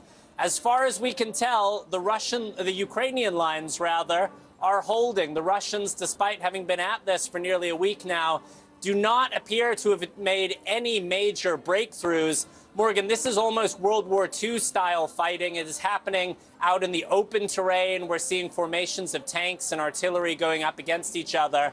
And one of the things the Ukrainians stressed to Secretary Blinken, to Secretary of Defense Austin, that they need most badly is artillery ammunition. And when the Secretary of Defense says he's trying to move heaven and earth to get the Ukrainians what they need, artillery is towards the top of that list. Now, you mentioned the UN Secretary General is in Moscow today. He is meeting with Vladimir Putin. He's appealing for a ceasefire there. Expectations, Morgan, not high in this country that he is going to be able to broker any kind of deal. He's appealed for one several times already at distance. He's now trying face-to-face with the Russian president. But there is no indication at this point that the Russians are seriously interested in the ceasefire. Morgan? Let's talk, though, about Mariupol in the south there, Raf. I mean, what are you hearing about what's happening there today, especially when we talk about that steel plant that's been protecting people? We're hearing a real disparity between what the Russians say is happening and what actually appears to be happening on the ground. Vladimir Putin was on the phone earlier with the Turkish president, Recep Tayyip Erdogan, and he said his forces had successfully liberated Mariupol. Now, you and I probably wouldn't use that word for a city that has just been devastated by Russian fire.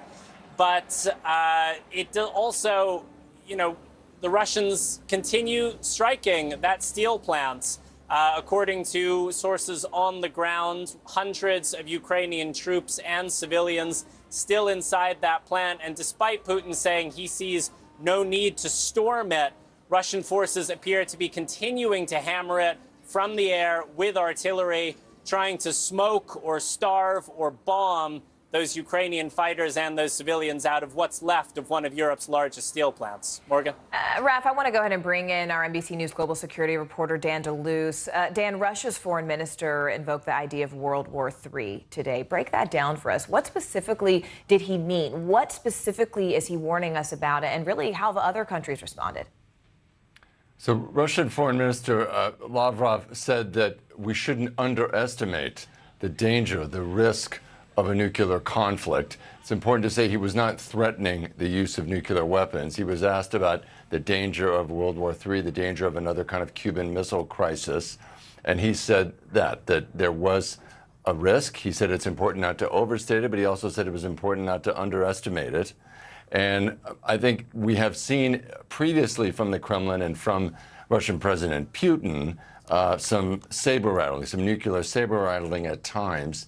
And the U.S. and Western governments have often interpreted that as really an attempt to intimidate, an attempt to threaten NATO and try to discourage the West from helping Ukraine and arming Ukraine. And they're saying they're not going to be intimidated. They will continue to support Ukraine in its fight for its sovereignty. So I think we're going to see these kinds of remarks, slightly provocative remarks, but this was less provocative, I would say, than what Putin has said in the past. Britain said that any reference to nuclear weapons was amounted to bravado, and they said that it was incredibly remote chance that Russia would actually think about using tactical nuclear weapons. So still a remote threat, but sobering even to hear the Russian foreign minister refer to it.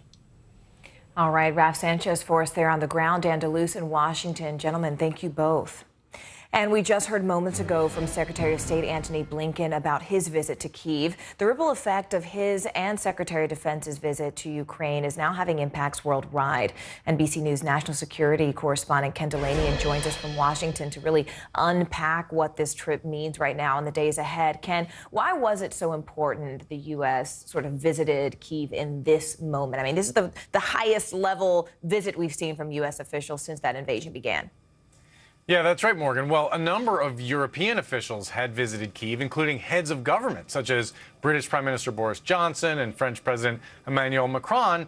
But President Biden has not visited, and it's not believed that he can because of security concerns. So the U.S. government wanted to send as senior a delegation as it could, given the security concerns and given the major role that the U.S. is playing in supporting the Ukrainians, Morgan. And Ken, I mean, is Ukraine satisfied that the U.S. is sort of doing everything that it can to help end this conflict? So Ukraine will never say that it's satisfied because Ukraine is fighting for its existence and watching its cities burn. And from the Ukrainian point of view, the U.S. and other powerful nations could, of course, be doing a lot more. But that said, Ukrainian officials repeatedly have expressed gratitude for what the U.S. and its allies have done and have said the cooperation and the support has been getting better. Take a listen to Andrei Yermak of the Ukrainian president's office. During this war, Ukrainians exactly understand who is the friends and who is not. And of course, United States, it's our friend. So a friend who's willing to send arms and to help with intelligence cooperation, but not send troops, Morgan. And Ken, just very quickly, I know that our NBC News team that you are a part of just reported some exclusive details about Russian planes being shot down. What can you tell us about that?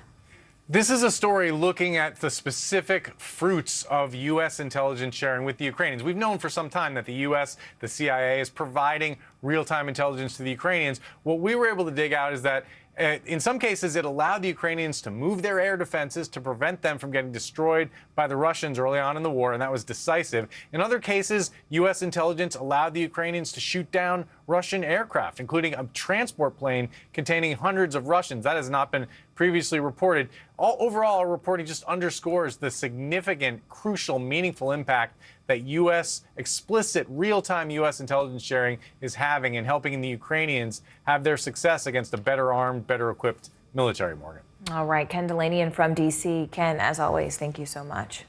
You bet. We are also following breaking news right now from the Supreme Court. The justices are hearing oral arguments today in a case that could seriously impact immigration across the country. Our very own NBC News Justice correspondent Julia Ainsley joins us now live from Washington, D.C. Julia, we know that the justices are hearing this case, Biden versus Texas, but what is at stake here? I mean, walk us through the details of this particular case. So, Morgan, do you remember the Remain in Mexico policy? That started under President Trump, and it was one of the first things that President Biden undid when he came into office. What that did is, even before COVID restrictions ever came into place, this was well before the pandemic, asylum seekers were told to get a court date and wait in Mexico until that date. They weren't allowed to cross the border until it was time for their day in court. It kept a lot of people waiting in tent cities in northern Mexico where they really fell victims to kidnapping, rape, torture. They were extorted. They didn't have much to live off of. Terrible conditions. And for those reasons, those humanitarian reasons, the Biden administration ended that policy. And by and large, those camps were cleared until states sued that it should be put back in place. That Biden somehow violated administrative procedures in the way that he undid that, similar to the same case that Democrats made against Trump for undoing DACA, that it was the way they did it. That is what is before the Supreme Court today. The Biden administration did go ahead and put Remain in Mexico back in place because of orders from the lower court, but really they don't use this policy nearly as much as they use the COVID restrictions now. In fact, only a few thousand migrants are kept back under Title 42, fewer than 2,000 actually, where you're looking at 170,000 who are now waiting under those COVID restrictions. But this matters because unlike COVID restrictions like Title 42, Remain in Mexico isn't tied to a pandemic. It could last longer. And so we'll see today how the justices weigh in on this. And it's really going to tell us where the justices stand, not only on this issue, but how they stand on the Administrative Procedures Act and whether or not this is a tool that could be used to undo executive actions like Remain in Mexico, like DACA, or even those who don't have anything to do with immigration. All right, NBC's Julia Ainsley for us there. Julia, thank you.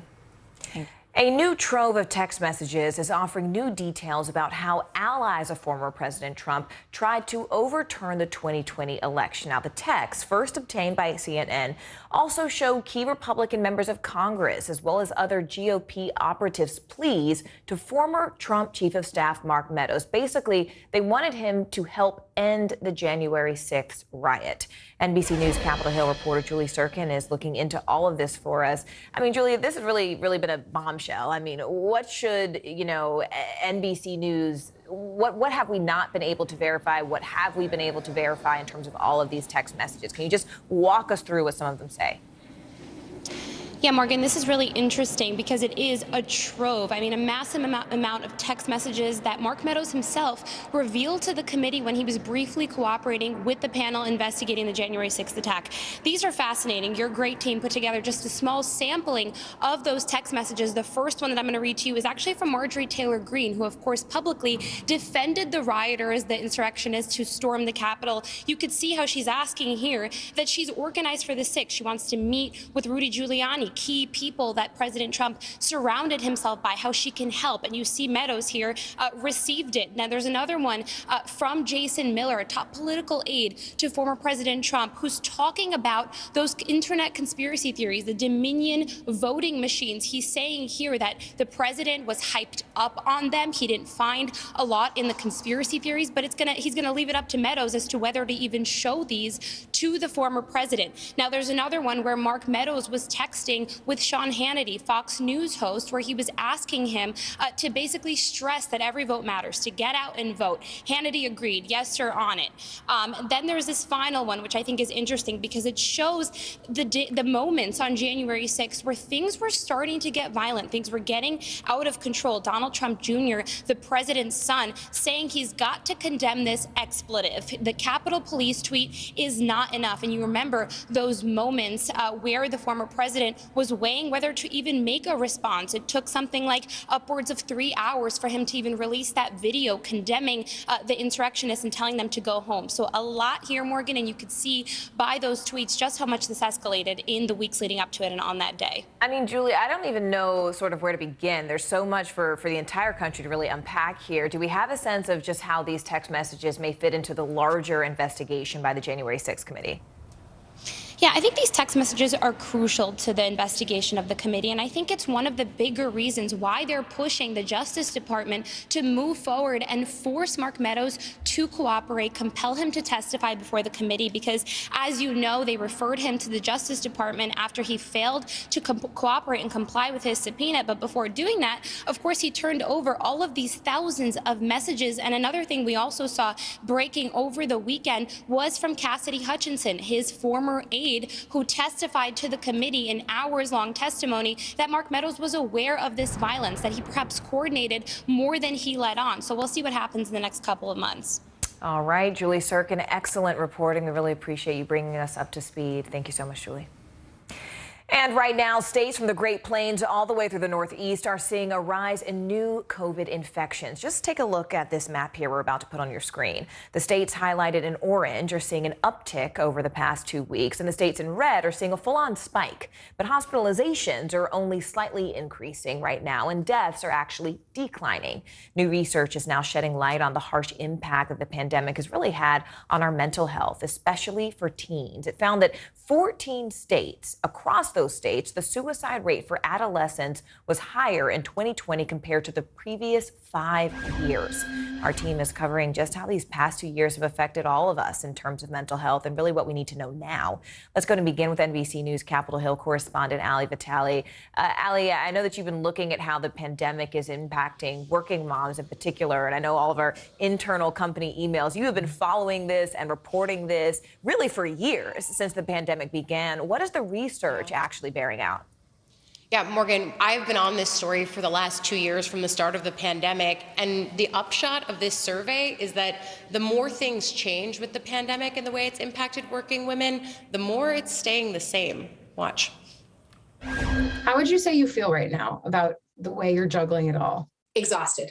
I'd like a long vacation. The last year has been a mixed bag for Maryland mom Julia Martin. Being able to work from home still is really helpful in that respect, because it does let me spend a little bit more time with my kids and be a little bit more flexible when they have to stay home. But I think that pressure is still there. We first talked about that pressure a year ago, at the height of a national reckoning with the pandemic's negative impact on working women. I think there's a lot of pressure on women to work like there's no other consideration, and a lot of pressure on them to make sure they're spending quality time with their kids. But what one survey described last year as a perfect storm raging against women because of the pandemic is now a burnout epidemic. That's not exactly an inspiring trend. It's not an inspiring trend. A survey of 5,000 women in 10 countries shows widespread burnout. 53% of women saying their stress levels are higher than they were a year ago, with mental health lagging and work-life balance nearly non-existent. All this leading women to look outside their current jobs, continuing a worrying trend of corporate drift and resignations. For employers, it's a massive drawback. I mean, for employers that want to retain amazing women, this is a challenge. I'm optimistic that I can stay where I am, but I certainly know other moms who are changing jobs because they've found that their workplaces are less flexible, or quitting because they don't feel like they can keep up with the demands of going into the office in person. How women are working now is also an essential factor. Despite widespread talk about flexible work policies, only 33% of women said their employers offer it. And a staggering 94% fear it would impact their career progression if they asked for it. Even then, flexible hours and hybrid work models could fix one problem while creating another, allowing caregivers, who are predominantly women, the ability to work from home while also excluding them from other important aspects of in-office life. Are you going to end up with those being the individuals that do not go into the workplace, that are the ones that are dialing in to meetings? And if so, what's going to happen? Are they going to feel excluded? Guess what? 60% of the women that work in a hybrid way tell us they've already felt exclusion. Now some moms wondering if the last year of talk was just that. I feel like we had a lot of conversations and moms were very honest about how stressed we are and how burned out we are, and nothing has changed from a policy level, from a public health standpoint. Do you feel like women are still at the forefront of that conversation? Oh, absolutely not. I feel like women are being told either overtly or tacitly, well, you'll figure it out. And look, Morgan, I think one of the most devastating things about this is that I talked to Julia Martin, that mom that you talked to, a year ago. And in checking back in with her, what's clear is that she feels like that national conversation about what it means to be a mother and to be at work has pretty much vanished and left women in the same place that they were before the pandemic. I think the thing that in talking with Emma Codd and Deloitte, their advice is that companies need to heed the warnings that are in surveys like this, in that if they want to retain women in their workforce, they're going to have to change their culture so that it's not just flexible working or hybrid working. It's not a one-size-fits-all approach. You have to talk with your staff and employees. And I think I was looking for bright spots in this initially, Morgan.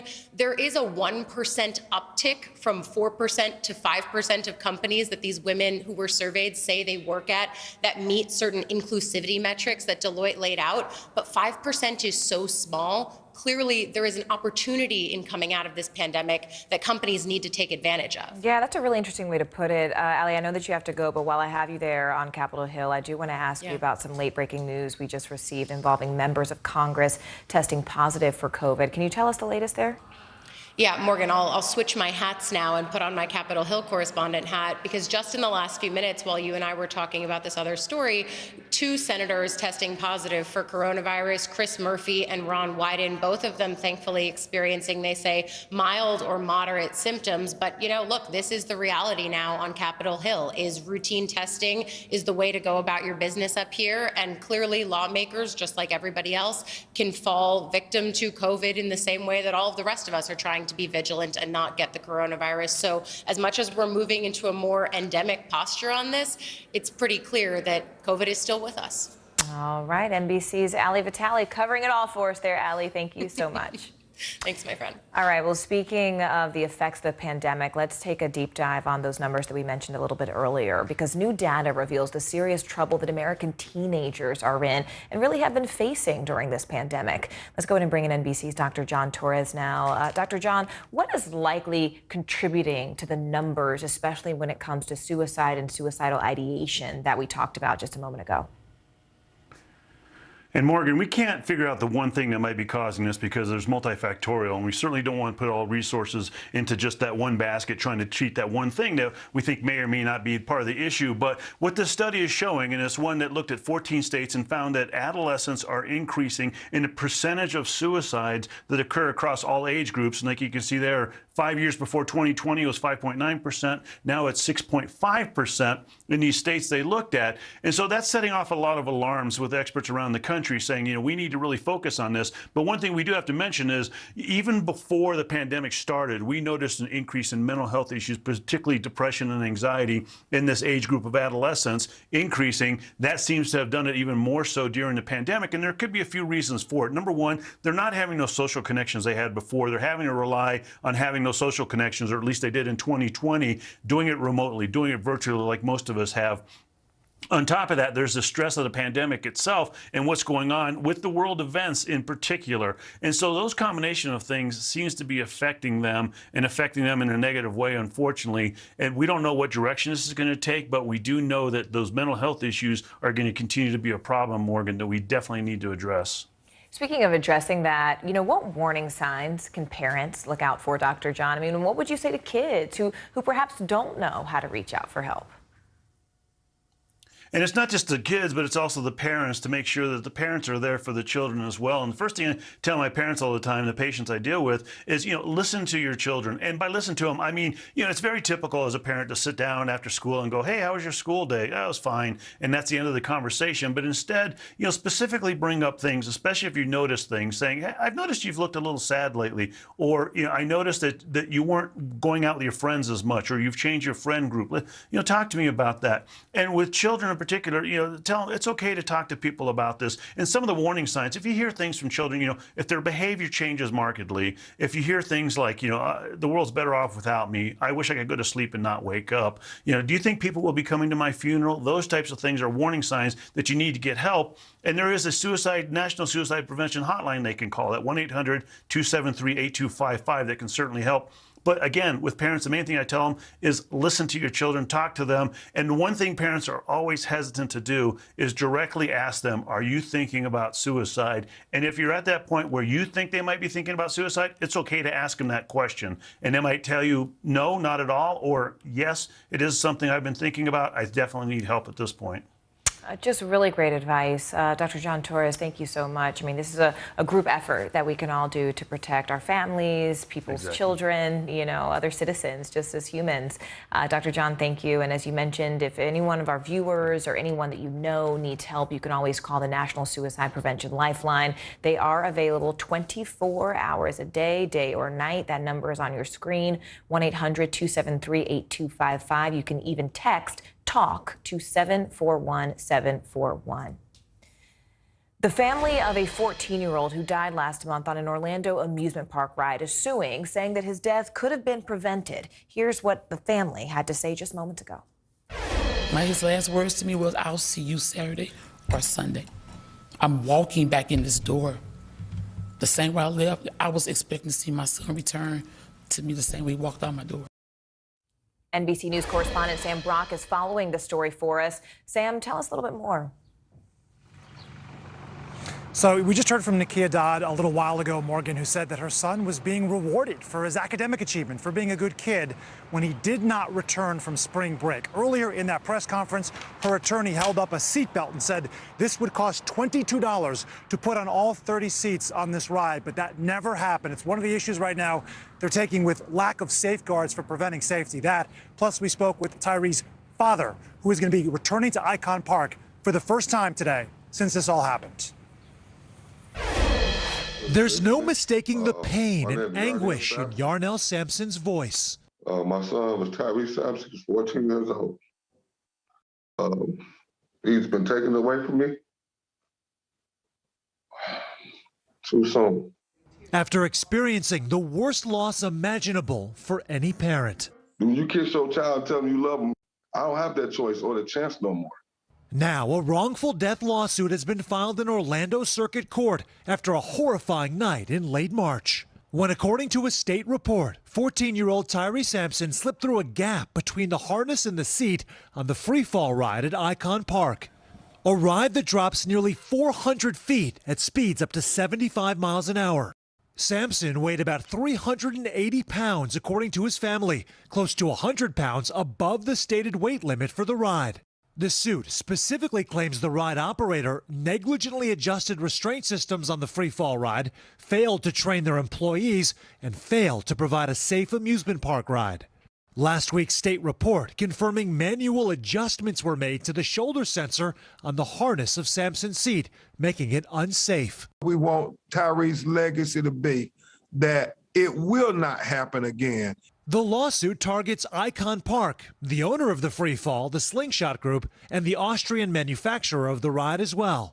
Icon Park declined to comment on the lawsuit, and no representative with the manufacturer could be reached for comment. But a lawyer for the Slingshot Group told NBC News they continue to fully cooperate with the state during its investigation, adding, "We reiterate that all protocols, procedures, and safety measures provided by the manufacturer of the ride were followed."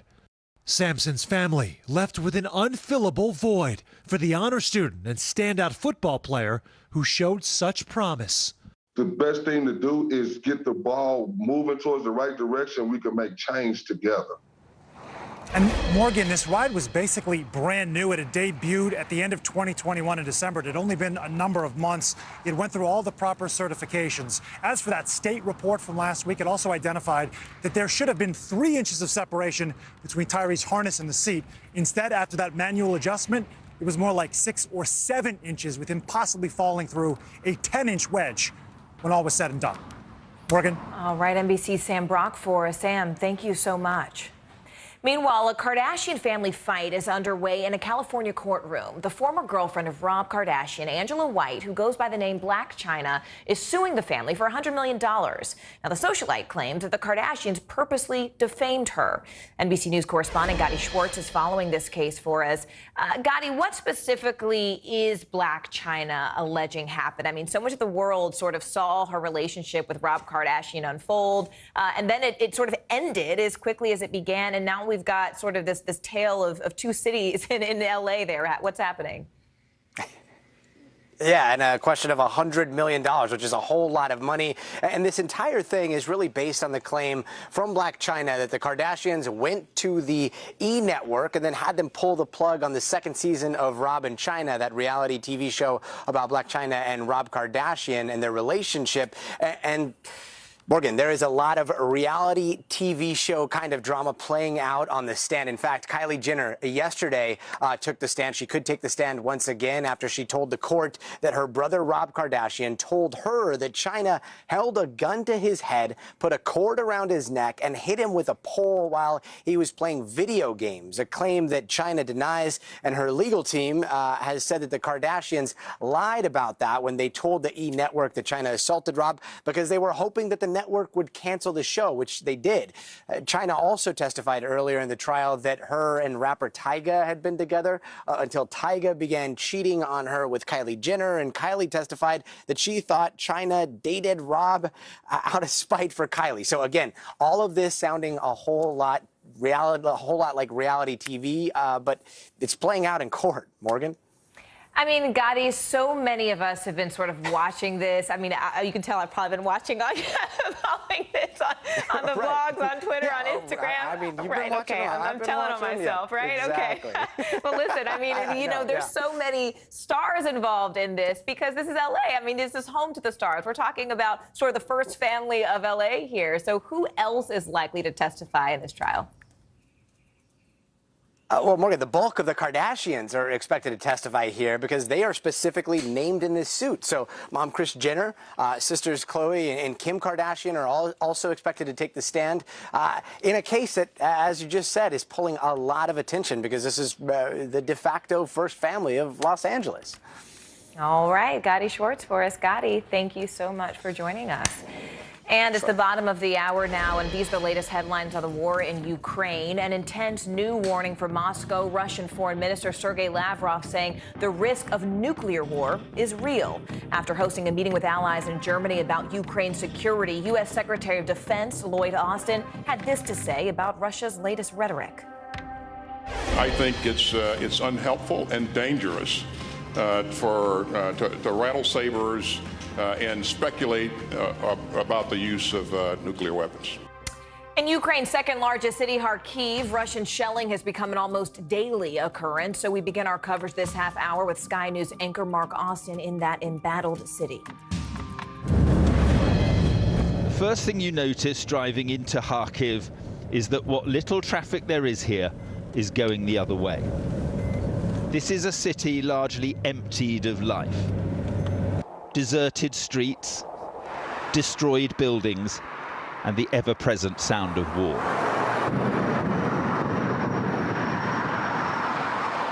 Many of the targets, like this one, are civilian. We've come back to see how this city is managing to survive. We go to meet Roman and his group of volunteers who are about to take supplies into the worst hit area of this city. We have decided to go with them. There is some shelling. It's safe to go now? No, it's not safe, but we must do it.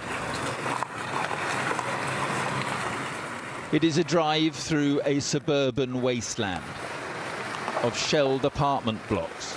Shocked survivors surveying their wrecked lives, and destruction. Everywhere destruction.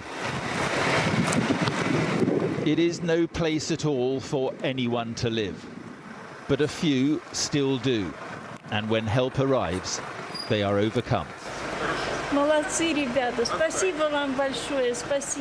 Thank you, she tells the volunteers. You are very brave to come here. Ludmila Kirichenko is 74. She tells us she has lived in Saltivka for half her life, and for the last 7 weeks without electricity or running water.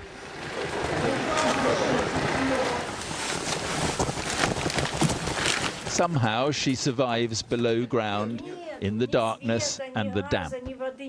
What food she has is almost gone. What bed she has, well, it's this. And what candles she has are running out. A few floors above what is left of the burnt-out apartments. The rocket attacks and the shelling from nearby Russian forces are unrelenting, and there is no sign of it stopping soon.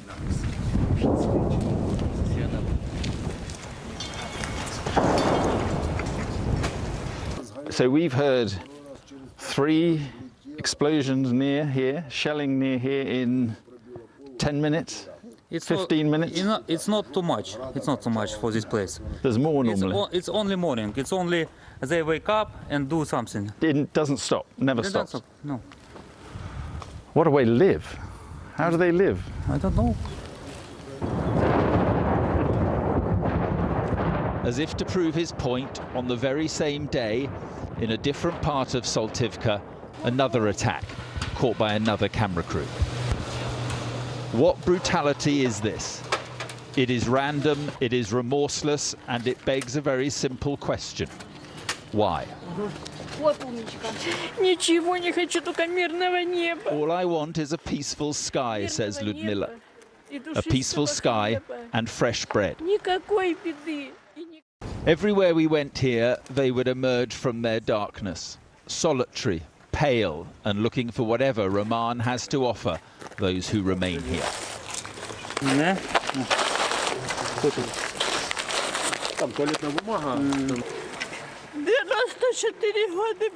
Before we leave Saltivka, a 94-year-old neighbour they haven't seen for some time finally emerges from her home. Is the war over? She asks Ludmila. No, she says, these people have brought us help. And then an extraordinary moment.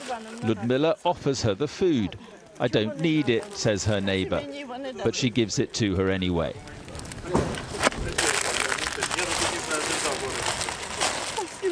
Just think about that. You're given food to help you survive, and you choose to give that food to somebody else.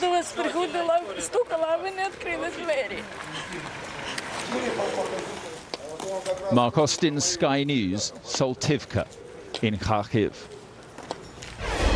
Let's go ahead and bring in retired Marine Corps Colonel Brendan Kearney. He is also the former U.S. Marine Corps Chief of Staff to Europe. Colonel, thank you again for being with us. And let's go ahead and start with this meeting Secretary of Defense Austin held in Germany. He spoke with defense officials from 40 other countries about helping Ukraine really build up its defenses. But Russia's foreign minister says that NATO forces are pouring oil on the fire. So how should the U.S. and its allies really weigh Ukraine's needs against Moscow's, escalating rhetoric?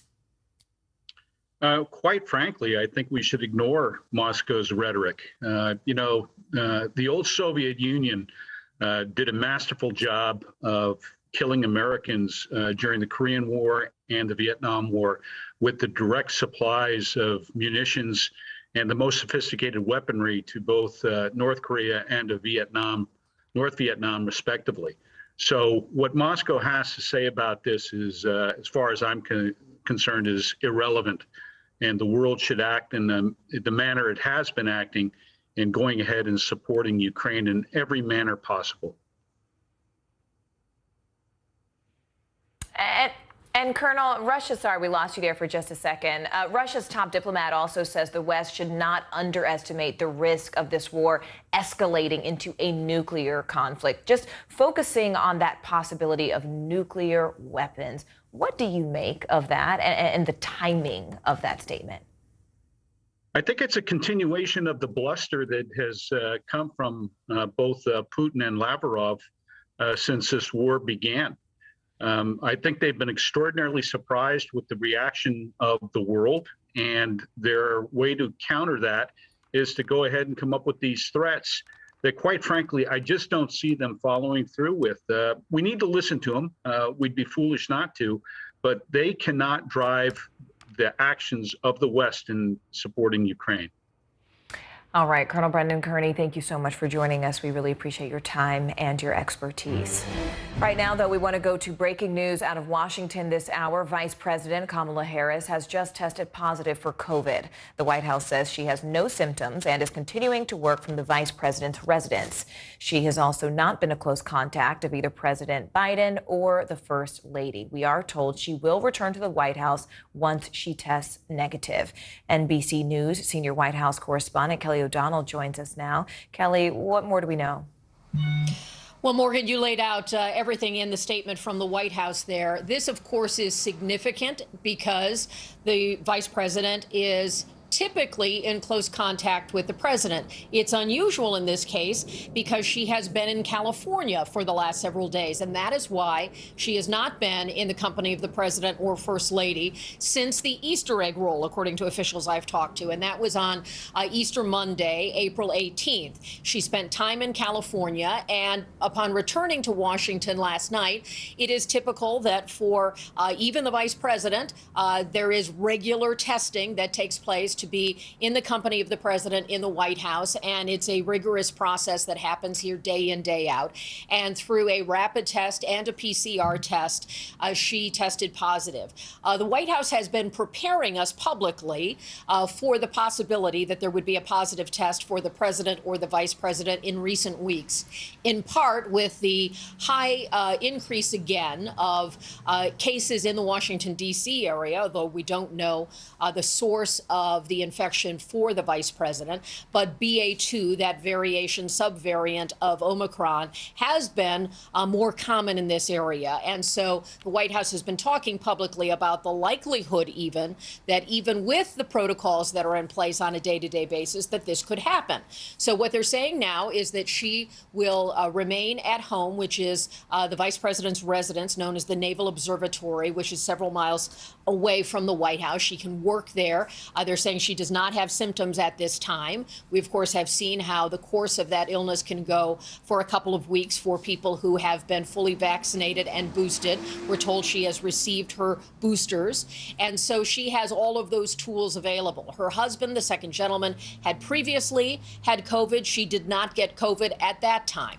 So it's always a concern because of the national security implications of illness at this high level of government. And at the same time, it is also an opportunity for the White House to talk about things like vaccinations and the tools that are available, including therapeutic medications. In fact, today, unrelated to this, the new White House COVID response coordinator, Dr. Ashish Jha, will be appearing in the briefing room with Jen Psaki today, making his first appearance in this new role. And part of that is an intention to talk about the therapeutic medications that are available in stock and can be distributed by people's physicians if they get COVID, as a way to reduce symptoms and make the course of the illness go more quickly. So presuming the vice president's physician makes decisions about her health, the White House has committed to talking to us about some of the details of her medical condition. So we may learn about that as this goes. But the White House is talking about making those drugs more readily available. And then on a political note, they've been talking about the fact that buying those kinds of vaccines and therapeutic medications has a cost, and that the money for that, previously approved by Congress, is running out, and they want more funding from Congress. So that's a separate issue. But it is notable and it is significant when a vice president gets COVID or any potentially serious illness. And COVID is, in many cases, unpredictable. We have seen how the course of that illness has been much milder because of vaccines and because of treatment. So this is noteworthy. And certainly the president, who is 79 years old, he'll turn 80 in November, is always, they always try to keep him protected. We've seen him wearing masks again more frequently, and there is testing done around the president on a regular basis. So, Morgan, that is the update. It is something that is going to be followed very intensely here in Washington as the vice president deals with what millions of Americans have now dealt with, the experience of COVID. Experience, an unpredictable experience, as you mentioned, that so many Americans have undergone. Kelly O'Donnell joining us live from the White House with that breaking news. Kelly, as always, we appreciate you. And staying in politics, a feisty night in the Keystone State after the frontrunners for the GOP Senate primary faced off in their very first debate. Former hedge fund CEO David McCormick took on celebrity Dr. Mehmet Oz. The two are neck and neck in the polls, but the latest numbers show 43% of Republican voters are still undecided. NBC News Now correspondent Dasha Burns is following the Senate race and joins us now from Northeast Pennsylvania. Dasha, fireworks here. What came out of that debate? Yeah. Well, look, Morgan, fireworks because we have just 3 weeks until this crucial Pennsylvania primary with this Senate race that is being watched by the entire nation. It is going to be a massive, massive primary day here on May 17th. And last night we saw what we've been watching in this race, the money, the celebrity, the attack ads on television, all of that spilled over onto the debate stage as Oz and McCormick, the two frontrunners, faced off in person for the first time. And what we saw was a lot of attacks between the two and some of the other candidates piling on as well, going after the two frontrunners. It was a lot of back and forth. Oz, of course, was touting his endorsement from President Trump, and McCormick was aiming to paint Oz as a liberal, as not conservative enough, and as a flip-flopper. I want to play you just a little bit of their exchanges. Well, listen, the reason Mehmet keeps talking about President Trump's endorsement is because he can't run on his own positions and his own records. And what's true is that he has flip-flopped on every major issue we're talking about in this campaign. Mr. McCormick approached President Trump with these types of information, was unable to pull the wool over his eyes. President Trump saw right through him. He therefore did not endorse Mr. McCormick. He endorsed me. Yeah, Morgan, that was pretty representative of what we saw throughout the hour-long debate. A little bit of policy talk followed by a whole lot of going after opponents, Morgan. And Dasha, I know that you watched the debate with a group of undecided Republican voters. I mean, what was their reaction to what they saw? Yeah, undecided voters are crucial right now because, as you mentioned, 43% are undecided, according to the latest Franklin and Marshall poll. That is a whopping number. And look, the voters were a little bit frustrated with what they saw. I asked them to describe what they witnessed in one word. I heard words like mean, like not constructive, like three-ring circus. They felt like the candidates spent a whole lot of time going after one another and not enough time talking about where they actually stand on the issues. One big question I had going into this this watch party with the voters was, how much is Trump's influence going to play here? And Dr. Oz spent a lot of time talking about that endorsement, Morgan, and what I heard from voters was a little bit of a groan in response to every time he mentioned the Trump endorsement. They felt like he was writing on that a little bit too much. And overall, they were a little bit disappointed with what the frontrunners had to offer. Take a listen. I didn't care for what either one of them said. They're just both wealthy guys, and they were just, they were just like talking about all the global stuff. I was set on McCormick. You were set on and not set, but I think I was leaning that way. And I think once again, he did tout a lot of his wealth and his business, and I don't think he is realistic of the normal, quote unquote, normal Pennsylvanian. Voters also felt like they missed talk on some crucial things for Pennsylvanians, like infrastructure, like roads, transportation, that they wanted to hear more about. And overall, of the four people that we watched with, two of them are still very much deciding, and two of them, interestingly, now leaning towards Jeff Bartos. He came out as sort of the surprise winner with our small group. They felt like he was the one candidate that spent time actually talking policy, talking about what he's done for Pennsylvania, instead of going after his opponents, Morgan. All right, NBC's Dasha Burns for us. Dasha, thank you so much. And today, the New York Supreme Court is considering the state's new congressional map. Two lower courts have already ruled it violated the state constitution, saying Democrats gerrymandered the map. NBC News senior reporter Jane Tim joins us now. Jane, Republicans have a high bar to prove that these maps must be tossed, but what arguments specifically are they laying out? So, Morgan, we just wrapped the arguments, just shy of 2 hours of debate over these maps, with the Democrats trying to convince these maps were lawful and everything was just fine, that they were, considering communities of interest when they do these maps, not the partisan advantage that they did in fact secure with these maps. But Republicans are arguing that everything from the process to the resulting maps have a partisan intent and were so gerrymandered and so problematic that they can't be used. Republicans clearly want the court to appoint a special master, as that lower court did rule, and to have those maps completely redrawn. Democrats are making the case that this June 28th primary is right around the corner and that they've got to just sort of move forward. Or if there are any problems, they should let the legislature fix them with their authority as elected officials. Let's broaden the view here for just a moment. What could be at stake here really on a national level? Yeah, when we talk about these maps, we're talking about various, Chinatown communities in New York City, but this has really huge national implications. Republicans nationally controlled far more of the redistricting process and were expected to net quite a lot more seats in this process. But Democrats in states like New York were able to sort of claw back some of that net redistricting advantage. And if the courts enforce this order and decide that these maps have to be tossed for more neutral maps, Democrats are going to feel it. This is 3 additional seats they could see with this maps. And with states like Florida securing a pretty partisan gerrymandered map last week, giving 4 more seats to the GOP, these maps matter a lot. Things like this, these court cases, they can decide control of Congress with just the stroke of a judicial pen. All right, Jane Tim for us. Jane, thank you so much. Well, this summer is expected to be one of the most profitable seasons ever for airlines as millions take to the skies once again after a pandemic standstill. There's just one problem. The country is experiencing a massive pilot shortage. Here's NBC News senior national correspondent Carrie Sanders.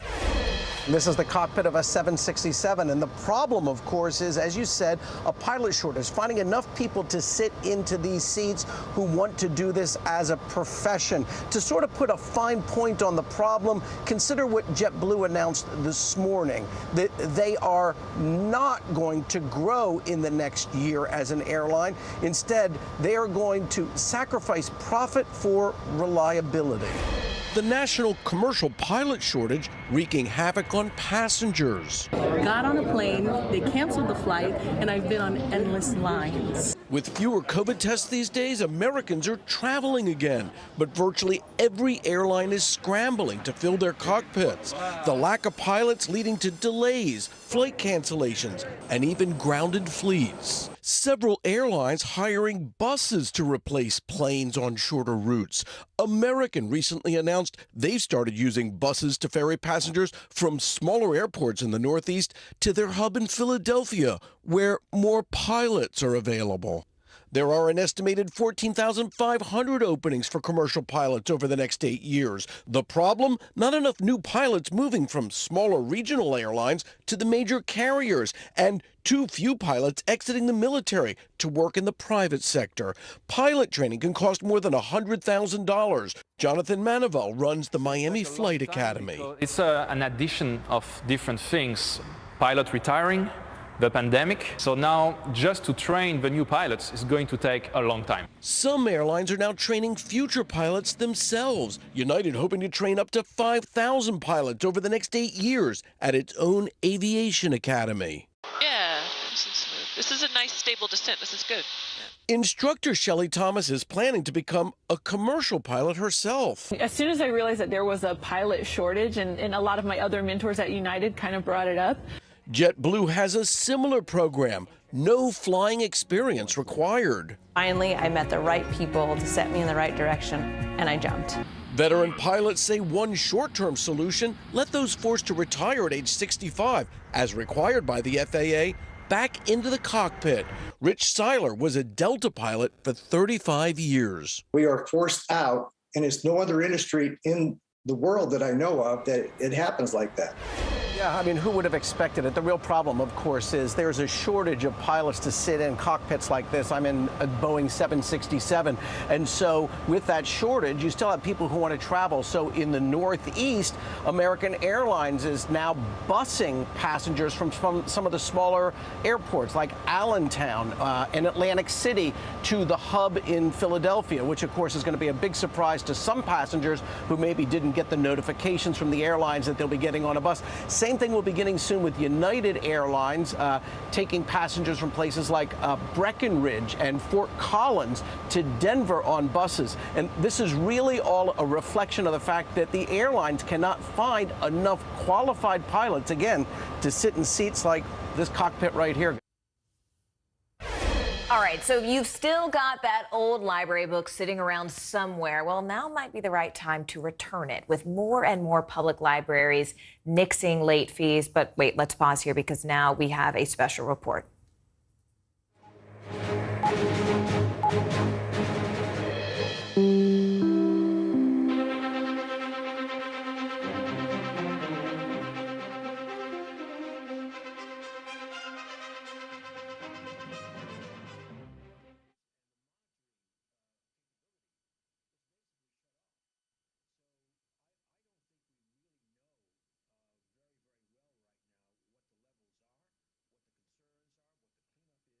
Continue to work from home. Let's go right to NBC News Chief White House correspondent Peter Alexander with more on this. Peter, what do we know?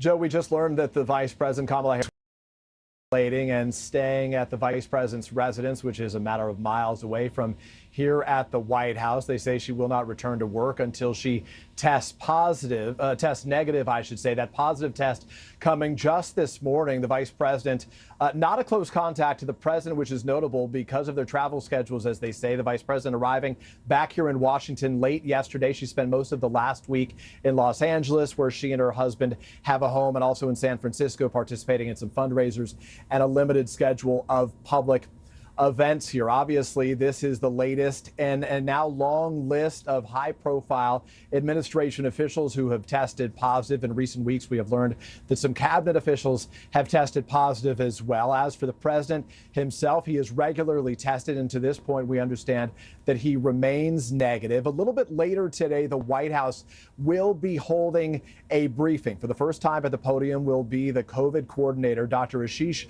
Jha. Well, the White House will be formally announcing the purchase of 20 million treatment courses of an antiviral pill made by Pfizer called Paxlovid. That's a pill that they're hoping more Americans will take because it can significantly lower the risk of hospitalization and of deaths here. The last time that President Biden saw the Vice President, we have learned, was about 8 days ago. Not yesterday, Monday, but the Monday before, during the Easter egg roll before she headed off to California. But again, Joe, at this time, we were told that the Vice President, Kamala Harris, is having no symptoms, that she's fine, frustrated, according to some aides, that she can't go back to work, but that she understands the CDC protocols. And for now, as you say, she will be isolating at the Vice President's residence until she's safe to return, Joe. All right, Peter, thank you so much. Let's bring in senior medical correspondent for NBC News, Dr. John Torres. So, Dr. Torres, we know she's not showing any symptoms, but that doesn't mean she's not contagious. What isolation methods will the Vice President have to follow now?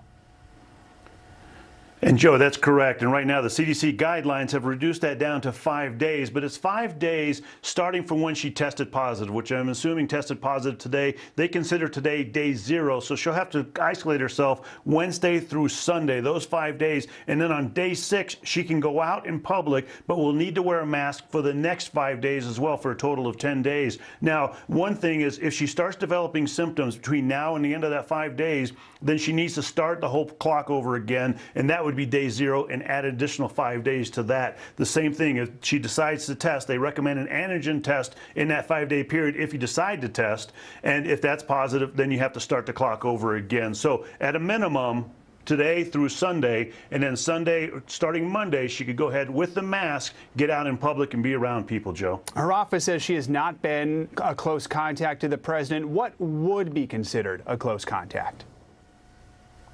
So per CDC guidelines, a close contact is being within 6 feet for 15 cumulative minutes in a 24-hour period. So it could be 5 minutes here, 5 minutes there, an additional 5 minutes. But they're talking 2 days before symptoms start, or if you're asymptomatic, like she is, 2 days before that positive test. So if the test was today, you go back 2 days, and was she around him Sunday or Monday or today, and that would be considered a close contact, Joe. And we should note, she received her booster, her second booster, less than a month ago on April 1st. Hearing that, I mean, what does that tell you? What does that remind us about these boosters and the roles that they play right now?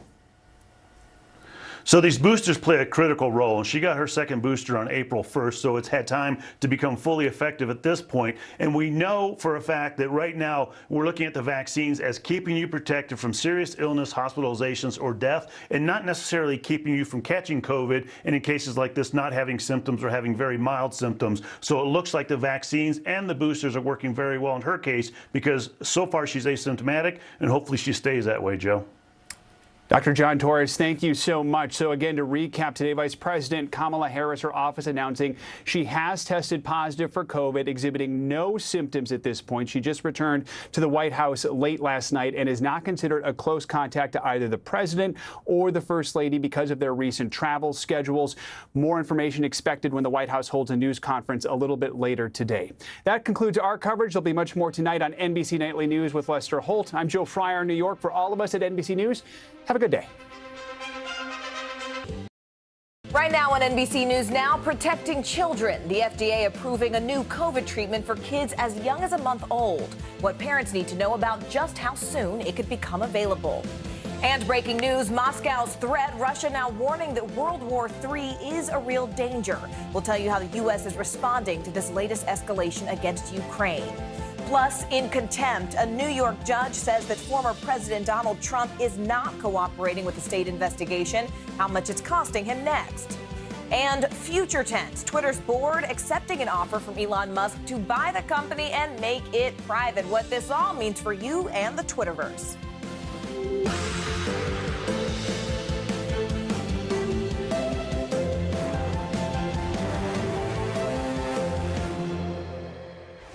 Thank you so much for joining us. I'm Morgan Radford. My co-anchor Aaron Gilchrist is off. We begin with the pandemic and a major move in the fight against COVID. The Biden administration announcing plans to nearly double the number of pharmacies that carry COVID antiviral pills. This all comes amid growing reports that people are really finding it hard to get a doctor to prescribe the medication or find any pharmacy that carries it. Meanwhile, for the first time ever, the FDA has approved a COVID treatment for kids under 12. Remdesivir has already been approved as a treatment for adults, and now children who are at least 1 month old can take the drug if, in fact, they are hospitalized or they are at high risk of severe COVID.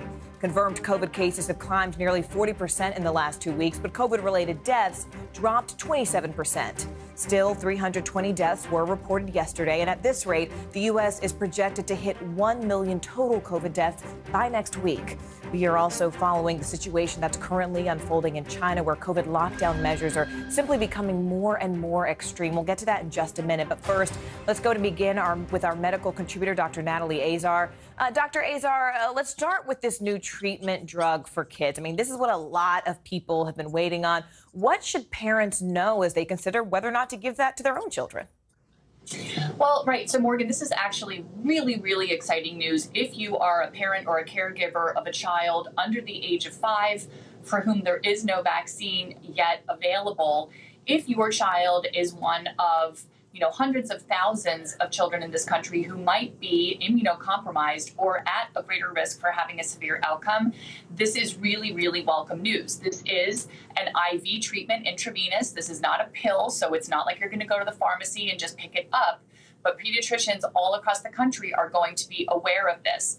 The most important thing I think to remember, Morgan, is that if your child is hospitalized and they are at risk for progression, they'll be able to get the remdesivir. If you are an outpatient, however, and are experiencing COVID symptoms and it's within the first 5 days of symptom onset or that positive test, you got to reach out to your pediatrician because your kid could be treated as an outpatient with an almost 90% reduction in the risk of severe disease or hospitalization, Morgan.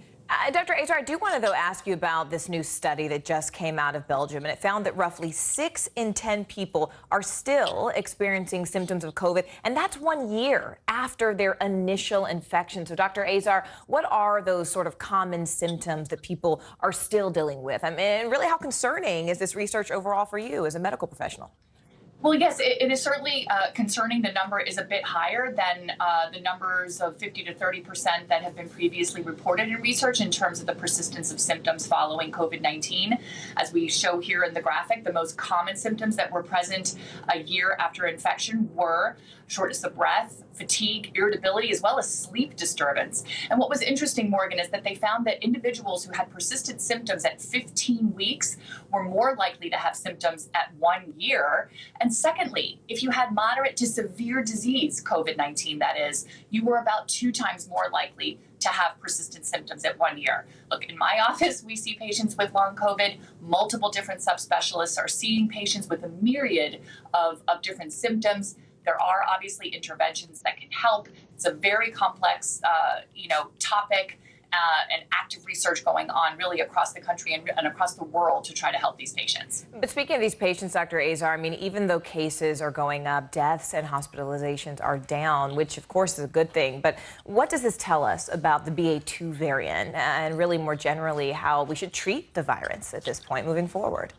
Right. Well, so you may recall that when BA1 or the original Omicron was spreading over the winter, we said, you know what, let's be reassured. It doesn't appear to cause more severe disease. But what happened? We saw just by sheer number, an overwhelming number of people getting hospitalized and sadly dying from a bug that was just more transmissible, but not more severe. And so with BA2, we have a similar situation. It is yet more transmissible than the original Omicron, but again, does not appear to cause more severe disease. The only thing we have going for us right now so that we don't see that kind of really horrible surge like we did with the original Omicron is that so many Americans were exposed and infected with Omicron, the BA1, which is providing and conferring a lot of protection right now. That and, of course, vaccinations and boosting. So, we're not seeing a complete decoupling or uncoupling. We are seeing hospitalizations and deaths obviously will be rising, but certainly there appears to be more of a divergence rather than these things happening in parallel. All right, Dr. Natalie Azar for us. Dr. Azar, thank you so much. I want to turn now to the growing outbreak happening in China. Cases aren't as bad in Beijing as they are in Shanghai, but people living there are still on high alert. In fact, long lines formed at grocery stores as people really prepare for potential lockdown like the one in the nation's largest city, which began just a few weeks ago. NBC News foreign correspondent Janice Mackey-Frayer has more from Beijing.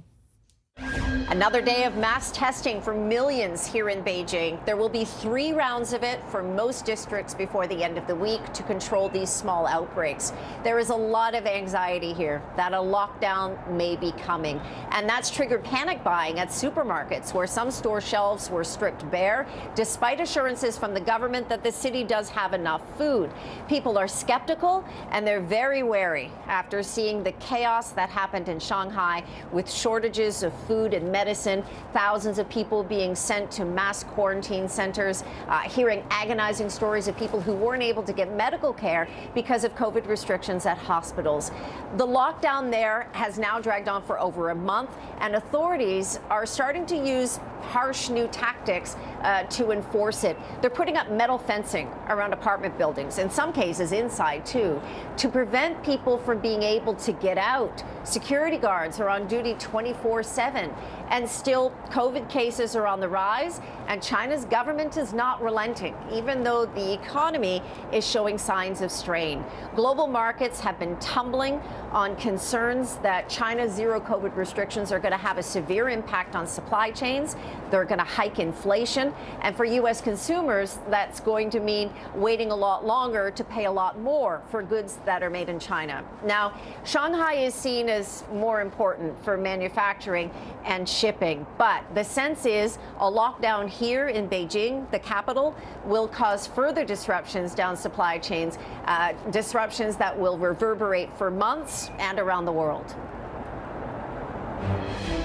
Breaking right now in Ukraine, more attacks on the city of Mariupol. The mayor says assaults have not stopped, despite Russia's claims to the contrary. The leader of the group that's defending Mariupol's steel plant says that 35 airstrikes were carried out in just the last 24 hours. Now, NBC News cannot verify that claim, but in a call today with Turkey's president, Vladimir Putin said Mariupol has been liberated and that there are no military operations there. Meanwhile, some pretty shocking comments today from Russia's foreign minister. Sergei Lavrov said the threat of World War III is real. He also warned of a possible nuclear conflict. Ukraine's Minister of Foreign Affairs had this to say in response. Well, this is Russia's traditional scaremongering that no one should be afraid of. Ukraine has demonstrated we are not afraid of Russia, and we know how to win. And neither the United States or anyone else in the world should be afraid of them either. Our team is monitoring all of the developments at this hour. So let's go ahead and begin with NBC News global correspondent Raf Sanchez. Raf, I know that you are there on the ground in Lviv. Can you just sort of describe what happened when these new attacks in Ukraine just overnight? What more do we know about that? Well, Morgan, we are seeing a really stark contrast between what the Russian leadership is saying and what it appears to be doing. As you said, President Putin on the phone earlier with President Recep Tayyip Erdogan of Turkey, assuring him that Mariupol is, in his words, liberated, which is one way to describe what Russian forces have done as they devastated that city. But he says there's no more fighting going on there. That is not what we're hearing from the ground. Ukrainian forces holding out in what remains of that steel plant in Mariupol say the Russians are absolutely hammering that plant with airstrikes, with artillery rounds. The Russians over the weekend offering what they said was a unilateral ceasefire in Mariupol that was not taken up by Ukrainian troops for understandable reasons. They were very skeptical of coming out of that plant. But as far as we can tell, the Russians remain determined to try to bomb, to smoke, to starve those Ukrainian troops and civilians out of the steel plant. Now, we are seeing Russian forces striking with long-range missiles in almost every corner of this country, especially targeting the rail lines. The goal here, Morgan, seems to be to try to disrupt the flow of weapons coming from allied nations and going to the east. Morgan? I mean, Raf, this is just, the back and forth is just so frustrating given what you're describing there on the ground. I mean, Russia is effectively telling the world there's nothing to see here, and yet we're seeing exactly the pictures on our screen and what you're describing for us. Dan, I want to bring you in here. I know you're there in D.C. for us. What are we hearing more today about this weekend's trip by top U.S. officials? I mean, this was the highest level U.S. officials to go to Ukraine since that invasion began. What more details do we know specifically from Secretary of State Antony Blinken? I think it was very interesting that Secretary Blinken said that Russia has already failed in its invasion. And he said that Ukraine would be still around and still independent long after Vladimir Putin is out of power. So pretty bold statements coming from Blinken and Biden administration officials in that dramatic visit. Let's hear what Secretary Blinken had to say. It's impossible not to be moved by what the Ukrainians have achieved. It's also impossible not to believe that they will keep succeeding because they know why they fight. Seeing this, I have to tell you, I felt some pride in what the United States has done to support the Ukrainian government and its people, and an even firmer conviction that we must not let up. So that's what Secretary Blinken had to say, really saying the U.S. could take pride in the support they're delivering. But of course, still a dramatic fight underway, especially in the East. And Dan, I mean, this is a big statement. Sergei Lavrov saying that World War III is a real possibility. And military leaders from NATO allies met today in Germany, and this, of course, is all happening at the same time. So what do we know about those talks?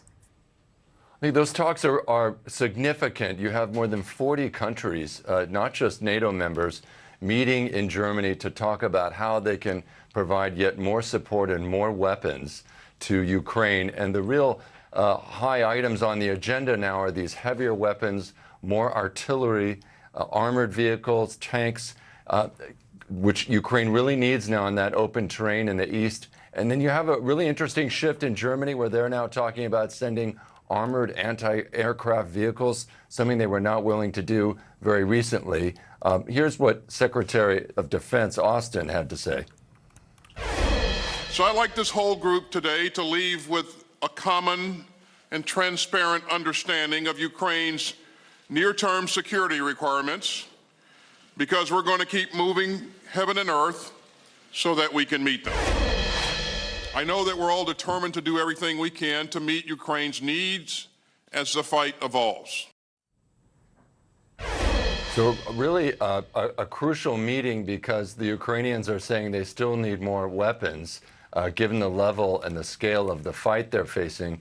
And you also have an interesting bit now. We're told that Chairman of the Joint Chiefs, General Milley, in the meeting, in the room with these defense ministers, said that the fate of Ukraine and the outcome of the war would be decided by everyone in that room, that it was up to these countries to provide the equipment and the weapons that Kyiv needs to endure and to fend off the invasion. A lot there to unpack. Raf Sanchez on the ground for us there in Lviv. Thank you so much. Dan DeLuce from Washington. We appreciate it. Let's go ahead and bring in NBC News national security analyst Clint Watts. Clint, if you can, we just heard Raf touch on what's happening on the front lines. Can you take us through, though, the big picture strategically of what's happening when we look at Ukraine as a whole? So I think the overall message is repositioning and resupply. If you were to look at the Russian movements, are essentially taking that combat power, essentially, that they had used to go after Kyiv and reposition it over to the east. Those locations, particularly from Belgorod, there you see inside Russia, down to Izium, is a resupply and armament corridor for major armor formations that they're trying to move down towards Donbass. From Izium to Donetsk, that's the city you see there just south of it, you'll notice that they will probably try and build an axis of advance, bringing those two together to encircle Ukrainian forces that are closer to Kreminna, which is further to the east. The big picture today is in Mariupol. What's interesting is Vladimir Putin went from saying Mariupol is completely liberated and essentially saying he was going to bypass that steel factory and essentially starve out those remaining Ukrainian fighters, to trying to take it, essentially, launching more indirect fire, launching more artillery strikes in there. And essentially, I think the question is there going to be a ground offensive now? Is Russia going to put more troops in there to try and clean out the last of the Ukrainian military? I had thought it might have been possible for them to negotiate a truce and essentially evacuate a humanitarian corridor out of there, and even do some sort of prisoner exchange out of there with Russian forces. So those are the areas really to watch. The east is where everything is going to move here in the next 2 to 3 weeks. Yeah, a lot to watch there. It's a fast-moving situation. Clint Watts, thank you so much for keeping track of all of it for us. Meanwhile, here at home, a federal judge in Louisiana says he will stop the Biden administration from lifting a COVID immigration rule that's known as Title 42. Now, a group of Republican state attorneys general sued to stop the rule from being lifted. Title 42 was initially put in place by the Trump administration at the start of the pandemic, and it essentially gives the government authority to reject asylum seekers based on concerns regarding the spread of COVID. NBC's Ken Delaney joins us now from D.C. with the latest on this. Ken, there's a lot of questions because there are a lot of people, a lot of lives and livelihoods that are currently in limbo. I mean, Title 42 was set to be lifted next month, but just walk us through this judge's decisions. I mean, what does this all mean, and what are the next steps for people who are waiting? Morgan, this federal judge in Louisiana said Monday he intends to temporarily block the Biden administration from lifting the Title 42 coronavirus border restriction, but he hasn't actually issued the order yet. When he does, the next question will be whether the Biden administration appeals it and seeks an emergency stay. Either way, it's likely that this Trump-era policy will remain in place as the legal fight goes on. On paper, that's a defeat for the Biden administration, but it may have a political silver lining, Morgan, because it would stave off what experts believe may be a large number of migrants crossing the southern border at a time when most Americans, according to polls, do not approve of Biden's handling of immigration. As a reminder, this public health rule has allowed the federal government to quickly expel immigrants and asylum seekers, stopping more than 1.7 million attempts to cross the U.S. border. It's also resulted, advocates say, in a lot of human misery, Morgan. 1.7 million attempts. And what's fascinating, too, Ken, is that we're also seeing different migration patterns now shifting at this time. For example, record Cuban migration coming from the border. We're seeing a lot of Ukrainians enter through the southern border there along Mexico. But take us back to the ground here, Ken. I mean, for the tens of thousands of people who are currently there in places like Reynosa and in tenement camps even along the border, what does this mean happens for them this week, next week, just in the days ahead while they're waiting to see where this lands? Sadly, Morgan, it means, and we're talking about 170,000 people by some estimates, that they are living in really tough conditions, waiting, and they will have to keep waiting. Although keep in mind, Morgan, that experts say many, if not most of these people probably aren't entitled to enter the United States legally. The big question is how the Biden administration and local communities will grapple with what is expected to be a huge surge of migrants trying to cross the border when this policy eventually is lifted, because it will have to be lifted at some point. The mayor of McAllen, Texas, told our colleague Julia Ainsley that this will be a logistical nightmare, and the Biden administration says it doesn't have the funds to deal with it. Julia has reported there's a shortfall of hundreds of millions of dollars, and this really underscores, Morgan, that neither political party seems to have an answer to the vexing question of how to deal with this huge number of migrants from Central America and other places trying to cross the southern border. And yet a lot of voters are going to be asking for direct answers, especially with those midterms right around the corner and this being such a big topic. Ken Delaney and for us there from D.C. We appreciate you, Ken. Staying in D.C., former President Donald Trump now facing major fines for refusing to comply in the civil investigation into his company's finances here in New York State. A federal judge found Trump in contempt of court for refusing to hand over key tax documents and ordered Trump to pay $10,000 per day until he hands over the documents. NBC News correspondent for investigations Tom Winter joins us now. Tom, okay, 10 grand a day. Help us unpack this. We know that the lawyers for the former president say that they've already handed over 750,000 documents in this investigation. So what does the New York Attorney General still need to see? Right. So the New York Attorney General, Morgan, argues that they haven't seen documents they think exist in perhaps personal file cabinets that belong to the president or file cabinets that belong to him that might be at the Trump organization. So these are really the president's personal effects. It's not something that is contained within the broader Trump organization, and specifically Post-it notes. Now, we've seen numerous pictures over the years, as you know, where the president will print out a document, write a Post-it note. This is before he was the president, when he was working at his company, write out Post-it notes and put on there, specific directions or his thoughts on certain things. And so those are the types of things that they're looking for, as well as 2 old cell phones, again, all prior to him becoming president of the United States. And Tom, Trump's lawyers say that they intend to sort of challenge this ruling, but what else are we hearing from them? I mean, where else are they saying they're going to go at this point? What else can they do? Right. So they can appeal this decision, and they have said that they're going to. I think the key thing for them is to be able to get a stay pending the appeal. Basically, that's going to be the appellate court saying, everybody time out here. Don't send any checks. Stop the meter. We are going to take a look at this issue. And in the meantime, the president doesn't need, or the former president, I should say, doesn't need to pay anything until we've made a decision on this. That's assuredly what Trump's attorneys are going to do when they file that paperwork. They haven't filed it. I just checked the docket a little while ago. They haven't filed it yet, but we expect them to do that in the coming day or days. But that's what we anticipate to have happen. At that point, the appellate court could overrule what was decided. They could agree with it and then impose any other particular penalty. So that's what we expect going forward, Morgan. We're just going to have to wait and see.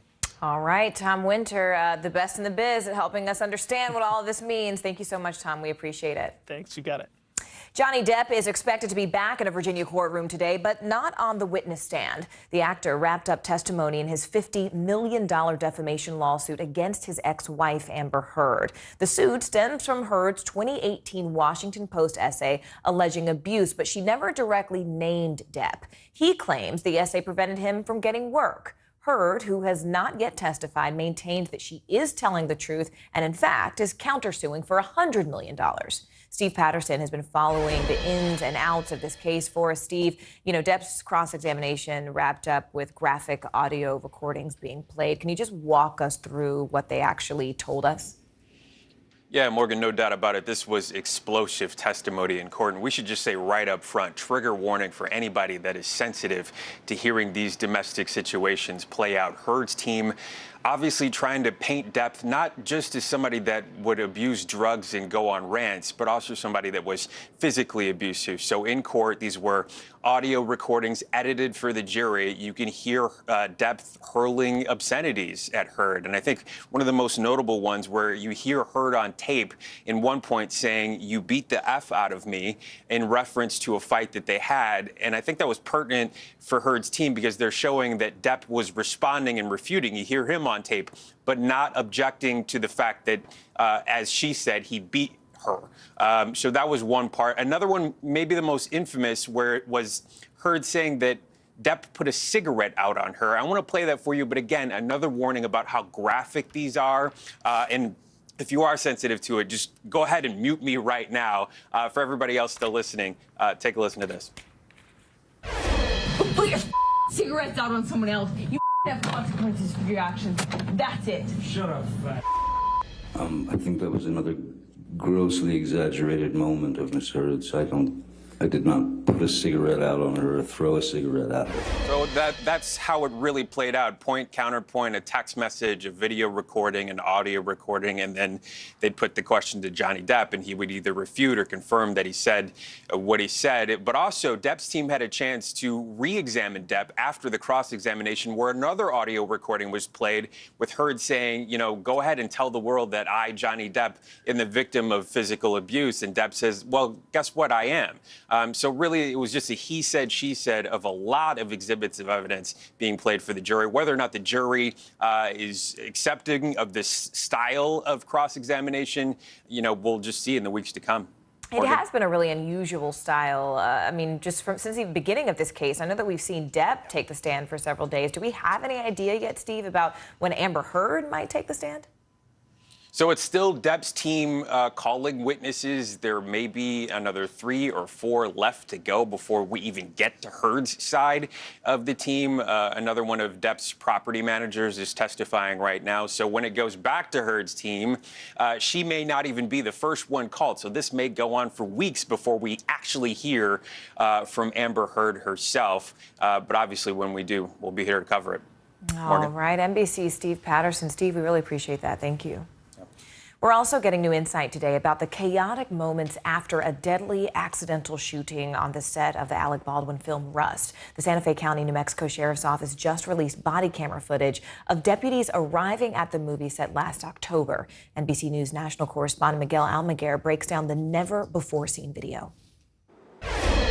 After the more than 6-month-long investigation, the Santa Fe County Sheriff's Office has released a trove of new evidence. Alec Baldwin says he welcomes the release of new information. It comes as we're now seeing body camera footage for the first time. As paramedics raced onto the set of Rust, it was too late to save cinematographer Helena Hutchins. By her side, director Joel Souza was also being treated for a gunshot wound. As they were being rushed to nearby hospitals, sheriff's deputies soon approached Alec Baldwin. Are you doing okay?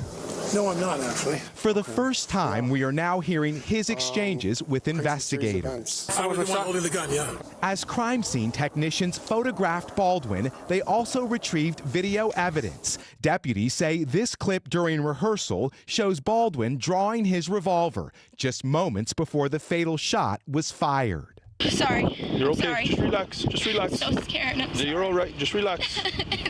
A flustered Hannah Gutierrez-Reed, the armorer in charge of all weapons on the set, seems to be surprised when she's told Baldwin was holding the gun. He had the gun, you know what I mean? Alec Baldwin did? Yeah. Oh, are you serious? So cameras were also rolling during extensive sit-down interviews where a despondent Gutierrez-Reed made a phone call before speaking to investigators. They were dummies. That's what I'm saying. I checked them, they rattled. When rounds rattle, it's an indication the ammunition is a dummy round. But investigators say several live bullets, which don't rattle, were found on set. Most people just aren't aware of the exacting nature of reloading. And during their interview with the film's ammunition provider, Seth Kenny provided deputies a series of old text messages where Hannah Gutierrez-Reed had asked for live ammo during the filming of a previous movie, which is never allowed on set.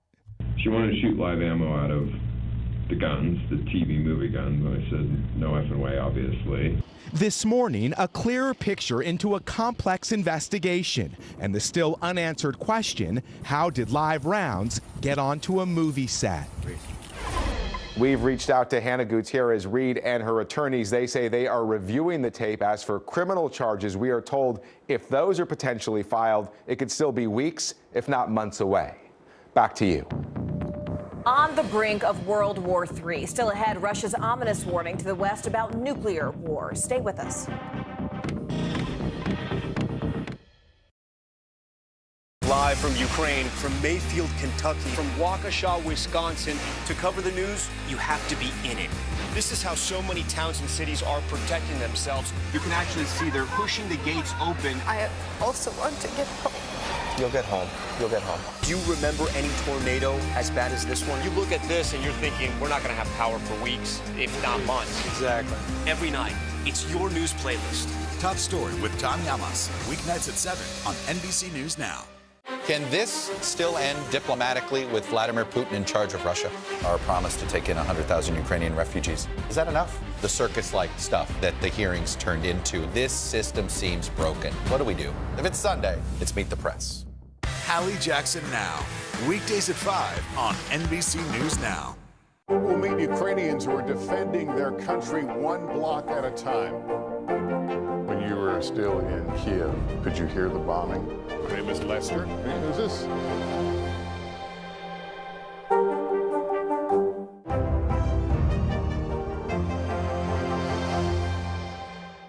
Top Story with Tom Llamas, weeknights at 7 on NBC News Now. News is happening now. Look at what's making headlines around the world. Right now on Morning News Now. We're coming on the air with breaking news. And this is a significant moment. Whenever it happens, wherever you are, NBC News, streaming free now.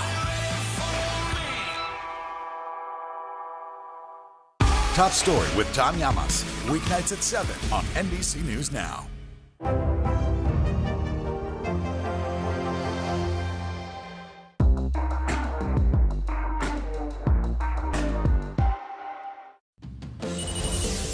Making news right now, police in San Jose, California are looking for a 3-month-old boy who was kidnapped from outside his family's apartment. Security footage released just yesterday shows an unidentified man there walking away with a baby carrier.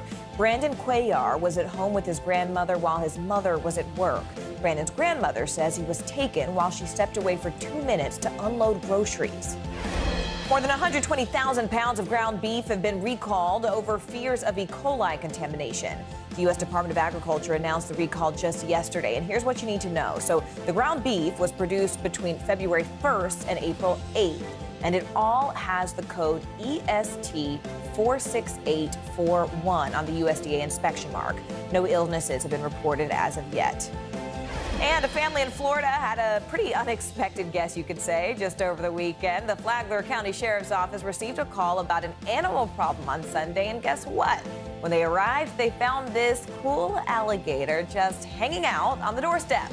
Officers were able to safely relocate the gator to a non-residential area.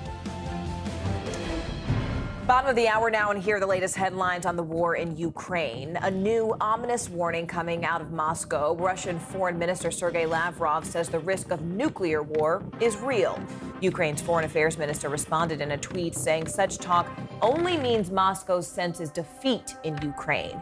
The conflict's humanitarian toll, meanwhile, is looming even larger. The United Nations Refugee Agency says it expects 8.3 million refugees to escape Ukraine by the end of the year. Now, while talks are happening right now from Moscow to Germany regarding this very conflict, on the battlefield, Russia has stepped up attacks in the east and in the south, and those attacks remain front and center. So we begin our coverage this half hour with NBC News foreign correspondent Matt Bradley, who's in southeastern Ukraine. Yes, we are once again seeing a flurry of diplomacy. This time, Secretary General Gutierrez is in Moscow speaking to top leaders of the Russian government, trying to find an end to this war. as well as we're seeing a meeting of NATO allies and some partners who are outside of NATO in Germany, also trying to express solidarity for the Ukrainians. You know, we've been seeing diplomacy from well before the fighting began, and so far, none of it has been successful in satisfying Vladimir Putin or Russia and ending the conflict, which is why there really is just no optimism at all about this latest round of diplomatic talks. All this comes as Russia continues its bombardment throughout the country. We saw yesterday attacks on major railway installations throughout the country. This was a message being sent to those two U.S. cabinet officials that were visiting President Vladimir Zelensky in Kyiv. It's also saying that the U.S. and other allies of America and people who are allied with Ukraine should stop sending weapons. This is a message that the Russians have been saying over and over again. Should halt deliveries of weapons, which are being delivered, for the most part, by rail.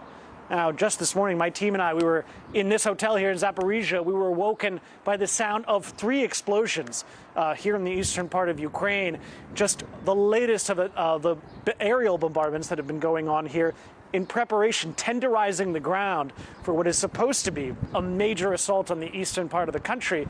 So far, Russian gains on the ground have been modest at best, and there's no indication that the full heart of this assault that everybody's expecting in the eastern part of the country has even really begun. Matt Bradley, NBC News, Zaporizhia, Ukraine. Joining us now is Michael Bosserque in Lviv, Ukraine. He's a global affairs analyst and senior fellow at the Atlantic Council. Michael, first off, thank you so much for joining us. And can you just give us your perspective on what you're seeing and hearing on the ground in Lviv right now? Yeah, sure. Thanks for having me. Well, it's not looking good from here. I mean, this is clearly turning into very quickly from a war that began between Russia invading Ukraine, so Ukraine-Russia war, into basically Russia with Ukraine in between, fighting off of NATO's eastern flank.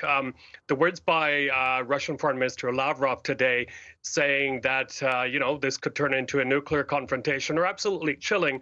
And quickly, Morgan, I mean, if I were the head of Moldova or if I was the head of Poland or any of the neighboring states, it would be tough to sleep tonight because it does now appear more and more that Russia is going for whatever it can right now. It's a very chilling day in that regard. You say chilling, and I think we all had the same feeling when we heard, Sergei Lavrov basically say that World War III, that possibility is a real one.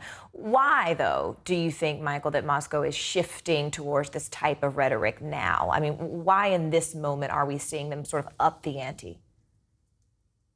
Sure. Well, I don't think the sanctions have restrained Moscow very much. And then secondly, you have a leader, Vladimir Putin, who has a huge ego, who I think isn't thinking straight right now. And I don't think he feels he has much to lose at the moment. And, it's a huge risk. And also even on the part of Ukraine, the way Ukrainians feel is that, again, they're fighting a proxy war, being armed to the teeth by the West.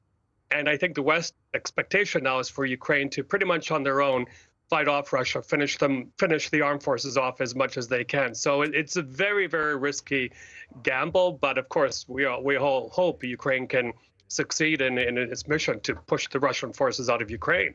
We've talked a lot about sort of the military strategy and the pushback, but what about diplomacy? I mean, the UN Secretary General is meeting with Russian leaders in Moscow today, and that's before heading to Ukraine later on this week. So do you think that there is still potential for a diplomatic resolution? I'd like to think so, but look, that trip by Secretary Guterres is very, very risky. The president of the International Committee of the Red Cross attempted something similar a few weeks ago and didn't gain anything.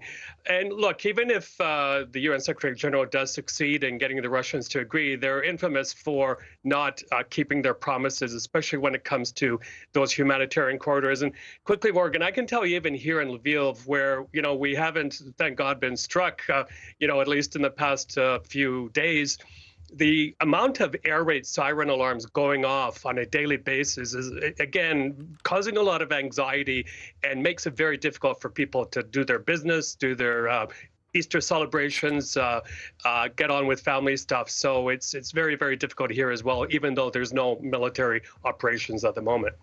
All right, Michael, I can't thank you enough for joining us, especially given the time difference there in Lviv where you are. Thank you so much. We appreciate your time. My pleasure.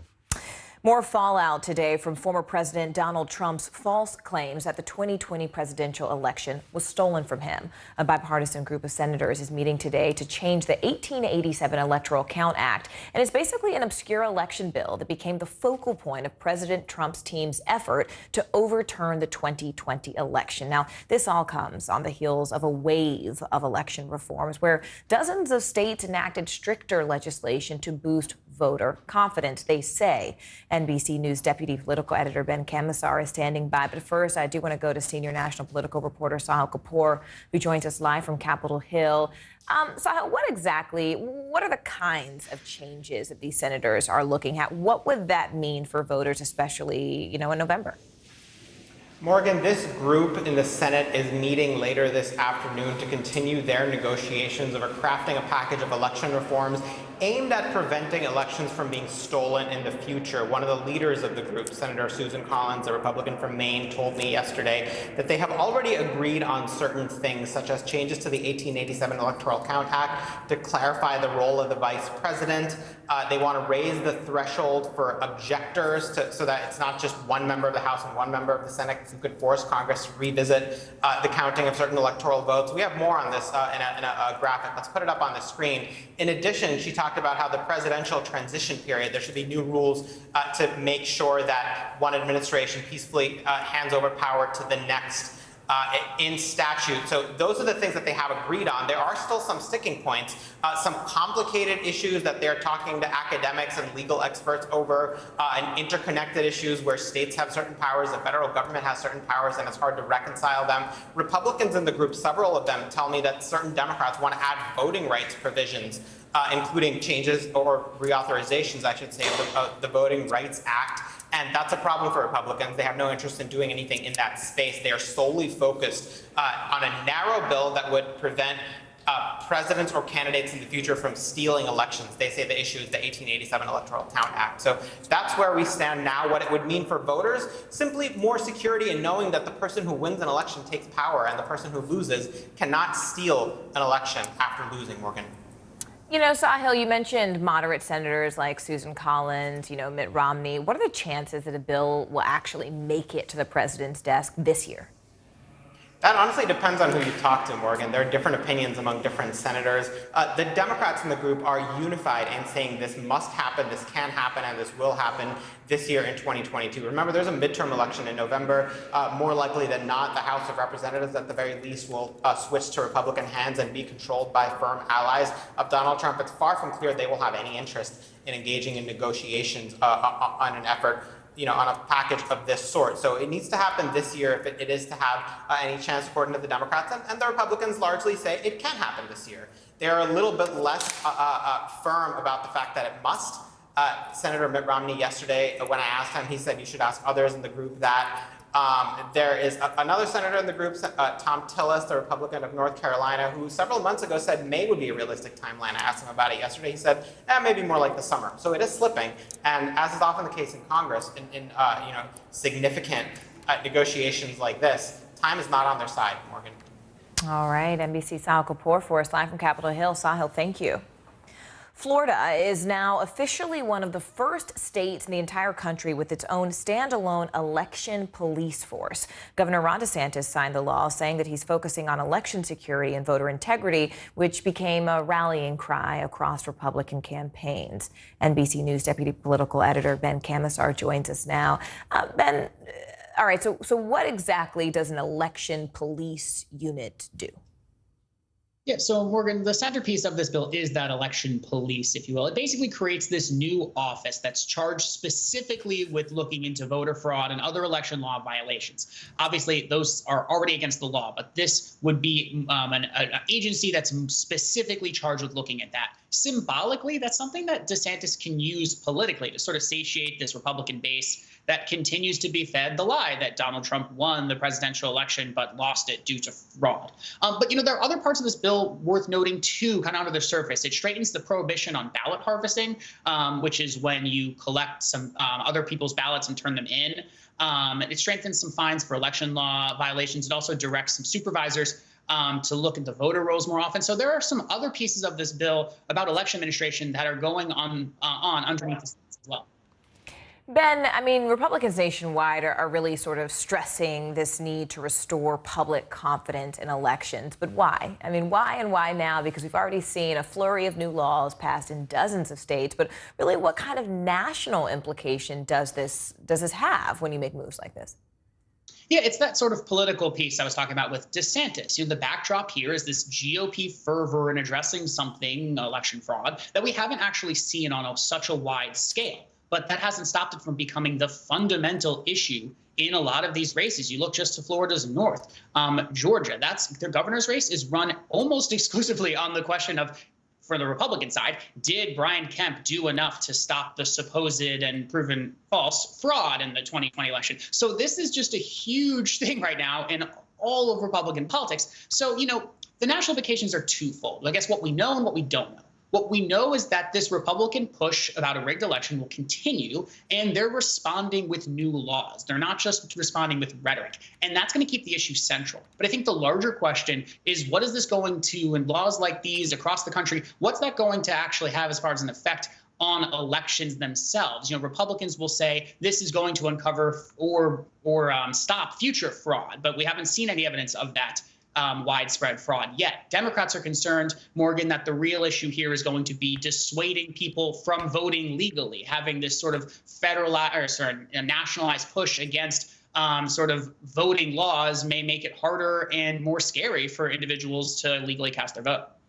Ben Camisar for us. Ben, also, I understand that you got married just recently and you are coming back to work. So first, from your entire NBC News family, thanks for coming back to join us. And we are so happy for you and your beloved. So we hope that you enjoy the rest of your married first year together, Ben.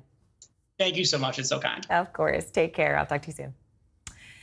And a political showdown is brewing in Oregon between progressive state Democratic Party members and the more moderate National Party. The disagreement is over a recently redrawn congressional district in rural Oregon that's represented by incumbent Democrat Kurt Schrader, who's running for his 8th term and is backed by President Biden. But local Democratic chapters, however, have endorsed progressive candidate Jamie McLeod-Skinner.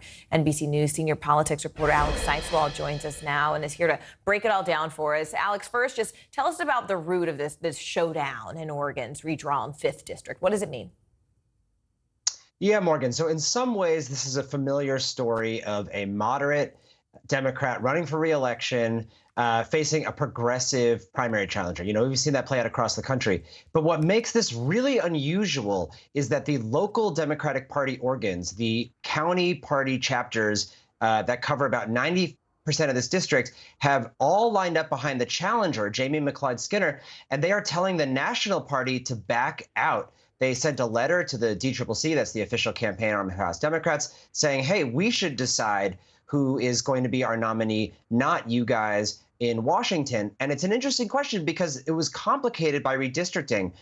This district was heavily redrawn, and more than half of voters in this new district are new to the district. They haven't voted for Schrader in the past. So the local Democrats are saying, hey, I know you guys in Washington typically back incumbents. That's what you do. But he's not really an incumbent because most of these voters didn't vote for him. So back out. And so you have an ideological fissure, and you also have a geographic fissure with the progressives and the locals on one side and the national, quote unquote, establishment on the other.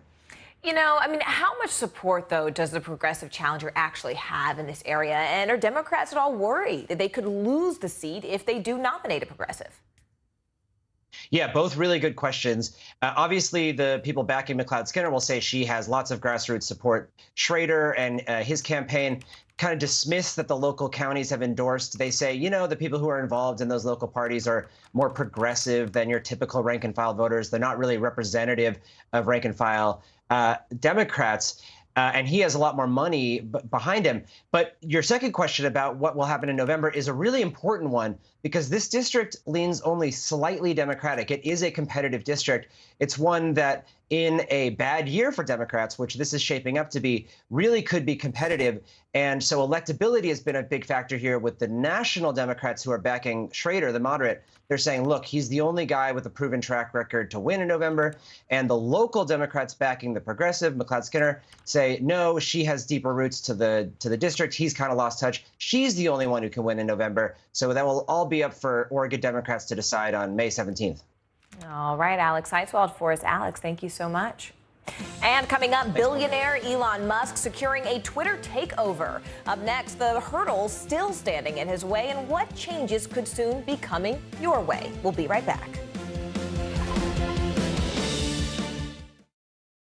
These days, it feels like the news never stops. So let's get into it. What's happening right now, what it all means for you for an hour every day. It can be hard to keep up, so let's get started together. Hallie Jackson Now, weekdays at 5 on NBC News Now.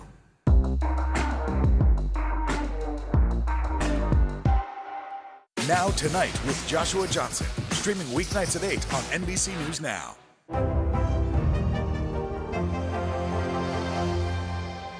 Sometimes the news can be difficult and overwhelming for kids to understand. Ukraine and Russia. Could you help me understand what's going on? So to help make sense of it, we've created a newscast just for them. We hope your family will watch Nightly News Kids Edition.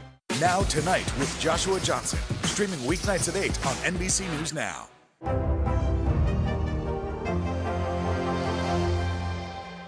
Now Tonight with Joshua Johnson, streaming weeknights at 8 on NBC News Now. All right, so the world's richest man is now the proud owner of one of the most powerful platforms on the planet. And as the news broke on Twitter itself, many people were left wondering what Elon Musk's takeover will mean for everyone. We're talking about employers, users, shareholders. NBC's Jolene Kent takes us inside those possible changes. Elon Musk has struck a deal to walk away as the owner of Twitter. He already runs Tesla and SpaceX, and he's adding Twitter to his mind-boggling portfolio. But news of the purchase has both supporters and critics concerned about Twitter's future and what it could mean for your Twitter feed. Elon Musk is taking over Twitter to the tune of $44 billion. After weeks of corporate wrangling, Twitter's board of directors accepting the billionaire's buyout offer in a unanimous vote. Musk, who has been one of Twitter's biggest critics, celebrating with rocket emojis, tweeting in part, "Free speech is the bedrock of a functioning democracy, and Twitter is the digital town square." If approved by regulators, Twitter will go private, and shareholders will earn over $54 in cash for each share of common stock. So what is Musk going to change in your Twitter feed? He says he plans to add new features, making the algorithms open source to increase trust, defeating the spam bots, and authenticating all humans. Well, I think it's very important for there to be an inclusive arena for free speech. Other ideas on the table, charging users a small subscription fee and adding an edit button for tweets. Some critics worry how Musk, who's faced his own backlash over controversial and offensive tweets, will handle Twitter's challenges with misinformation and toxic content. The ACLU raising concerns over a powerful central actor having so much control over the boundaries of our political speech online. Rival billionaire and Amazon founder Jeff Bezos also throwing shade at the deal, questioning whether China would gain more influence over Twitter due to Musk's other company, Tesla, doing so much business there. The Chinese government has banned Twitter since 2009. Musk burst onto the tech scene when he founded the company that would become PayPal, later selling it to eBay for $1.5 billion. He used those profits to start SpaceX and later Tesla. He's still the CEO of both companies. Musk ultimately could be taken on more than he believes, but it's Musk, and we all know he's going to go to the beat of a different drum. Musk, of course, has legions of supporters, including Twitter co-founder and former CEO Jack Dorsey. He says he believes Musk is the right person to take the company into the future. And another big question here, of course, what will Musk do about banned Twitter users like former President Donald Trump, who was suspended at the beginning of last year? Some believe Musk may reinstate those people in the name of what he calls free speech. But for his part, the former president saying he has no plans to return. On On the money this hour, it looks like a big bounce for the Dow isn't lasting very long. So CNBC's Dom Chu joins us now with a closer look. Dom, most of yesterday's 500-point gain wiped out. Why? What is happening? So volatile. That I'm particularly curious about. I know a lot of us employees here use Fidelity Investments, and I know that they're revamping their retirement plans by bringing crypto into the mix. Make it make sense, Dom. Make it make sense for me. How is this going to work? How does this start? Well, Morgan, like you, I also have a 401k that's administered Funny at when we're NBC working at the Universal, same company. Right, by Fidelity. So this was of big interest to me. So here's what's going to happen. You will be able to have Bitcoin in your 401k at one point down the line this year. If you're one of the folks who's looking at the possibility of putting crypto in your retirement account, Fidelity is going to give you that option later on in the middle of this year. That's the expectation. Now, the reason why this is important is Fidelity is America's biggest provider of workplace retirement plans, and that ability to allocate retirement funds to crypto is going to be offered to around 23,000 employers, at least to start, that currently use Fidelity to administer those plans. Now, regulators, Morgan, as we know, have urged a lot of caution when it comes to mass market adoption of crypto as investments because of things like the speculative nature of some of them. Also, the price action is very volatile in some of these digital currencies. And, of course, the security risks, getting hacked, losing passwords, all that stuff very much in play, Morgan. Dominic Chu, as always, we appreciate you helping us understand everything the market is doing. Thanks, Dom. You got it. A literal rock star set to blaze a trail all the way to space. Just after the break, Lester Holt introduces us to the geologist who will be the first black woman to have an extended stay at the International Space Station. Don't go anywhere. News is happening now. Look at what's making headlines around the world. Whenever it happens, wherever you are, it's here now. We're here to start conversations about the big things happening in our world, because it's not my job to tell you what to think. My job is to think about what you tell me. Now Tonight with Joshua Johnson, streaming weeknights at 8 on NBC News Now.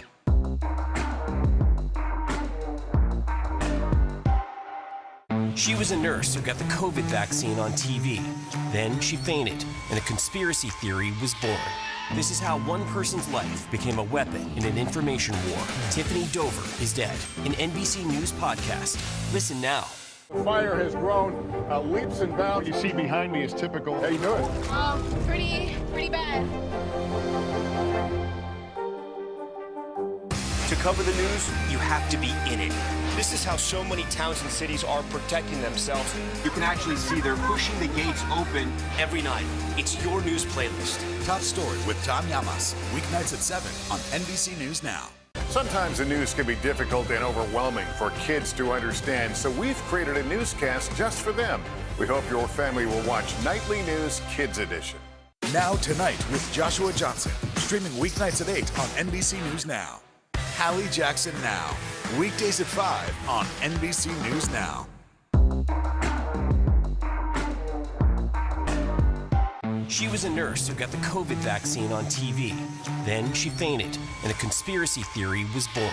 This is how one person's life became a weapon in an information war. Tiffany Dover is dead. An NBC News podcast. Listen now. Breaking news first on NBC News Now. World War warning. Russia's foreign minister issuing a new threat saying Russia may be prepared to escalate the conflict with Ukraine. How Ukrainians and the Pentagon are now responding. Plus, tale of the texts. Thousands of messages from the Trump inner circle now in the hands of the January 6th committee. What the former president's top aides were saying as the insurrection unfolded. COVID's hidden crisis. A new study reveals the devastating toll the pandemic has taken on working women. What more than half say they're suffering from right now. And too few to fly. Airlines bracing for a surge in summer travel, but those flights might not be going anywhere. Why companies are struggling to get pilots back into the cockpit.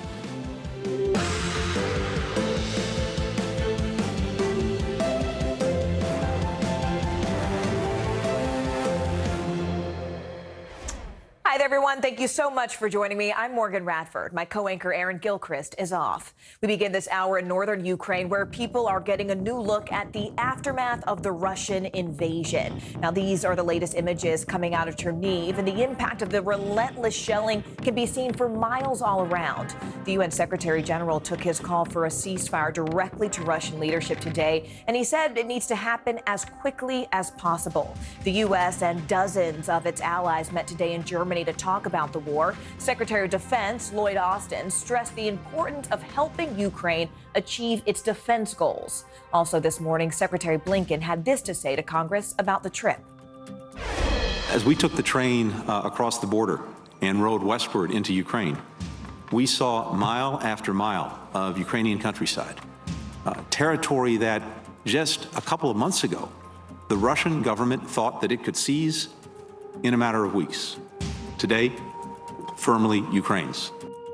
All right, so we've got NBC's Ken Delanian, who is standing by with new reaction to that visit to Kyiv. But we also have the latest happening inside Ukraine right now. NBC News global correspondent Raf Sanchez is live for us in Lviv. Raf, you know, there have been a lot of reports, just a steady stream of information about new Russian attacks along the front line. But what do we know about that information thus far?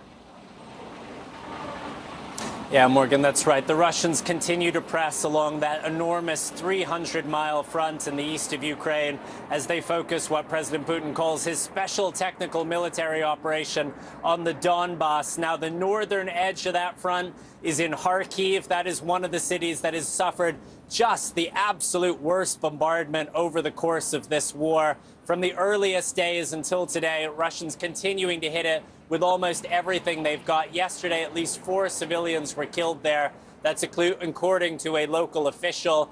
That front stretching all the way through towns and cities of the Donbass down to Mariupol in the south.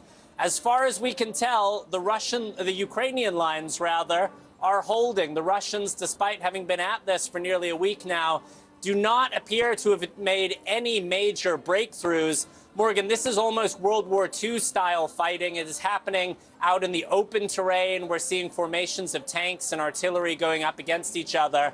And one of the things the Ukrainians stressed to Secretary Blinken, to Secretary of Defense Austin, that they need most badly is artillery ammunition. And when the Secretary of Defense says he's trying to move heaven and earth to get the Ukrainians what they need, artillery is towards the top of that list.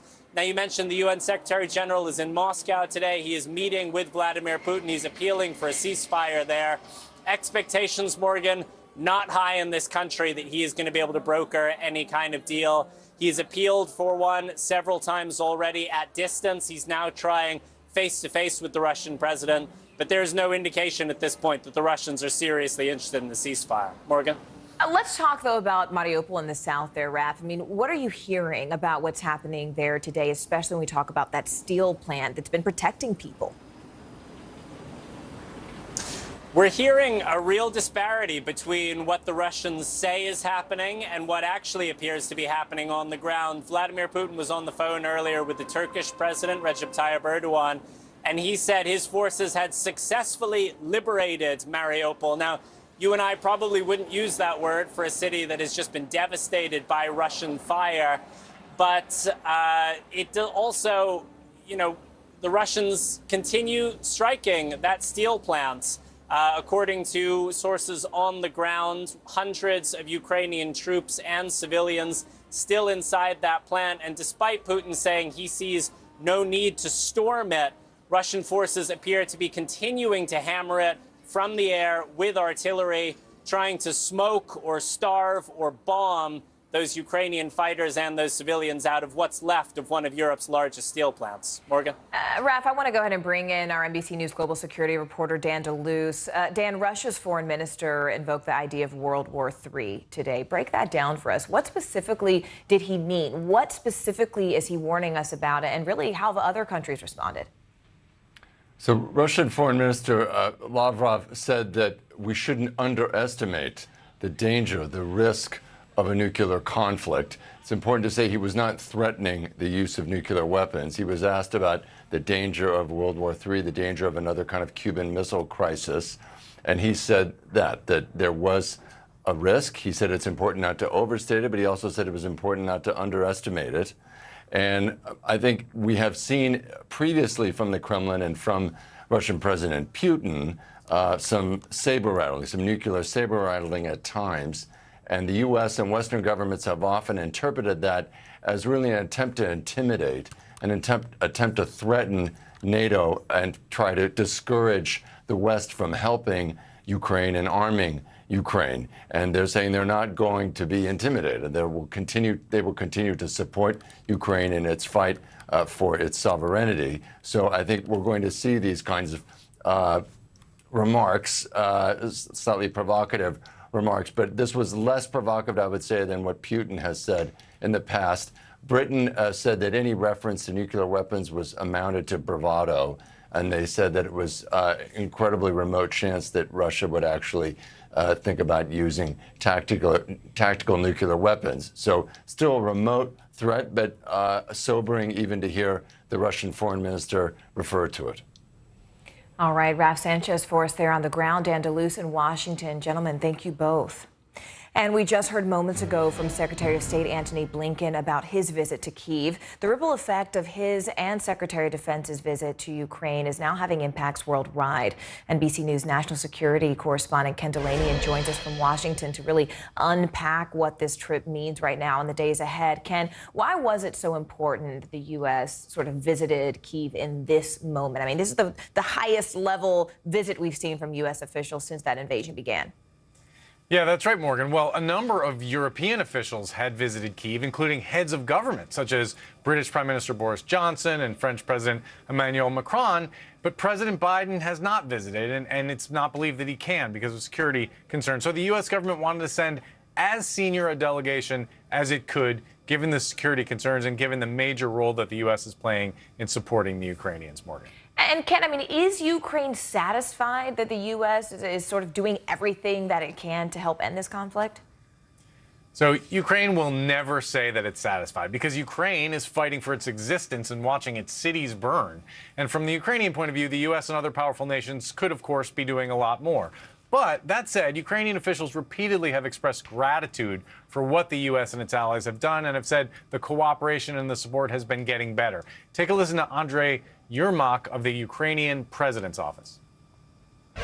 During this war, Ukrainians exactly understand who is the friends and who is not. And of course, United States, it's our friend. So a friend who's willing to send arms and to help with intelligence cooperation, but not send troops, Morgan. And Ken, just very quickly, I know that our NBC News team that you are a part of just reported some exclusive details about Russian planes being shot down. What can you tell us about that? This is a story looking at the specific fruits of U.S. intelligence sharing with the Ukrainians. We've known for some time that the U.S., the CIA, is providing real-time intelligence to the Ukrainians. What we were able to dig out is that in some cases, it allowed the Ukrainians to move their air defenses to prevent them from getting destroyed by the Russians early on in the war, and that was decisive. In other cases, U.S. intelligence allowed the Ukrainians to shoot down Russian aircraft, including a transport plane containing hundreds of Russians. That has not been previously reported. Overall, our reporting just underscores the significant, crucial, meaningful impact that explicit real-time U.S. intelligence sharing is having in helping the Ukrainians have their success against a better armed, better equipped military, Morgan. All right, Ken Delanian from D.C. Ken, as always, thank you so much. You bet. We are also following breaking news right now from the Supreme Court. The justices are hearing oral arguments today in a case that could seriously impact immigration across the country. Our very own NBC News Justice correspondent Julia Ainsley joins us now live from Washington, D.C.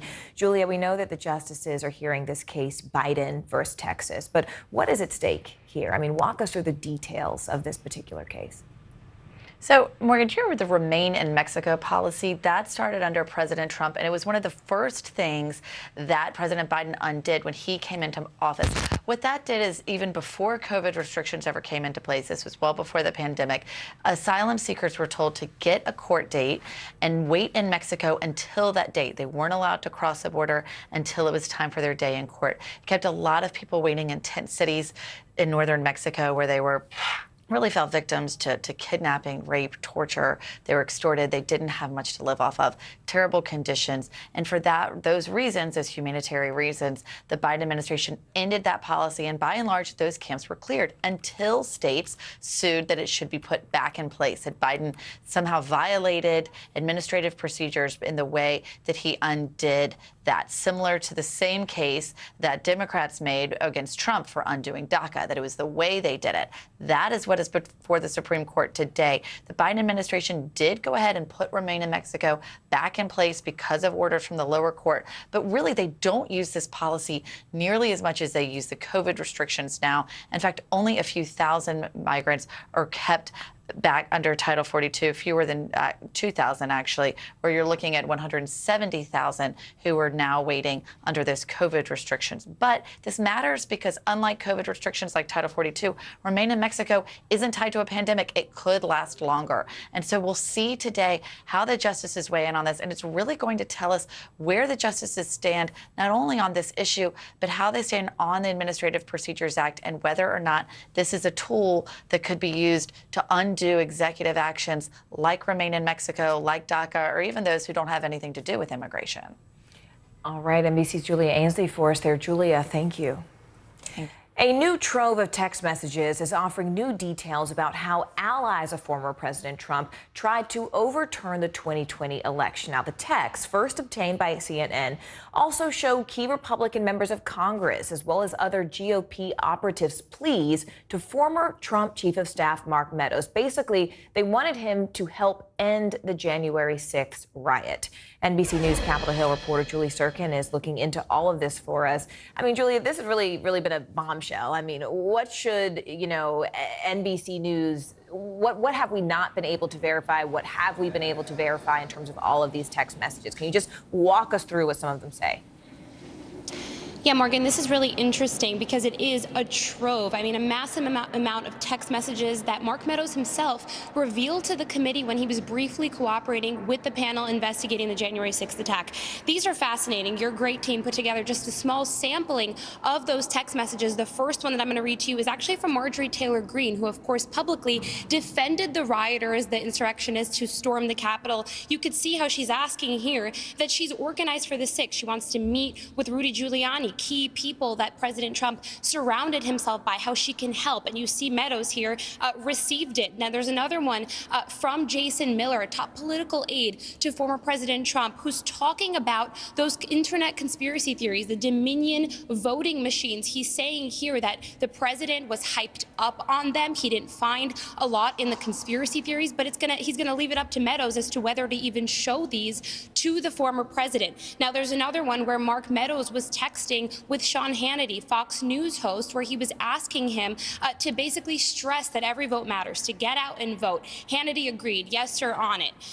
Then there's this final one, which I think is interesting because it shows the moments on January 6th where things were starting to get violent. Things were getting out of control. Donald Trump Jr., the president's son, saying he's got to condemn this expletive. The Capitol Police tweet is not enough. And you remember those moments where the former president was weighing whether to even make a response. It took something like upwards of 3 hours for him to even release that video condemning the insurrectionists and telling them to go home. So a lot here, Morgan, and you could see by those tweets just how much this escalated in the weeks leading up to it and on that day. I mean, Julie, I don't even know sort of where to begin. There's so much for the entire country to really unpack here. Do we have a sense of just how these text messages may fit into the larger investigation by the January 6th committee?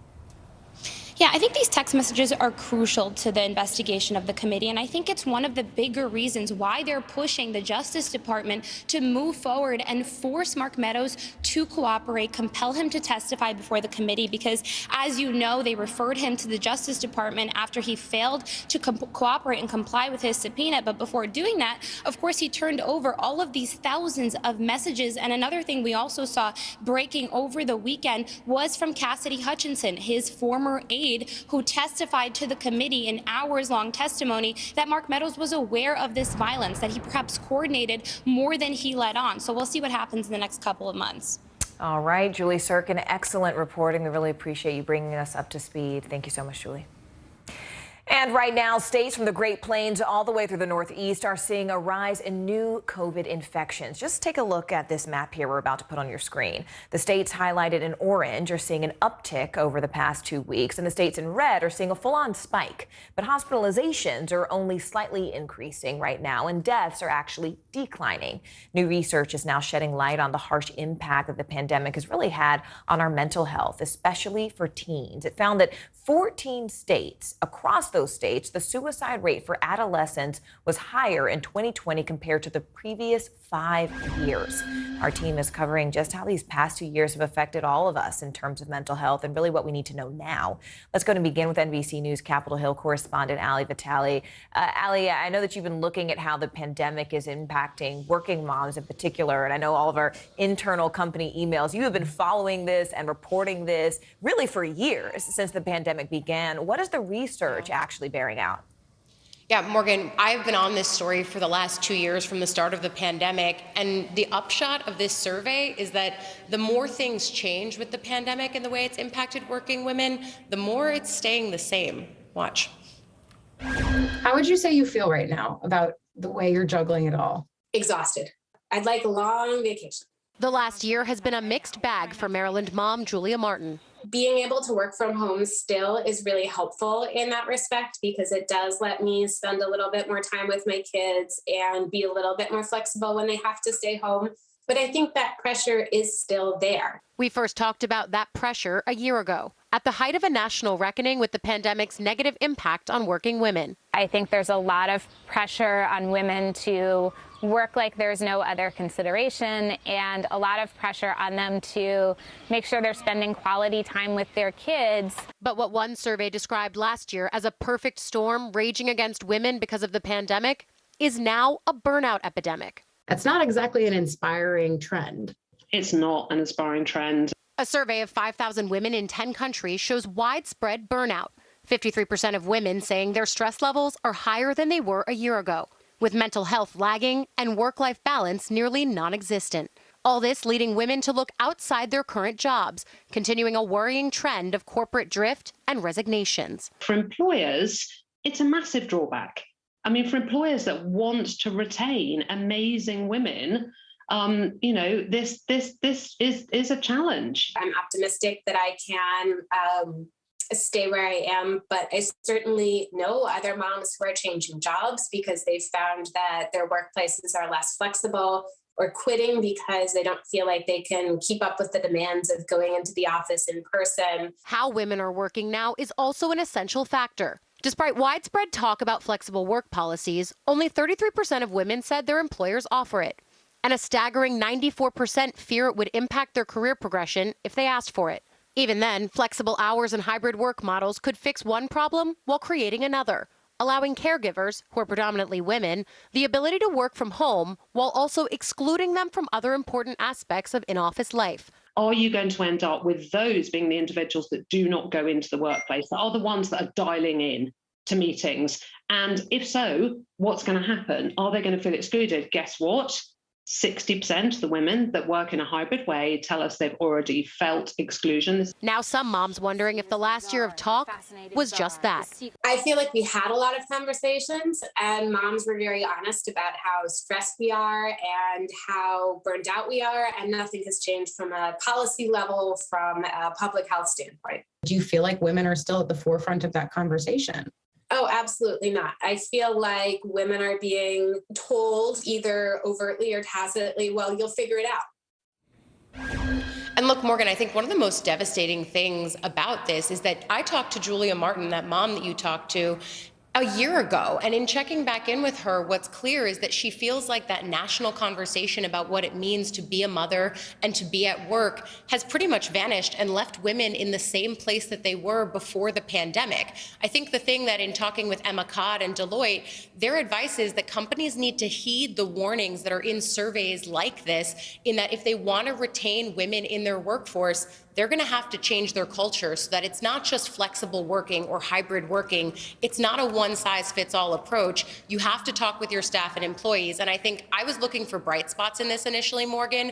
There is a 1% uptick from 4% to 5% of companies that these women who were surveyed say they work at that meet certain inclusivity metrics that Deloitte laid out. But 5% is so small. Clearly, there is an opportunity in coming out of this pandemic that companies need to take advantage of. Yeah, that's a really interesting way to put it. Ali, I know that you have to go, but while I have you there on Capitol Hill, I do want to ask you about some late-breaking news we just received involving members of Congress testing positive for COVID. Can you tell us the latest there?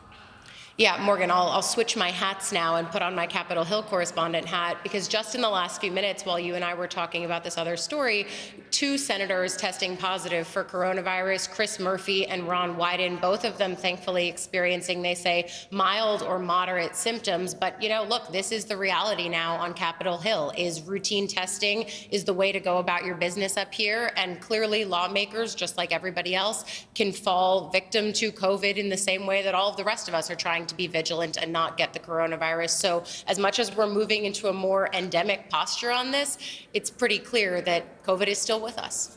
All right, NBC's Ali Vitale covering it all for us there, Ali. Thank you so much.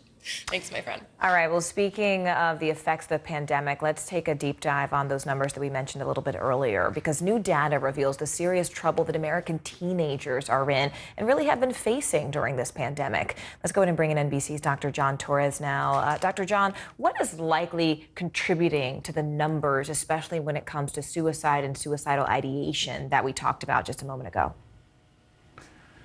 And Morgan, we can't figure out the one thing that might be causing this because there's multifactorial, and we certainly don't want to put all resources into just that one basket trying to treat that one thing that we think may or may not be part of the issue. But what this study is showing, and it's one that looked at 14 states and found that adolescents are increasing in the percentage of suicides that occur across all age groups. And like you can see there, 5 years before 2020 it was 5.9%. Now it's 6.5% in these states they looked at. And so that's setting off a lot of alarms with experts around the country saying, you know, we need to really focus on this. But one thing we do have to mention is even before the pandemic started, we noticed an increase in mental health issues, particularly depression and anxiety in this age group of adolescents increasing. That seems to have done it even more so during the pandemic. And there could be a few reasons for it. Number one, they're not having those social connections they had before. They're having to rely on having those social connections, or at least they did in 2020, doing it remotely, doing it virtually like most of us have. On top of that, there's the stress of the pandemic itself and what's going on with the world events in particular. And so those combination of things seems to be affecting them and affecting them in a negative way, unfortunately. And we don't know what direction this is going to take, but we do know that those mental health issues are going to continue to be a problem, Morgan, that we definitely need to address. Speaking of addressing that, you know, what warning signs can parents look out for, Dr. John? I mean, what would you say to kids who perhaps don't know how to reach out for help? And it's not just the kids, but it's also the parents, to make sure that the parents are there for the children as well. And the first thing I tell my parents all the time, the patients I deal with, is, you know, listen to your children. And by listen to them, I mean, you know, it's very typical as a parent to sit down after school and go, hey, how was your school day? Oh, it was fine. And that's the end of the conversation. But instead, you know, specifically bring up things, especially if you notice things, saying, hey, I've noticed you've looked a little sad lately. Or, you know, I noticed that you weren't going out with your friends as much, or you've changed your friend group. You know, talk to me about that. And with children in particular, you know, tell them it's okay to talk to people about this. And some of the warning signs, if you hear things from children, you know, if their behavior changes markedly, if you hear things like, you know, the world's better off without me, I wish I could go to sleep and not wake up, you know, do you think people will be coming to my funeral? Those types of things are warning signs that you need to get help. And there is a National Suicide Prevention Hotline they can call, that 1-800-273-8255, that can certainly help. But again, with parents, the main thing I tell them is listen to your children, talk to them. And one thing parents are always hesitant to do is directly ask them, are you thinking about suicide? And if you're at that point where you think they might be thinking about suicide, it's okay to ask them that question. And they might tell you, no, not at all, or yes, it is something I've been thinking about. I definitely need help at this point. Just really great advice. Dr. John Torres, thank you so much. I mean, this is a group effort that we can all do to protect our families, people's children, you know, other citizens, just as humans. Dr. John, thank you. And as you mentioned, if any one of our viewers or anyone that you know needs help, you can always call the National Suicide Prevention Lifeline. They are available 24 hours a day, day or night. That number is on your screen, 1-800-273-8255. You can even text TALK to 741-741. The family of a 14-year-old who died last month on an Orlando amusement park ride is suing, saying that his death could have been prevented. Here's what the family had to say just moments ago. His last words to me was, "I'll see you Saturday or Sunday." I'm walking back in this door. The same way I left, I was expecting to see my son return to me the same way he walked out my door. NBC News correspondent Sam Brock is following the story for us. Sam, tell us a little bit more. So we just heard from Nakia Dodd a little while ago, Morgan, who said that her son was being rewarded for his academic achievement, for being a good kid, when he did not return from spring break. Earlier in that press conference, her attorney held up a seatbelt and said this would cost $22 to put on all 30 seats on this ride, but that never happened. It's one of the issues right now they're taking with lack of safeguards for preventing safety. That, plus we spoke with Tyree's father, who is going to be returning to Icon Park for the first time today since this all happened. There's no mistaking the pain and anguish in Yarnell Sampson's voice. My son was Tyree Sampson. He's 14 years old. He's been taken away from me too soon. After experiencing the worst loss imaginable for any parent. When you kiss your child and tell them you love them, I don't have that choice or the chance no more. Now, a wrongful death lawsuit has been filed in Orlando Circuit Court after a horrifying night in late March, when, according to a state report, 14-year-old Tyree Sampson slipped through a gap between the harness and the seat on the free-fall ride at Icon Park, a ride that drops nearly 400 feet at speeds up to 75 miles an hour. Sampson weighed about 380 pounds, according to his family, close to 100 pounds above the stated weight limit for the ride. The suit specifically claims the ride operator negligently adjusted restraint systems on the free-fall ride, failed to train their employees, and failed to provide a safe amusement park ride. Last week's state report confirming manual adjustments were made to the shoulder sensor on the harness of Sampson's seat, making it unsafe. We want Tyree's legacy to be that it will not happen again. The lawsuit targets Icon Park, the owner of the free fall, the Slingshot Group, and the Austrian manufacturer of the ride as well. Icon Park declined to comment on the lawsuit, and no representative with the manufacturer could be reached for comment. But a lawyer for the Slingshot Group told NBC News they continue to fully cooperate with the state during its investigation, adding, "We reiterate that all protocols, procedures, and safety measures provided by the manufacturer of the ride were followed." Sampson's family left with an unfillable void for the honor student and standout football player who showed such promise. The best thing to do is get the ball moving towards the right direction. We can make change together. And Morgan, this ride was basically brand new. It had debuted at the end of 2021 in December. It had only been a number of months. It went through all the proper certifications. As for that state report from last week, it also identified that there should have been 3 inches of separation between Tyree's harness and the seat. Instead, after that manual adjustment, it was more like 6 or 7 inches, with him possibly falling through a 10-inch wedge when all was said and done. Morgan? All right, NBC's Sam Brock for us. Sam, thank you so much. Meanwhile, a Kardashian family fight is underway in a California courtroom. The former girlfriend of Rob Kardashian, Angela White, who goes by the name Blac Chyna, is suing the family for $100 million. Now, the socialite claims that the Kardashians purposely defamed her. NBC News correspondent Gadi Schwartz is following this case for us. Gadi, what specifically is Blac Chyna alleging happened? I mean, so much of the world sort of saw her relationship with Rob Kardashian unfold, and then it sort of ended as quickly as it began, and now we've got sort of this tale of 2 cities in LA there. What's happening? Yeah, and a question of $100 million, which is a whole lot of money. And this entire thing is really based on the claim from Blac Chyna that the Kardashians went to the E! Network and then had them pull the plug on the second season of Rob and Chyna, that reality TV show about Blac Chyna and Rob Kardashian and their relationship. And Morgan, there is a lot of reality TV show kind of drama playing out on the stand. In fact, Kylie Jenner yesterday took the stand. She could take the stand once again after she told the court that her brother Rob Kardashian told her that Chyna held a gun to his head, put a cord around his neck, and hit him with a pole while he was playing video games, a claim that Chyna denies. And her legal team has said that the Kardashians lied about that when they told the E! Network that Chyna assaulted Rob because they were hoping that the network would cancel the show, which they did. Chyna also testified earlier in the trial that her and rapper Tyga had been together until Tyga began cheating on her with Kylie Jenner, and Kylie testified that she thought Chyna dated Rob out of spite for Kylie. So again, all of this sounding a whole lot like reality TV, but it's playing out in court. Morgan?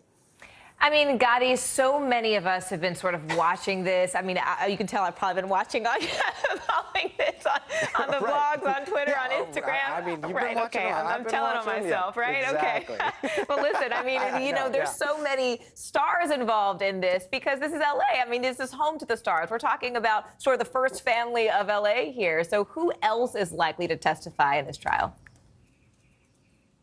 Well, Morgan, the bulk of the Kardashians are expected to testify here because they are specifically named in this suit. So Mom Kris Jenner, sisters Khloe and Kim Kardashian are also expected to take the stand in a case that, as you just said, is pulling a lot of attention because this is the de facto first family of Los Angeles. All right, Gotti Schwartz for us. Gotti, thank you so much for joining us. And it's the bottom of the hour now, and these are the latest headlines on the war in Ukraine. An intense new warning from Moscow. Russian Foreign Minister Sergei Lavrov saying the risk of nuclear war is real. After hosting a meeting with allies in Germany about Ukraine's security, U.S. Secretary of Defense Lloyd Austin had this to say about Russia's latest rhetoric. I think it's unhelpful and dangerous to rattle sabers and speculate about the use of nuclear weapons. In Ukraine's second largest city, Kharkiv, Russian shelling has become an almost daily occurrence. So we begin our coverage this half hour with Sky News anchor Mark Austin in that embattled city. The first thing you notice driving into Kharkiv is that what little traffic there is here is going the other way. This is a city largely emptied of life. Deserted streets, destroyed buildings, and the ever-present sound of war.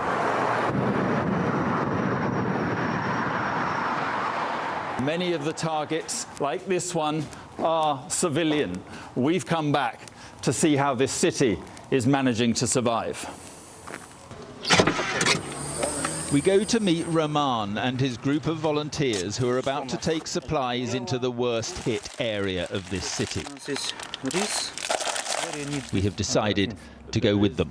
There is some shelling. It's safe to go now? No, it's not safe, but we must do it. It is a drive through a suburban wasteland of shelled apartment blocks. Shocked survivors surveying their wrecked lives, and destruction. Everywhere destruction. It is no place at all for anyone to live, but a few still do, and when help arrives, they are overcome. Thank you, she tells the volunteers. You are very brave to come here. Ludmila Kirichenko is 74. She tells us she has lived in Saltivka for half her life, and for the last 7 weeks without electricity or running water.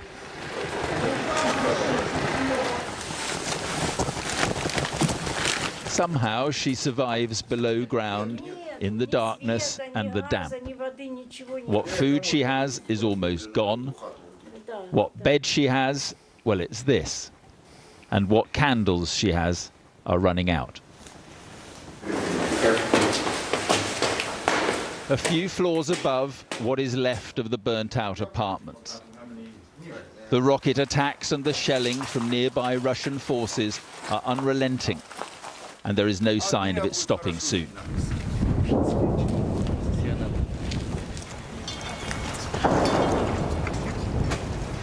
So we've heard 3 explosions near here, shelling near here in 10 minutes, 15 minutes? It's not too much. It's not too much for this place. There's more normally. It's only morning. It's only they wake up and do something. It doesn't stop, never stops. No. What a way to live. How do they live? I don't know. As if to prove his point, on the very same day, in a different part of Saltivka, another attack, caught by another camera crew. What brutality is this? It is random, it is remorseless, and it begs a very simple question. Why? All I want is a peaceful sky, says Ludmila. A peaceful sky and fresh bread. Everywhere we went here, they would emerge from their darkness, solitary, pale, and looking for whatever Roman has to offer those who remain here.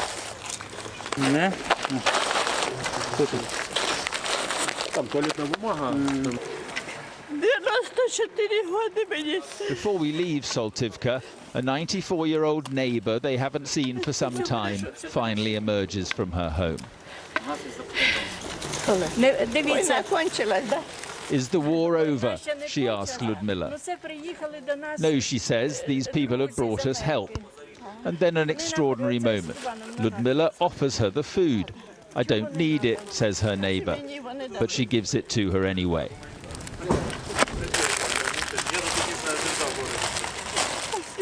Just think about that. You're given food to help you survive, and you choose to give that food to somebody else.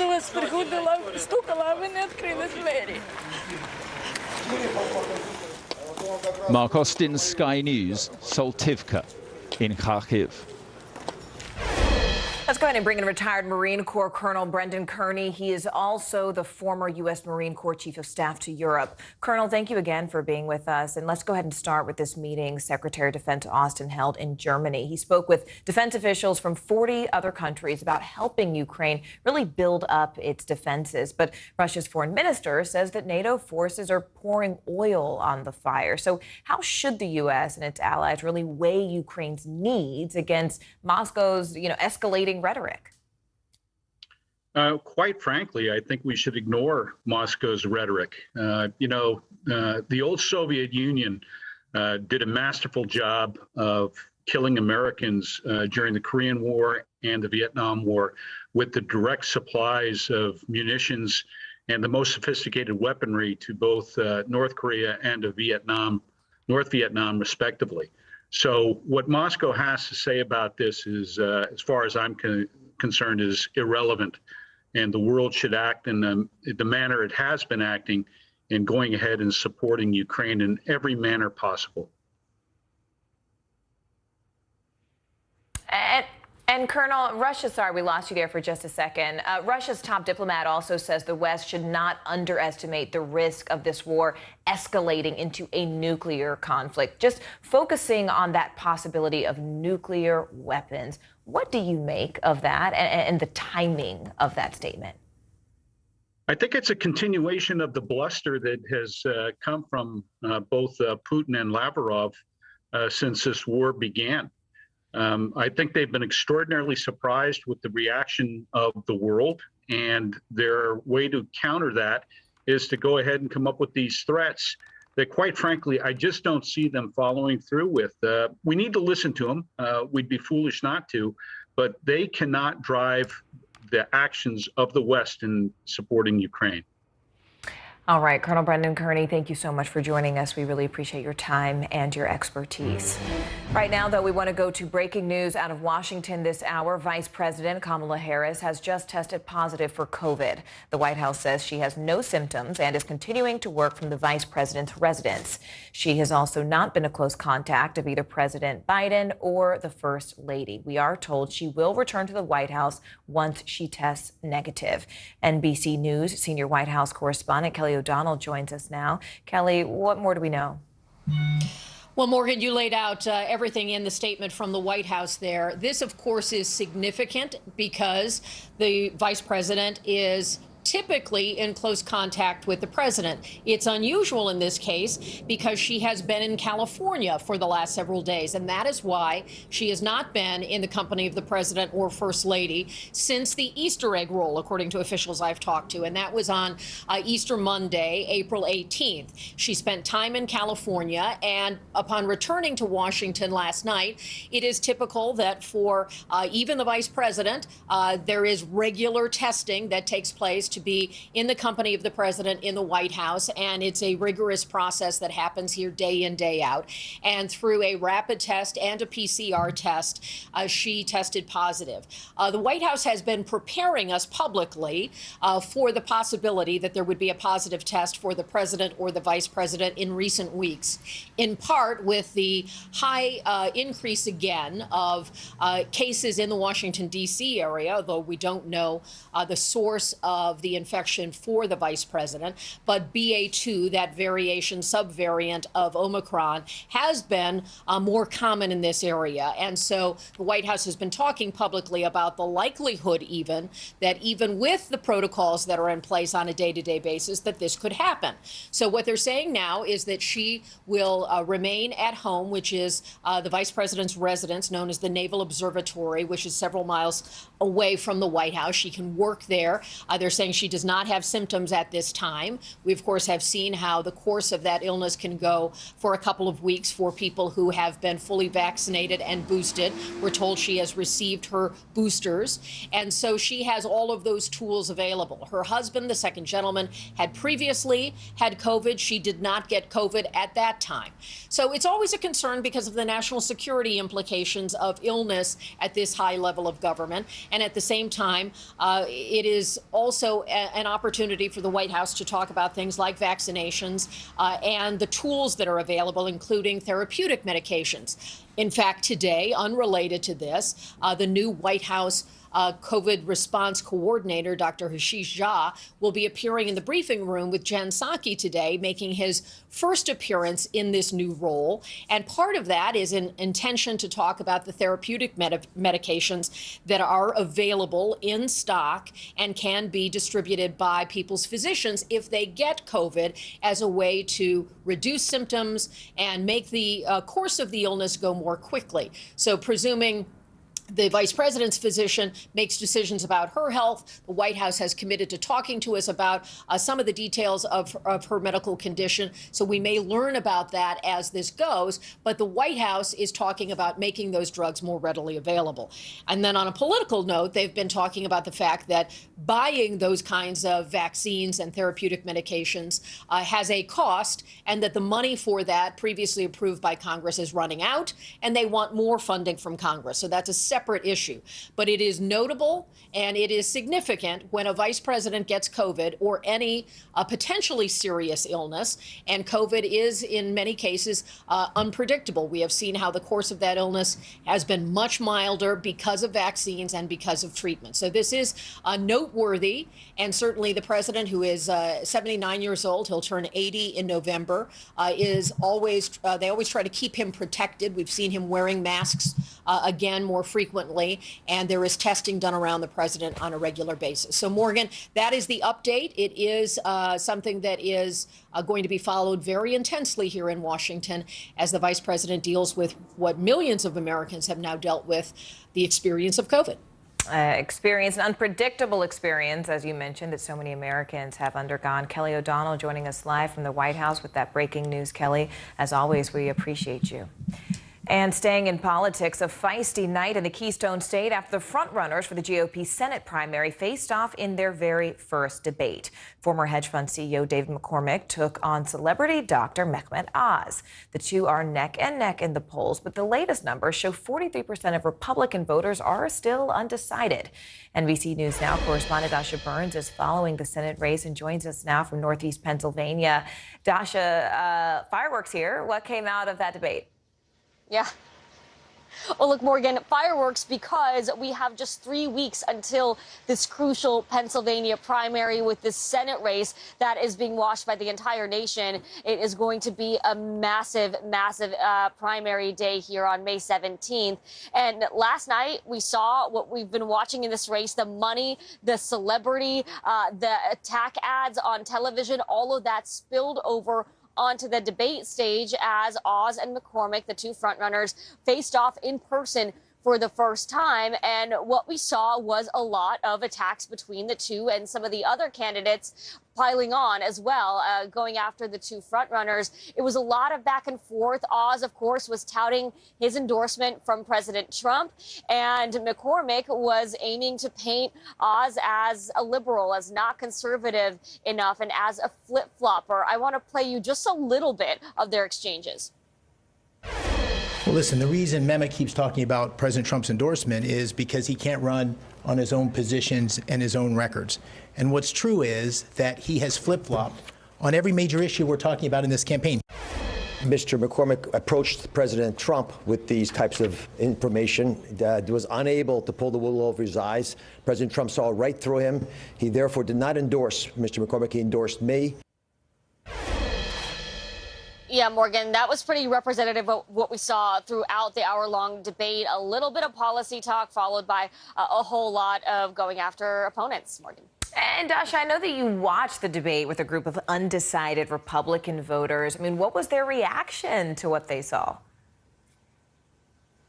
Yeah, undecided voters are crucial right now because, as you mentioned, 43% are undecided, according to the latest Franklin and Marshall poll. That is a whopping number. And look, the voters were a little bit frustrated with what they saw. I asked them to describe what they witnessed in one word. I heard words like mean, like not constructive, like three-ring circus. They felt like the candidates spent a whole lot of time going after one another and not enough time talking about where they actually stand on the issues. One big question I had going into this this watch party with the voters was, how much is Trump's influence going to play here? And Dr. Oz spent a lot of time talking about that endorsement, Morgan. And what I heard from voters was a little bit of a groan in response to every time he mentioned the Trump endorsement. They felt like he was writing on that a little bit too much. And overall, they were a little bit disappointed with what the frontrunners had to offer. Take a listen. I didn't care for what either one of them said. They're just both wealthy guys, and they were just, they were just like talking about all the global stuff. I was set on McCormick. You were set on and not set, but I think I was leaning that way. And I think once again, he did tout a lot of his wealth and his business, and I don't think he is realistic of the normal, quote unquote, normal Pennsylvanian. Voters also felt like they missed talk on some crucial things for Pennsylvanians, like infrastructure, like roads, transportation, that they wanted to hear more about. And overall, of the four people that we watched with, two of them are still very much deciding, and two of them, interestingly, now leaning towards Jeff Bartos. He came out as sort of the surprise winner with our small group. They felt like he was the one candidate that spent time actually talking policy, talking about what he's done for Pennsylvania, instead of going after his opponents, Morgan. All right, NBC's Dasha Burns for us. Dasha, thank you so much. And today, the New York Supreme Court is considering the state's new congressional map. Two lower courts have already ruled it violated the state constitution, saying Democrats gerrymandered the map. NBC News senior reporter Jane Tim joins us now. Jane, Republicans have a high bar to prove that these maps must be tossed, but what arguments specifically are they laying out? So, Morgan, we just wrapped the arguments, just shy of 2 hours of debate over these maps, with the Democrats trying to convince these maps were lawful and everything was just fine, that they were, considering communities of interest when they do these maps, not the partisan advantage that they did in fact secure with these maps. But Republicans are arguing that everything from the process to the resulting maps have a partisan intent and were so gerrymandered and so problematic that they can't be used. Republicans clearly want the court to appoint a special master, as that lower court did rule, and to have those maps completely redrawn. Democrats are making the case that this June 28th primary is right around the corner and that they've got to just sort of move forward. Or if there are any problems, they should let the legislature fix them with their authority as elected officials. Let's broaden the view here for just a moment. What could be at stake here really on a national level? Yeah, when we talk about these maps, we're talking about various, Chinatown communities in New York City, but this has really huge national implications. Republicans nationally controlled far more of the redistricting process and were expected to net quite a lot more seats in this process. But Democrats in states like New York were able to sort of claw back some of that net redistricting advantage. And if the courts enforce this order and decide that these maps have to be tossed for more neutral maps, Democrats are going to feel it. This is 3 additional seats they could see with this map. And with states like Florida securing a pretty partisan gerrymandered map last week, giving 4 more seats to the GOP, these maps matter a lot. Things like this, these court cases, they can decide control of Congress with just the stroke of a judicial pen. All right, Jane Tim for us. Jane, thank you so much. Well, this summer is expected to be one of the most profitable seasons ever for airlines as millions take to the skies once again after a pandemic standstill. There's just one problem. The country is experiencing a massive pilot shortage. Here's NBC News senior national correspondent Carrie Sanders. This is the cockpit of a 767, and the problem, of course, is, as you said, a pilot shortage, finding enough people to sit into these seats who want to do this as a profession. To sort of put a fine point on the problem, consider what JetBlue announced this morning, that they are not going to grow in the next year as an airline. Instead, they are going to sacrifice profit for reliability. The national commercial pilot shortage wreaking havoc on passengers. Got on a plane, they canceled the flight, and I've been on endless lines. With fewer COVID tests these days, Americans are traveling again, but virtually every airline is scrambling to fill their cockpits. The lack of pilots leading to delays, flight cancellations, and even grounded fleets. Several airlines hiring buses to replace planes on shorter routes. American recently announced they've started using buses to ferry passengers from smaller airports in the Northeast to their hub in Philadelphia, where more pilots are available. There are an estimated 14,500 openings for commercial pilots over the next 8 years. The problem? Not enough new pilots moving from smaller regional airlines to the major carriers, and too few pilots exiting the military to work in the private sector. Pilot training can cost more than $100,000. Jonathan Manivel runs the Miami Flight Academy. It's an addition of different things. Pilot retiring, the pandemic. So now just to train the new pilots is going to take a long time. Some airlines are now training future pilots themselves. United hoping to train up to 5,000 pilots over the next 8 years at its own aviation academy. Yeah, this is a nice stable descent. This is good.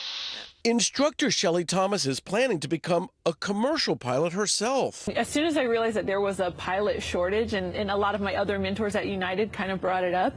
JetBlue has a similar program, no flying experience required. Finally, I met the right people to set me in the right direction, and I jumped. Veteran pilots say one short-term solution, let those forced to retire at age 65, as required by the FAA, back into the cockpit. Rich Seiler was a Delta pilot for 35 years. We are forced out, and it's no other industry in the world that I know of that it happens like that.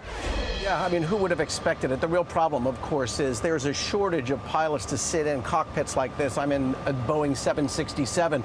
And so with that shortage, you still have people who want to travel. So in the Northeast, American Airlines is now busing passengers from some of the smaller airports like Allentown and Atlantic City to the hub in Philadelphia, which, of course, is going to be a big surprise to some passengers who maybe didn't get the notifications from the airlines that they'll be getting on a bus.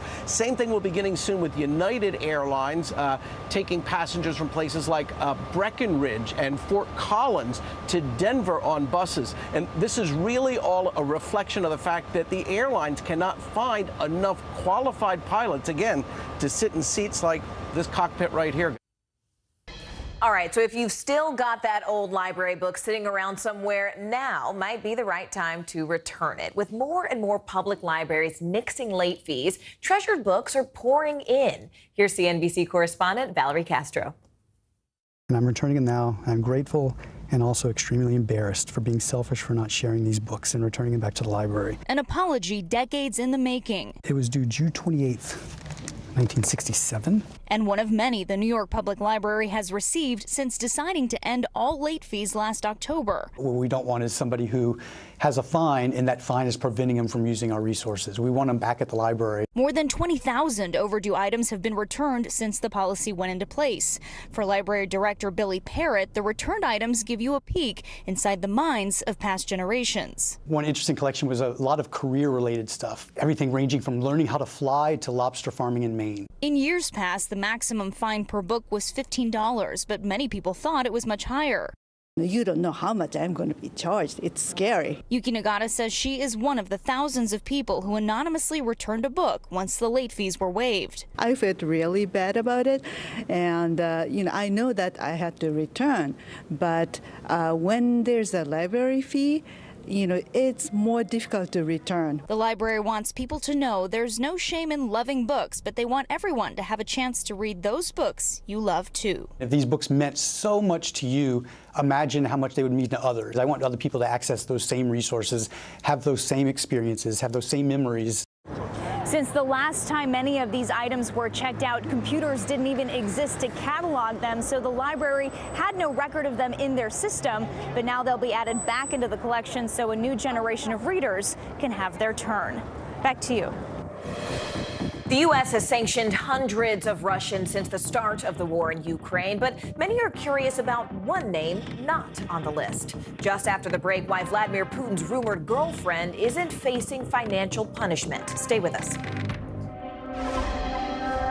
Live from Ukraine, from Mayfield, Kentucky, from Waukesha, Wisconsin. To cover the news, you have to be in it. This is how so many towns and cities are protecting themselves. You can actually see they're pushing the gates open. I also want to get home. You'll get home. You'll get home. Do you remember any tornado as bad as this one? You look at this and you're thinking, we're not going to have power for weeks, if not months. Exactly. Every night, it's your news playlist. Top Story with Tom Llamas. Weeknights at 7 on NBC News Now. Look at what's making headlines around the world. We begin with breaking news. The attacks from Russia are coming in from every angle. Live from Ukraine, where a fierce battle is raging on. We've heard a number of explosions. Russia is picking off Ukraine's military facilities. This factory has gone from making kitchen pots to lethal items that'll ruin tires, ruin the bottom of the car. This is what it looks and feels like to try to escape Ukraine. I don't want us to say goodbye. The battle for Congress and the fight for control of State House. In our special County to County series, we're checking out key battlegrounds. We are talking elections in a battleground state. What does President Biden need to do tonight? He needs to speak to heads and hearts. A lot to break down, Chuck, so let's dive right in. Official confirmation of Judge Ketanji Brown Jackson. Let's zoom out a bit to our changing climate. We have some stunning new findings about COVID-19. A lot to talk about as we continue our rolling coverage. We're coming on the air with the news NBC Scoop. Bringing the news to you is not only a job, it's an honor. Still to come on the Channel 2 News. Well, the waters are certainly receding now. Still too close to call. Lester Holt reporting from Ground Zero, as it's being referred to. It is, in fact, the taste of freedom. The Haitian people know a little something about resiliency. What's the biggest risk right now? Some of the troops who have been proud. I want to welcome you to the first presidential debate. In fact, we've been told we can't go any farther. You are some resilient folks. Let me get a hand.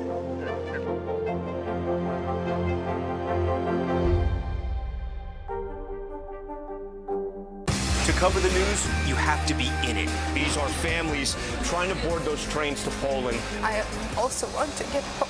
You'll get home. Every night, it's your news playlist. Top Story with Tom Llamas. Weeknights at 7 on NBC News Now. She was a nurse who got the COVID vaccine on TV. Then she fainted, and a conspiracy theory was born. This is how one person's life became a weapon in an information war. Tiffany Dover is dead. An NBC News podcast. Listen now. Sometimes the news can be difficult and overwhelming for kids to understand, so we've created a newscast just for them. We hope your family will watch Nightly News Kids Edition. Now Tonight with Joshua Johnson, streaming weeknights at 8 on NBC News Now. Can this still end diplomatically with Vladimir Putin in charge of Russia? Our promise to take in 100,000 Ukrainian refugees. Is that enough? The circus-like stuff that the hearings turned into. This system seems broken. What do we do? If it's Sunday, it's Meet the Press. Look at what's making headlines around the world. We begin with breaking news. The attacks from Russia are coming in from every angle. Live from Ukraine, where a fierce battle is raging on. We've heard a number of explosions. Russia is picking off Ukraine's military facility. This factory has gone from making kitchen pots to lethal items that'll ruin tires, ruin the bottom of the car. This is what it looks and feels like to try to escape Ukraine. I don't want to say goodbye. The battle for Congress and the fight for control of State House. In our special County to County series, we're checking out key battlegrounds. We are talking elections in a battleground state. What does President Biden need to do tonight? He needs to speak to heads and hearts. A lot to break down, Chuck, so let's dive right in. Official confirmation of Judge Ketanji Brown Jackson. Let's zoom out a bit to our changing climate. We have some stunning new findings about COVID-19. A lot to talk about as we continue our rolling coverage. We're coming on the air with the news NBC Scoop. Bringing the news to you is not only a job, it's an honor. The U.S. government is facing major scrutiny over withholding sanctions for Vladimir Putin's rumored girlfriend. According to a Wall Street Journal report, sanctions were considered against the model and former Russian Olympian, but never announced. NBC News Now correspondent Isa Gutierrez has more. No sanctions on an alleged secret romance, raising eyebrows. More scrutiny on the lack of financial punishments against Vladimir Putin's rumored girlfriend, Alina Kabaeva, after a report from the Wall Street Journal saying sanctions were considered but then withheld. White House Press Secretary Jen Psaki responding to a question about Kabaeva Monday. Do you have any comment on why you would refrain from sanctioning someone arguably close to Putin? Well, I would remind you we're continuing to review sanctions. No one is safe from our sanctions. We've already, of course, sanctioned President Putin, but also his daughter, his closest cronies, and we'll continue to review more. The Wall Street Journal reporting that the U.S. government describes 38-year-old Kabaeva as Putin's, quote, mistress. The article also saying she's the mother of at least 3 of Putin's children. In 2008, a Russian tabloid reported that Putin had divorced his wife at the time and planned to marry Kabaeva. Putin vigorously denied the story, and hours later, publishers shut the paper down. Kabaeva is a former Russian Vogue cover model and Olympic gold medalist in rhythmic gymnastics, once called Russia's most flexible woman. In the early 2000s, she was suspended from competition after allegedly testing positive for a banned substance. She appealed the decision at the time. Kabaeva has been rumored to live in Switzerland with her children. A Change.org petition to have her expelled from that country last month has received more than 73,000 signatures. Over the weekend, the former gymnast made a rare public appearance at a gymnastics exhibition in Moscow. She spoke at the event, which is named the Alina Festival in her honor. Потому что это праздник не только для нашей страны, это праздник каждой семьи. У каждой семьи есть история войны. И мы ни в коем случае не должны забывать про это, а передавать из поколения в поколение. She made the comments standing in front of Z's, a symbol supporting Russia's invasion of Ukraine. Are you surprised by the fact that sanctions have not been imposed on Alina Kabaeva? Yes, I would say that it's surprising given that the administration seems to be trying to cast a wide net with respect to Putin's family. Daniel Glazer is the former Assistant Secretary of Terrorist Financing at the U.S. Department of Treasury under President Obama. There's many other things that the U.S. and their allies have not done, including comprehensively targeting the Russian financial system, targeting Russian energy exports completely, imposing secondary sanctions. On Monday, following the Journal's report, an ally of the now jailed Russian opposition leader Alexei Navalny tweeting in part, quote, "They literally got afraid that Putin would react aggressively. What can he do in response to sanctions against the mother of his 3 children that he hasn't already done?" He'd previously tweeted Navalny's Anti-Corruption Foundation study, alleging Kabaeva and her family play a role in hiding Putin and his associates' fortune overseas, and calling for her to be sanctioned immediately. NBC News reached out to the Treasury Department, and they declined to comment. And as you heard in the story, Vladimir Putin has denied any relationship with Kabaeva. Former Treasury Assistant Secretary Glazer explained to me that there does need to be some level of proof in order for someone to be targeted by sanctions. But he doesn't think that that is what's happening here. And as you heard from Jen Psaki at the White House on Monday, it doesn't sound like sanctions against Alina Kabaeva are completely off the table in the future. Hey everyone, I'm Allison Morris. We're watching NBC News Now. Here's what's happening. Pausing plans to end Title 42. COVID border restrictions for migrants staying put for now. What the White House is saying about it. A mysterious outbreak. Kids coming down with severe hepatitis in 12 different countries. What's making them sick? Plus new body cam video from the Rust movie set just moments after the deadly shooting.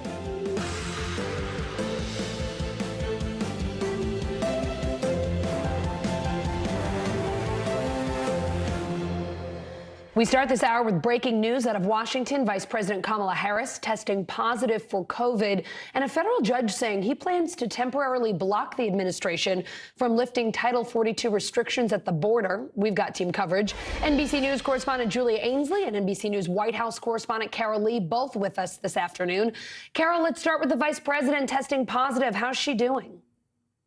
Well, Allison, we got a tweet from the vice president just moments ago where she said that she doesn't have any symptoms. So she's asymptomatic and she is isolating at home. We're also learning that President Biden called the vice president after he learned that she had tested positive, and just to make sure that she had everything she needed. That's according to the White House. But here's what happened earlier today. The vice president arrived at the White House. She attends what's called the PDB, the president's daily brief, which is his daily intelligence briefing. But anyone, Allison, who gets within arm's length of the president has to be tested. So she took a rapid antigen test. That was positive. Then a PCR test. Obviously, that was also positive. And so she then obviously didn't go into that meeting and now is at home isolating. But also worth noting, she just got her second booster shot on April 1st. So wow. The vice president is vaxxed and double boosted and tested positive for COVID. Wow. Julia, we want to ask you about Title 42. The Biden administration was planning to lift those COVID restrictions at the border on May 23rd. Tell us about this judge's announcement yesterday and what it means for Title 42. Well, Allison, I just got off a call where senior administration officials brief reporters. It is still their plan to lift Title 42 on May 23rd, but they said that if and when this judge does issue a temporary restraining order, as he said that he would, they do plan to comply. But it's important to realize what that temporary restraining order would do. This was just to block DHS from winding down Title 42 before May 23rd. Basically, these states, there are 21 of them, most led by Republican governors, said, look, even before this date that they've slated, they're already starting to wind down Title 42. We want to make sure that stays in place while we continue to sue them over lifting the policy in general. So right now it seems they may put a pause on any efforts to wind it down. But at the heart of this case, whether or not they'll actually block it and put an injunction in place from lifting on May 23rd, that is still to be determined, Allison. So, Carol, what's the White House saying about all that today? Look, they are unhappy that they're in this position, to put it mildly. And what you hear from them are various things. You hear, look, it's not our problem. This is a public health issue. So, hey, look at the CDC. They can reverse this. Then you hear them say, well, Congress gave the CDC this authority, so Congress can reverse this if they want to. But the bottom line is they are trying not to own this, even while the president is trying to manage divisions within his own party. And just the practical result of this, which is an influx at the border, which is something that they absolutely don't want to see. And they are being pressed for whether or not they have a plan for that. They continue to say that they do. The Secretary of Homeland Security is going to testify this week on this issue. The White House is hoping that will put to rest some of these questions about what their plan is, but it's probably just going to raise more questions, Allison. Julia, since March of 2020, Title 42 has prevented more than 1.7 million attempts to cross the U.S. border. Missouri Attorney General Eric Schmidt celebrated the judge's decision, tweeting, "This is a huge victory for border security, but the fight continues." What are you hearing from Congress on this one? Well, it seems that Congress is also starting to weigh in on this. And as Carol pointed out, there is a way that Congress could do amendments to try to block Title 42 from being lifted. And we also heard from Mitch McConnell on this today. Take a listen to what he had to say. The administration has the discretion. The legislative branch has already given them the tool. It's the same tool they've been using this whole time. They just need to have the courage to tell the radical left to take a hike and keep sending these folks back to their home countries. So you can see he's putting it back squarely on the administration, saying, look, this is perfectly within their authority. And that is true. I mean, it does come down to CDC working in lockstep with DHS and the Biden administration to either keep this in place or extend it. They also have other tools. There's Remain in Mexico, which is something we saw before the Supreme Court today that could keep asylum seekers in Mexico while they wait for their court dates. But that's something that Biden campaigned on ramping down. So right now it seems that that would also be a tough thing to bring back. Carol, yesterday the Congressional Hispanic Caucus met with President Biden, trying to encourage him to end the order. Here's Congressman Tony Cardenas on MSNBC this morning. Take a listen. The president himself said that he's going to be looking forward to lifting Title 42. They have to do it responsibly. We made a commitment that we're going to continue to give resources to the administration to do it responsibly and humanely, and that's what we're going to do. Some Democrats, though, also pressuring the president to keep Title 42. So how's the White House trying to navigate this, especially with the midterms creeping up? Very carefully, Allison, and they are trying to, as I was saying earlier, like not own this, even though the president, made some promises during the campaign in this space, and a lot of his supporters are asking or trying to hold him to that. But what's happening is we're in the middle of a midterm election year. Republicans, as you saw from Mitch McConnell's comments, are just hammering on this issue. Democrats don't have a great answer, and they're divided themselves over it. So you have the president meeting with the Congressional Hispanic Caucus and trying to convince them that he's on their side, he understands what they want, and that he's hoping that this is what happens. At the same time, there's a growing number of Democrats who've criticized this, saying, A, there's no plan for dealing with this, B, this is just dumb, you should keep this in place. And so what I'm told is the president is going to also try to mend fences or try to get these Democrats more on board, the Democrats who are opposing what's going to happen with Title 42. And they don't have any idea yet what that's going to look like, whether it's a meeting that the president has like he did with Congressional Hispanic Caucus or some other type of engagement. But they're very keen on trying to figure out how to keep the party united in this critical election year. Julia, Border Patrol says a record 221,000 migrants crossed into the U.S. last month. They were gearing up for another surge post-Title 42. So how are they prepping? What are they doing about this right now?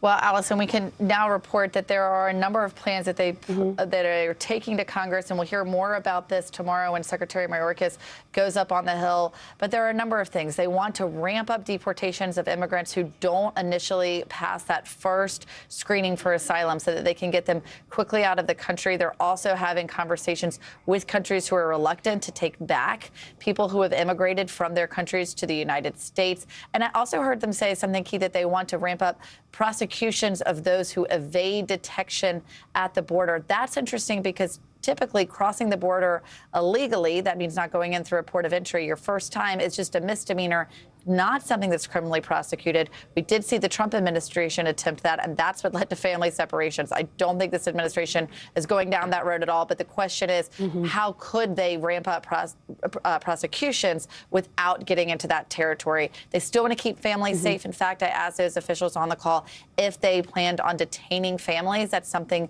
the Obama administration did when they saw the number of families crossing the border go way up in 2014, and they said detaining families is still off the table. So their plan is to be releasing a lot of these immigrants with court dates, and probably to try to release them as quickly as possible so that they don't see those big backlogs and buildups on the border and in detention facilities. All right, Julia, Carol, thank you both. Still symptomatic after a year. 6 in 10 people who had COVID still experience at least one symptom a year later. That's according to a new study. Let's bring in NBC News medical contributor Dr. Natalie Azar. Dr. Azar, we're talking about 60% of people who have COVID, or had COVID rather, still dealing with it after a year, according to this study from the Luxembourg Institute of Health. What do you make of those numbers, and how do they track with what you're seeing in your patients? Right. Yeah, you know, the numbers, Allison, are a little bit higher than what was previously reported. You know, the number that sort of we have become accustomed to is that roughly 5 to 30% of people will still have persistent symptoms after 1 year. I think what is notable about this study's findings is that if a symptom was present at 15 weeks, it was more likely to be present at 1 year. And also individuals who had moderate to severe disease were twice as likely to have symptoms that persisted through a year, and were more likely also to experience sleep disruption. The other two symptoms that were high on that list are fatigue, of course, and also chest tightness and shortness of breath. And yeah, Allison, we are seeing this in the office. And this whole concept of long COVID is a really, really important one. That could be the understatement of the year. You know, a lot of what we're trying to figure out, or what experts are trying to figure out, Allison, is whether or not you know, all of these sort of this cluster of symptoms, do they just represent what's called like a long tail, meaning it just takes a while to get better and then eventually people do? Or is this something that people are going to be dealing with kind of lifelong? With, you know, crushing fatigue and inability to get out of bed. And we're just really the tip of the iceberg at understanding everything, Allison. So what should you do if you are one of those people, if you're experiencing symptoms? I mean, is the only option right now to just hope that they will eventually go away? Or are there things that you can do if, you know, after months or a year, you're still having shortness of breath and you're still excessively fatigued? Right. There are some very lucky individuals in whom these symptoms do spontaneously remit. What I really recommend for folks, and I want all our listeners and our viewers to think about this, the most important thing you can do is to find a provider, a healthcare provider, doctor, nurse, whoever it is, who believes your symptoms and validates them and understands that these long COVID, whether it's long tail or whatever you want to call it, symptoms are real. There are a lot of healthcare providers in this country, multiple different specialists, neurology, cardiology, pain management, rheumatology, who are seeing patients like this. Depending on what your symptom is, you can be sort of guided, and you need to be guided to the right sort of specialist.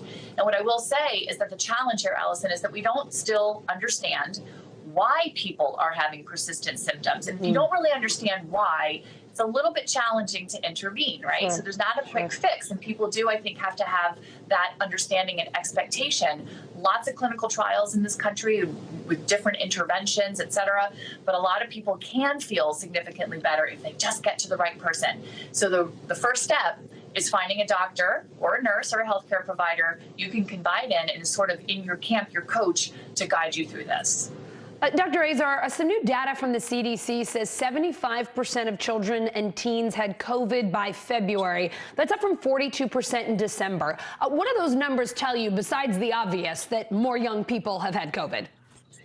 Yeah, Allison, when we were reporting on these numbers with the original Omicron variant in the winter, how shocking was it that all these kids were getting infected? And their hospitalization rates went up. We know that.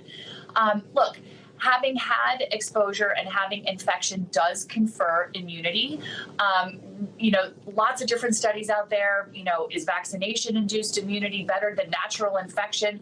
What about a combination of the two? I can tell you that if you are a child who had exposure and you were infected and you're eligible for a vaccine, make sure you get that vaccine or that booster, because that will really enhance your protection.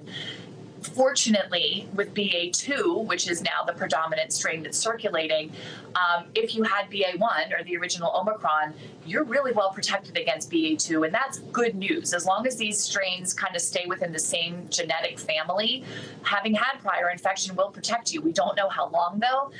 So, you know, you had COVID once, it doesn't mean you can never get it again, but there will be some significant short-term protection, at least from all these kids having had it.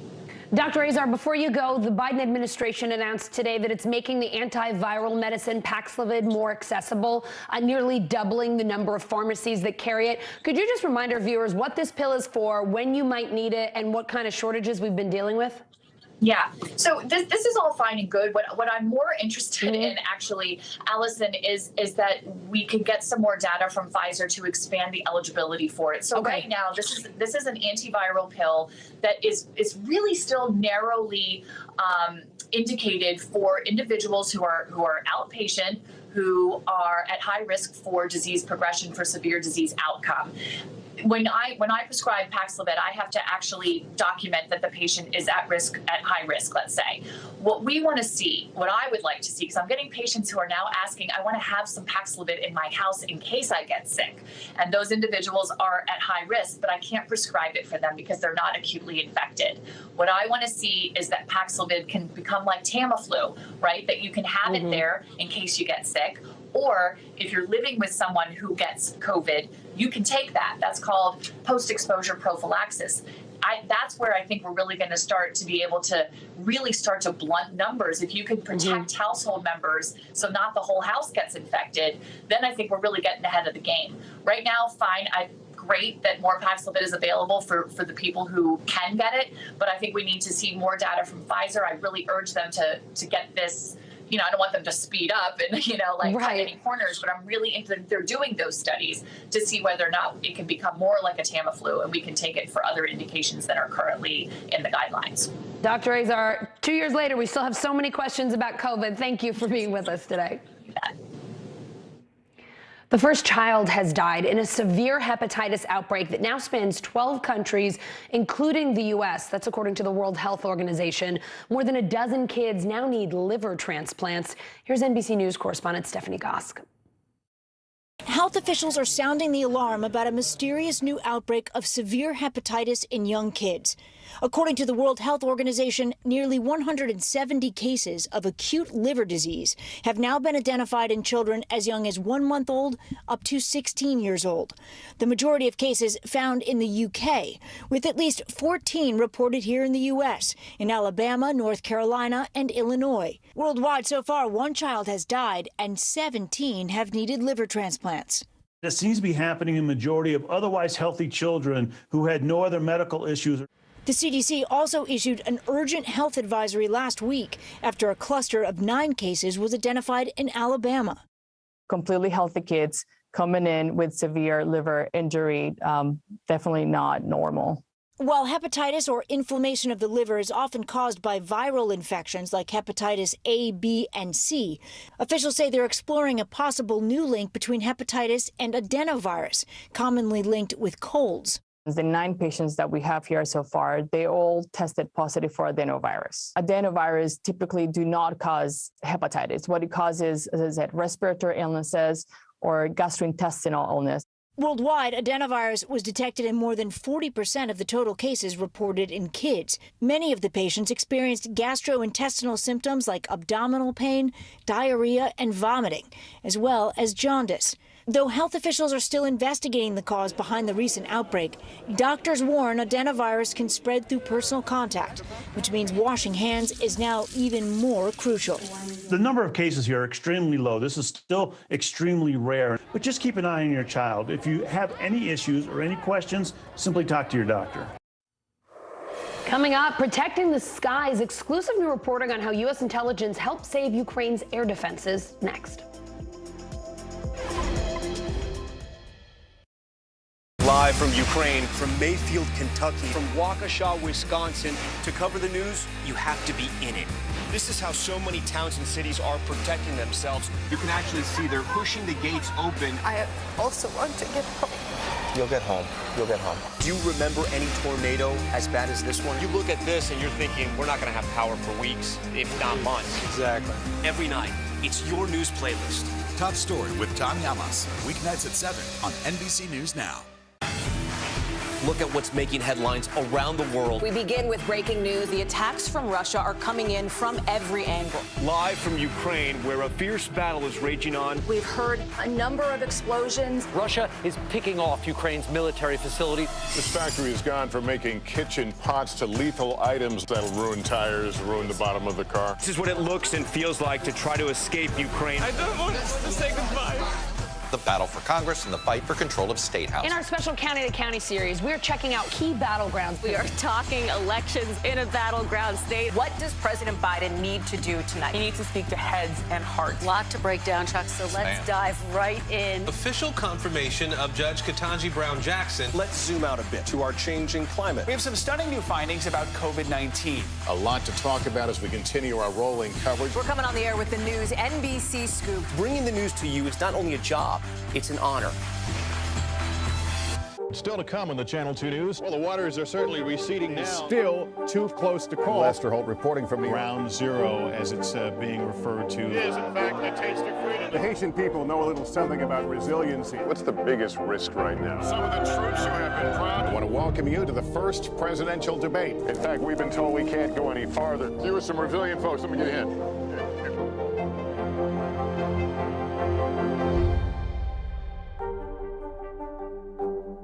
To cover the news, you have to be in it. These are families trying to board those trains to Poland. I also want to get home. You'll get home. Every night, it's your news playlist. Top Story with Tom Yamas. Weeknights at 7 on NBC News Now. She was a nurse who got the COVID vaccine on TV. Then she fainted, and a conspiracy theory was born. This is how one person's life became a weapon in an information war. Tiffany Dover is dead. An NBC News podcast. Listen now. Sometimes the news can be difficult and overwhelming for kids to understand, so we've created a newscast just for them. We hope your family will watch Nightly News Kids Edition. Now Tonight with Joshua Johnson. Streaming weeknights at 8 on NBC News Now. Can this still end diplomatically with Vladimir Putin in charge of Russia? Our promise to take in 100,000 Ukrainian refugees. Is that enough? The circus-like stuff that the hearings turned into. This system seems broken. What do we do? If it's Sunday, it's Meet the Press. Look at what's making headlines around the world. We begin with breaking news. The attacks from Russia are coming in from every angle. Live from Ukraine, where a fierce battle is raging on. We've heard a number of explosions. Russia is picking off Ukraine's military facility. This factory has gone from making kitchen pots to lethal items that'll ruin tires, ruin the bottom of the car. This is what it looks and feels like to try to escape Ukraine. I don't want to say goodbye. The battle for Congress and the fight for control of State House. In our special County to County series, we're checking out key battlegrounds. We are talking elections in a battleground state. What does President Biden need to do tonight? He needs to speak to heads and hearts. A lot to break down, Chuck, so let's dive right in. Official confirmation of Judge Ketanji Brown Jackson. Let's zoom out a bit to our changing climate. We have some stunning new findings about COVID-19. A lot to talk about as we continue our rolling coverage. We're coming on the air with the news NBC Scoop. Bringing the news to you is not only a job, it's an honor. Let's go. This is a critical choke point for this fire.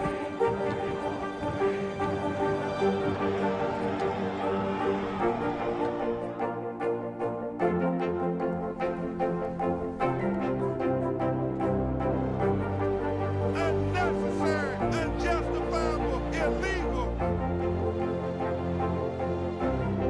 And good evening from New Orleans. Late military operation witnessing the massive crowds. I admire you both. Nice to really spend some time with you. Appreciate it.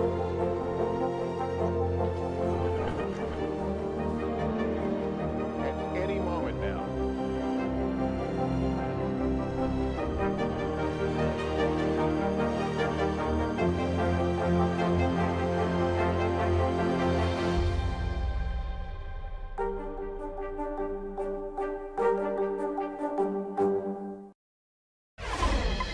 The head of the United Nations meeting with Vladimir Putin today in Moscow, hours after Russia's foreign minister warned the threat of nuclear war should not be underestimated. NBC News correspondent Cal Perry is in Kyiv. Cal, the UN Secretary General is also meeting with President Zelensky later this week, but how's it going over that he talked to Putin first? Very poorly here. Yeah. It was a topic of discussion on Saturday night's press conference with President Zelensky, that press conference that he gave in that subway station. And there was actually this back and forth discussion with reporters about what is the role that the UN can play in this conflict. Part of that is that you have today these diametrically opposed meetings where you have the United Nations Secretary General here on the left side of your screen in Moscow meeting with Vladimir Putin.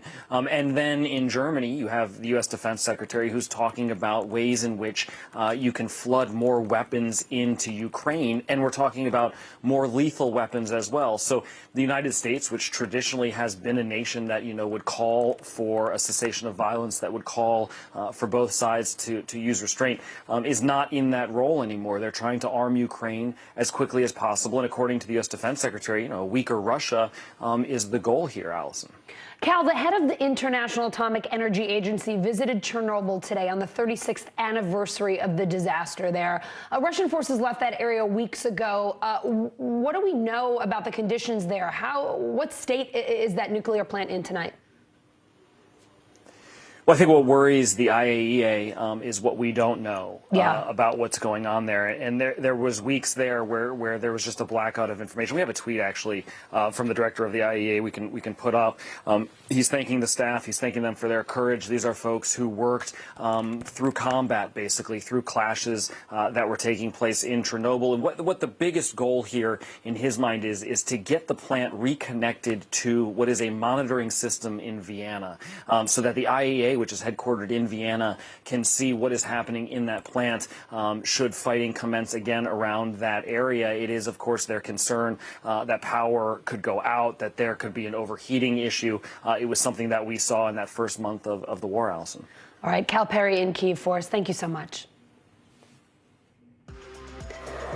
Negative, unprofessional, unproductive, undecided Republicans describing last night's GOP primary debate in Pennsylvania. So what happened? We'll go to PA to find out after the break.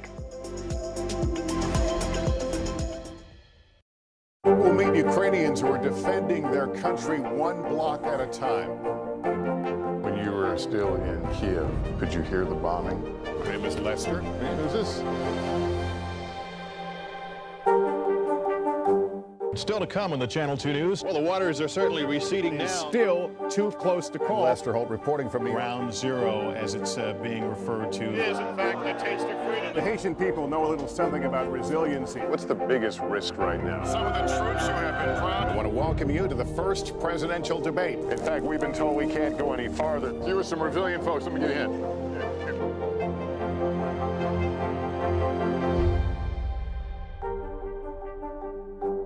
Can this still end diplomatically with Vladimir Putin in charge of Russia? Our promise to take in 100,000 Ukrainian refugees. Is that enough? The circus-like stuff that the hearings turned into. This system seems broken. What do we do? If it's Sunday, it's Meet the Press.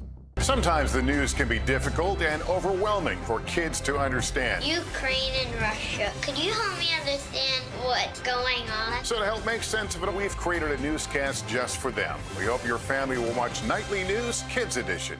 Top Story with Tom Llamas, weeknights at 7 on NBC News Now. Hallie Jackson Now, weekdays at 5 on NBC News Now. Right now on NBC News Now. Got all the angles covered tonight. You're watching NBC News Now. Here's what's happening. Look at what's making headlines around the world. We begin this hour with the military invasion that's currently unfolding. Right now, the attacks from Russia are coming in from every angle. Our NBC News crew heard explosions in the capital city of Kyiv. Live from Ukraine, where a fierce battle is raging on. We've heard a number of explosions. Russia is picking off Ukraine's military facilities one after another. This factory has gone from making kitchen pots to lethal items that'll ruin tires, ruin the bottom of the car. This is what it looks and feels like to try to escape Ukraine. I don't want to say goodbye. The battle for Congress and the fight for control of state housing. In our special County to County series, we're checking out key battlegrounds ahead of the midterms. We are talking elections in a battleground state. What does President Biden need to do tonight? He needs to speak to heads and hearts. A lot to break down, Chuck, so let's dive right in. Judge Ketanji Brown Jackson now elevated to the Supreme Court. Let's zoom out a bit to our changing climate. What do we think that the new normal is going to be? We have some stunning new findings about COVID-19. This new variant is more contagious. Have you seen a demand for mental health services increase among Latinos? The people of the Chamizal neighborhood aren't the only ones experiencing what they call environmental injustice. We're here to try to start conversation. A lot to talk about as we continue our rolling coverage. We're coming on the air with the news NBC Scoop. Bringing the news to you is not only a job, it's an honor. Now Tonight with Joshua Johnson, streaming weeknights at 8 on NBC News Now. Celebrity, money, and a flood of attack ads. Voters in Pennsylvania seeing all of that and more in the state's Republican Senate primary. And last night, it spilled out onto the debate stage. He's never in his entire media career advanced a conservative agenda. They're all liberal points, liberal agenda that he put forward, and now he's flip-flopping. And the problem, Doctor, is there's no miracle cure for flip-flopping. Dishonest Dave is at it again.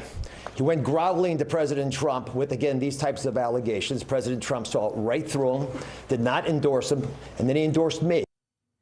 NBC News correspondent Dasha Burns joining me from Wapwalapen, Pennsylvania. I hope I said that one right, Dasha. We've got a prono. You got it. Oh, thank you. All right.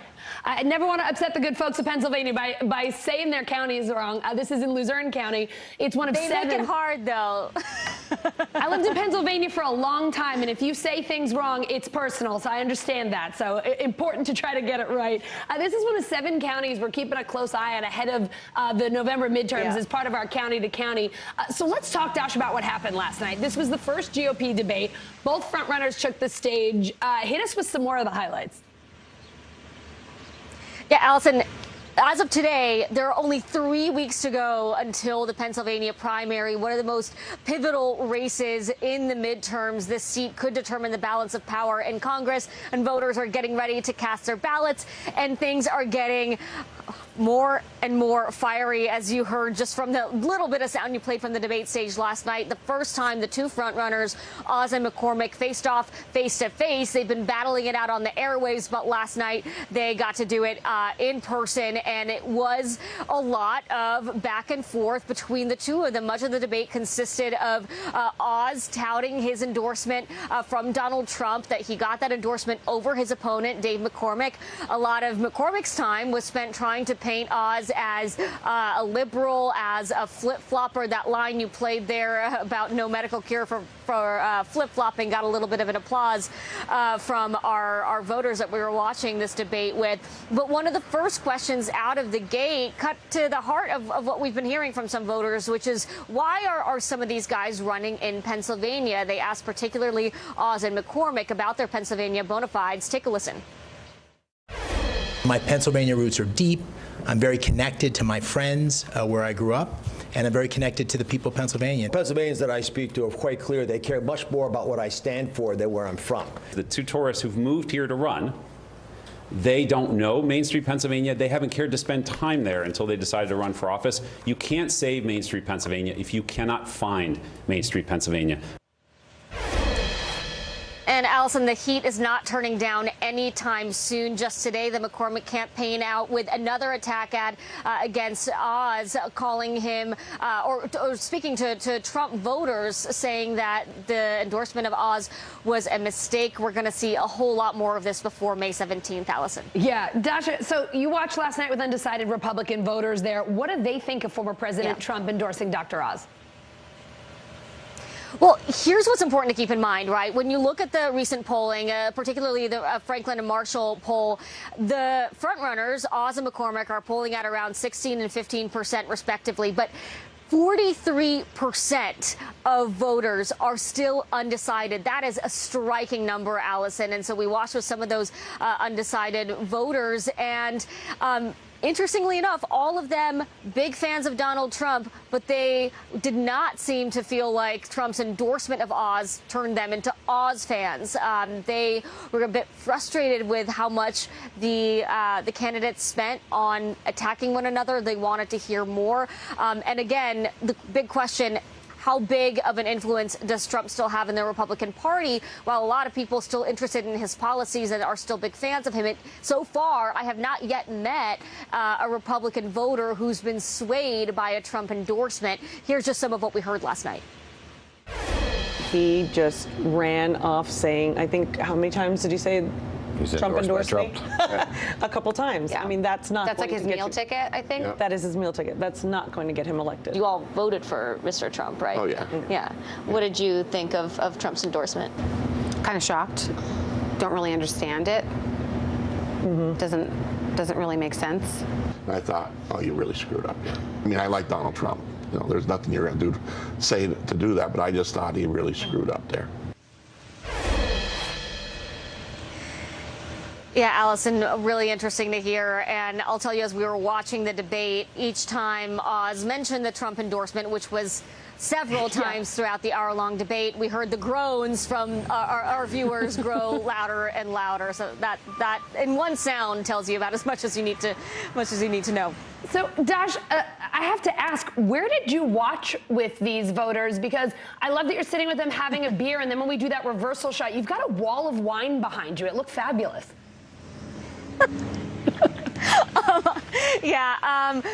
Pretty on brand for me. I do love my wine, but I love it. We watched right here at K-Val gas station. That's great. Gas station stocked with all sorts of goodies, wine, beer, all the snacks you can possibly imagine. This is a family-run gas station here in Luzerne County. And I'll tell you, one of the reasons we decided to watch here is because what voters wanted to see, and they actually didn't feel like they saw enough of, Allison, was talk about infrastructure, talk about inflation, about gas prices. The last time I was here at this gas station, the price per gallon was about $3.80. Right now, it's at $4.19. Wow. So talk about the sort of change we've seen here just in the last couple of months, and how much that's really impacting families, impacting people in their wallets. And that's really what the folks I talked to wanted the campaign to focus on. And I'll tell you, this gas station, K-Val, great local hangout spot. It's the hot spot in the Slocum area here in Wallop in Pennsylvania. Who knew? I love it. Dash, I know another big issue with voters is the tone of this race. What did they say to you about that afterwards? How did they feel about the tone of last night's debate? Look, we talked about how much this has been a fierce fight between Oz and McCormick. They weren't thrilled by that. They really wanted the candidates to focus more on their own positions, and I want you to hear a little bit of what they told me about that. There was a lot of back and forth. There was a lot of name dropping.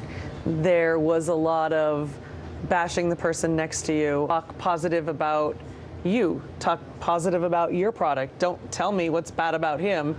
Tell me what's good about you. And there was a lot of attacking the other person where we didn't hear a lot of, what are you going to do? You were turned off by that? I'm always turned off by negative campaigns. Parts, it was like a three-ring circus. It wasn't horrible, but it just wasn't, I don't think it was very constructive.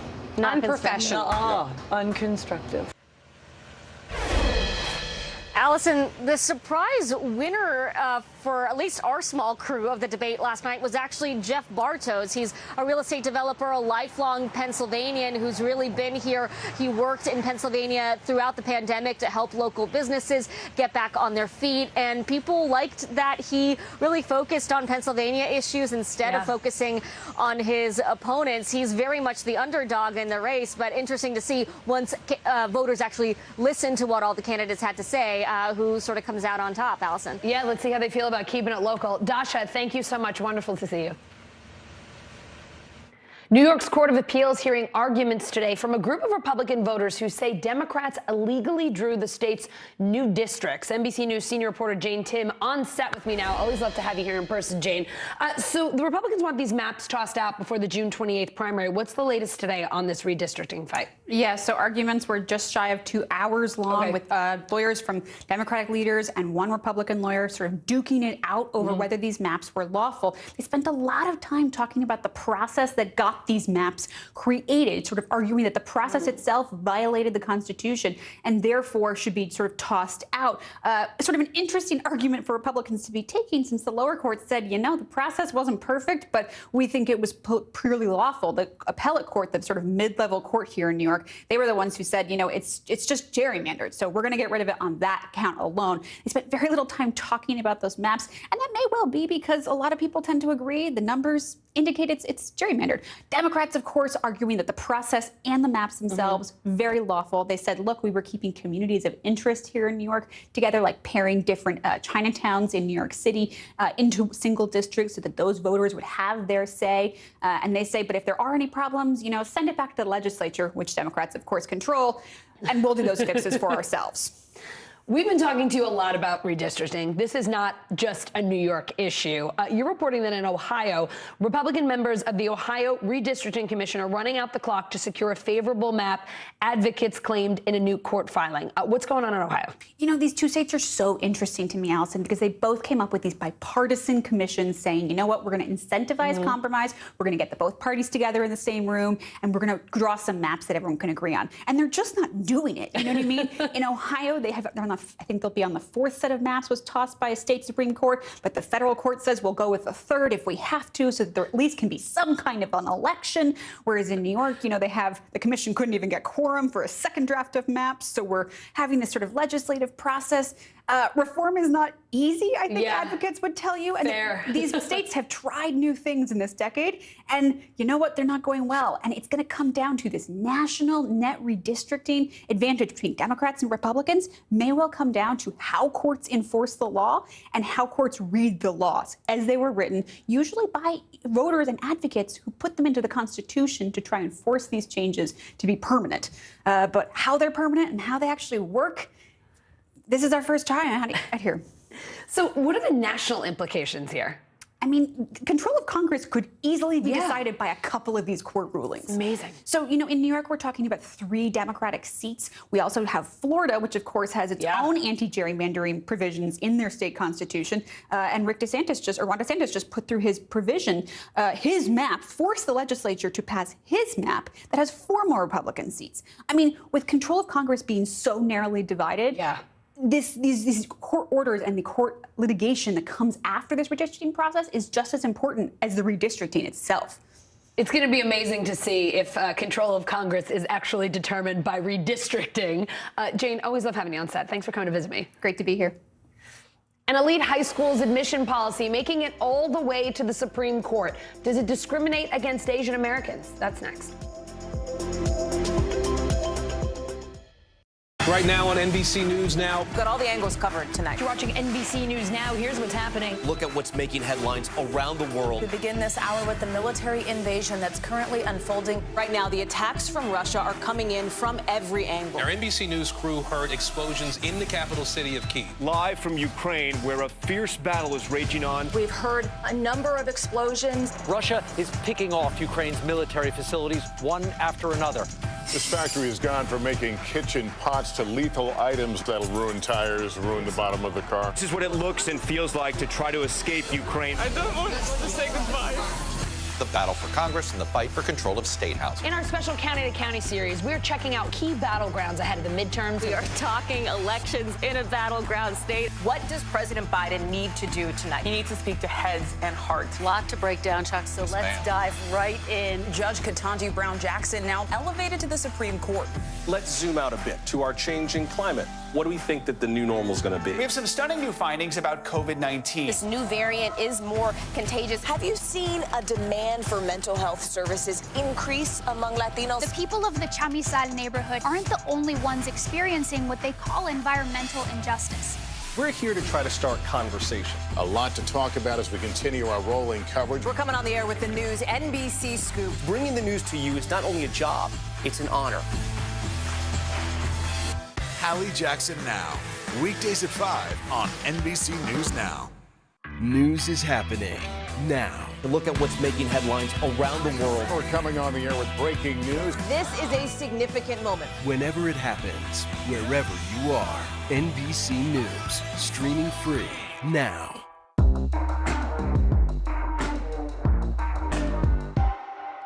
NBC News, streaming free now. One of the nation's top-rated high schools can go ahead with its new admissions plan, even though a community group says it discriminates against Asian Americans. The Supreme Court declining to block that policy late yesterday. NBC News Justice correspondent Pete Williams joining me now. Pete, we are talking about Thomas Jefferson High School for Science and Technology in Fairfax, Virginia. Tell us about this case and their admissions policy. Sure, that's a school just outside Washington, D.C. here. And what it did a couple of years ago was change its admission policy because it said it wanted to get a more diverse student body. So it did away with the demands for 3 rigorous standardized tests, and it substituted instead that students had to take a heavy course load of serious subjects, and then the school would engage in what it called a holistic review to look at a student's background. And what the parents that sued here said today is that that was racial balancing. And they noted that the number of Asian Americans at the school dropped from 65% down to 54%. So they went to court and sued here in federal court just outside Washington, and a federal judge agreed with them. He said, this is unconstitutional, and the school can't use this revised policy. So the school appealed to the Fourth Circuit Court of Appeals, and the appeals court put that ruling on hold, so that freed up the school to go back and use its new program. And the parents then went to the Supreme Court and said, hey, we want you to put that lower court order back in place so the school can't use its revised program. And that's what the Supreme Court has refused to do. So that's a long way around the bush, but that's what's happened here. The Supreme Court is not going to interfere at this point. So for now, the federal judge's order remains on hold, and the Thomas Jefferson High School can use its new admissions program that Asian American parents say is not good for them. Pete, any explanation from the justices or any disagreement among them? What else did you hear? No, at this stage, the court simply issues an order. Okay. No, we're not going to grant this stay that you wanted. But yes, there was some disagreement noted. 3 of the justices, Clarence Thomas, Samuel Alito, and Neil Gorsuch, said they would have agreed with the Asian American parents and would have allowed the court ruling to go back into effect. But there's never any explanation. So this is not a decision on the merits. The Supreme Court is not saying who they think is right or wrong here. They're simply declining to take this up. And they usually don't take these things up at such a preliminary stage. Pete, admissions policies, diversity, a hot topic right now. The Supreme Court will look at the practice on the college level next term. Could you tell us about that? Yes, the use of race in school admissions and the affirmative action to take that into account has always been played out in the Supreme Court, or almost always at the college level. And the Supreme Court in the last couple of terms has said that schools can consider an applicant's race in order to get diversity in the student body. The diversity has an educational benefit. The Supreme Court is going to come back and look at that question again next term in a case from Harvard University and North Carolina. And it may do so without the vote of the newest justice. Ketanji Brown Jackson said during her confirmation hearing that because she's on a policy advisory board for Harvard, she may have to sit this case out. The big difference here is that the Supreme Court in the past has allowed schools to use race as a factor in affirmative action decisions, but 2 of the justices who voted that way are now gone, Ruth Bader Ginsburg and Anthony Kennedy, replaced by more conservative justices. And there's every reason to think that the use of affirmative action in school admissions at the college level, its days may be numbered. All right, Pete Williams, thank you. You bet. It is a matter of life or death. Teen suicides going up during the pandemic, accounting for a larger share of all suicides in 2020 than in the past 5 years. Dr. George James joins me now. He's a couples and family therapist. He's also Chief Innovation Officer at the Council for Relationships. So, Dr. James, first of all, wonderful to have you here. Let's dig into this new study. It looked at 14 states during the year 2020, and it found 6.5% of all the suicides were kids ages 10 to 19. That's up from 5.9% in the years 2015 to 2019. What do you make of the numbers we're seeing and that increase there? Overall, it's very sad, and it's something that we have to realize that maybe we're not paying enough attention to our young folks, and we need to see how we can support and care for them. On some level, it makes sense. I think that we see with 10 to 19 more willing to share their emotions and share their struggles that they might be experiencing, that they also might be in tough families, abusive families, but also feel that they have to be perfect. And then also, that's even before we talk about the pandemic. So there's a lot there, and I think there's a lot more focus that we need to pay attention to our young folks. Yeah, let's talk about the pandemic. A co-author of that study told NBC News, we can't deny that the pandemic, is a massive casualty event, and it may affect kids differently. The CDC recently found, we talked to you about this previously, that more than half of high school students experienced some sort of emotional abuse at home during the pandemic. How do you see COVID negatively impacting families today, and what is your advice for families who are still experiencing added stress because of it? No, we see that with the pandemic, unfortunately, we lost a lot of people. And that means a lot of parents, guardians, aunts, uncles, godparents. And we don't know how that really affected our young folks, right? Like to lose someone that you care about, to lose multiple people that you care about, to maybe not have that support. So that's one level of loss. But then another level of loss is the restrictions that people had to go through, the figuring out, working, learning from home, being in different environments. And we also know some of the things that we have not talked enough about, that there has been an increase in emotional and physical violence and abuse in many homes. So children and young folks and teens were dealing with so much and maybe not given the resources for them to handle these things and how it would impact them.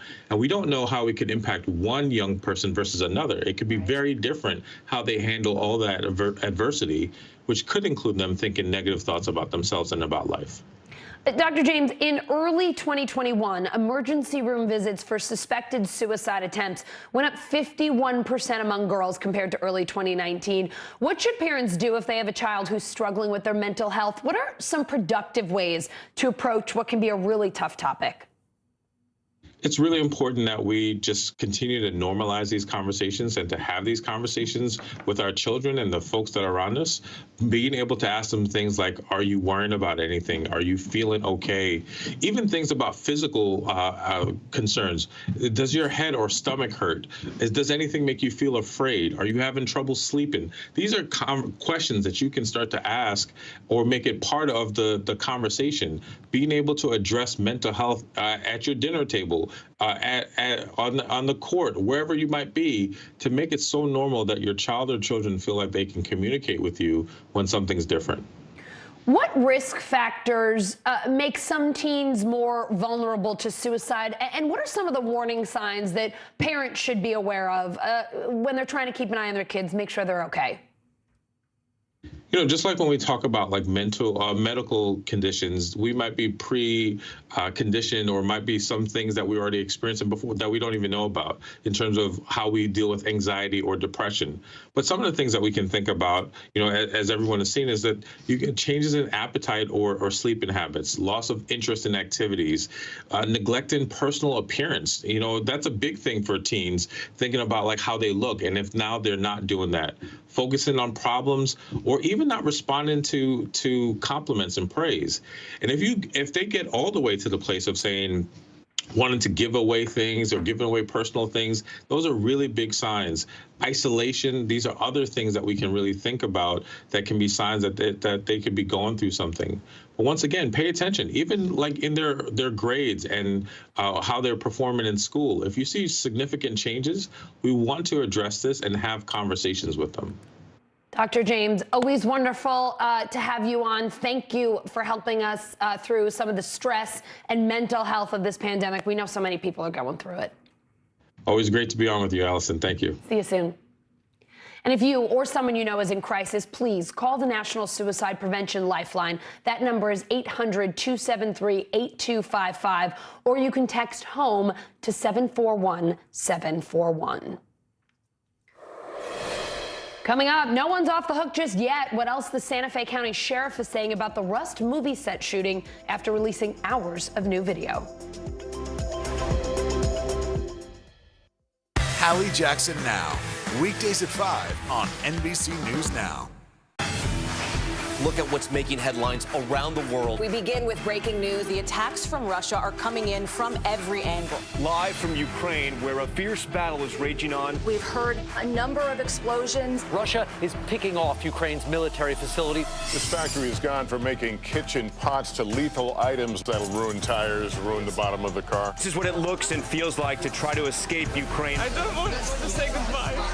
the battle for Congress and the fight for control of State House. In our special County to County series, we're checking out key battlegrounds. We are talking elections in a battleground state. What does President Biden need to do tonight? He needs to speak to heads and hearts. A lot to break down, Chuck, so let's dive right in. Official confirmation of Judge Ketanji Brown Jackson. Let's zoom out a bit to our changing climate. We have some stunning new findings about COVID-19. A lot to talk about as we continue our rolling coverage. We're coming on the air with the news NBC Scoop. Bringing the news to you is not only a job, it's an honor. This is a very different kind of program. We're here to start conversation about the big things happening in our world. Professor, I'm not asking you to predict the future, but what do we think that the new normal is going to be? Is part of this that everyone's rethinking their jobs during this pandemic and their relationship to their employers? What is your biggest tip for any parent who's concerned about this? It's not my job to tell you what to think.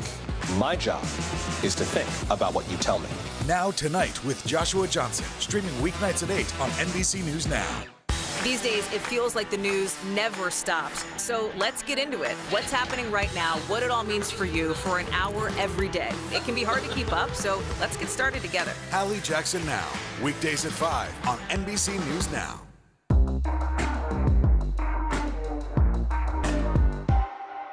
NBC News, streaming free now. I've said this before. I think there was complacency on the set. There was disorganization and a degree of negligence. Whether that rises to a criminal level, that'll be up to the district attorney. It's too early to rule anything out right now. I don't think anybody's off the hook when it comes to criminal charges. The Santa Fe County Sheriff telling the Today Show it is too early to say if there'll be criminal charges in the Rust movie set shooting. His office releasing a trove of videos from its investigation. NBC News national correspondent Miguel Almaguer takes us through some of the evidence. As paramedics raced onto the set of Rust, it was too late to save cinematographer Helena Hutchins. By her side, director Joel Souza was also being treated for a gunshot wound. As they were being rushed to nearby hospitals, sheriff's deputies soon approached Alec Baldwin. Are you doing okay?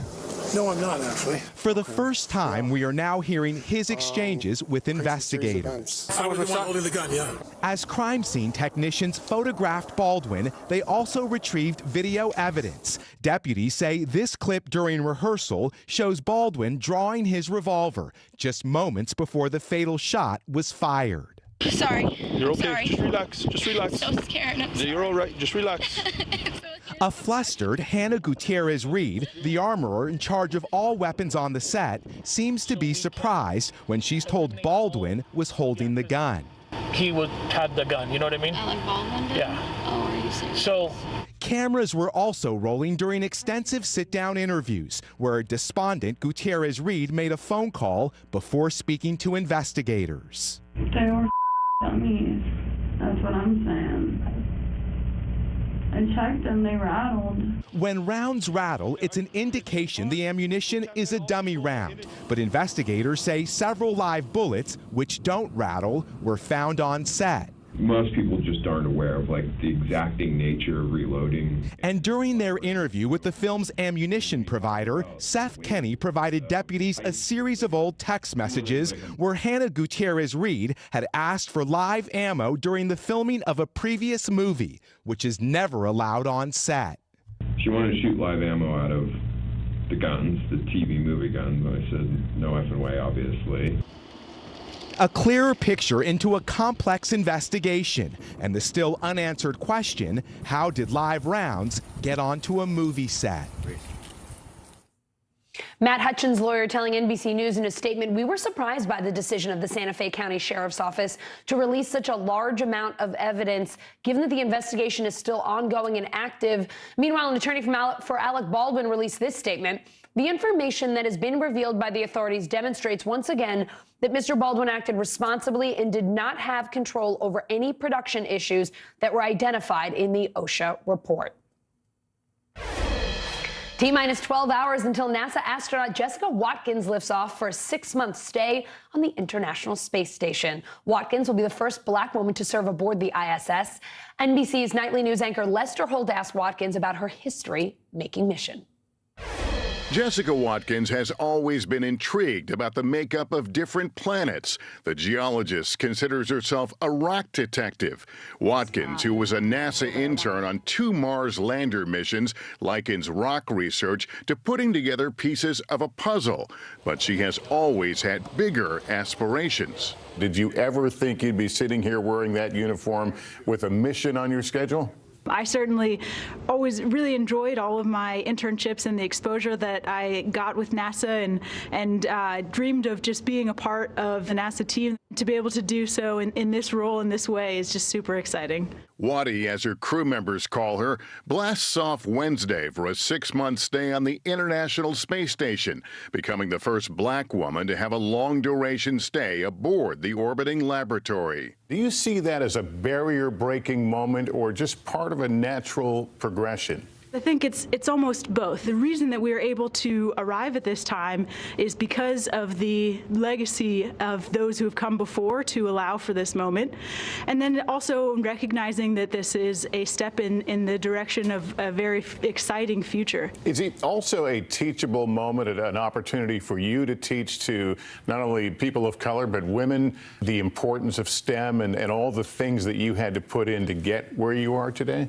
Growing up and throughout my career, it's been really important for me to see people who look like me or have my background or similar experiences in the roles that I aspire to and contributing in ways that I aspire to contribute. To the extent that I'm able to do that for others, I'm grateful for the opportunity to return the favor. Watkins could be named to a future mission that would put an American back on the lunar surface for the first time since 1972. For myself as an individual, but also as a team, to think about the challenges and come up with the technologies and push the bounds of the science that we can learn on the moon is just super exciting.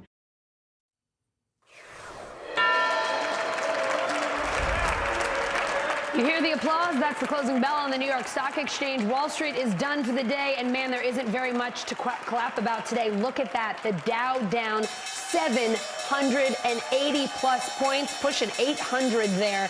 The April sell-off appears to be back on. We will dig into that and some of the other big business stories of the day coming up in our next hour. Hey everyone, I'm Allison Morris. You're watching NBC News Now. Here's what's happening. Don't underestimate us. Russia warning about the possibility of World War III, how the U.S. is pressuring our allies to step up to Moscow's latest threat. Is there a pilot on board? How airlines are scrambling to deal with a national pilot shortage, and stressed out and fed up. Burnout, now the #1 reason women are leaving their jobs.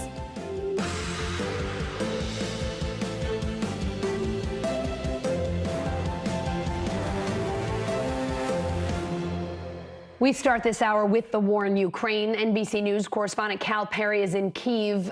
Cal, you visited Irpin today. It's a badly damaged suburb outside the capital.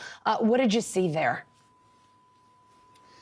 Yeah, and this is where we had the sort of fiercest fighting in and around the capital. This is where the Ukrainians were able to stand up the Russians and deny them access to the capital. This is what the defense secretary and the secretary of state over the weekend called the Battle of Kyiv. You're looking at video there of one of those neighborhoods. And one of the things that we're witnessing across the country are some of those 7.7 million people who were displaced by the fighting now trying to make their way home. The United Nations estimates some 15% of those folks are already on the move. Unfortunately, some people are returning to scenes like this one, where absolutely everything has been destroyed. We had a chance to follow 59-year-old Elena back to this house. This is her home, and she had only what she can carry in this little plastic bag. She's been living out of this little plastic bag now for weeks. Here's some of what she told us about the night that her house was shelled. So at first I felt hysteric, then I just felt nothing, and I was just like a zombie. And when they shelled us, I just asked God to kill me straight away. And we're hearing these stories all across the country. You have a population that is literally shell-shocked, that is dealing with the effects of a war that is continuing. The fiercest fighting is happening in the east, but people are concerned about what could happen here in the Ukrainian capital, that there could potentially be an uptick in airstrikes, especially as we've seen this increase in rhetoric from both the Americans and the Americans' European allies, Allison. Russia's foreign minister, saying the risks of nuclear war are very significant. How is Ukraine responding to that threat, Cal?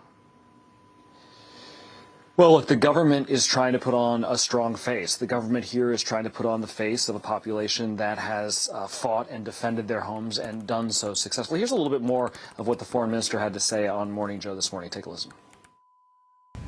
Well, this is Russia's traditional scaremongering that no one should be afraid of.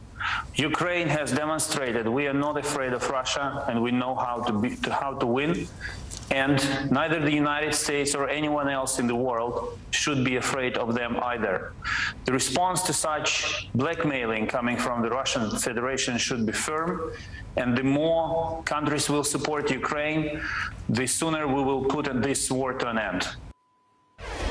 So that is the public line, Allison, but people are scared. I mean, I have spoken to people who, of course, are scared. It would be completely unreasonable to think that the population here would just shrug off the threat of nuclear war. There have been threats like this in the past since this war began. There's been the threat of chemical weapons. We had that Zaporizhzhia nuclear power plant where we saw fierce fighting around that plant. That was a threat we understood from the government, in their words, a threat to European security. And you had Russian troops at Chernobyl. So these very scary things that are being talked about, it's nothing new in this war, but that doesn't make it any easier, of course, for the people who live here, Allison. Cal, explosions damaged a radio facility in a breakaway region of Moldova just south of Ukraine. Could you tell us about that area and the growing concerns about fighting there? Yeah, so this is a breakaway area, again, in the eastern part of Moldova. You're looking there at sort of the aftermath of this attack. And the reason we're talking about Transnistria is because the Russians have said in the phase 2, as they call it, of this war, they want to create a land bridge from Transnistria all the way to the eastern part of Ukraine, really to what is mainland Russia. And that's why we're seeing this uptick in offensive in the Donbass region.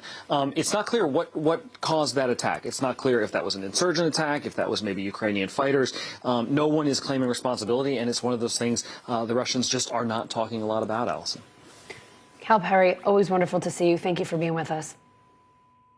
She is known as Russia's secret first lady, Vladimir Putin's rumored girlfriend, avoiding U.S. sanctions so far. NBC News Now correspondent Isa Gutierrez tells us about her and the growing international calls for the Biden administration to act. No sanctions on an alleged secret romance, raising eyebrows. More scrutiny on the lack of financial punishments against Vladimir Putin's rumored girlfriend, Alina Kabaeva, after a report from the Wall Street Journal saying sanctions were considered but then withheld. White House Press Secretary Jen Psaki responding to a question about Kabaeva Monday. Do you have any comment on why you would refrain from sanctioning someone arguably close to Putin?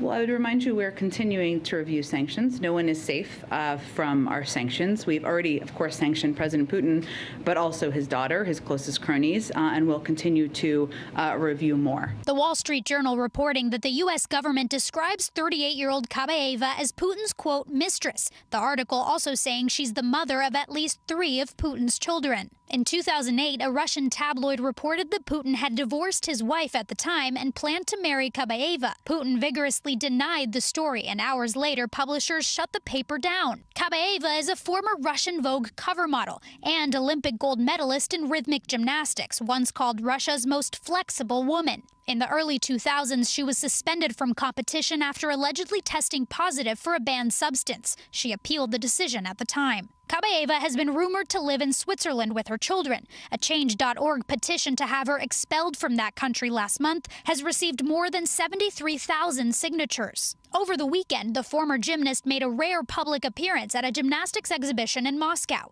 She spoke at the event, which is named the Alina Festival in her honor. Потому что это праздник не только для нашей страны, это праздник каждой семьи. У каждой семьи есть история войны. И мы ни в коем случае не должны забывать про это, а передавать из поколения в поколение. She made the comments standing in front of Z's, a symbol supporting Russia's invasion of Ukraine. Are you surprised by the fact that sanctions have not been imposed on Alina Kabayeva? Yes, I would say that it's surprising given that the administration seems to be trying to cast a wide net with respect to Putin's family. Daniel Glazer is the former Assistant Secretary of Terrorist Financing at the U.S. Department of Treasury under President Obama. There's many other things that the U.S. and their allies have not done, including comprehensively targeting the Russian financial system, targeting Russian energy exports completely, imposing secondary sanctions. On Monday, following the Journal's report, an ally of the now jailed Russian opposition leader Alexei Navalny tweeting in part, quote, "They literally got afraid that Putin would react aggressively. What can he do in response to sanctions against the mother of his 3 children that he hasn't already done?" He'd previously tweeted Navalny's Anti-Corruption Foundation study alleging Kabayeva and her family play a role in hiding Putin and his associates' fortune overseas, and calling for her to be sanctioned immediately. NBC News reached out to the Treasury Department and they declined to comment. It's impossible not to be moved by what the Ukrainians have achieved. It's also impossible not to believe that they will keep succeeding because they know why they fight. Seeing this, I have to tell you, I felt some pride in what the United States has done to support the Ukrainian government and its people, and an even firmer conviction that we must not let up.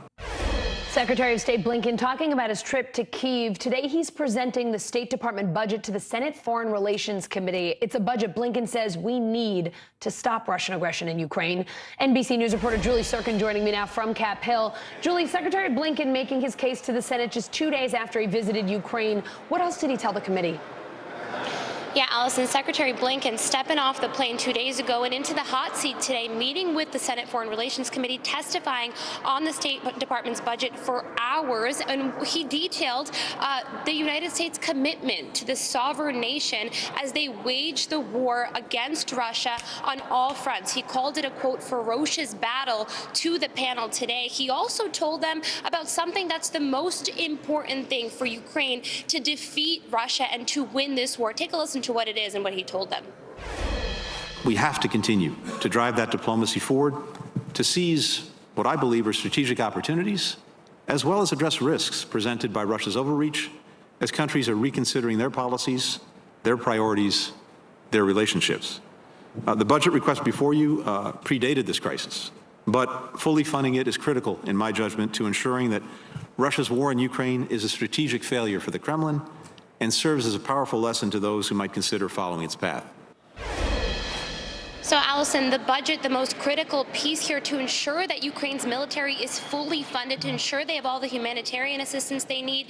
And separate from the budget, we know the administration is planning on sending down a new Ukraine supplemental, new money they need by the end of this week.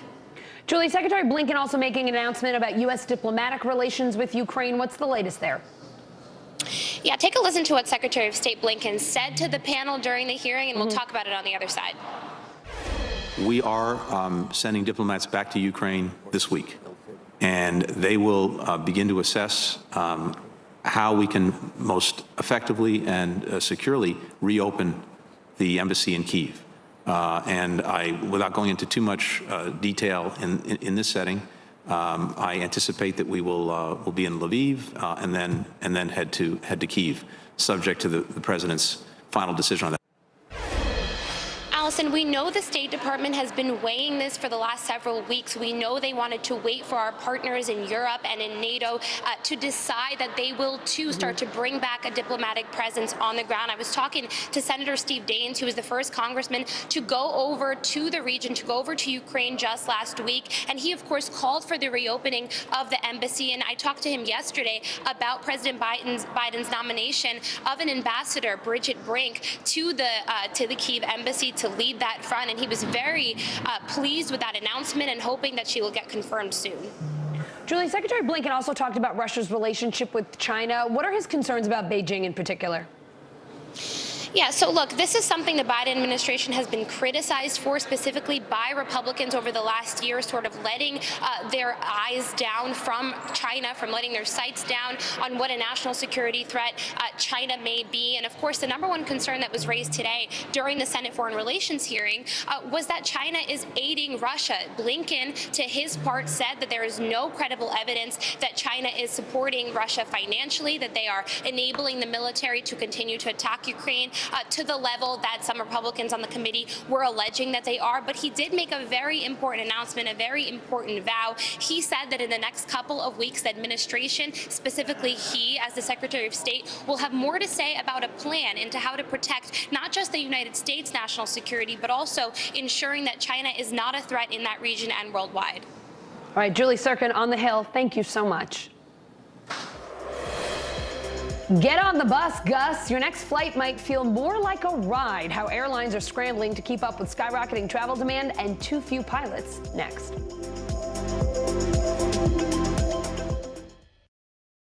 Can this still end diplomatically with Vladimir Putin in charge of Russia?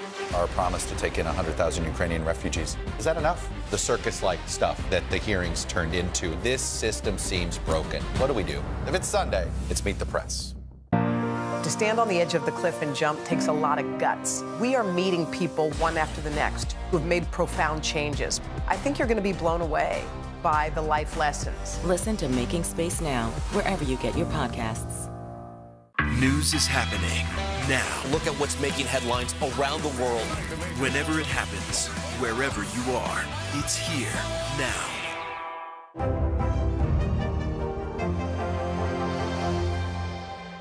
Sometimes the news can be difficult and overwhelming for kids to understand, so we've created a newscast just for them. We hope your family will watch Nightly News Kids Edition. Hold on to your seats. The Thing About Pam is the chart-topping podcast series from Dateline and Keith Morrison. A strange story and a career of strange stories. All episodes are available now, wherever you get your podcasts. Can this still end diplomatically with Vladimir Putin in charge of Russia?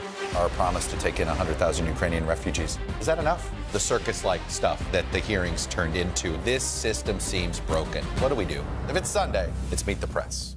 Live from Ukraine, from Mayfield, Kentucky, from Waukesha, Wisconsin. To cover the news, you have to be in it.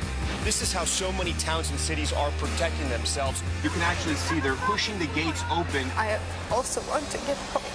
You'll get home. You'll get home. Do you remember any tornado as bad as this one? You look at this and you're thinking, we're not going to have power for weeks, if not months. Exactly. Every night, it's your news playlist. Top Story with Tom Llamas, weeknights at 7 on NBC News Now. Still to come on the Channel 2 News. Well, the waters are certainly receding now. Still too close to call. Lester Holt reporting from the Ground Zero, as it's being referred to. It is, in fact, the taste of freedom. The Haitian people know a little something about resiliency. What's the biggest risk right now? Some of the troops who have been proud. I want to welcome you to the first presidential debate. In fact, we've been told we can't go any farther. You are some resilient folks. Let me get a hint.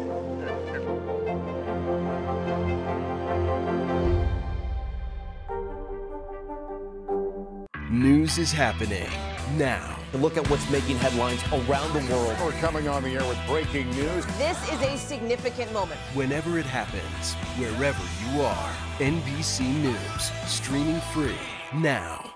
We'll meet Ukrainians who are defending their country one block at a time. When you were still in Kiev, could you hear the bombing? My name is Lester. Who's this? Hallie Jackson Now, weekdays at 5 on NBC News Now. Now hiring commercial airline pilots, no flight experience required. It is just one of the ways the major airlines are dealing with a massive pilot shortage. Another, busing passengers where they need to go. NBC News correspondent Carrie Sanders reports on the short-term solutions for a long-haul problem. The national commercial pilot shortage wreaking havoc on passengers. Got on a plane, they canceled the flight, and I've been on endless lines. With fewer COVID tests these days, Americans are traveling again, but virtually every airline is scrambling to fill their cockpits. The lack of pilots leading to delays, flight cancellations, and even grounded fleets. Several airlines hiring buses to replace planes on shorter routes. American recently announced they've started using buses to ferry passengers from smaller airports in the Northeast to their hub in Philadelphia, where more pilots are available.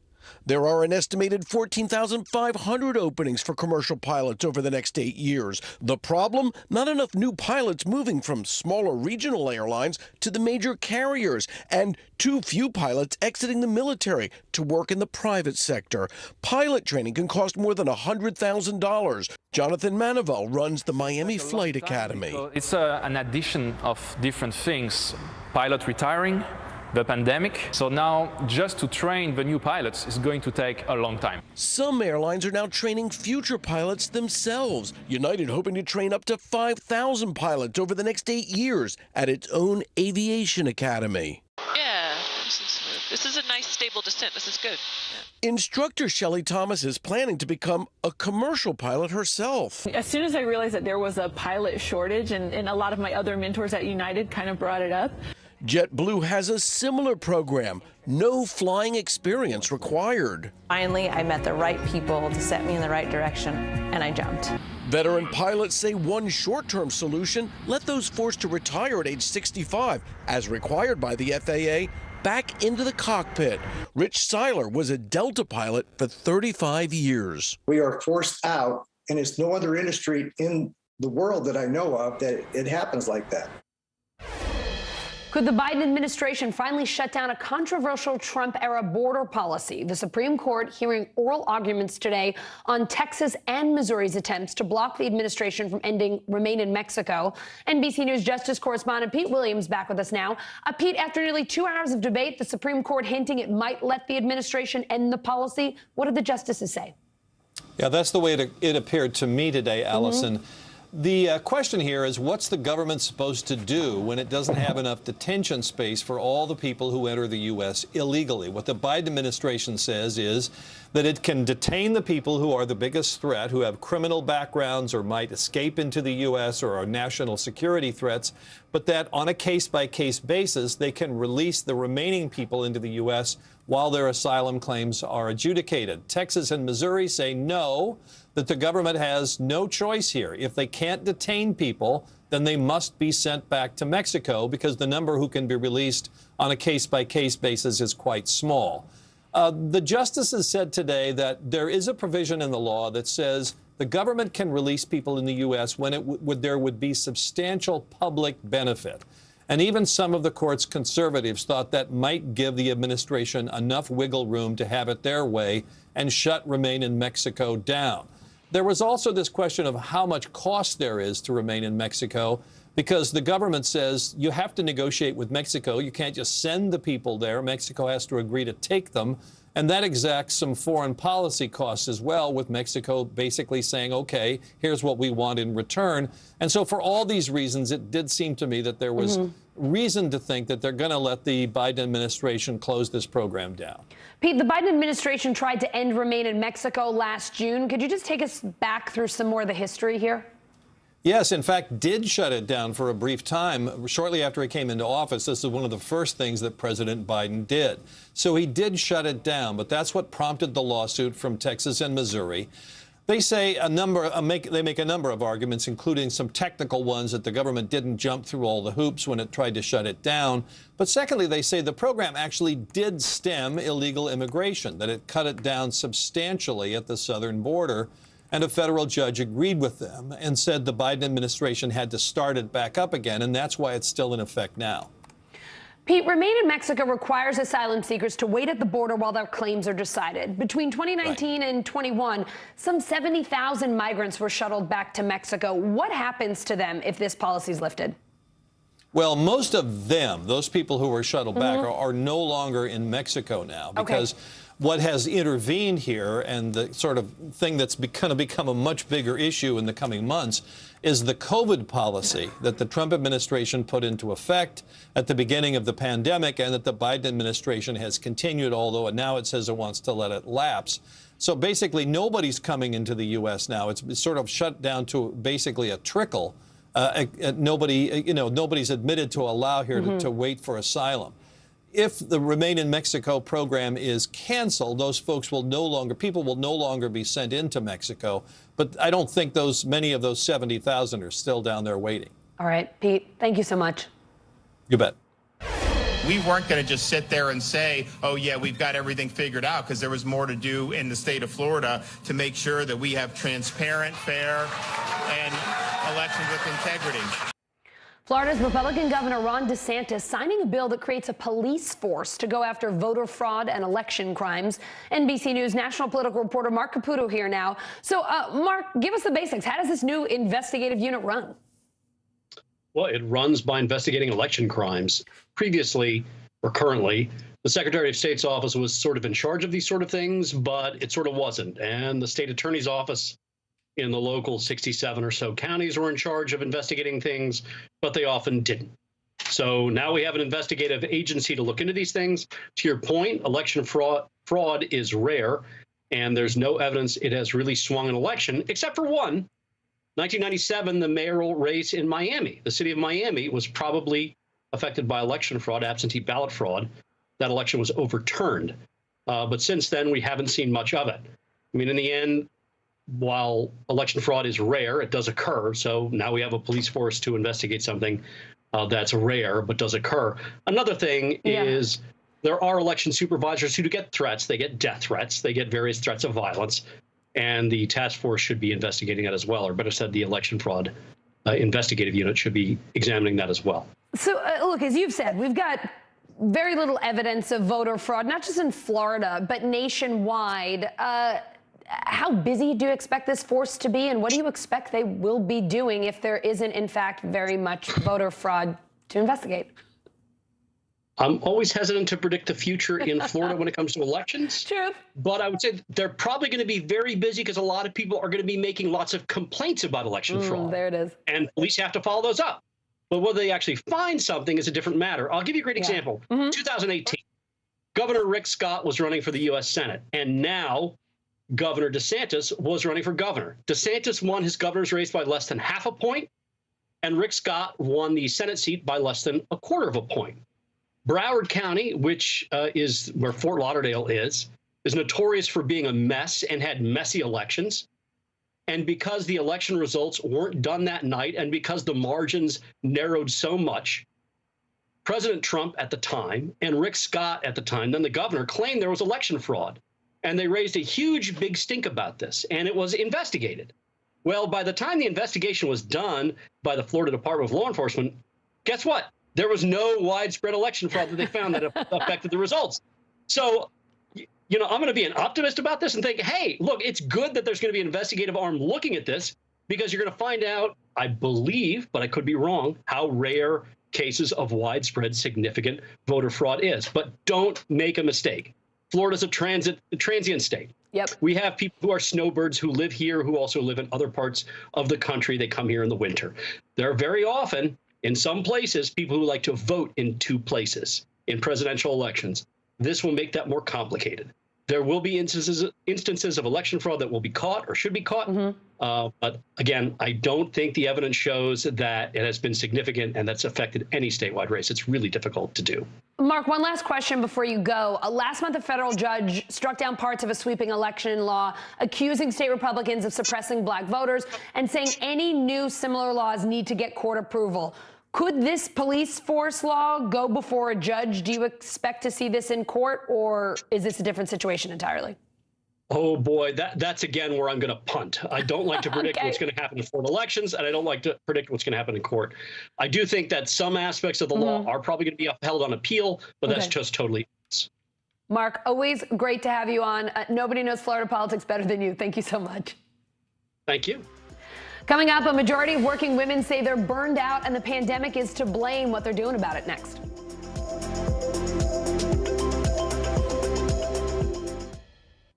Can this still end diplomatically with Vladimir Putin in charge of Russia? Our promise to take in 100,000 Ukrainian refugees. Is that enough? The circus-like stuff that the hearings turned into. This system seems broken. What do we do? If it's Sunday, it's Meet the Press. Sometimes the news can be difficult and overwhelming for kids to understand, so we've created a newscast just for them. We hope your family will watch Nightly News Kids Edition. Look at what's making headlines around the world. We begin with breaking news. The attacks from Russia are coming in from every angle. Live from Ukraine, where a fierce battle is raging on. We've heard a number of explosions. Russia is picking off Ukraine's military facilities. This factory has gone from making kitchen pots to lethal items that'll ruin tires, ruin the bottom of the car. This is what it looks and feels like to try to escape Ukraine. I don't want us to say goodbye. The battle for Congress and the fight for control of State House. In our special County to County series, we're checking out key battlegrounds. We are talking elections in a battleground state. What does President Biden need to do tonight? He needs to speak to heads and hearts. A lot to break down, Chuck, so let's dive right in. Official confirmation of Judge Ketanji Brown Jackson. Let's zoom out a bit to our changing climate. We have some stunning new findings about COVID-19. A lot to talk about as we continue our rolling coverage. We're coming on the air with the news NBC Scoop. Bringing the news to you is not only a job, it's an honor. Now Tonight with Joshua Johnson, streaming weeknights at 8 on NBC News Now.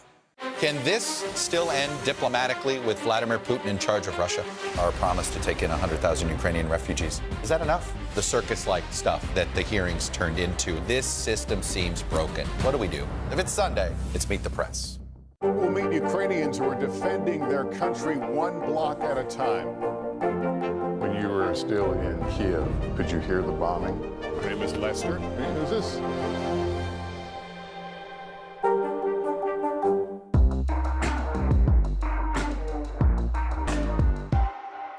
Sometimes the news can be difficult and overwhelming for kids to understand, so we've created a newscast just for them. We hope your family will watch Nightly News Kids Edition. We'll meet Ukrainians who are defending their country one block at a time.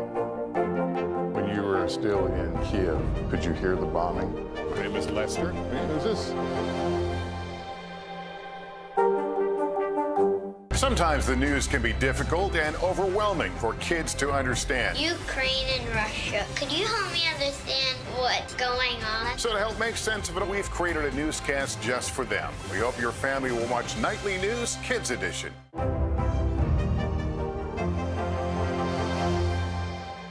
Sometimes the news can be difficult and overwhelming for kids to understand, so we've created a newscast just for them. We hope your family will watch Nightly News Kids Edition. It is time for The Bottom Line, our daily look at what's going on in the business world and beyond. Working women are stressed out. Their workload's going up, job satisfaction going down. NBC News Capitol Hill correspondent Ali Vitale reports on a new study on widespread burnout among women. How would you say you feel right now about the way you're juggling it all? Exhausted. I'd like a long vacation. The last year has been a mixed bag for Maryland mom Julia Martin. Being able to work from home still is really helpful in that respect because it does let me spend a little bit more time with my kids and be a little bit more flexible when they have to stay home. But I think that pressure is still there. We first talked about that pressure a year ago, at the height of a national reckoning with the pandemic's negative impact on working women. I think there's a lot of pressure on women to work like there's no other consideration, and a lot of pressure on them to make sure they're spending quality time with their kids. But what one survey described last year as a perfect storm raging against women because of the pandemic is now a burnout epidemic. That's not exactly an inspiring trend. It's not an inspiring trend. A survey of 5,000 women in 10 countries shows widespread burnout. 53% of women saying their stress levels are higher than they were a year ago, with mental health lagging and work-life balance nearly non-existent. All this leading women to look outside their current jobs, continuing a worrying trend of corporate drift and resignations. For employers, it's a massive drawback. I mean, for employers that want to retain amazing women, this is a challenge. I'm optimistic that I can stay where I am, but I certainly know other moms who are changing jobs because they've found that their workplaces are less flexible or quitting because they don't feel like they can keep up with the demands of going into the office in person. How women are working now is also an essential factor. Despite widespread talk about flexible work policies, only 33% of women said their employers offer it. And a staggering 94% fear it would impact their career progression if they asked for it. Even then, flexible hours and hybrid work models could fix one problem while creating another, allowing caregivers, who are predominantly women, the ability to work from home while also excluding them from other important aspects of in-office life. Are you going to end up with those being the individuals that do not go into the workplace, that are the ones that are dialing in to meetings? And if so, what's going to happen? Are they going to feel excluded? Guess what? 60% of the women that work in a hybrid way tell us they've already felt exclusion. Now some moms wondering if the last year of talk was just that. I feel like we had a lot of conversations and moms were very honest about how stressed we are and how burned out we are, and nothing has changed from a policy level, from a public health standpoint. Do you feel like women are still at the forefront of that conversation? Oh, absolutely not. I feel like women are being told either overtly or tacitly, well, you'll figure it out. And Allie joins me now from Washington. Allie, more women are also saying they've experienced microaggressions or harassment over the past year. What specifically are we talking about here? Yeah, Allison, add this to the list of things that are a troubling trend in this new study, because more women are saying that they are experiencing things like non-inclusive behaviors in the workplace. You heard in our piece Emma mentioning that 60% of women say that they feel like they're excluded from their workplace because of things like hybrid or flexible work that makes them work from home, which allows them to parent and do other things that they need to do, but also leads them to run afoul of things like proximity bias, where maybe their managers are just thinking about the person who they just ran into in the hallway as opposed to the person who's showing up on calls virtually. There's also a fear, though, that if they were to report these sorts of microaggressions or harassment, that nothing's going to be done, or that there's going to be negative impact on their careers down the line if they were to report it. So it's a mix of fear in reporting, which is certainly not something that's new. But when you are at home and you're even one step removed from the office, there are questions about what kind of impact that can have. And it's leading to this overall feeling of burnout, which is making women want to leave their jobs, which, of course, as you know, is a massive national problem right now and leaves employers dealing with brain drain and losing amazingly talented women. Allie, are there any bright spots here? I mean, between last year's study and this year's, as you said, I mean, this is certainly not an inspiring trend.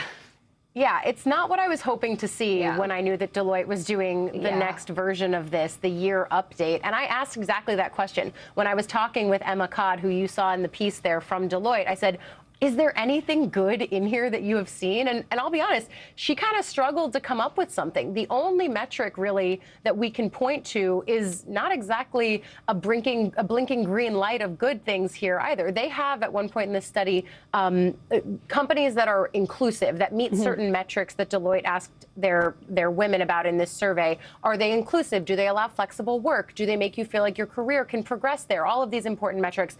In 2021, only 4% of companies met that standard. Now in 2022, it's 5%. So that's a very small silver lining. But if we're looking for bright spots, that's pretty much what I could come up with. Hey, another bright spot here. You're reporting on this. It's important that we continue to talk about it, Allie, so it does get better for women. And let's hope next year's study, we see some improvement. Fingers crossed, yeah. Thanks, friend. Thanks. We are roughly 24 hours out from the Elon Musk Twitter deal, Musk turning an initially passive investment into total control of the company if shareholders and regulators approve. So how are Twitter employees taking the news? Contributing editor at The Verge, Casey Newton here now. He's also the founder and editor of Platformer. It's a daily newsletter about big tech and democracy. So Casey, you spoke with several Twitter employees hours before and then right after the board accepted Musk's $44 billion offer. What did they tell you?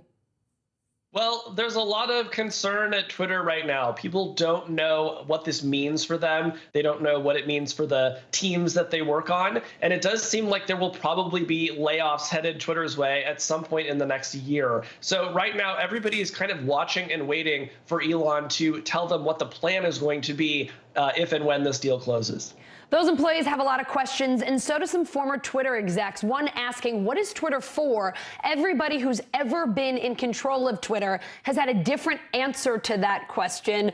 What else did those former execs say about the deal and the future of this company? Well, they told me that it's going to be up to Elon to figure out what business model he wants for this company, right? It's been an ads-based business since basically the beginning. Now it has started to experiment with subscriptions. There are some ideas out there that maybe it could become more of an enterprise software company and sell access to its API. Those would all be big shifts. So far, Elon hasn't told us really anything about how he wants this company to make money. In fact, he said he doesn't care about the economics at all. At the same time, he's borrowing so much money against his Tesla shares that it seems impossible that he's not going to have to think about those economics eventually. So that's a big decision that he's going to have to make here in the coming months. All right, so let's talk about some of the regulatory issues too. I mean, Musk calls himself a free speech absolutist. He says he wants fewer restrictions on what users can say on the platform, but EU officials are already warning him to follow the rules after provisionally greenlighting the Digital Services Act. It forces large tech companies to more aggressively police content on their platforms. Is he on a collision course with Europe here? And what other potential conflicts are you anticipating in the U.S.?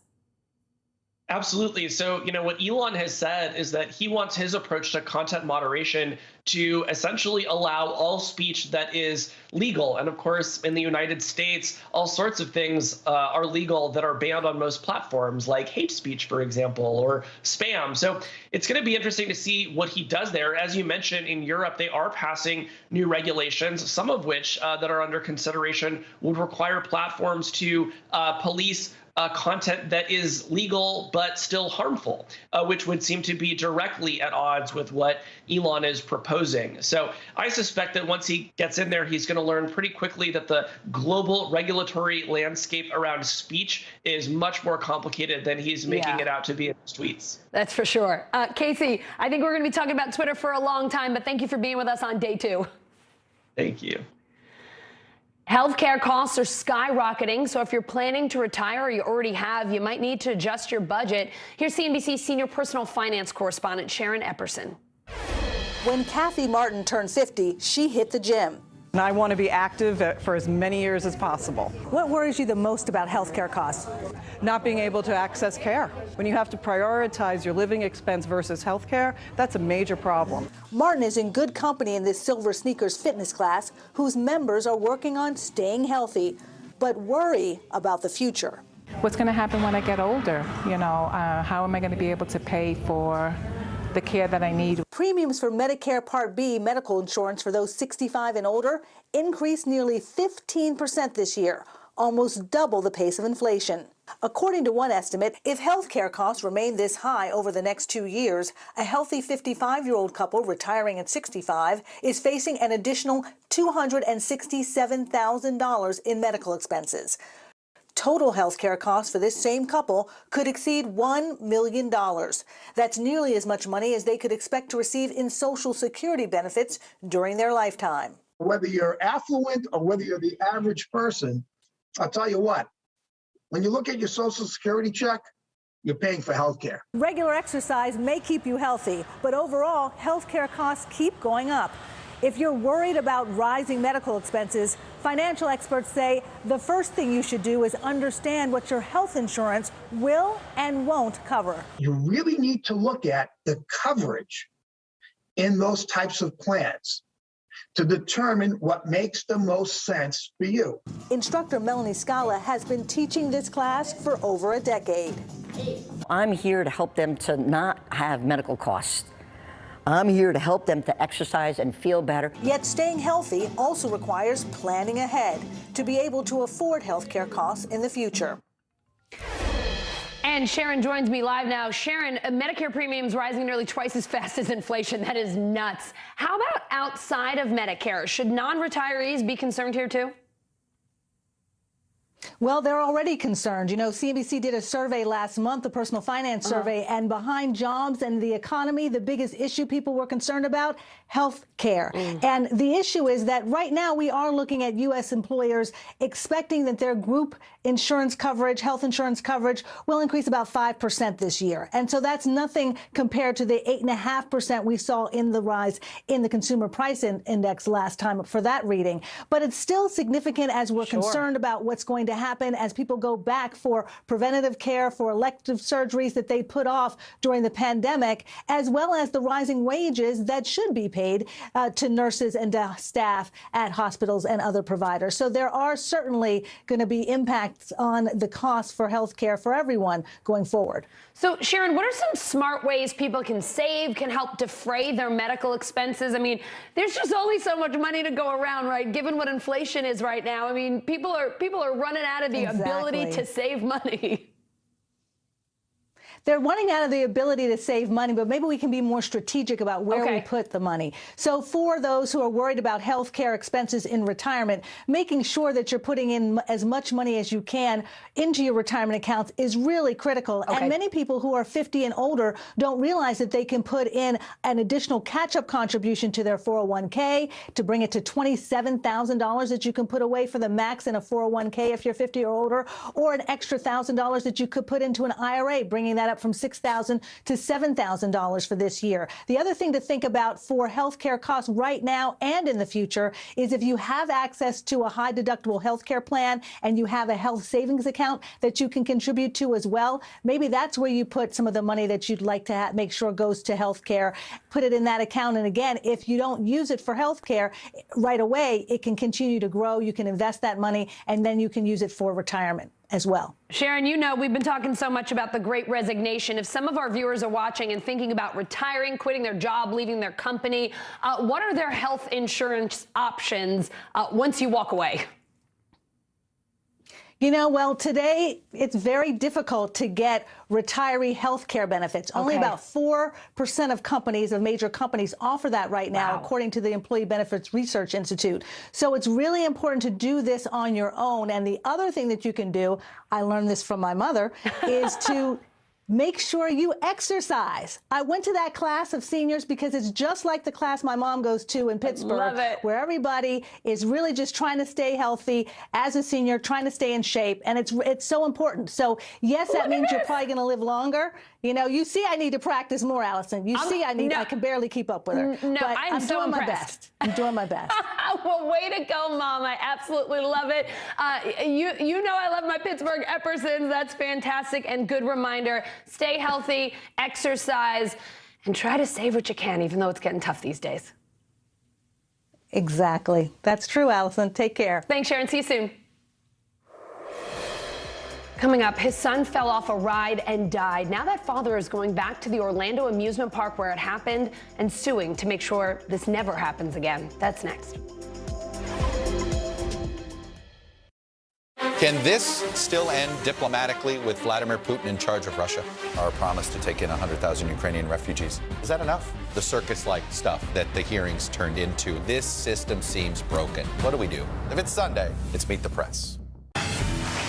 Look at what's making headlines around the world. We begin with breaking news. The attacks from Russia are coming in from every angle. Live from Ukraine, where a fierce battle is raging on. We've heard a number of explosions. Russia is picking off Ukraine's military facility. This factory has gone from making kitchen pots to lethal items that'll ruin tires, ruin the bottom of the car. This is what it looks and feels like to try to escape Ukraine. I don't want to say goodbye. The battle for Congress and the fight for control of State House. In our special County to County series, we're checking out key battlegrounds. We are talking elections in a battleground state. What does President Biden need to do tonight? He needs to speak to heads and hearts. A lot to break down, Chuck, so let's dive right in. Official confirmation of Judge Ketanji Brown Jackson. Let's zoom out a bit to our changing climate. We have some stunning new findings about COVID-19. A lot to talk about as we continue our rolling coverage. We're coming on the air with the news NBC Scoop. Bringing the news to you is not only a job, it's an honor. To cover the news, you have to be in it. This is how so many towns and cities are protecting themselves.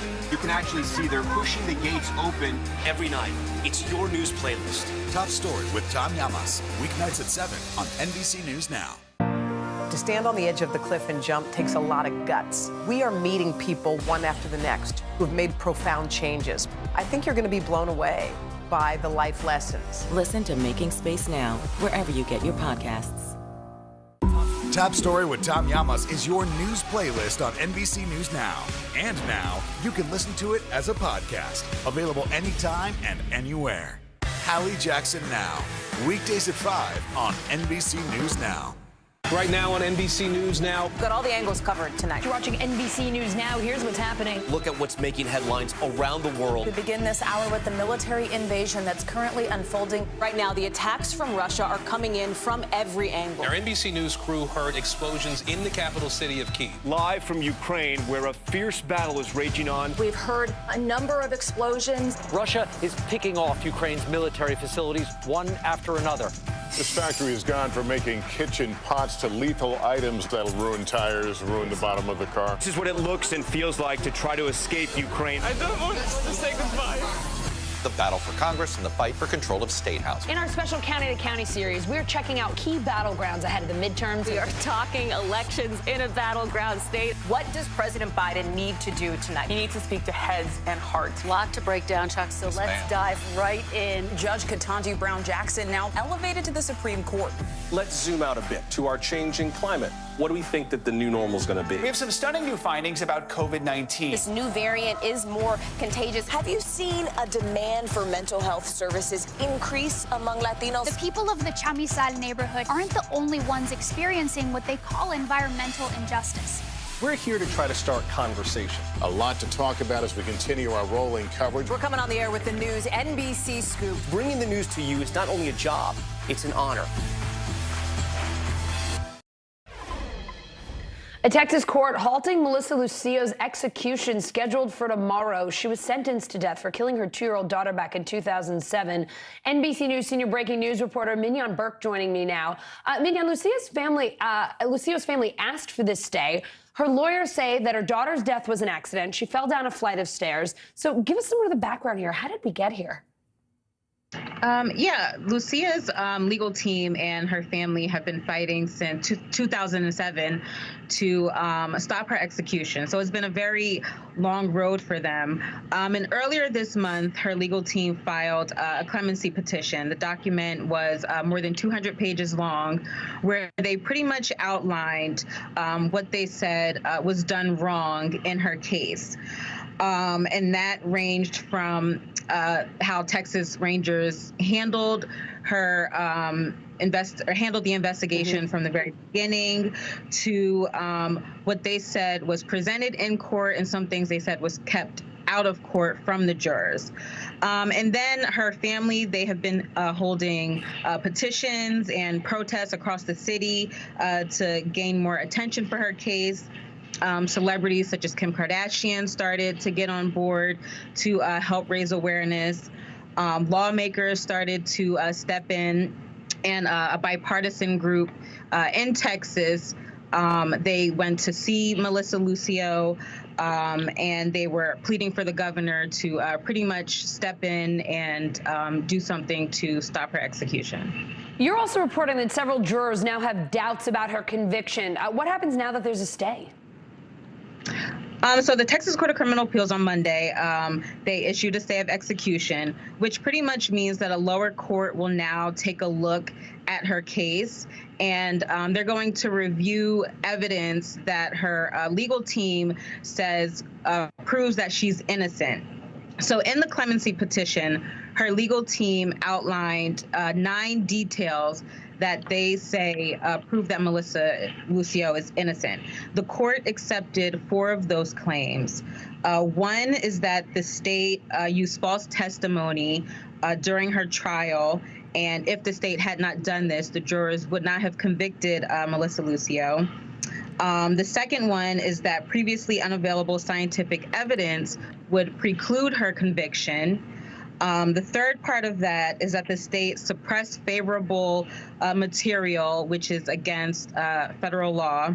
And the last claim that her legal team made is that she's actually innocent, and she was not criminally involved in her daughter's death. So again, the lower court will take a look at all of this and decide if this warrants a new trial. But this could take weeks, it could take months, it could even take years. Wow. So there's still a very long road ahead. All right, Mignon, thank you.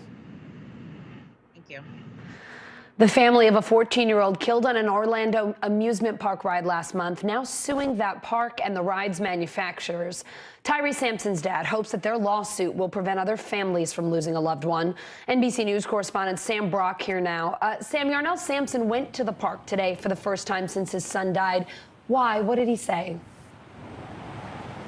So part of the reason that Yarnell Sampson Allison went back to Icon Park today certainly was the resonance of just being there. And you could see it in the video, how he was responding to being at the same site where his son died. He covered his eyes first with his face and hands, or I should say he covered his face with his hands and wiped away the tears shortly thereafter.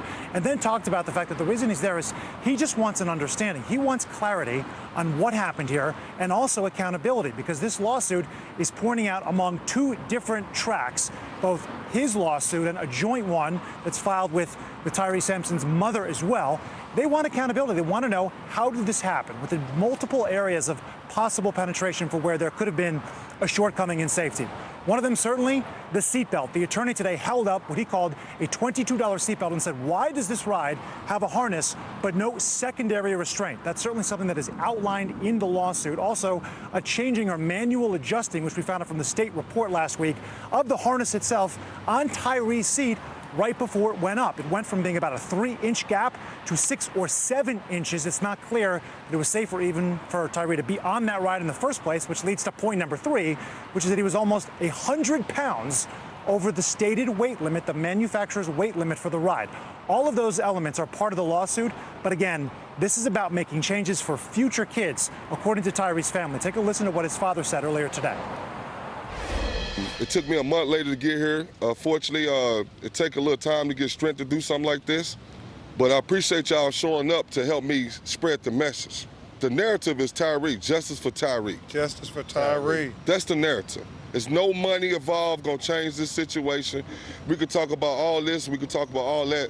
If the change don't happen with this young lady with the bill, then this same situation gonna happen down the road. It might not be in Orlando, could be in California. Like, stop it. It's senseless that a child got to lose their life trying to have fun. And more of just some of the safeguards that perhaps, Allison, were not there. It turns out that there's a metal detector, according to the attorney, on site at Icon Park for cell phones and keys so they don't fall out and hit someone during the ride. But he said there's no scale. And if someone is clearly well above the weight limit, how could that not even be present on site? These are some of the many questions we're going to be seeing answered in court. Sam, tell us more about the lawsuits here. What are they asking for?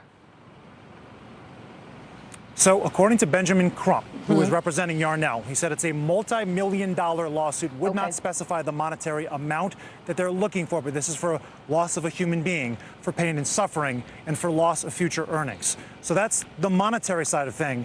But to underscore this even more, their point here is they don't want a single other person, certainly another child, with so many families going to amusement parks all across the country, to ever have to suffer what they just suffered. So really, it is about government reform, because on the state level, that's where the regulations are created, but there is no federal uniform legislation on safety regulations for rides like this. It's the kind of change they'd like to see happen. Sam, any word from the theme park or the ride manufacturer?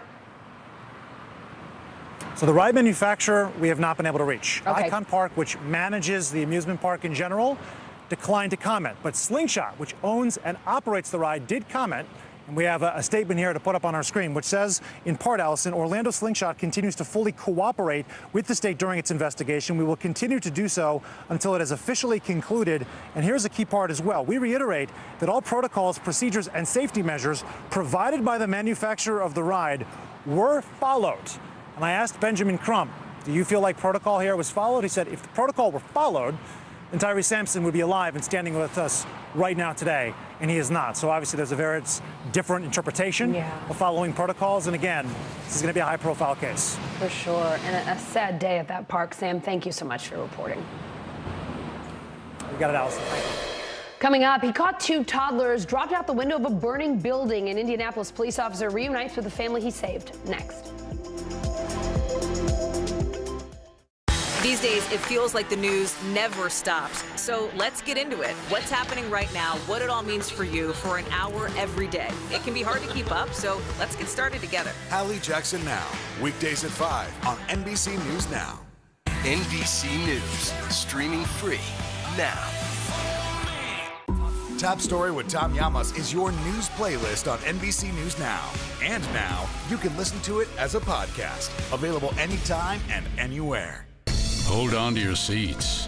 The Thing About Pam is the chart-topping podcast series from Dateline and Keith Morrison.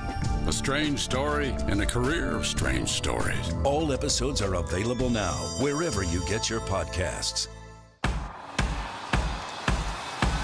News is happening now. Look at what's making headlines around the world. Right now on Morning News Now. We're coming on the air with breaking news. And this is a significant moment. Whenever it happens, wherever you are, NBC News, streaming free now.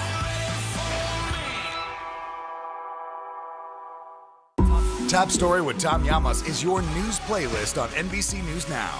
And now, you can listen to it as a podcast. Available anytime and anywhere. Hold on to your seats. The Thing About Pam is the chart-topping podcast series from Dateline and Keith Morrison. A strange story and a career of strange stories. All episodes are available now, wherever you get your podcasts. News is happening now. Look at what's making headlines around the world. We're coming on the air with breaking news. This is a significant moment. Whenever it happens, wherever you are, NBC News, streaming free now.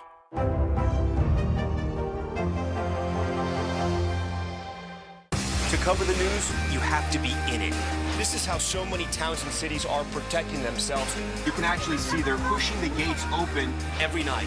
It's your news playlist. Top Story with Tom Llamas, weeknights at 7 on NBC News Now. 3-year-old Elena tells everyone her family jumped out the window of their apartment building, and she's not lying. Elena's mom dropped her and her brother out of their burning apartment into a police officer's arms. Now that family is thanking their hero. NBC News Now anchor Tom Llamas has their story. You may remember this video, body cam footage showing police officers rushing to a burning apartment complex in South Indianapolis. I need you to start knocking on doors and getting everybody out of there. From the back of the building, a call for help from mother Christine Culp and her 2 children. Okay, please, sir, I can't breathe. I got my kids in here. Okay, where are they at? They're right here in my bed. How old are they? 2 and 3. Okay. The grace of God that I woke up in the middle of the night, and as soon as all the flames and everything in the front room, I just grabbed the kids and went to my room, put up a blanket, kicked out the window, and just called 911. And I just stayed on praying and staying on the phone with dispatch. 326, can you come around back and help me with these kids? Police below quickly sprang into action. You want to try and pass them down to me real quick? Asking Mom Christine to drop her children out of the window and into the hands of Officer Aaron Laird waiting below. I was willing to put myself at risk, and I know the officers were also. Those officers first catching 2-year-old Ezekiel and then 3-year-old Elena. We got her. You want it next? I just kept praying. I just felt that in my heart that my kids were in good hands. The whole family getting out safely. You did good. You did so good. You guys are so brave. That family now saying thank you to the officers. What are you doing? Hi, Layla. I just felt it in my heart. I just knew that you guys would save me and my kids. I really appreciate it. Truly, from the bottom of my heart, thank you. And 3-year-old Elena now has quite the story to tell. Because Mommy threw me out a window.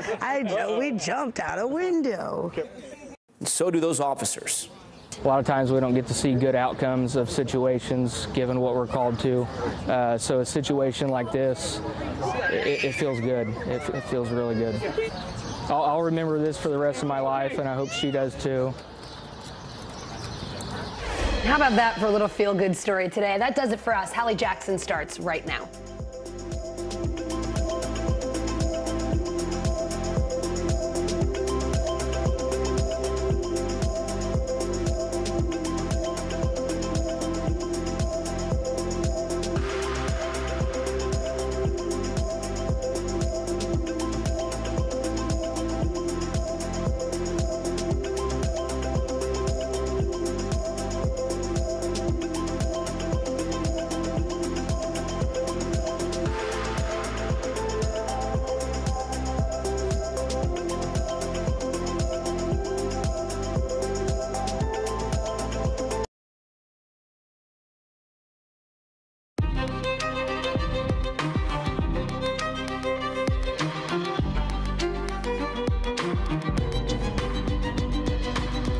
We're coming on the air with that highest-ranking COVID diagnosis in the Biden administration so far after a positive test result for Vice President Kamala Harris. She says she's fine, but this could create a backlog temporarily in the Senate.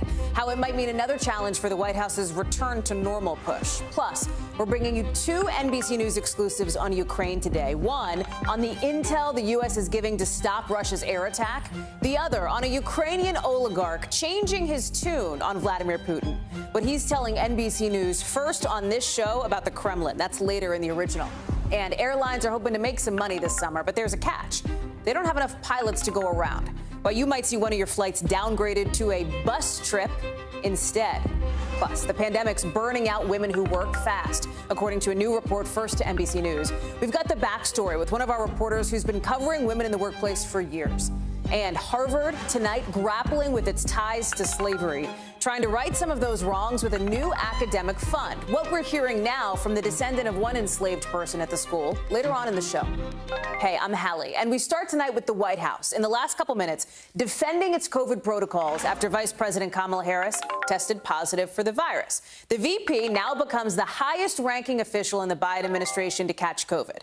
Listen, she's asymptomatic, she's double vaxxed, she's double boosted, so experts say she's almost certainly going to be fine while she isolates and keeps working from home. Officials say she has not been in close contact with the president or the first lady. That's been another question here. And the White House confirmed President Biden himself tested negative just yesterday, but they're not ruling anything out down the road. Listen.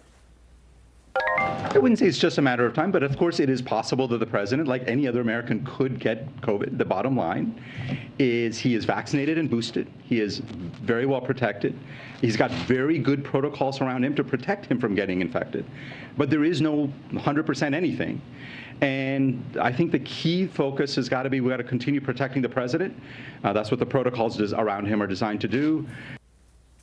The vice president's diagnosis is the latest in a string of infections in Washington over the past few weeks, shining a light on the administration's messaging about this return to normal with COVID. And then on the other end of Pennsylvania Avenue, showing just how fragile the Democrats' advantage in a 50-50 Senate really is, since Vice President Harris is off in the tie-breaking vote. Let's break that down into two pieces with Kelly O'Donnell, who's posted up outside the White House to talk about this. Kelly, I've been chatting with doctors this afternoon who still have some questions outstanding, like, is the vice president going to get any treatments even though she is asymptomatic? And then what about protocols when it comes to the president, with the White House over the past couple of weeks really seeming to be foaming the runway just in case the president does get it by saying, hey, it's certainly possible. It's not out of the realm of possibility.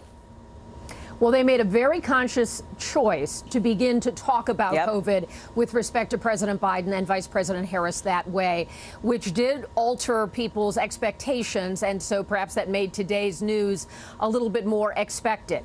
On the issue of whether Vice President Harris will take any therapeutic medications, the answer we've been given so far is that would be a decision she would make with her doctor. I think there is a case to be made that if she does, that would be the kind of information that could be made public as a part of not only her private medical circumstances, which she could make a decision about, but because it is such a big part of the messaging of this White House to talk about the availability of those drugs, that perhaps she will make the decision to make that public. At this point, we don't know the answer to that. She was not symptomatic at the time she took the test, which was a part of the routine pattern of testing before she was going to go into the Oval Office. That doesn't mean she wouldn't have symptoms at another point. We just don't know. At this point, her office says she will spend at least 5 days in isolation at her home, the vice president's residence, the Naval Observatory, as it's known here. And we will then get perhaps an update at that point about what she will do. So I think it's a legitimate question to press for, will she have any additional medical treatments? And will they make that public? And that's kind of new ground. They had committed to letting us know there would be a positive if one happened. They've done that. But it's a question about will they be forthcoming about treatments. There are those who I think are saying, or who might say, listen, either I've had COVID or I know somebody who's had COVID, like the vice president getting COVID. This is what happens in this day and age at this particular moment of where we are in this pandemic recovery. But there's a real sort of practical implication here, Kelly, beyond the sort of protocol questions as it relates to the most powerful person in the country, President Biden, who in any other instance, if she hadn't been traveling last week, would have seen her more frequently. There's also, the spotlight now on how fragile that 50-50 majority really is for Democrats in the Senate, because you have 2 Democratic senators who have also come down with COVID, and these tight nominations that the White House is trying to get through the Senate over the next week that are now going to have to be delayed. They have to acknowledge they can't get it done if people can't show up to work. And in some ways, that's not any different than if a teacher can't be in the classroom or a fighter can't report for duty, or the kinds of disruptions people have seen in their office places. When it comes to high government officials, the consequences affect things like confirmation of appointments and important nominations in government. And so what we've seen is at least 2 Democratic senators are also out with COVID, and then the vice president who could serve as a tie-breaking vote. And so the White House acknowledges that with some of these Federal Reserve nominations for positions in the Federal Reserve structure, that will have to wait. There may be some nominations that were on the Senate calendar this week where there's enough of a margin where they don't need the vice president's vote, or that margin of at least 2 senators now who are unavailable. It'll have to wait if they don't have the votes. And so the White House has acknowledged that. Yeah. They're eager to get it done. But that's one of the realities. So not only is it the illness piece, it's the loss of productivity. And at the White House level, that productivity has a very far-reaching implication. Kelly O'Donnell live for us there outside the White House. Kelly, glad you're staying on top of this story. I know if anybody is going to be asking the questions that we need to know, it is you, friend. Thank you. Thank you. Now to Ukraine, and some exclusive new reporting here on NBC News about the intel the U.S. is sharing with the Ukrainians to help them fight the Russians, with current and former officials telling our team the Pentagon's been giving detailed information about when and where Russia's going to hit. In some instances, giving the Ukrainians enough time to get out of the way.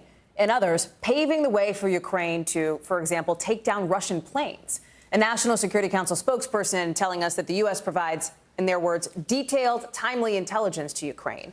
And it's all coming as the Kremlin is ramping up its threats. You had the Russian foreign minister, this guy you're seeing here, Sergei Lavrov. He's saying now that the risks of nuclear war, quote, cannot be underestimated.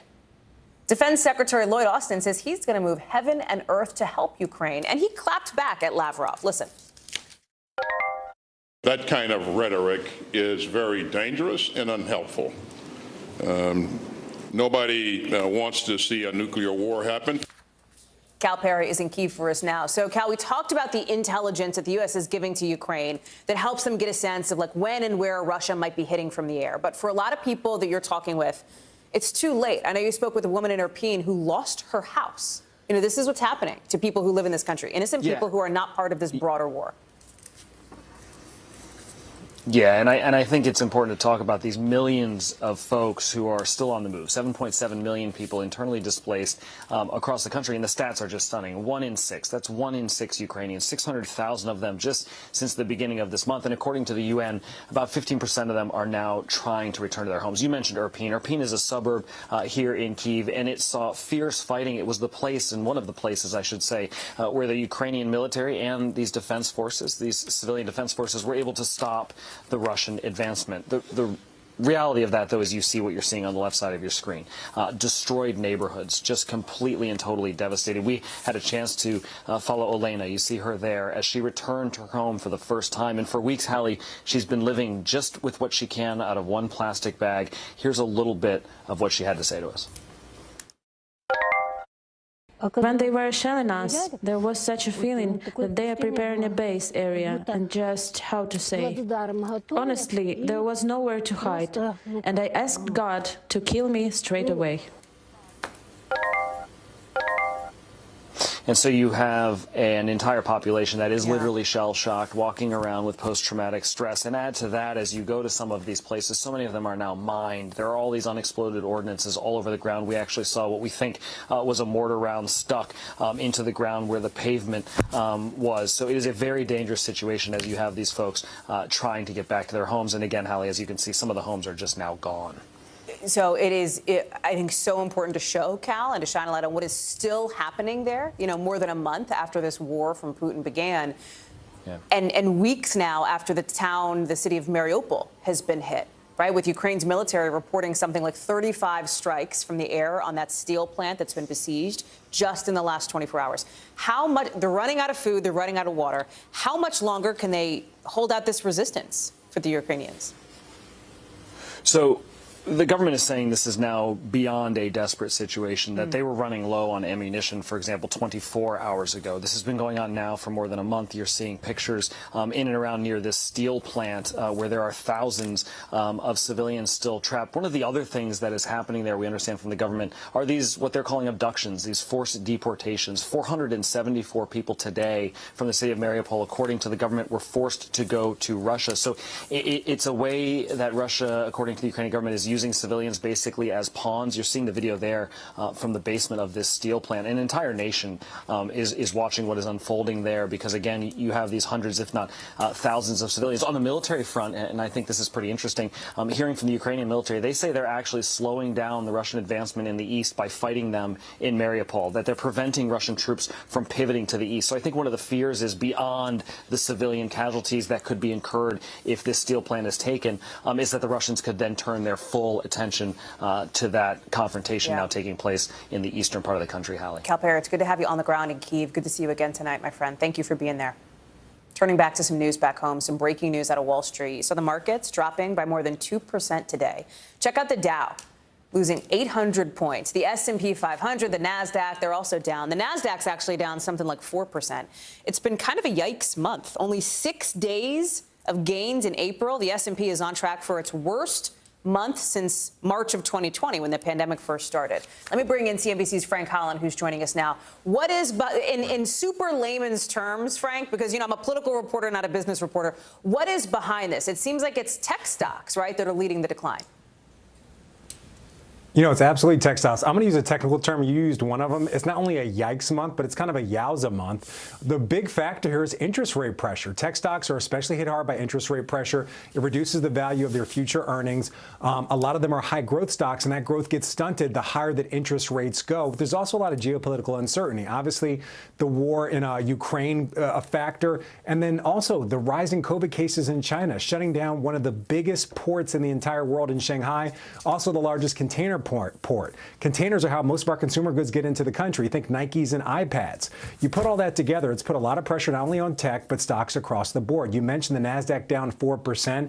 That's part of a slide that's been continuing all month long. And today, we got another report from a major big tech company, Alphabet, the parent company of Google, missed expectations on earnings, especially when it came to the ad revenue for YouTube. So a lot of concerns about Wall Street about where growth will come from and also inflation. Frank Holland, thank you for that breakdown. Always great to see you. Appreciate it. You heard Frank talking about tech stocks, right? Twitter stock was also down about 4% today. It would be kind of a moot point once Elon Musk takes over, right, and takes it private. Today, Musk is doubling down, if you will, on his calls for free speech, a day after he bought Twitter. And critics started asking, okay, Elon Musk, what exactly does free speech mean to you? He's tweeting this afternoon, the extreme antibody reaction from those who fear free speech says it all.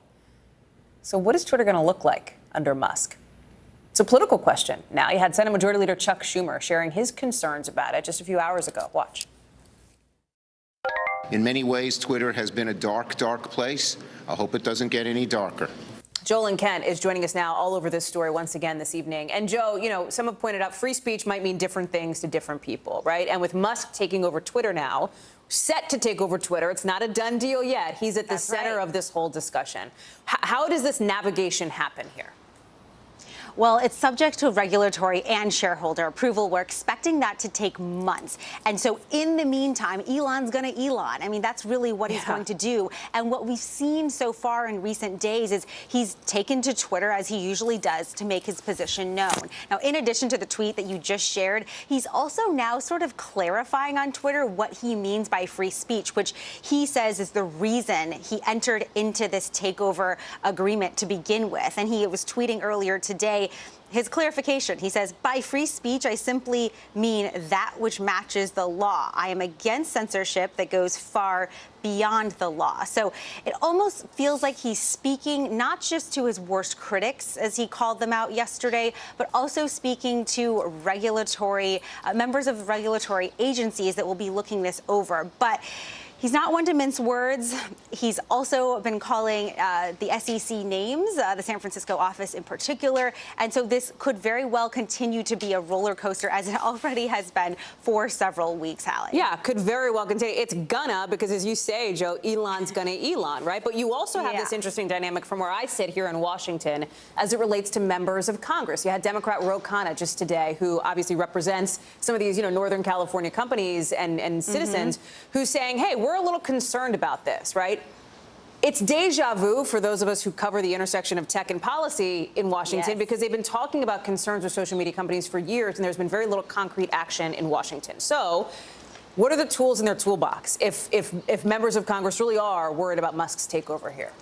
Members of Congress can always put pressure on those that they have alliances with and these regulatory bodies to scrutinize Twitter in a way that they believe it ought to be scrutinized as it navigates this regulatory path ahead.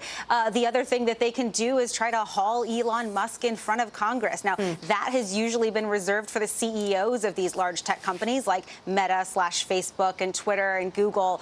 But, Elon Musk being so involved and saying he's going to implement specific things in his confirmation that the deal is happening, look, they could very much get him in front of Congress. But he's also said today, in response to someone on Twitter who was saying, like, look, you're going to be hauled in front of Congress for 60 million different things. He tweeted an emoji with two stars in the eyes. So he doesn't seem afraid of that. It's going to be a spectacle. Listen, we've seen some of these high-profile Facebook and Twitter and Instagram people, not Elon Musk. So when he comes, it's going to be a zoo if that happens. Yeah, I like that you just said when he comes, because that very much is the feeling among journalists who cover this, myself included, is that, he is entering a new space. He may be the head of Tesla and SpaceX, but this is a whole different banana. This is a very big challenge. It comes with a lot more scrutiny. Jolyn Kent, great to see you. Thank you. Good to see you, too. Staying in Washington, the Supreme Court justices today seemed kind of open to letting the Biden administration end the Remain in Mexico policy. You know this policy. It was put in place under former President Donald Trump. It all came during 2 hours of arguments, hours after Texas and Missouri sued to try to keep this program in place. The policy says that migrants who want asylum at the southern border have to stay in Mexico. They have to remain in Mexico while the U.S. processes their claims. The questioning today focused really on how limited the capacity is for the U.S. to keep asylum seekers, to detain them crossing the border, and how the policy has affected foreign policy relations with Mexico. Here's a little bit of an exchange on that. Listen. Nothing about this injunction actually requires negotiation with a foreign power, but in the extent that to some extent this court thought that it did, of course, the foreign affairs power is shared between Congress. I'm sorry, I have to stop you there, General, and you can get the other 4 questions. But what do you mean it doesn't require negotiation with the foreign power? What are we supposed to do? Just drive truckloads of people into Mexico and leave them without negotiating with Mexico? A little bit of what it was like in arguments there. Let me bring in now our justice correspondent, Pete Williams, to talk us through it. I often ask you to read the tea leaves, and you often graciously indulge me on that front. It seems like all the signals point to the justices, if you listen to that exchange, likely keeping this in place, which is sort of interesting considering how conservative the court is right now. Well, not keeping the Remain in Mexico program in place. Allowing the Biden, right. Yes, allowing Biden to shut it down. Right. And that seemed to me where the court was headed today. I mean, the problem is this, and both sides concede this. There simply aren't enough beds. There isn't enough detention space to hold everybody who comes into the U.S. while they wait for their asylum claims to be considered. So the question is, what do you do with them? Texas and Missouri, which sued to keep this program going, say, well, the answer is clear. You must detain. If you can't detain, you have to send them to Mexico to wait. The Biden administration, as every other administration, says, no, we can allow people to remain in the U.S., parole them in is the legal term, as long as they don't have a criminal history, they don't have a danger of absconding, they're not a threat to national security. Now, there's some skepticism about that because there are thousands of people that are paroled in. Some of the justices said today, what kind of scrutiny is that? Sam Alito said, I doubt it's any more so than what you give people who show up at Nats Park. Do you have a ticket? Do you have something you're going to throw on the field? No? Okay, you're in. But the government says no, it is a case-by-case thing. But that's what it really comes down to. And, you asked me to read the tea leaves. So here's my Orange Pico reading here. Is I think a majority of the court's going to say that there is a provision in the law that says the government can parole people in, doesn't have to send them back to Mexico.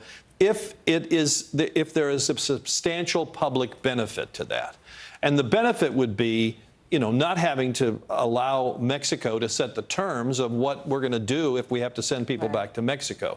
That's what you were getting at with the soundbite there from Elena Kagan. So for all those reasons, it did seem that the court, although they had tough questions for both sides, is going to let the Biden administration shut this down. So the practical implication of that would be allowing potentially more people to be paroled into the U.S. who are seeking asylum. Correct. And then we get, though, to the COVID thing, which is, going to be, by the time this gets decided in June, I think it's going to be sort of a footnote to the legal battle over, can the Biden administration shut down this Title 42 thing, right, which says people that have COVID or are suspected of it, or because we are dealing with a pandemic, can't come into the U.S. And the Biden administration has said it wants to shut it down in May. 21 states have gone to federal court and said, no, you can't do that. And I think that's going to be the next battle. And I'm not sure whether it'll wind up in the Supreme Court next term or not. Why do you think that would supersede this discussion as it relates to Remain in Mexico? Well, because Remain in Mexico was basically, it became sort of a non-issue. Yes, the history here is a bit complicated. So Trump starts it. Something like 70,000 people are shuttled back to Mexico. Biden stops it. The lower courts, in response to this lawsuit from Texas and Missouri, say, no, you have to start it up again. But then along comes Title 42. Because of COVID, the pandemic hits, and that's that. Right. Pete Williams, we could talk for an hour. Sadly, we're out of time. Indulge me next time, though. I'll come to the House. Thank you, Pete. Okay. Appreciate it. Lawyers for a man charged in the January 6 attacks listen to this. They're claiming he was acting in self-defense against the Capitol Police. This is retired New York police officer Thomas Webster. He's accused of assault and some other charges for attacking an officer using a flagpole. Both sides today using a kind of he started it strategy, each showing the jury videos of the confrontation. This first video from the prosecution. They say Webster was the aggressor. Webster, they say, was the one egging on police to take off their protective gear, and then, you see it here, suddenly charged at them. But the defense showed this other video, Webster being hit in the face by a police officer, his lawyer saying he was trying to defend himself. Webster's charged with 6 counts, including assaulting or resisting officers with a deadly or dangerous weapon, disorderly conduct in a restricted building with the weapon, and violent entry on Capitol grounds. For the first time, the father of a teenage boy who fell to his death at a Florida amusement park ride visited the park where it happened. Tyree Sampson's father getting emotional as he stood in front of the memorial at Icon Park in Orlando just a couple hours ago. Sampson's family, you see that there. They're suing the park. They're suing the ride company and the ride's manufacturer, saying their son's life was needlessly cut short. Sampson's mother, back home in St. Louis, told reporters she's living a nightmare. That Sunday, I was waiting for my son to come home because that's what he told me. I'll see you Saturday or Sunday. So to get a call to say, he's not coming back. I'm still like in shock. This is a nightmare. That's an extended nightmare, to be honest. Sampson died last month on vacation with friends after he fell from that free fall ride in Orlando. A state report last week found that adjustments were made to the ride, letting it operate even though Sampson was not secure in his seat. Attorneys for the park and manufacturer of the ride have yet to respond to the lawsuit, but an attorney for the Slingshot Group said this week they followed all the ride's procedures and safety measures. Sam Brock is joining us now for this. And Sam, this is emotional for Tyree's parents, obviously, right? You heard from his mom calling it a nightmare. You've talked to his dad. We heard from him again today. What are they hoping to see from this lawsuit? It's gut-wrenching, Hallie, and I think just the video you showed a second ago of Yarnell Sampson, his father, bent over at the waist. The first time that he had been to Icon Park since all this happened tells you everything that you need to know. The answer to your question is they want to make sure that no other family, no other child is ever victimized by a tragedy like this ever again. And they feel like there are clear safeguards that could be fixed, places where there was systemic failure. And I'll give you an example. Tyree Sampson was 380 pounds. He was a football player, 6'2", very large for his age. And he showed up at this ride 100 pounds almost above what the manufacturer's weight limit was. And he was never weighed. And no one apparently, according to the lawsuit, said anything in time to intervene here. How is that possible? You know, one of the attorneys for his mom mentioned the fact that you had a metal detector to make sure that people didn't have cell phones and keys in their pockets so it didn't fall out and hit someone during the ride, but there was no scale on the premises to be able to weigh someone who was clearly above the weight limit. That's one example.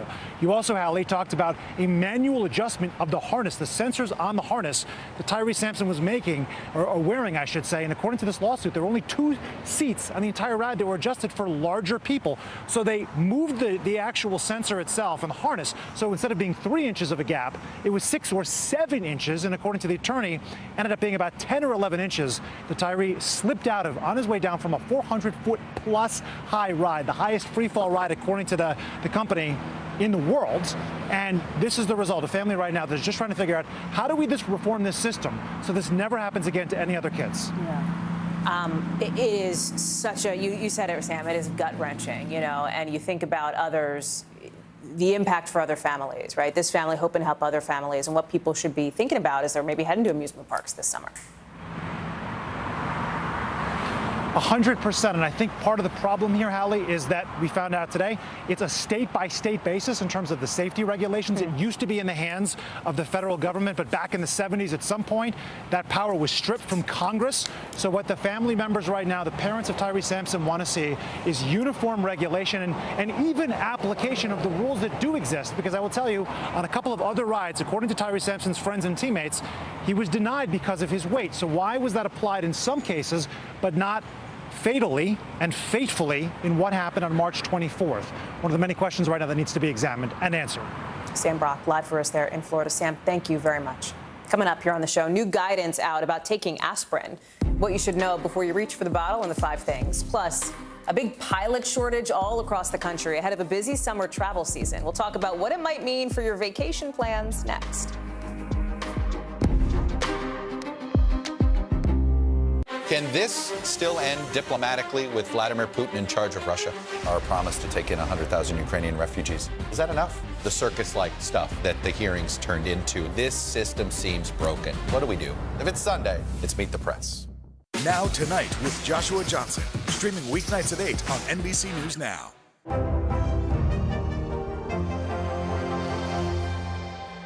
NBC News. Streaming free now.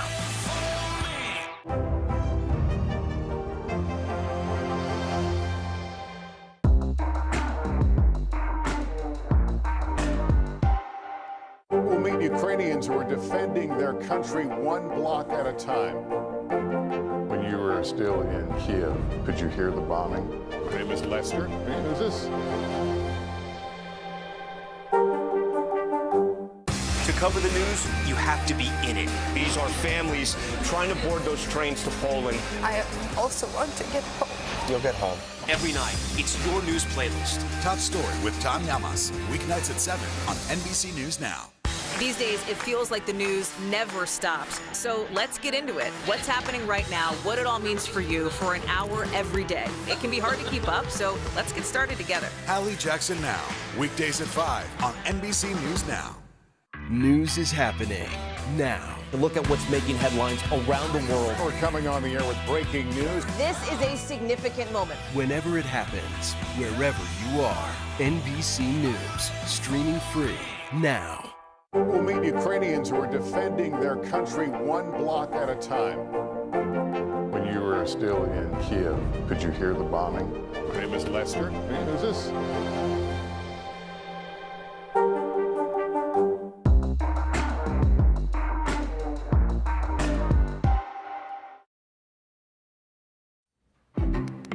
All you super early risers and uber late night owls, get psyched, because just before 4 o'clock this morning, we're going to see something really interesting. This joint project between NASA and SpaceX, a launch. 4 astronauts, you see them right there. They're getting ready to go on a 6-month trip to the International Space Station. And as long as the weather cooperates, they should take off at 3:52 a.m. Aren't you up at 3:52 also? You're not? You don't have kids? The crew includes Jessica Watkins, who will be the first Black woman to head to the ISS. It's the latest in a pretty busy season for space travel. Just yesterday, Axiom and SpaceX's first all-civilian crew to the ISS splashed down off the coast of Florida after a 2-week trip. Speaking of things happening in the sky, airlines are saying things are going to start happening. It's going to start getting back to a post-pandemic normal. They're expecting their most profitable summer ever. They're expecting big money. But there's a catch. There's a pilot shortage that's getting worse that may make that a whole lot harder. We're talking about flight delays, cancellation, grounded fleets, and right now pretty much every single airline is scrambling. They're looking for pilots to fly their planes, with more than 14,000 openings for commercial pilots over the next 8 years. So that's the horizon there. It's already having an effect. In some smaller airports, it's so bad that some airlines are even getting in buses to replace planes for shorter routes. How about that? It's happening as, look at this chart here. You can see the number of people getting screened by TSA. We're almost at pre-pandemic levels when it comes to the sheer number of people who are at airports who are traveling. Let me bring in Carrie Sanders now. Carrie, you know, boy, did we hear the word shortages a lot in this pandemic, but pilot shortage, that's one that's kind of new, and it hits people right in their vacation days. You know what I mean? What are you hearing about the reasons for this and the solutions? Well, when you look at the reasons, it is because during the pandemic, the airlines were in trouble, so they decided to offer buyouts, and pilots took it. Then you have the FAA regulation where when you turn 65, you can no longer fly as a commercial pilot. So that is a continual push out.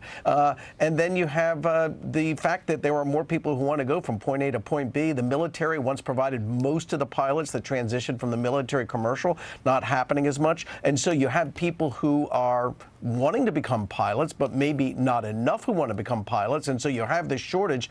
We had an opportunity to talk to some of those who are in the pipeline right now. Gabriela Lanzon, who's 29 years old. She's Venezuelan American. Her father was a pilot. Her grandfather was a pilot. And now her goal is, in the midst right now, she's training to try and make her way into the cockpit of a commercial airline.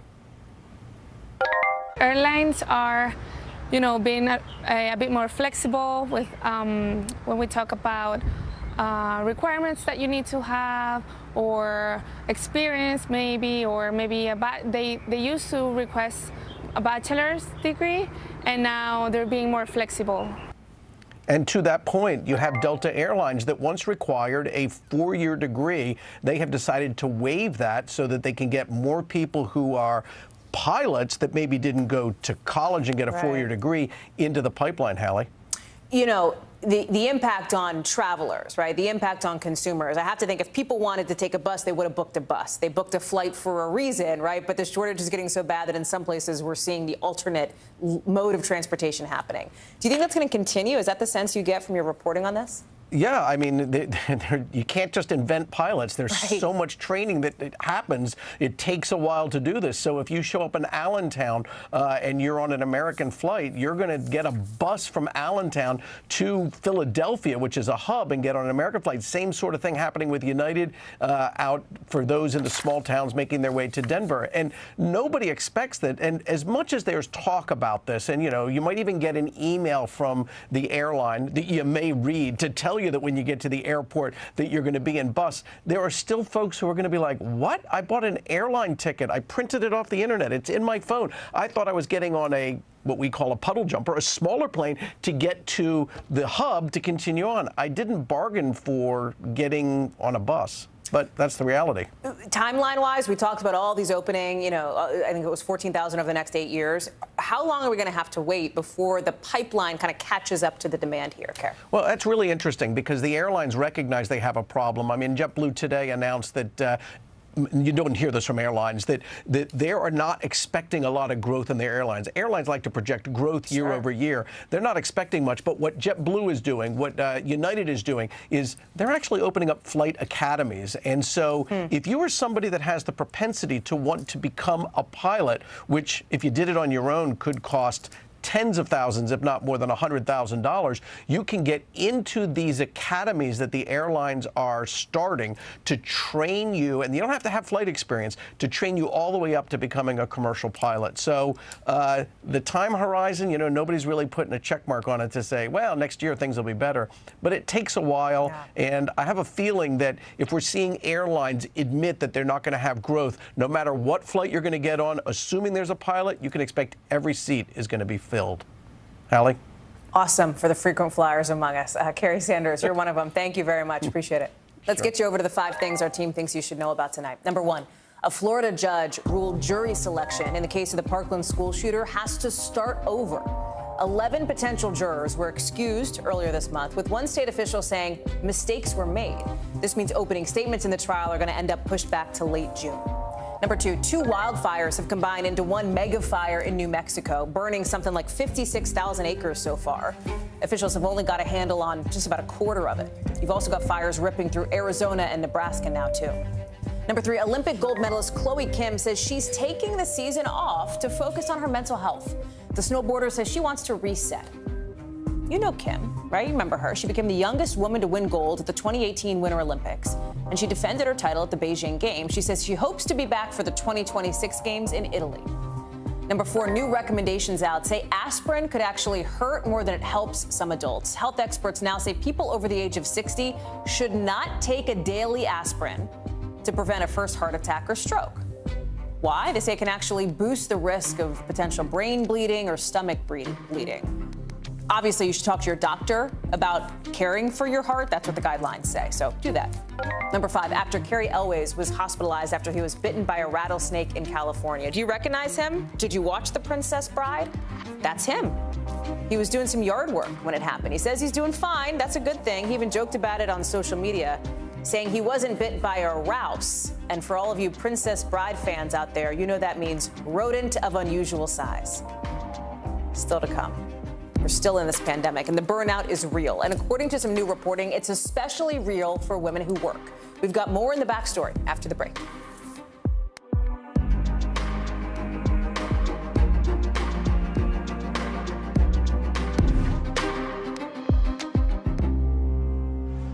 Live from Ukraine, from Mayfield, Kentucky, from Waukesha, Wisconsin. To cover the news, you have to be in it. This is how so many towns and cities are protecting themselves. You can actually see they're pushing the gates open. I also want to get home. You'll get home. You'll get home. Do you remember any tornado as bad as this one? You look at this and you're thinking, we're not going to have power for weeks, if not months. Exactly. Every night, it's your news playlist. Top Story with Tom Yamas, weeknights at 7 on NBC News Now. We'll meet Ukrainians who are defending their country one block at a time. When you were still in Kiev, could you hear the bombing? My name is Lester. Who's this?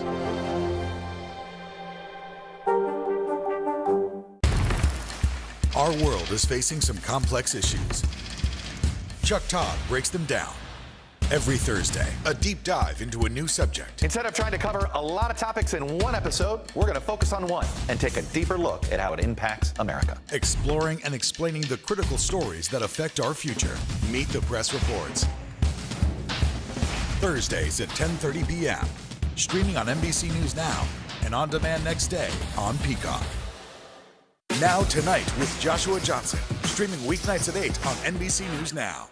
Live from Ukraine, from Mayfield, Kentucky, from Waukesha, Wisconsin. To cover the news, you have to be in it. This is how so many towns and cities are protecting themselves. You can actually see they're pushing the gates open. I also want to get home. You'll get home. You'll get home. Do you remember any tornado as bad as this one? You look at this and you're thinking, we're not going to have power for weeks, if not months. Exactly. Every night, it's your news playlist. Top Story with Tom Yamas, weeknights at 7 on NBC News Now. News is happening now. Look at what's making headlines around the world. Whenever it happens, wherever you are, it's here now.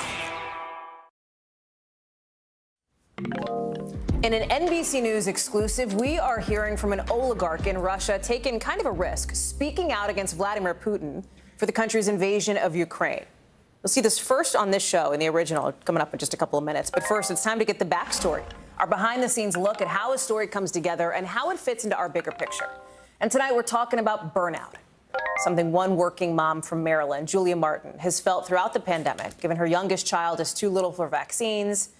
And then on the other side, at work, she's got this constant pressure to always be on. Well, now, this new survey that NBC News got a first look at from Deloitte heard from thousands of working women. They found that during the pandemic, the pressure has only gotten worse. They're calling it a full-on burnout epidemic. Here's what's happening. More than half of women report stress levels higher than they were a year ago, right? So think about where you were a year ago and how stressed you were. Is it worse now? A lot of women say yes. Fewer than half of women feel like they're getting enough mental health support from the people they work for, their employers. And even less, only 33% of women have actually taken time off to deal with those challenges. And it's all of these factors that have a lot of women thinking about quitting their jobs or maybe quitting any job altogether, leaving the workforce. Ali Vitale is the one who reported on this, got her hands on this new reporting. Ali, you've been following, I know, one woman for, I think, a year now, right? This woman in Maryland. You've been covering this for a long time. What was it about this story that made you say, okay, I need to share this. I need to shine a spotlight on this? Well, this has been going on for me even before the year mark with Julia, who I did speak to last May and now again just a week ago. This was really at the beginning of the pandemic. I was talking with my producer at the time, Molly Roker, about the conversations we were having with our girlfriends and our friends who were parents and who were feeling this pull in the early days of the pandemic of, you know, maybe their husband had their health care and so they couldn't have him leave the workforce, but they needed to scale back because their kids were no longer in places where they had childcare. You know, this was something that I think was organic for me in seeing this in the conversations. And then you saw it in the data that we were getting in the early days of the pandemic, that Black women were being forced to shutter their businesses at higher rates than other businesses, that PPP loans were going to more white male-dominated companies. All of this is how it came together. And I think it's still not in the forefront of the conversation because we've gone past that initial wave of, oh my God, this crazy thing is happening. Right. Crisis, crisis, crisis. But we got to stay on it. And this study lets us do that. Well, it's a simmering crisis. And for viewers of this show, they'll know that we talk about mental health a lot. I count myself among the 33% of working women who took time off and had the privilege to take time off to deal with some of that, like mental health stuff. So many women can't do that. And so many women, I think, are rightfully and validly don't want to talk about it, right? Don't want to share about it. How did you get some of these women to talk with you? Like, you're coming into their space, you've got a camera, you've got a producer, and you're saying, be really vulnerable. Yes, you are. But I think the thing that has been so stunning to me in doing a lot of these stories is a lot of these women are open to sharing their experiences because they know that it can help other women. What I hear in all these conversations is, oh, this is what I talk about in my text chains all the time, right? And the reason that I wanted to do these stories is because I think that television provides us a platform where we can make a lot of people feel seen. And in those early days of the pandemic especially, we were all so isolated and we thought that the problems that we were dealing with were our own. And the moms who I would hear from after these stories would air would say, you made me feel a little bit less alone in my struggle today. And that means the world when you can highlight that and you can go into these places and ask people to be vulnerable because there's a payoff to that. I think the hard thing for some people when they're looking at this is, okay, we actually have heard a lot about working women, moms, also, you know, women who aren't moms, women who are moms but don't work, right? Like lots of people are having a really tough time and have been having a really tough time, right? It is simmering, it is simmering, it is boiling, it is boiling. But what's the solution? And that's what I think feels frustrating for a lot of women. What is in your notebook, right? What's the next story that you're going to tell? Is it going, you know, deeper into what employers need to do, right? Like what the people who are the bosses need to be doing for women who are in these positions. Like what's next? Yeah, I think that I really want to do that story of like the employers who are doing it right, because even in the Deloitte study, they talk about 4 or now 5% of companies that are inclusive and that are making women feel seen in the workplace. That's great. But I also got an email today that made me wonder if I should take gender from the other side of the coin that we don't often talk about, which is men. And I got an email today that said, well, everyone's burnt out. It's not just women. And certainly I expected to get an email like that. And I'm actually glad I did, because it allows us to say that just because we're doing a study on women doesn't mean that other people aren't burnt out and aren't feeling the same pressures. It just means that women are held to different societal standards. We know that data says that they do more of the invisible labor at home. So they're doing this work already. It is different to be female in this moment. At the same time, though, I do think that there are some men who responded to me and said, well, I feel a different push and pull, that I can't be vulnerable because of unfair toxic masculinity standards in society. And I think that when we look at gender, we only look at it from a female perspective, and I fall prey to this too, but maybe looking at it from the male perspective of what are the constraints that we're also applying to men in this moment that are maybe not making them their best partners at home. Come back. Tell us more about it. I will. This is a good brainstorm. Ali Vitale, thank you so much for opening up your, I say reporter's notebook. Who has a notebook? Your phone, right? Your apps, and sharing more with us. Appreciate it, girl. Thanks. We've got some breaking news coming into us just in the last couple of minutes, actually, on the COVID front, because Pfizer is now asking the FDA to authorize a third dose of its vaccine for kids ages 5 to 11. The company is saying they don't have any safety concerns from their latest trial. Remember, the FDA authorized third doses for children ages 12 to 15 in January. We don't know some of the details here, like whether or if the FDA advisory committee will meet to talk about the data. We're going to stay on top of that. We'll bring you any developments as we get them. Still ahead, did you hear about this? Congressman Madison Cawthorn in a little bit of trouble for bringing a loaded gun to an airport. We've got those details next in The Local. Plus, an NBC News exclusive. Our Tom Winter traveling overseas to sit down with an oligarch who's speaking out about Russia's attack on his homeland. That's tonight's original.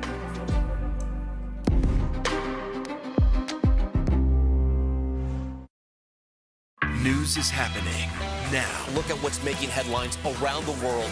Whenever it happens, wherever you are, it's here now. Sometimes the news can be difficult and overwhelming for kids to understand, so we've created a newscast just for them. We hope your family will watch Nightly News Kids Edition.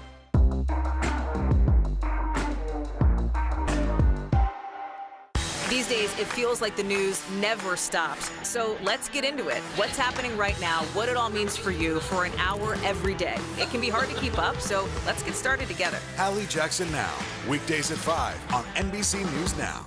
NBC News, streaming free now. She was a nurse who got the COVID vaccine on TV. Then she fainted, and a conspiracy theory was born. This is how one person's life became a weapon in an information war. Tiffany Dover is dead. An NBC News podcast. Listen now. Now Tonight with Joshua Johnson. Streaming weeknights at 8 on NBC News Now. To stand on the edge of the cliff and jump takes a lot of guts. We are meeting people one after the next who've made profound changes. I think you're going to be blown away by the life lessons. Listen to Making Space Now, wherever you get your podcasts. Top Story with Tom Llamas. Weeknights at 7 on NBC News Now.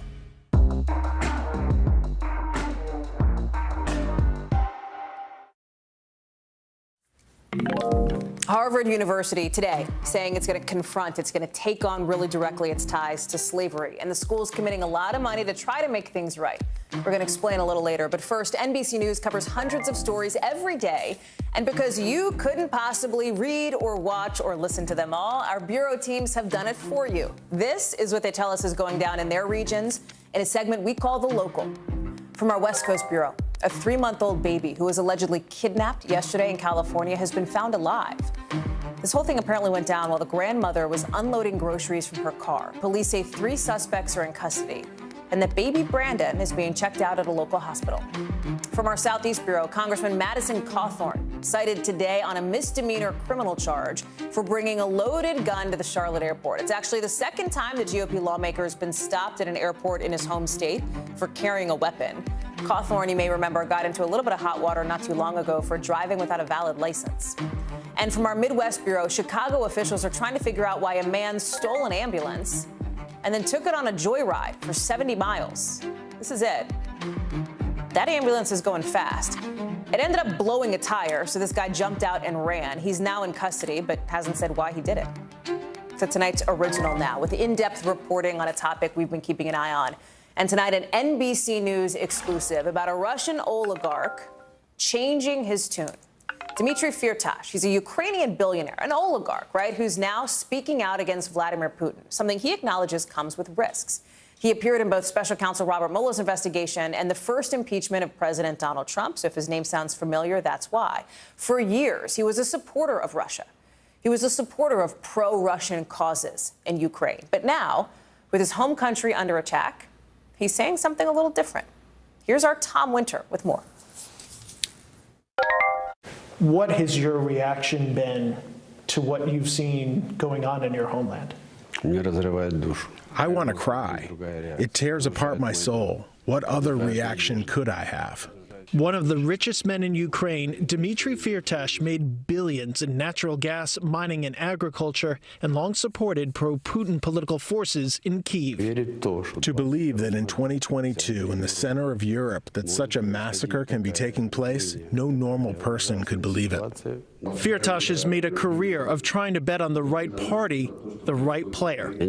I was never pro-Russian, but you have to understand that I'm a businessman, and my goal is to earn money. So now Firtash is doing something he's never publicly done before, taking aim at Vladimir Putin. He is never going to come out victorious. No matter what happens, Russia will lose.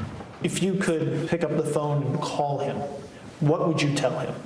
It's time to stop. There will be no victory. The longer this war takes, the worse it will be for the Russian people. Do you think speaking out and saying what you've said today about what Russia's doing, that your personal safety is a concern? I don't really have a choice. Putin's wrath isn't the only risk he faces. Here in the U.S., he's accused by federal prosecutors of conspiring to pay bribes abroad to ultimately secure a deal to supply a specialized metal for Boeing's 787 Dreamliner and is fighting extradition in Austria. After paying the largest bail bond in Austrian history, nearly $174 million, Firtash has been living at this villa under house arrest for the last 8 years here in Vienna. What do you say to the indictment against you? 100% not guilty. In that case, there's a specific filing that says you're an upper echelon associate of Russian organized crime. What's your response? As I discussed with you, Ed, we are in the middle of a criminal case. How improper that statement in open court was, and we've instructed Mr. Firtash not to dignify it by answering. That's Lanny Davis, former Clinton spokesperson during the Monica Lewinsky scandal, now representing Firtash. Firtash has other connections to U.S. politics. During the 2020 presidential campaign, Rudy Giuliani held up a memo prepared for Firtash's Austrian attorneys as part of an effort to fight his extradition. The memo from Ukraine's former chief prosecutor talking about Hunter Biden. Your name came up in connection with the impeachment of then President Trump, specifically an effort to dig up dirt on Hunter Biden. Did you ever try to do that? I never took part in the digging up of information, whether it be on Trump or Biden. The fact that I'm being dragged into this whole situation connected to Giuliani, I never met him, not by phone nor in person. And have prosecutors reached out to you about the Giuliani investigation? Never. Firtash's name also came up during the Mueller probe. Investigators wanted Firtash to be a cooperating witness to provide info on a Trump insider he'd known for years, Paul Manafort. Court filings show the two pursued but didn't complete a deal to develop a hotel in New York City. All I can say is that I never did business with Manafort. They never received money from me. You know, you say that, and I have sitting here today a document on your own letterhead. And you just told me you've never done business with Paul Manafort, but this is an agreement to do business. The project wasn't of any interest to us, and we refused it. Mr. Firtash, the U.S. says you're a criminal. They allege you're an organized crime. Your homeland has you sanctioned. Why is it, do you think, so many people allege so many bad things about you? You know, when you want to know something about a person, you should look at who his enemies are, and then you can judge what this person is worth. Firtash says he'd rather go back to Ukraine right now and fight, if prosecutors would let him, and experience what he calls the new Ukraine. We have to say a big thank you to Mr. Putin, and I believe we should be building him a monument in the very center of Ukraine, because he turned out to be the only politician that in the last 30 years managed to unite the country as one whole. Tom Winter is back from his reporting trip to Vienna. He is joining us now. Tom, that was a fascinating look at Dmitry Firtash, who I know you've been talking about for years, because we've talked about it for years here. You know, and I misspoke when I called him a Russian oligarch, obviously Ukrainian, but pro-Russian, although he says he's not. You talked to them for hours, I think several hours, right? What's he doing now? What's left in your, reporter's notebook, as we like to say here on the show? Sure, Hallie. So a couple of interesting things. First off, we met initially in his conference room, and as you know, I've been reporting on him for the last 6 years, so it was a moment, because he's been very well aware that I've been reporting on him for the last 6 years. He's spending his time these days, Hallie, focused on a 24-hour kind of a cable news network. He's teamed up with his competitors in Ukraine, kind of like if we teamed up with CNN and Fox to put together what is essentially a public service 24-hour network with the Zelensky administration, focusing on several different things, but really just information that helps the Ukrainians get through this war, get through kind of the day-to-day battle that they're enduring with Russia. They also have a 24-hour Russian version of this that they say they're hoping gets into Russia via YouTube so people there can see what's really going on. He's got maybe one or two options left on appeals or challenges to this extradition, and it's possible, Hallie, before the year is out, he could be in an American courtroom. Tom Winter, if he is, I know you will be outside.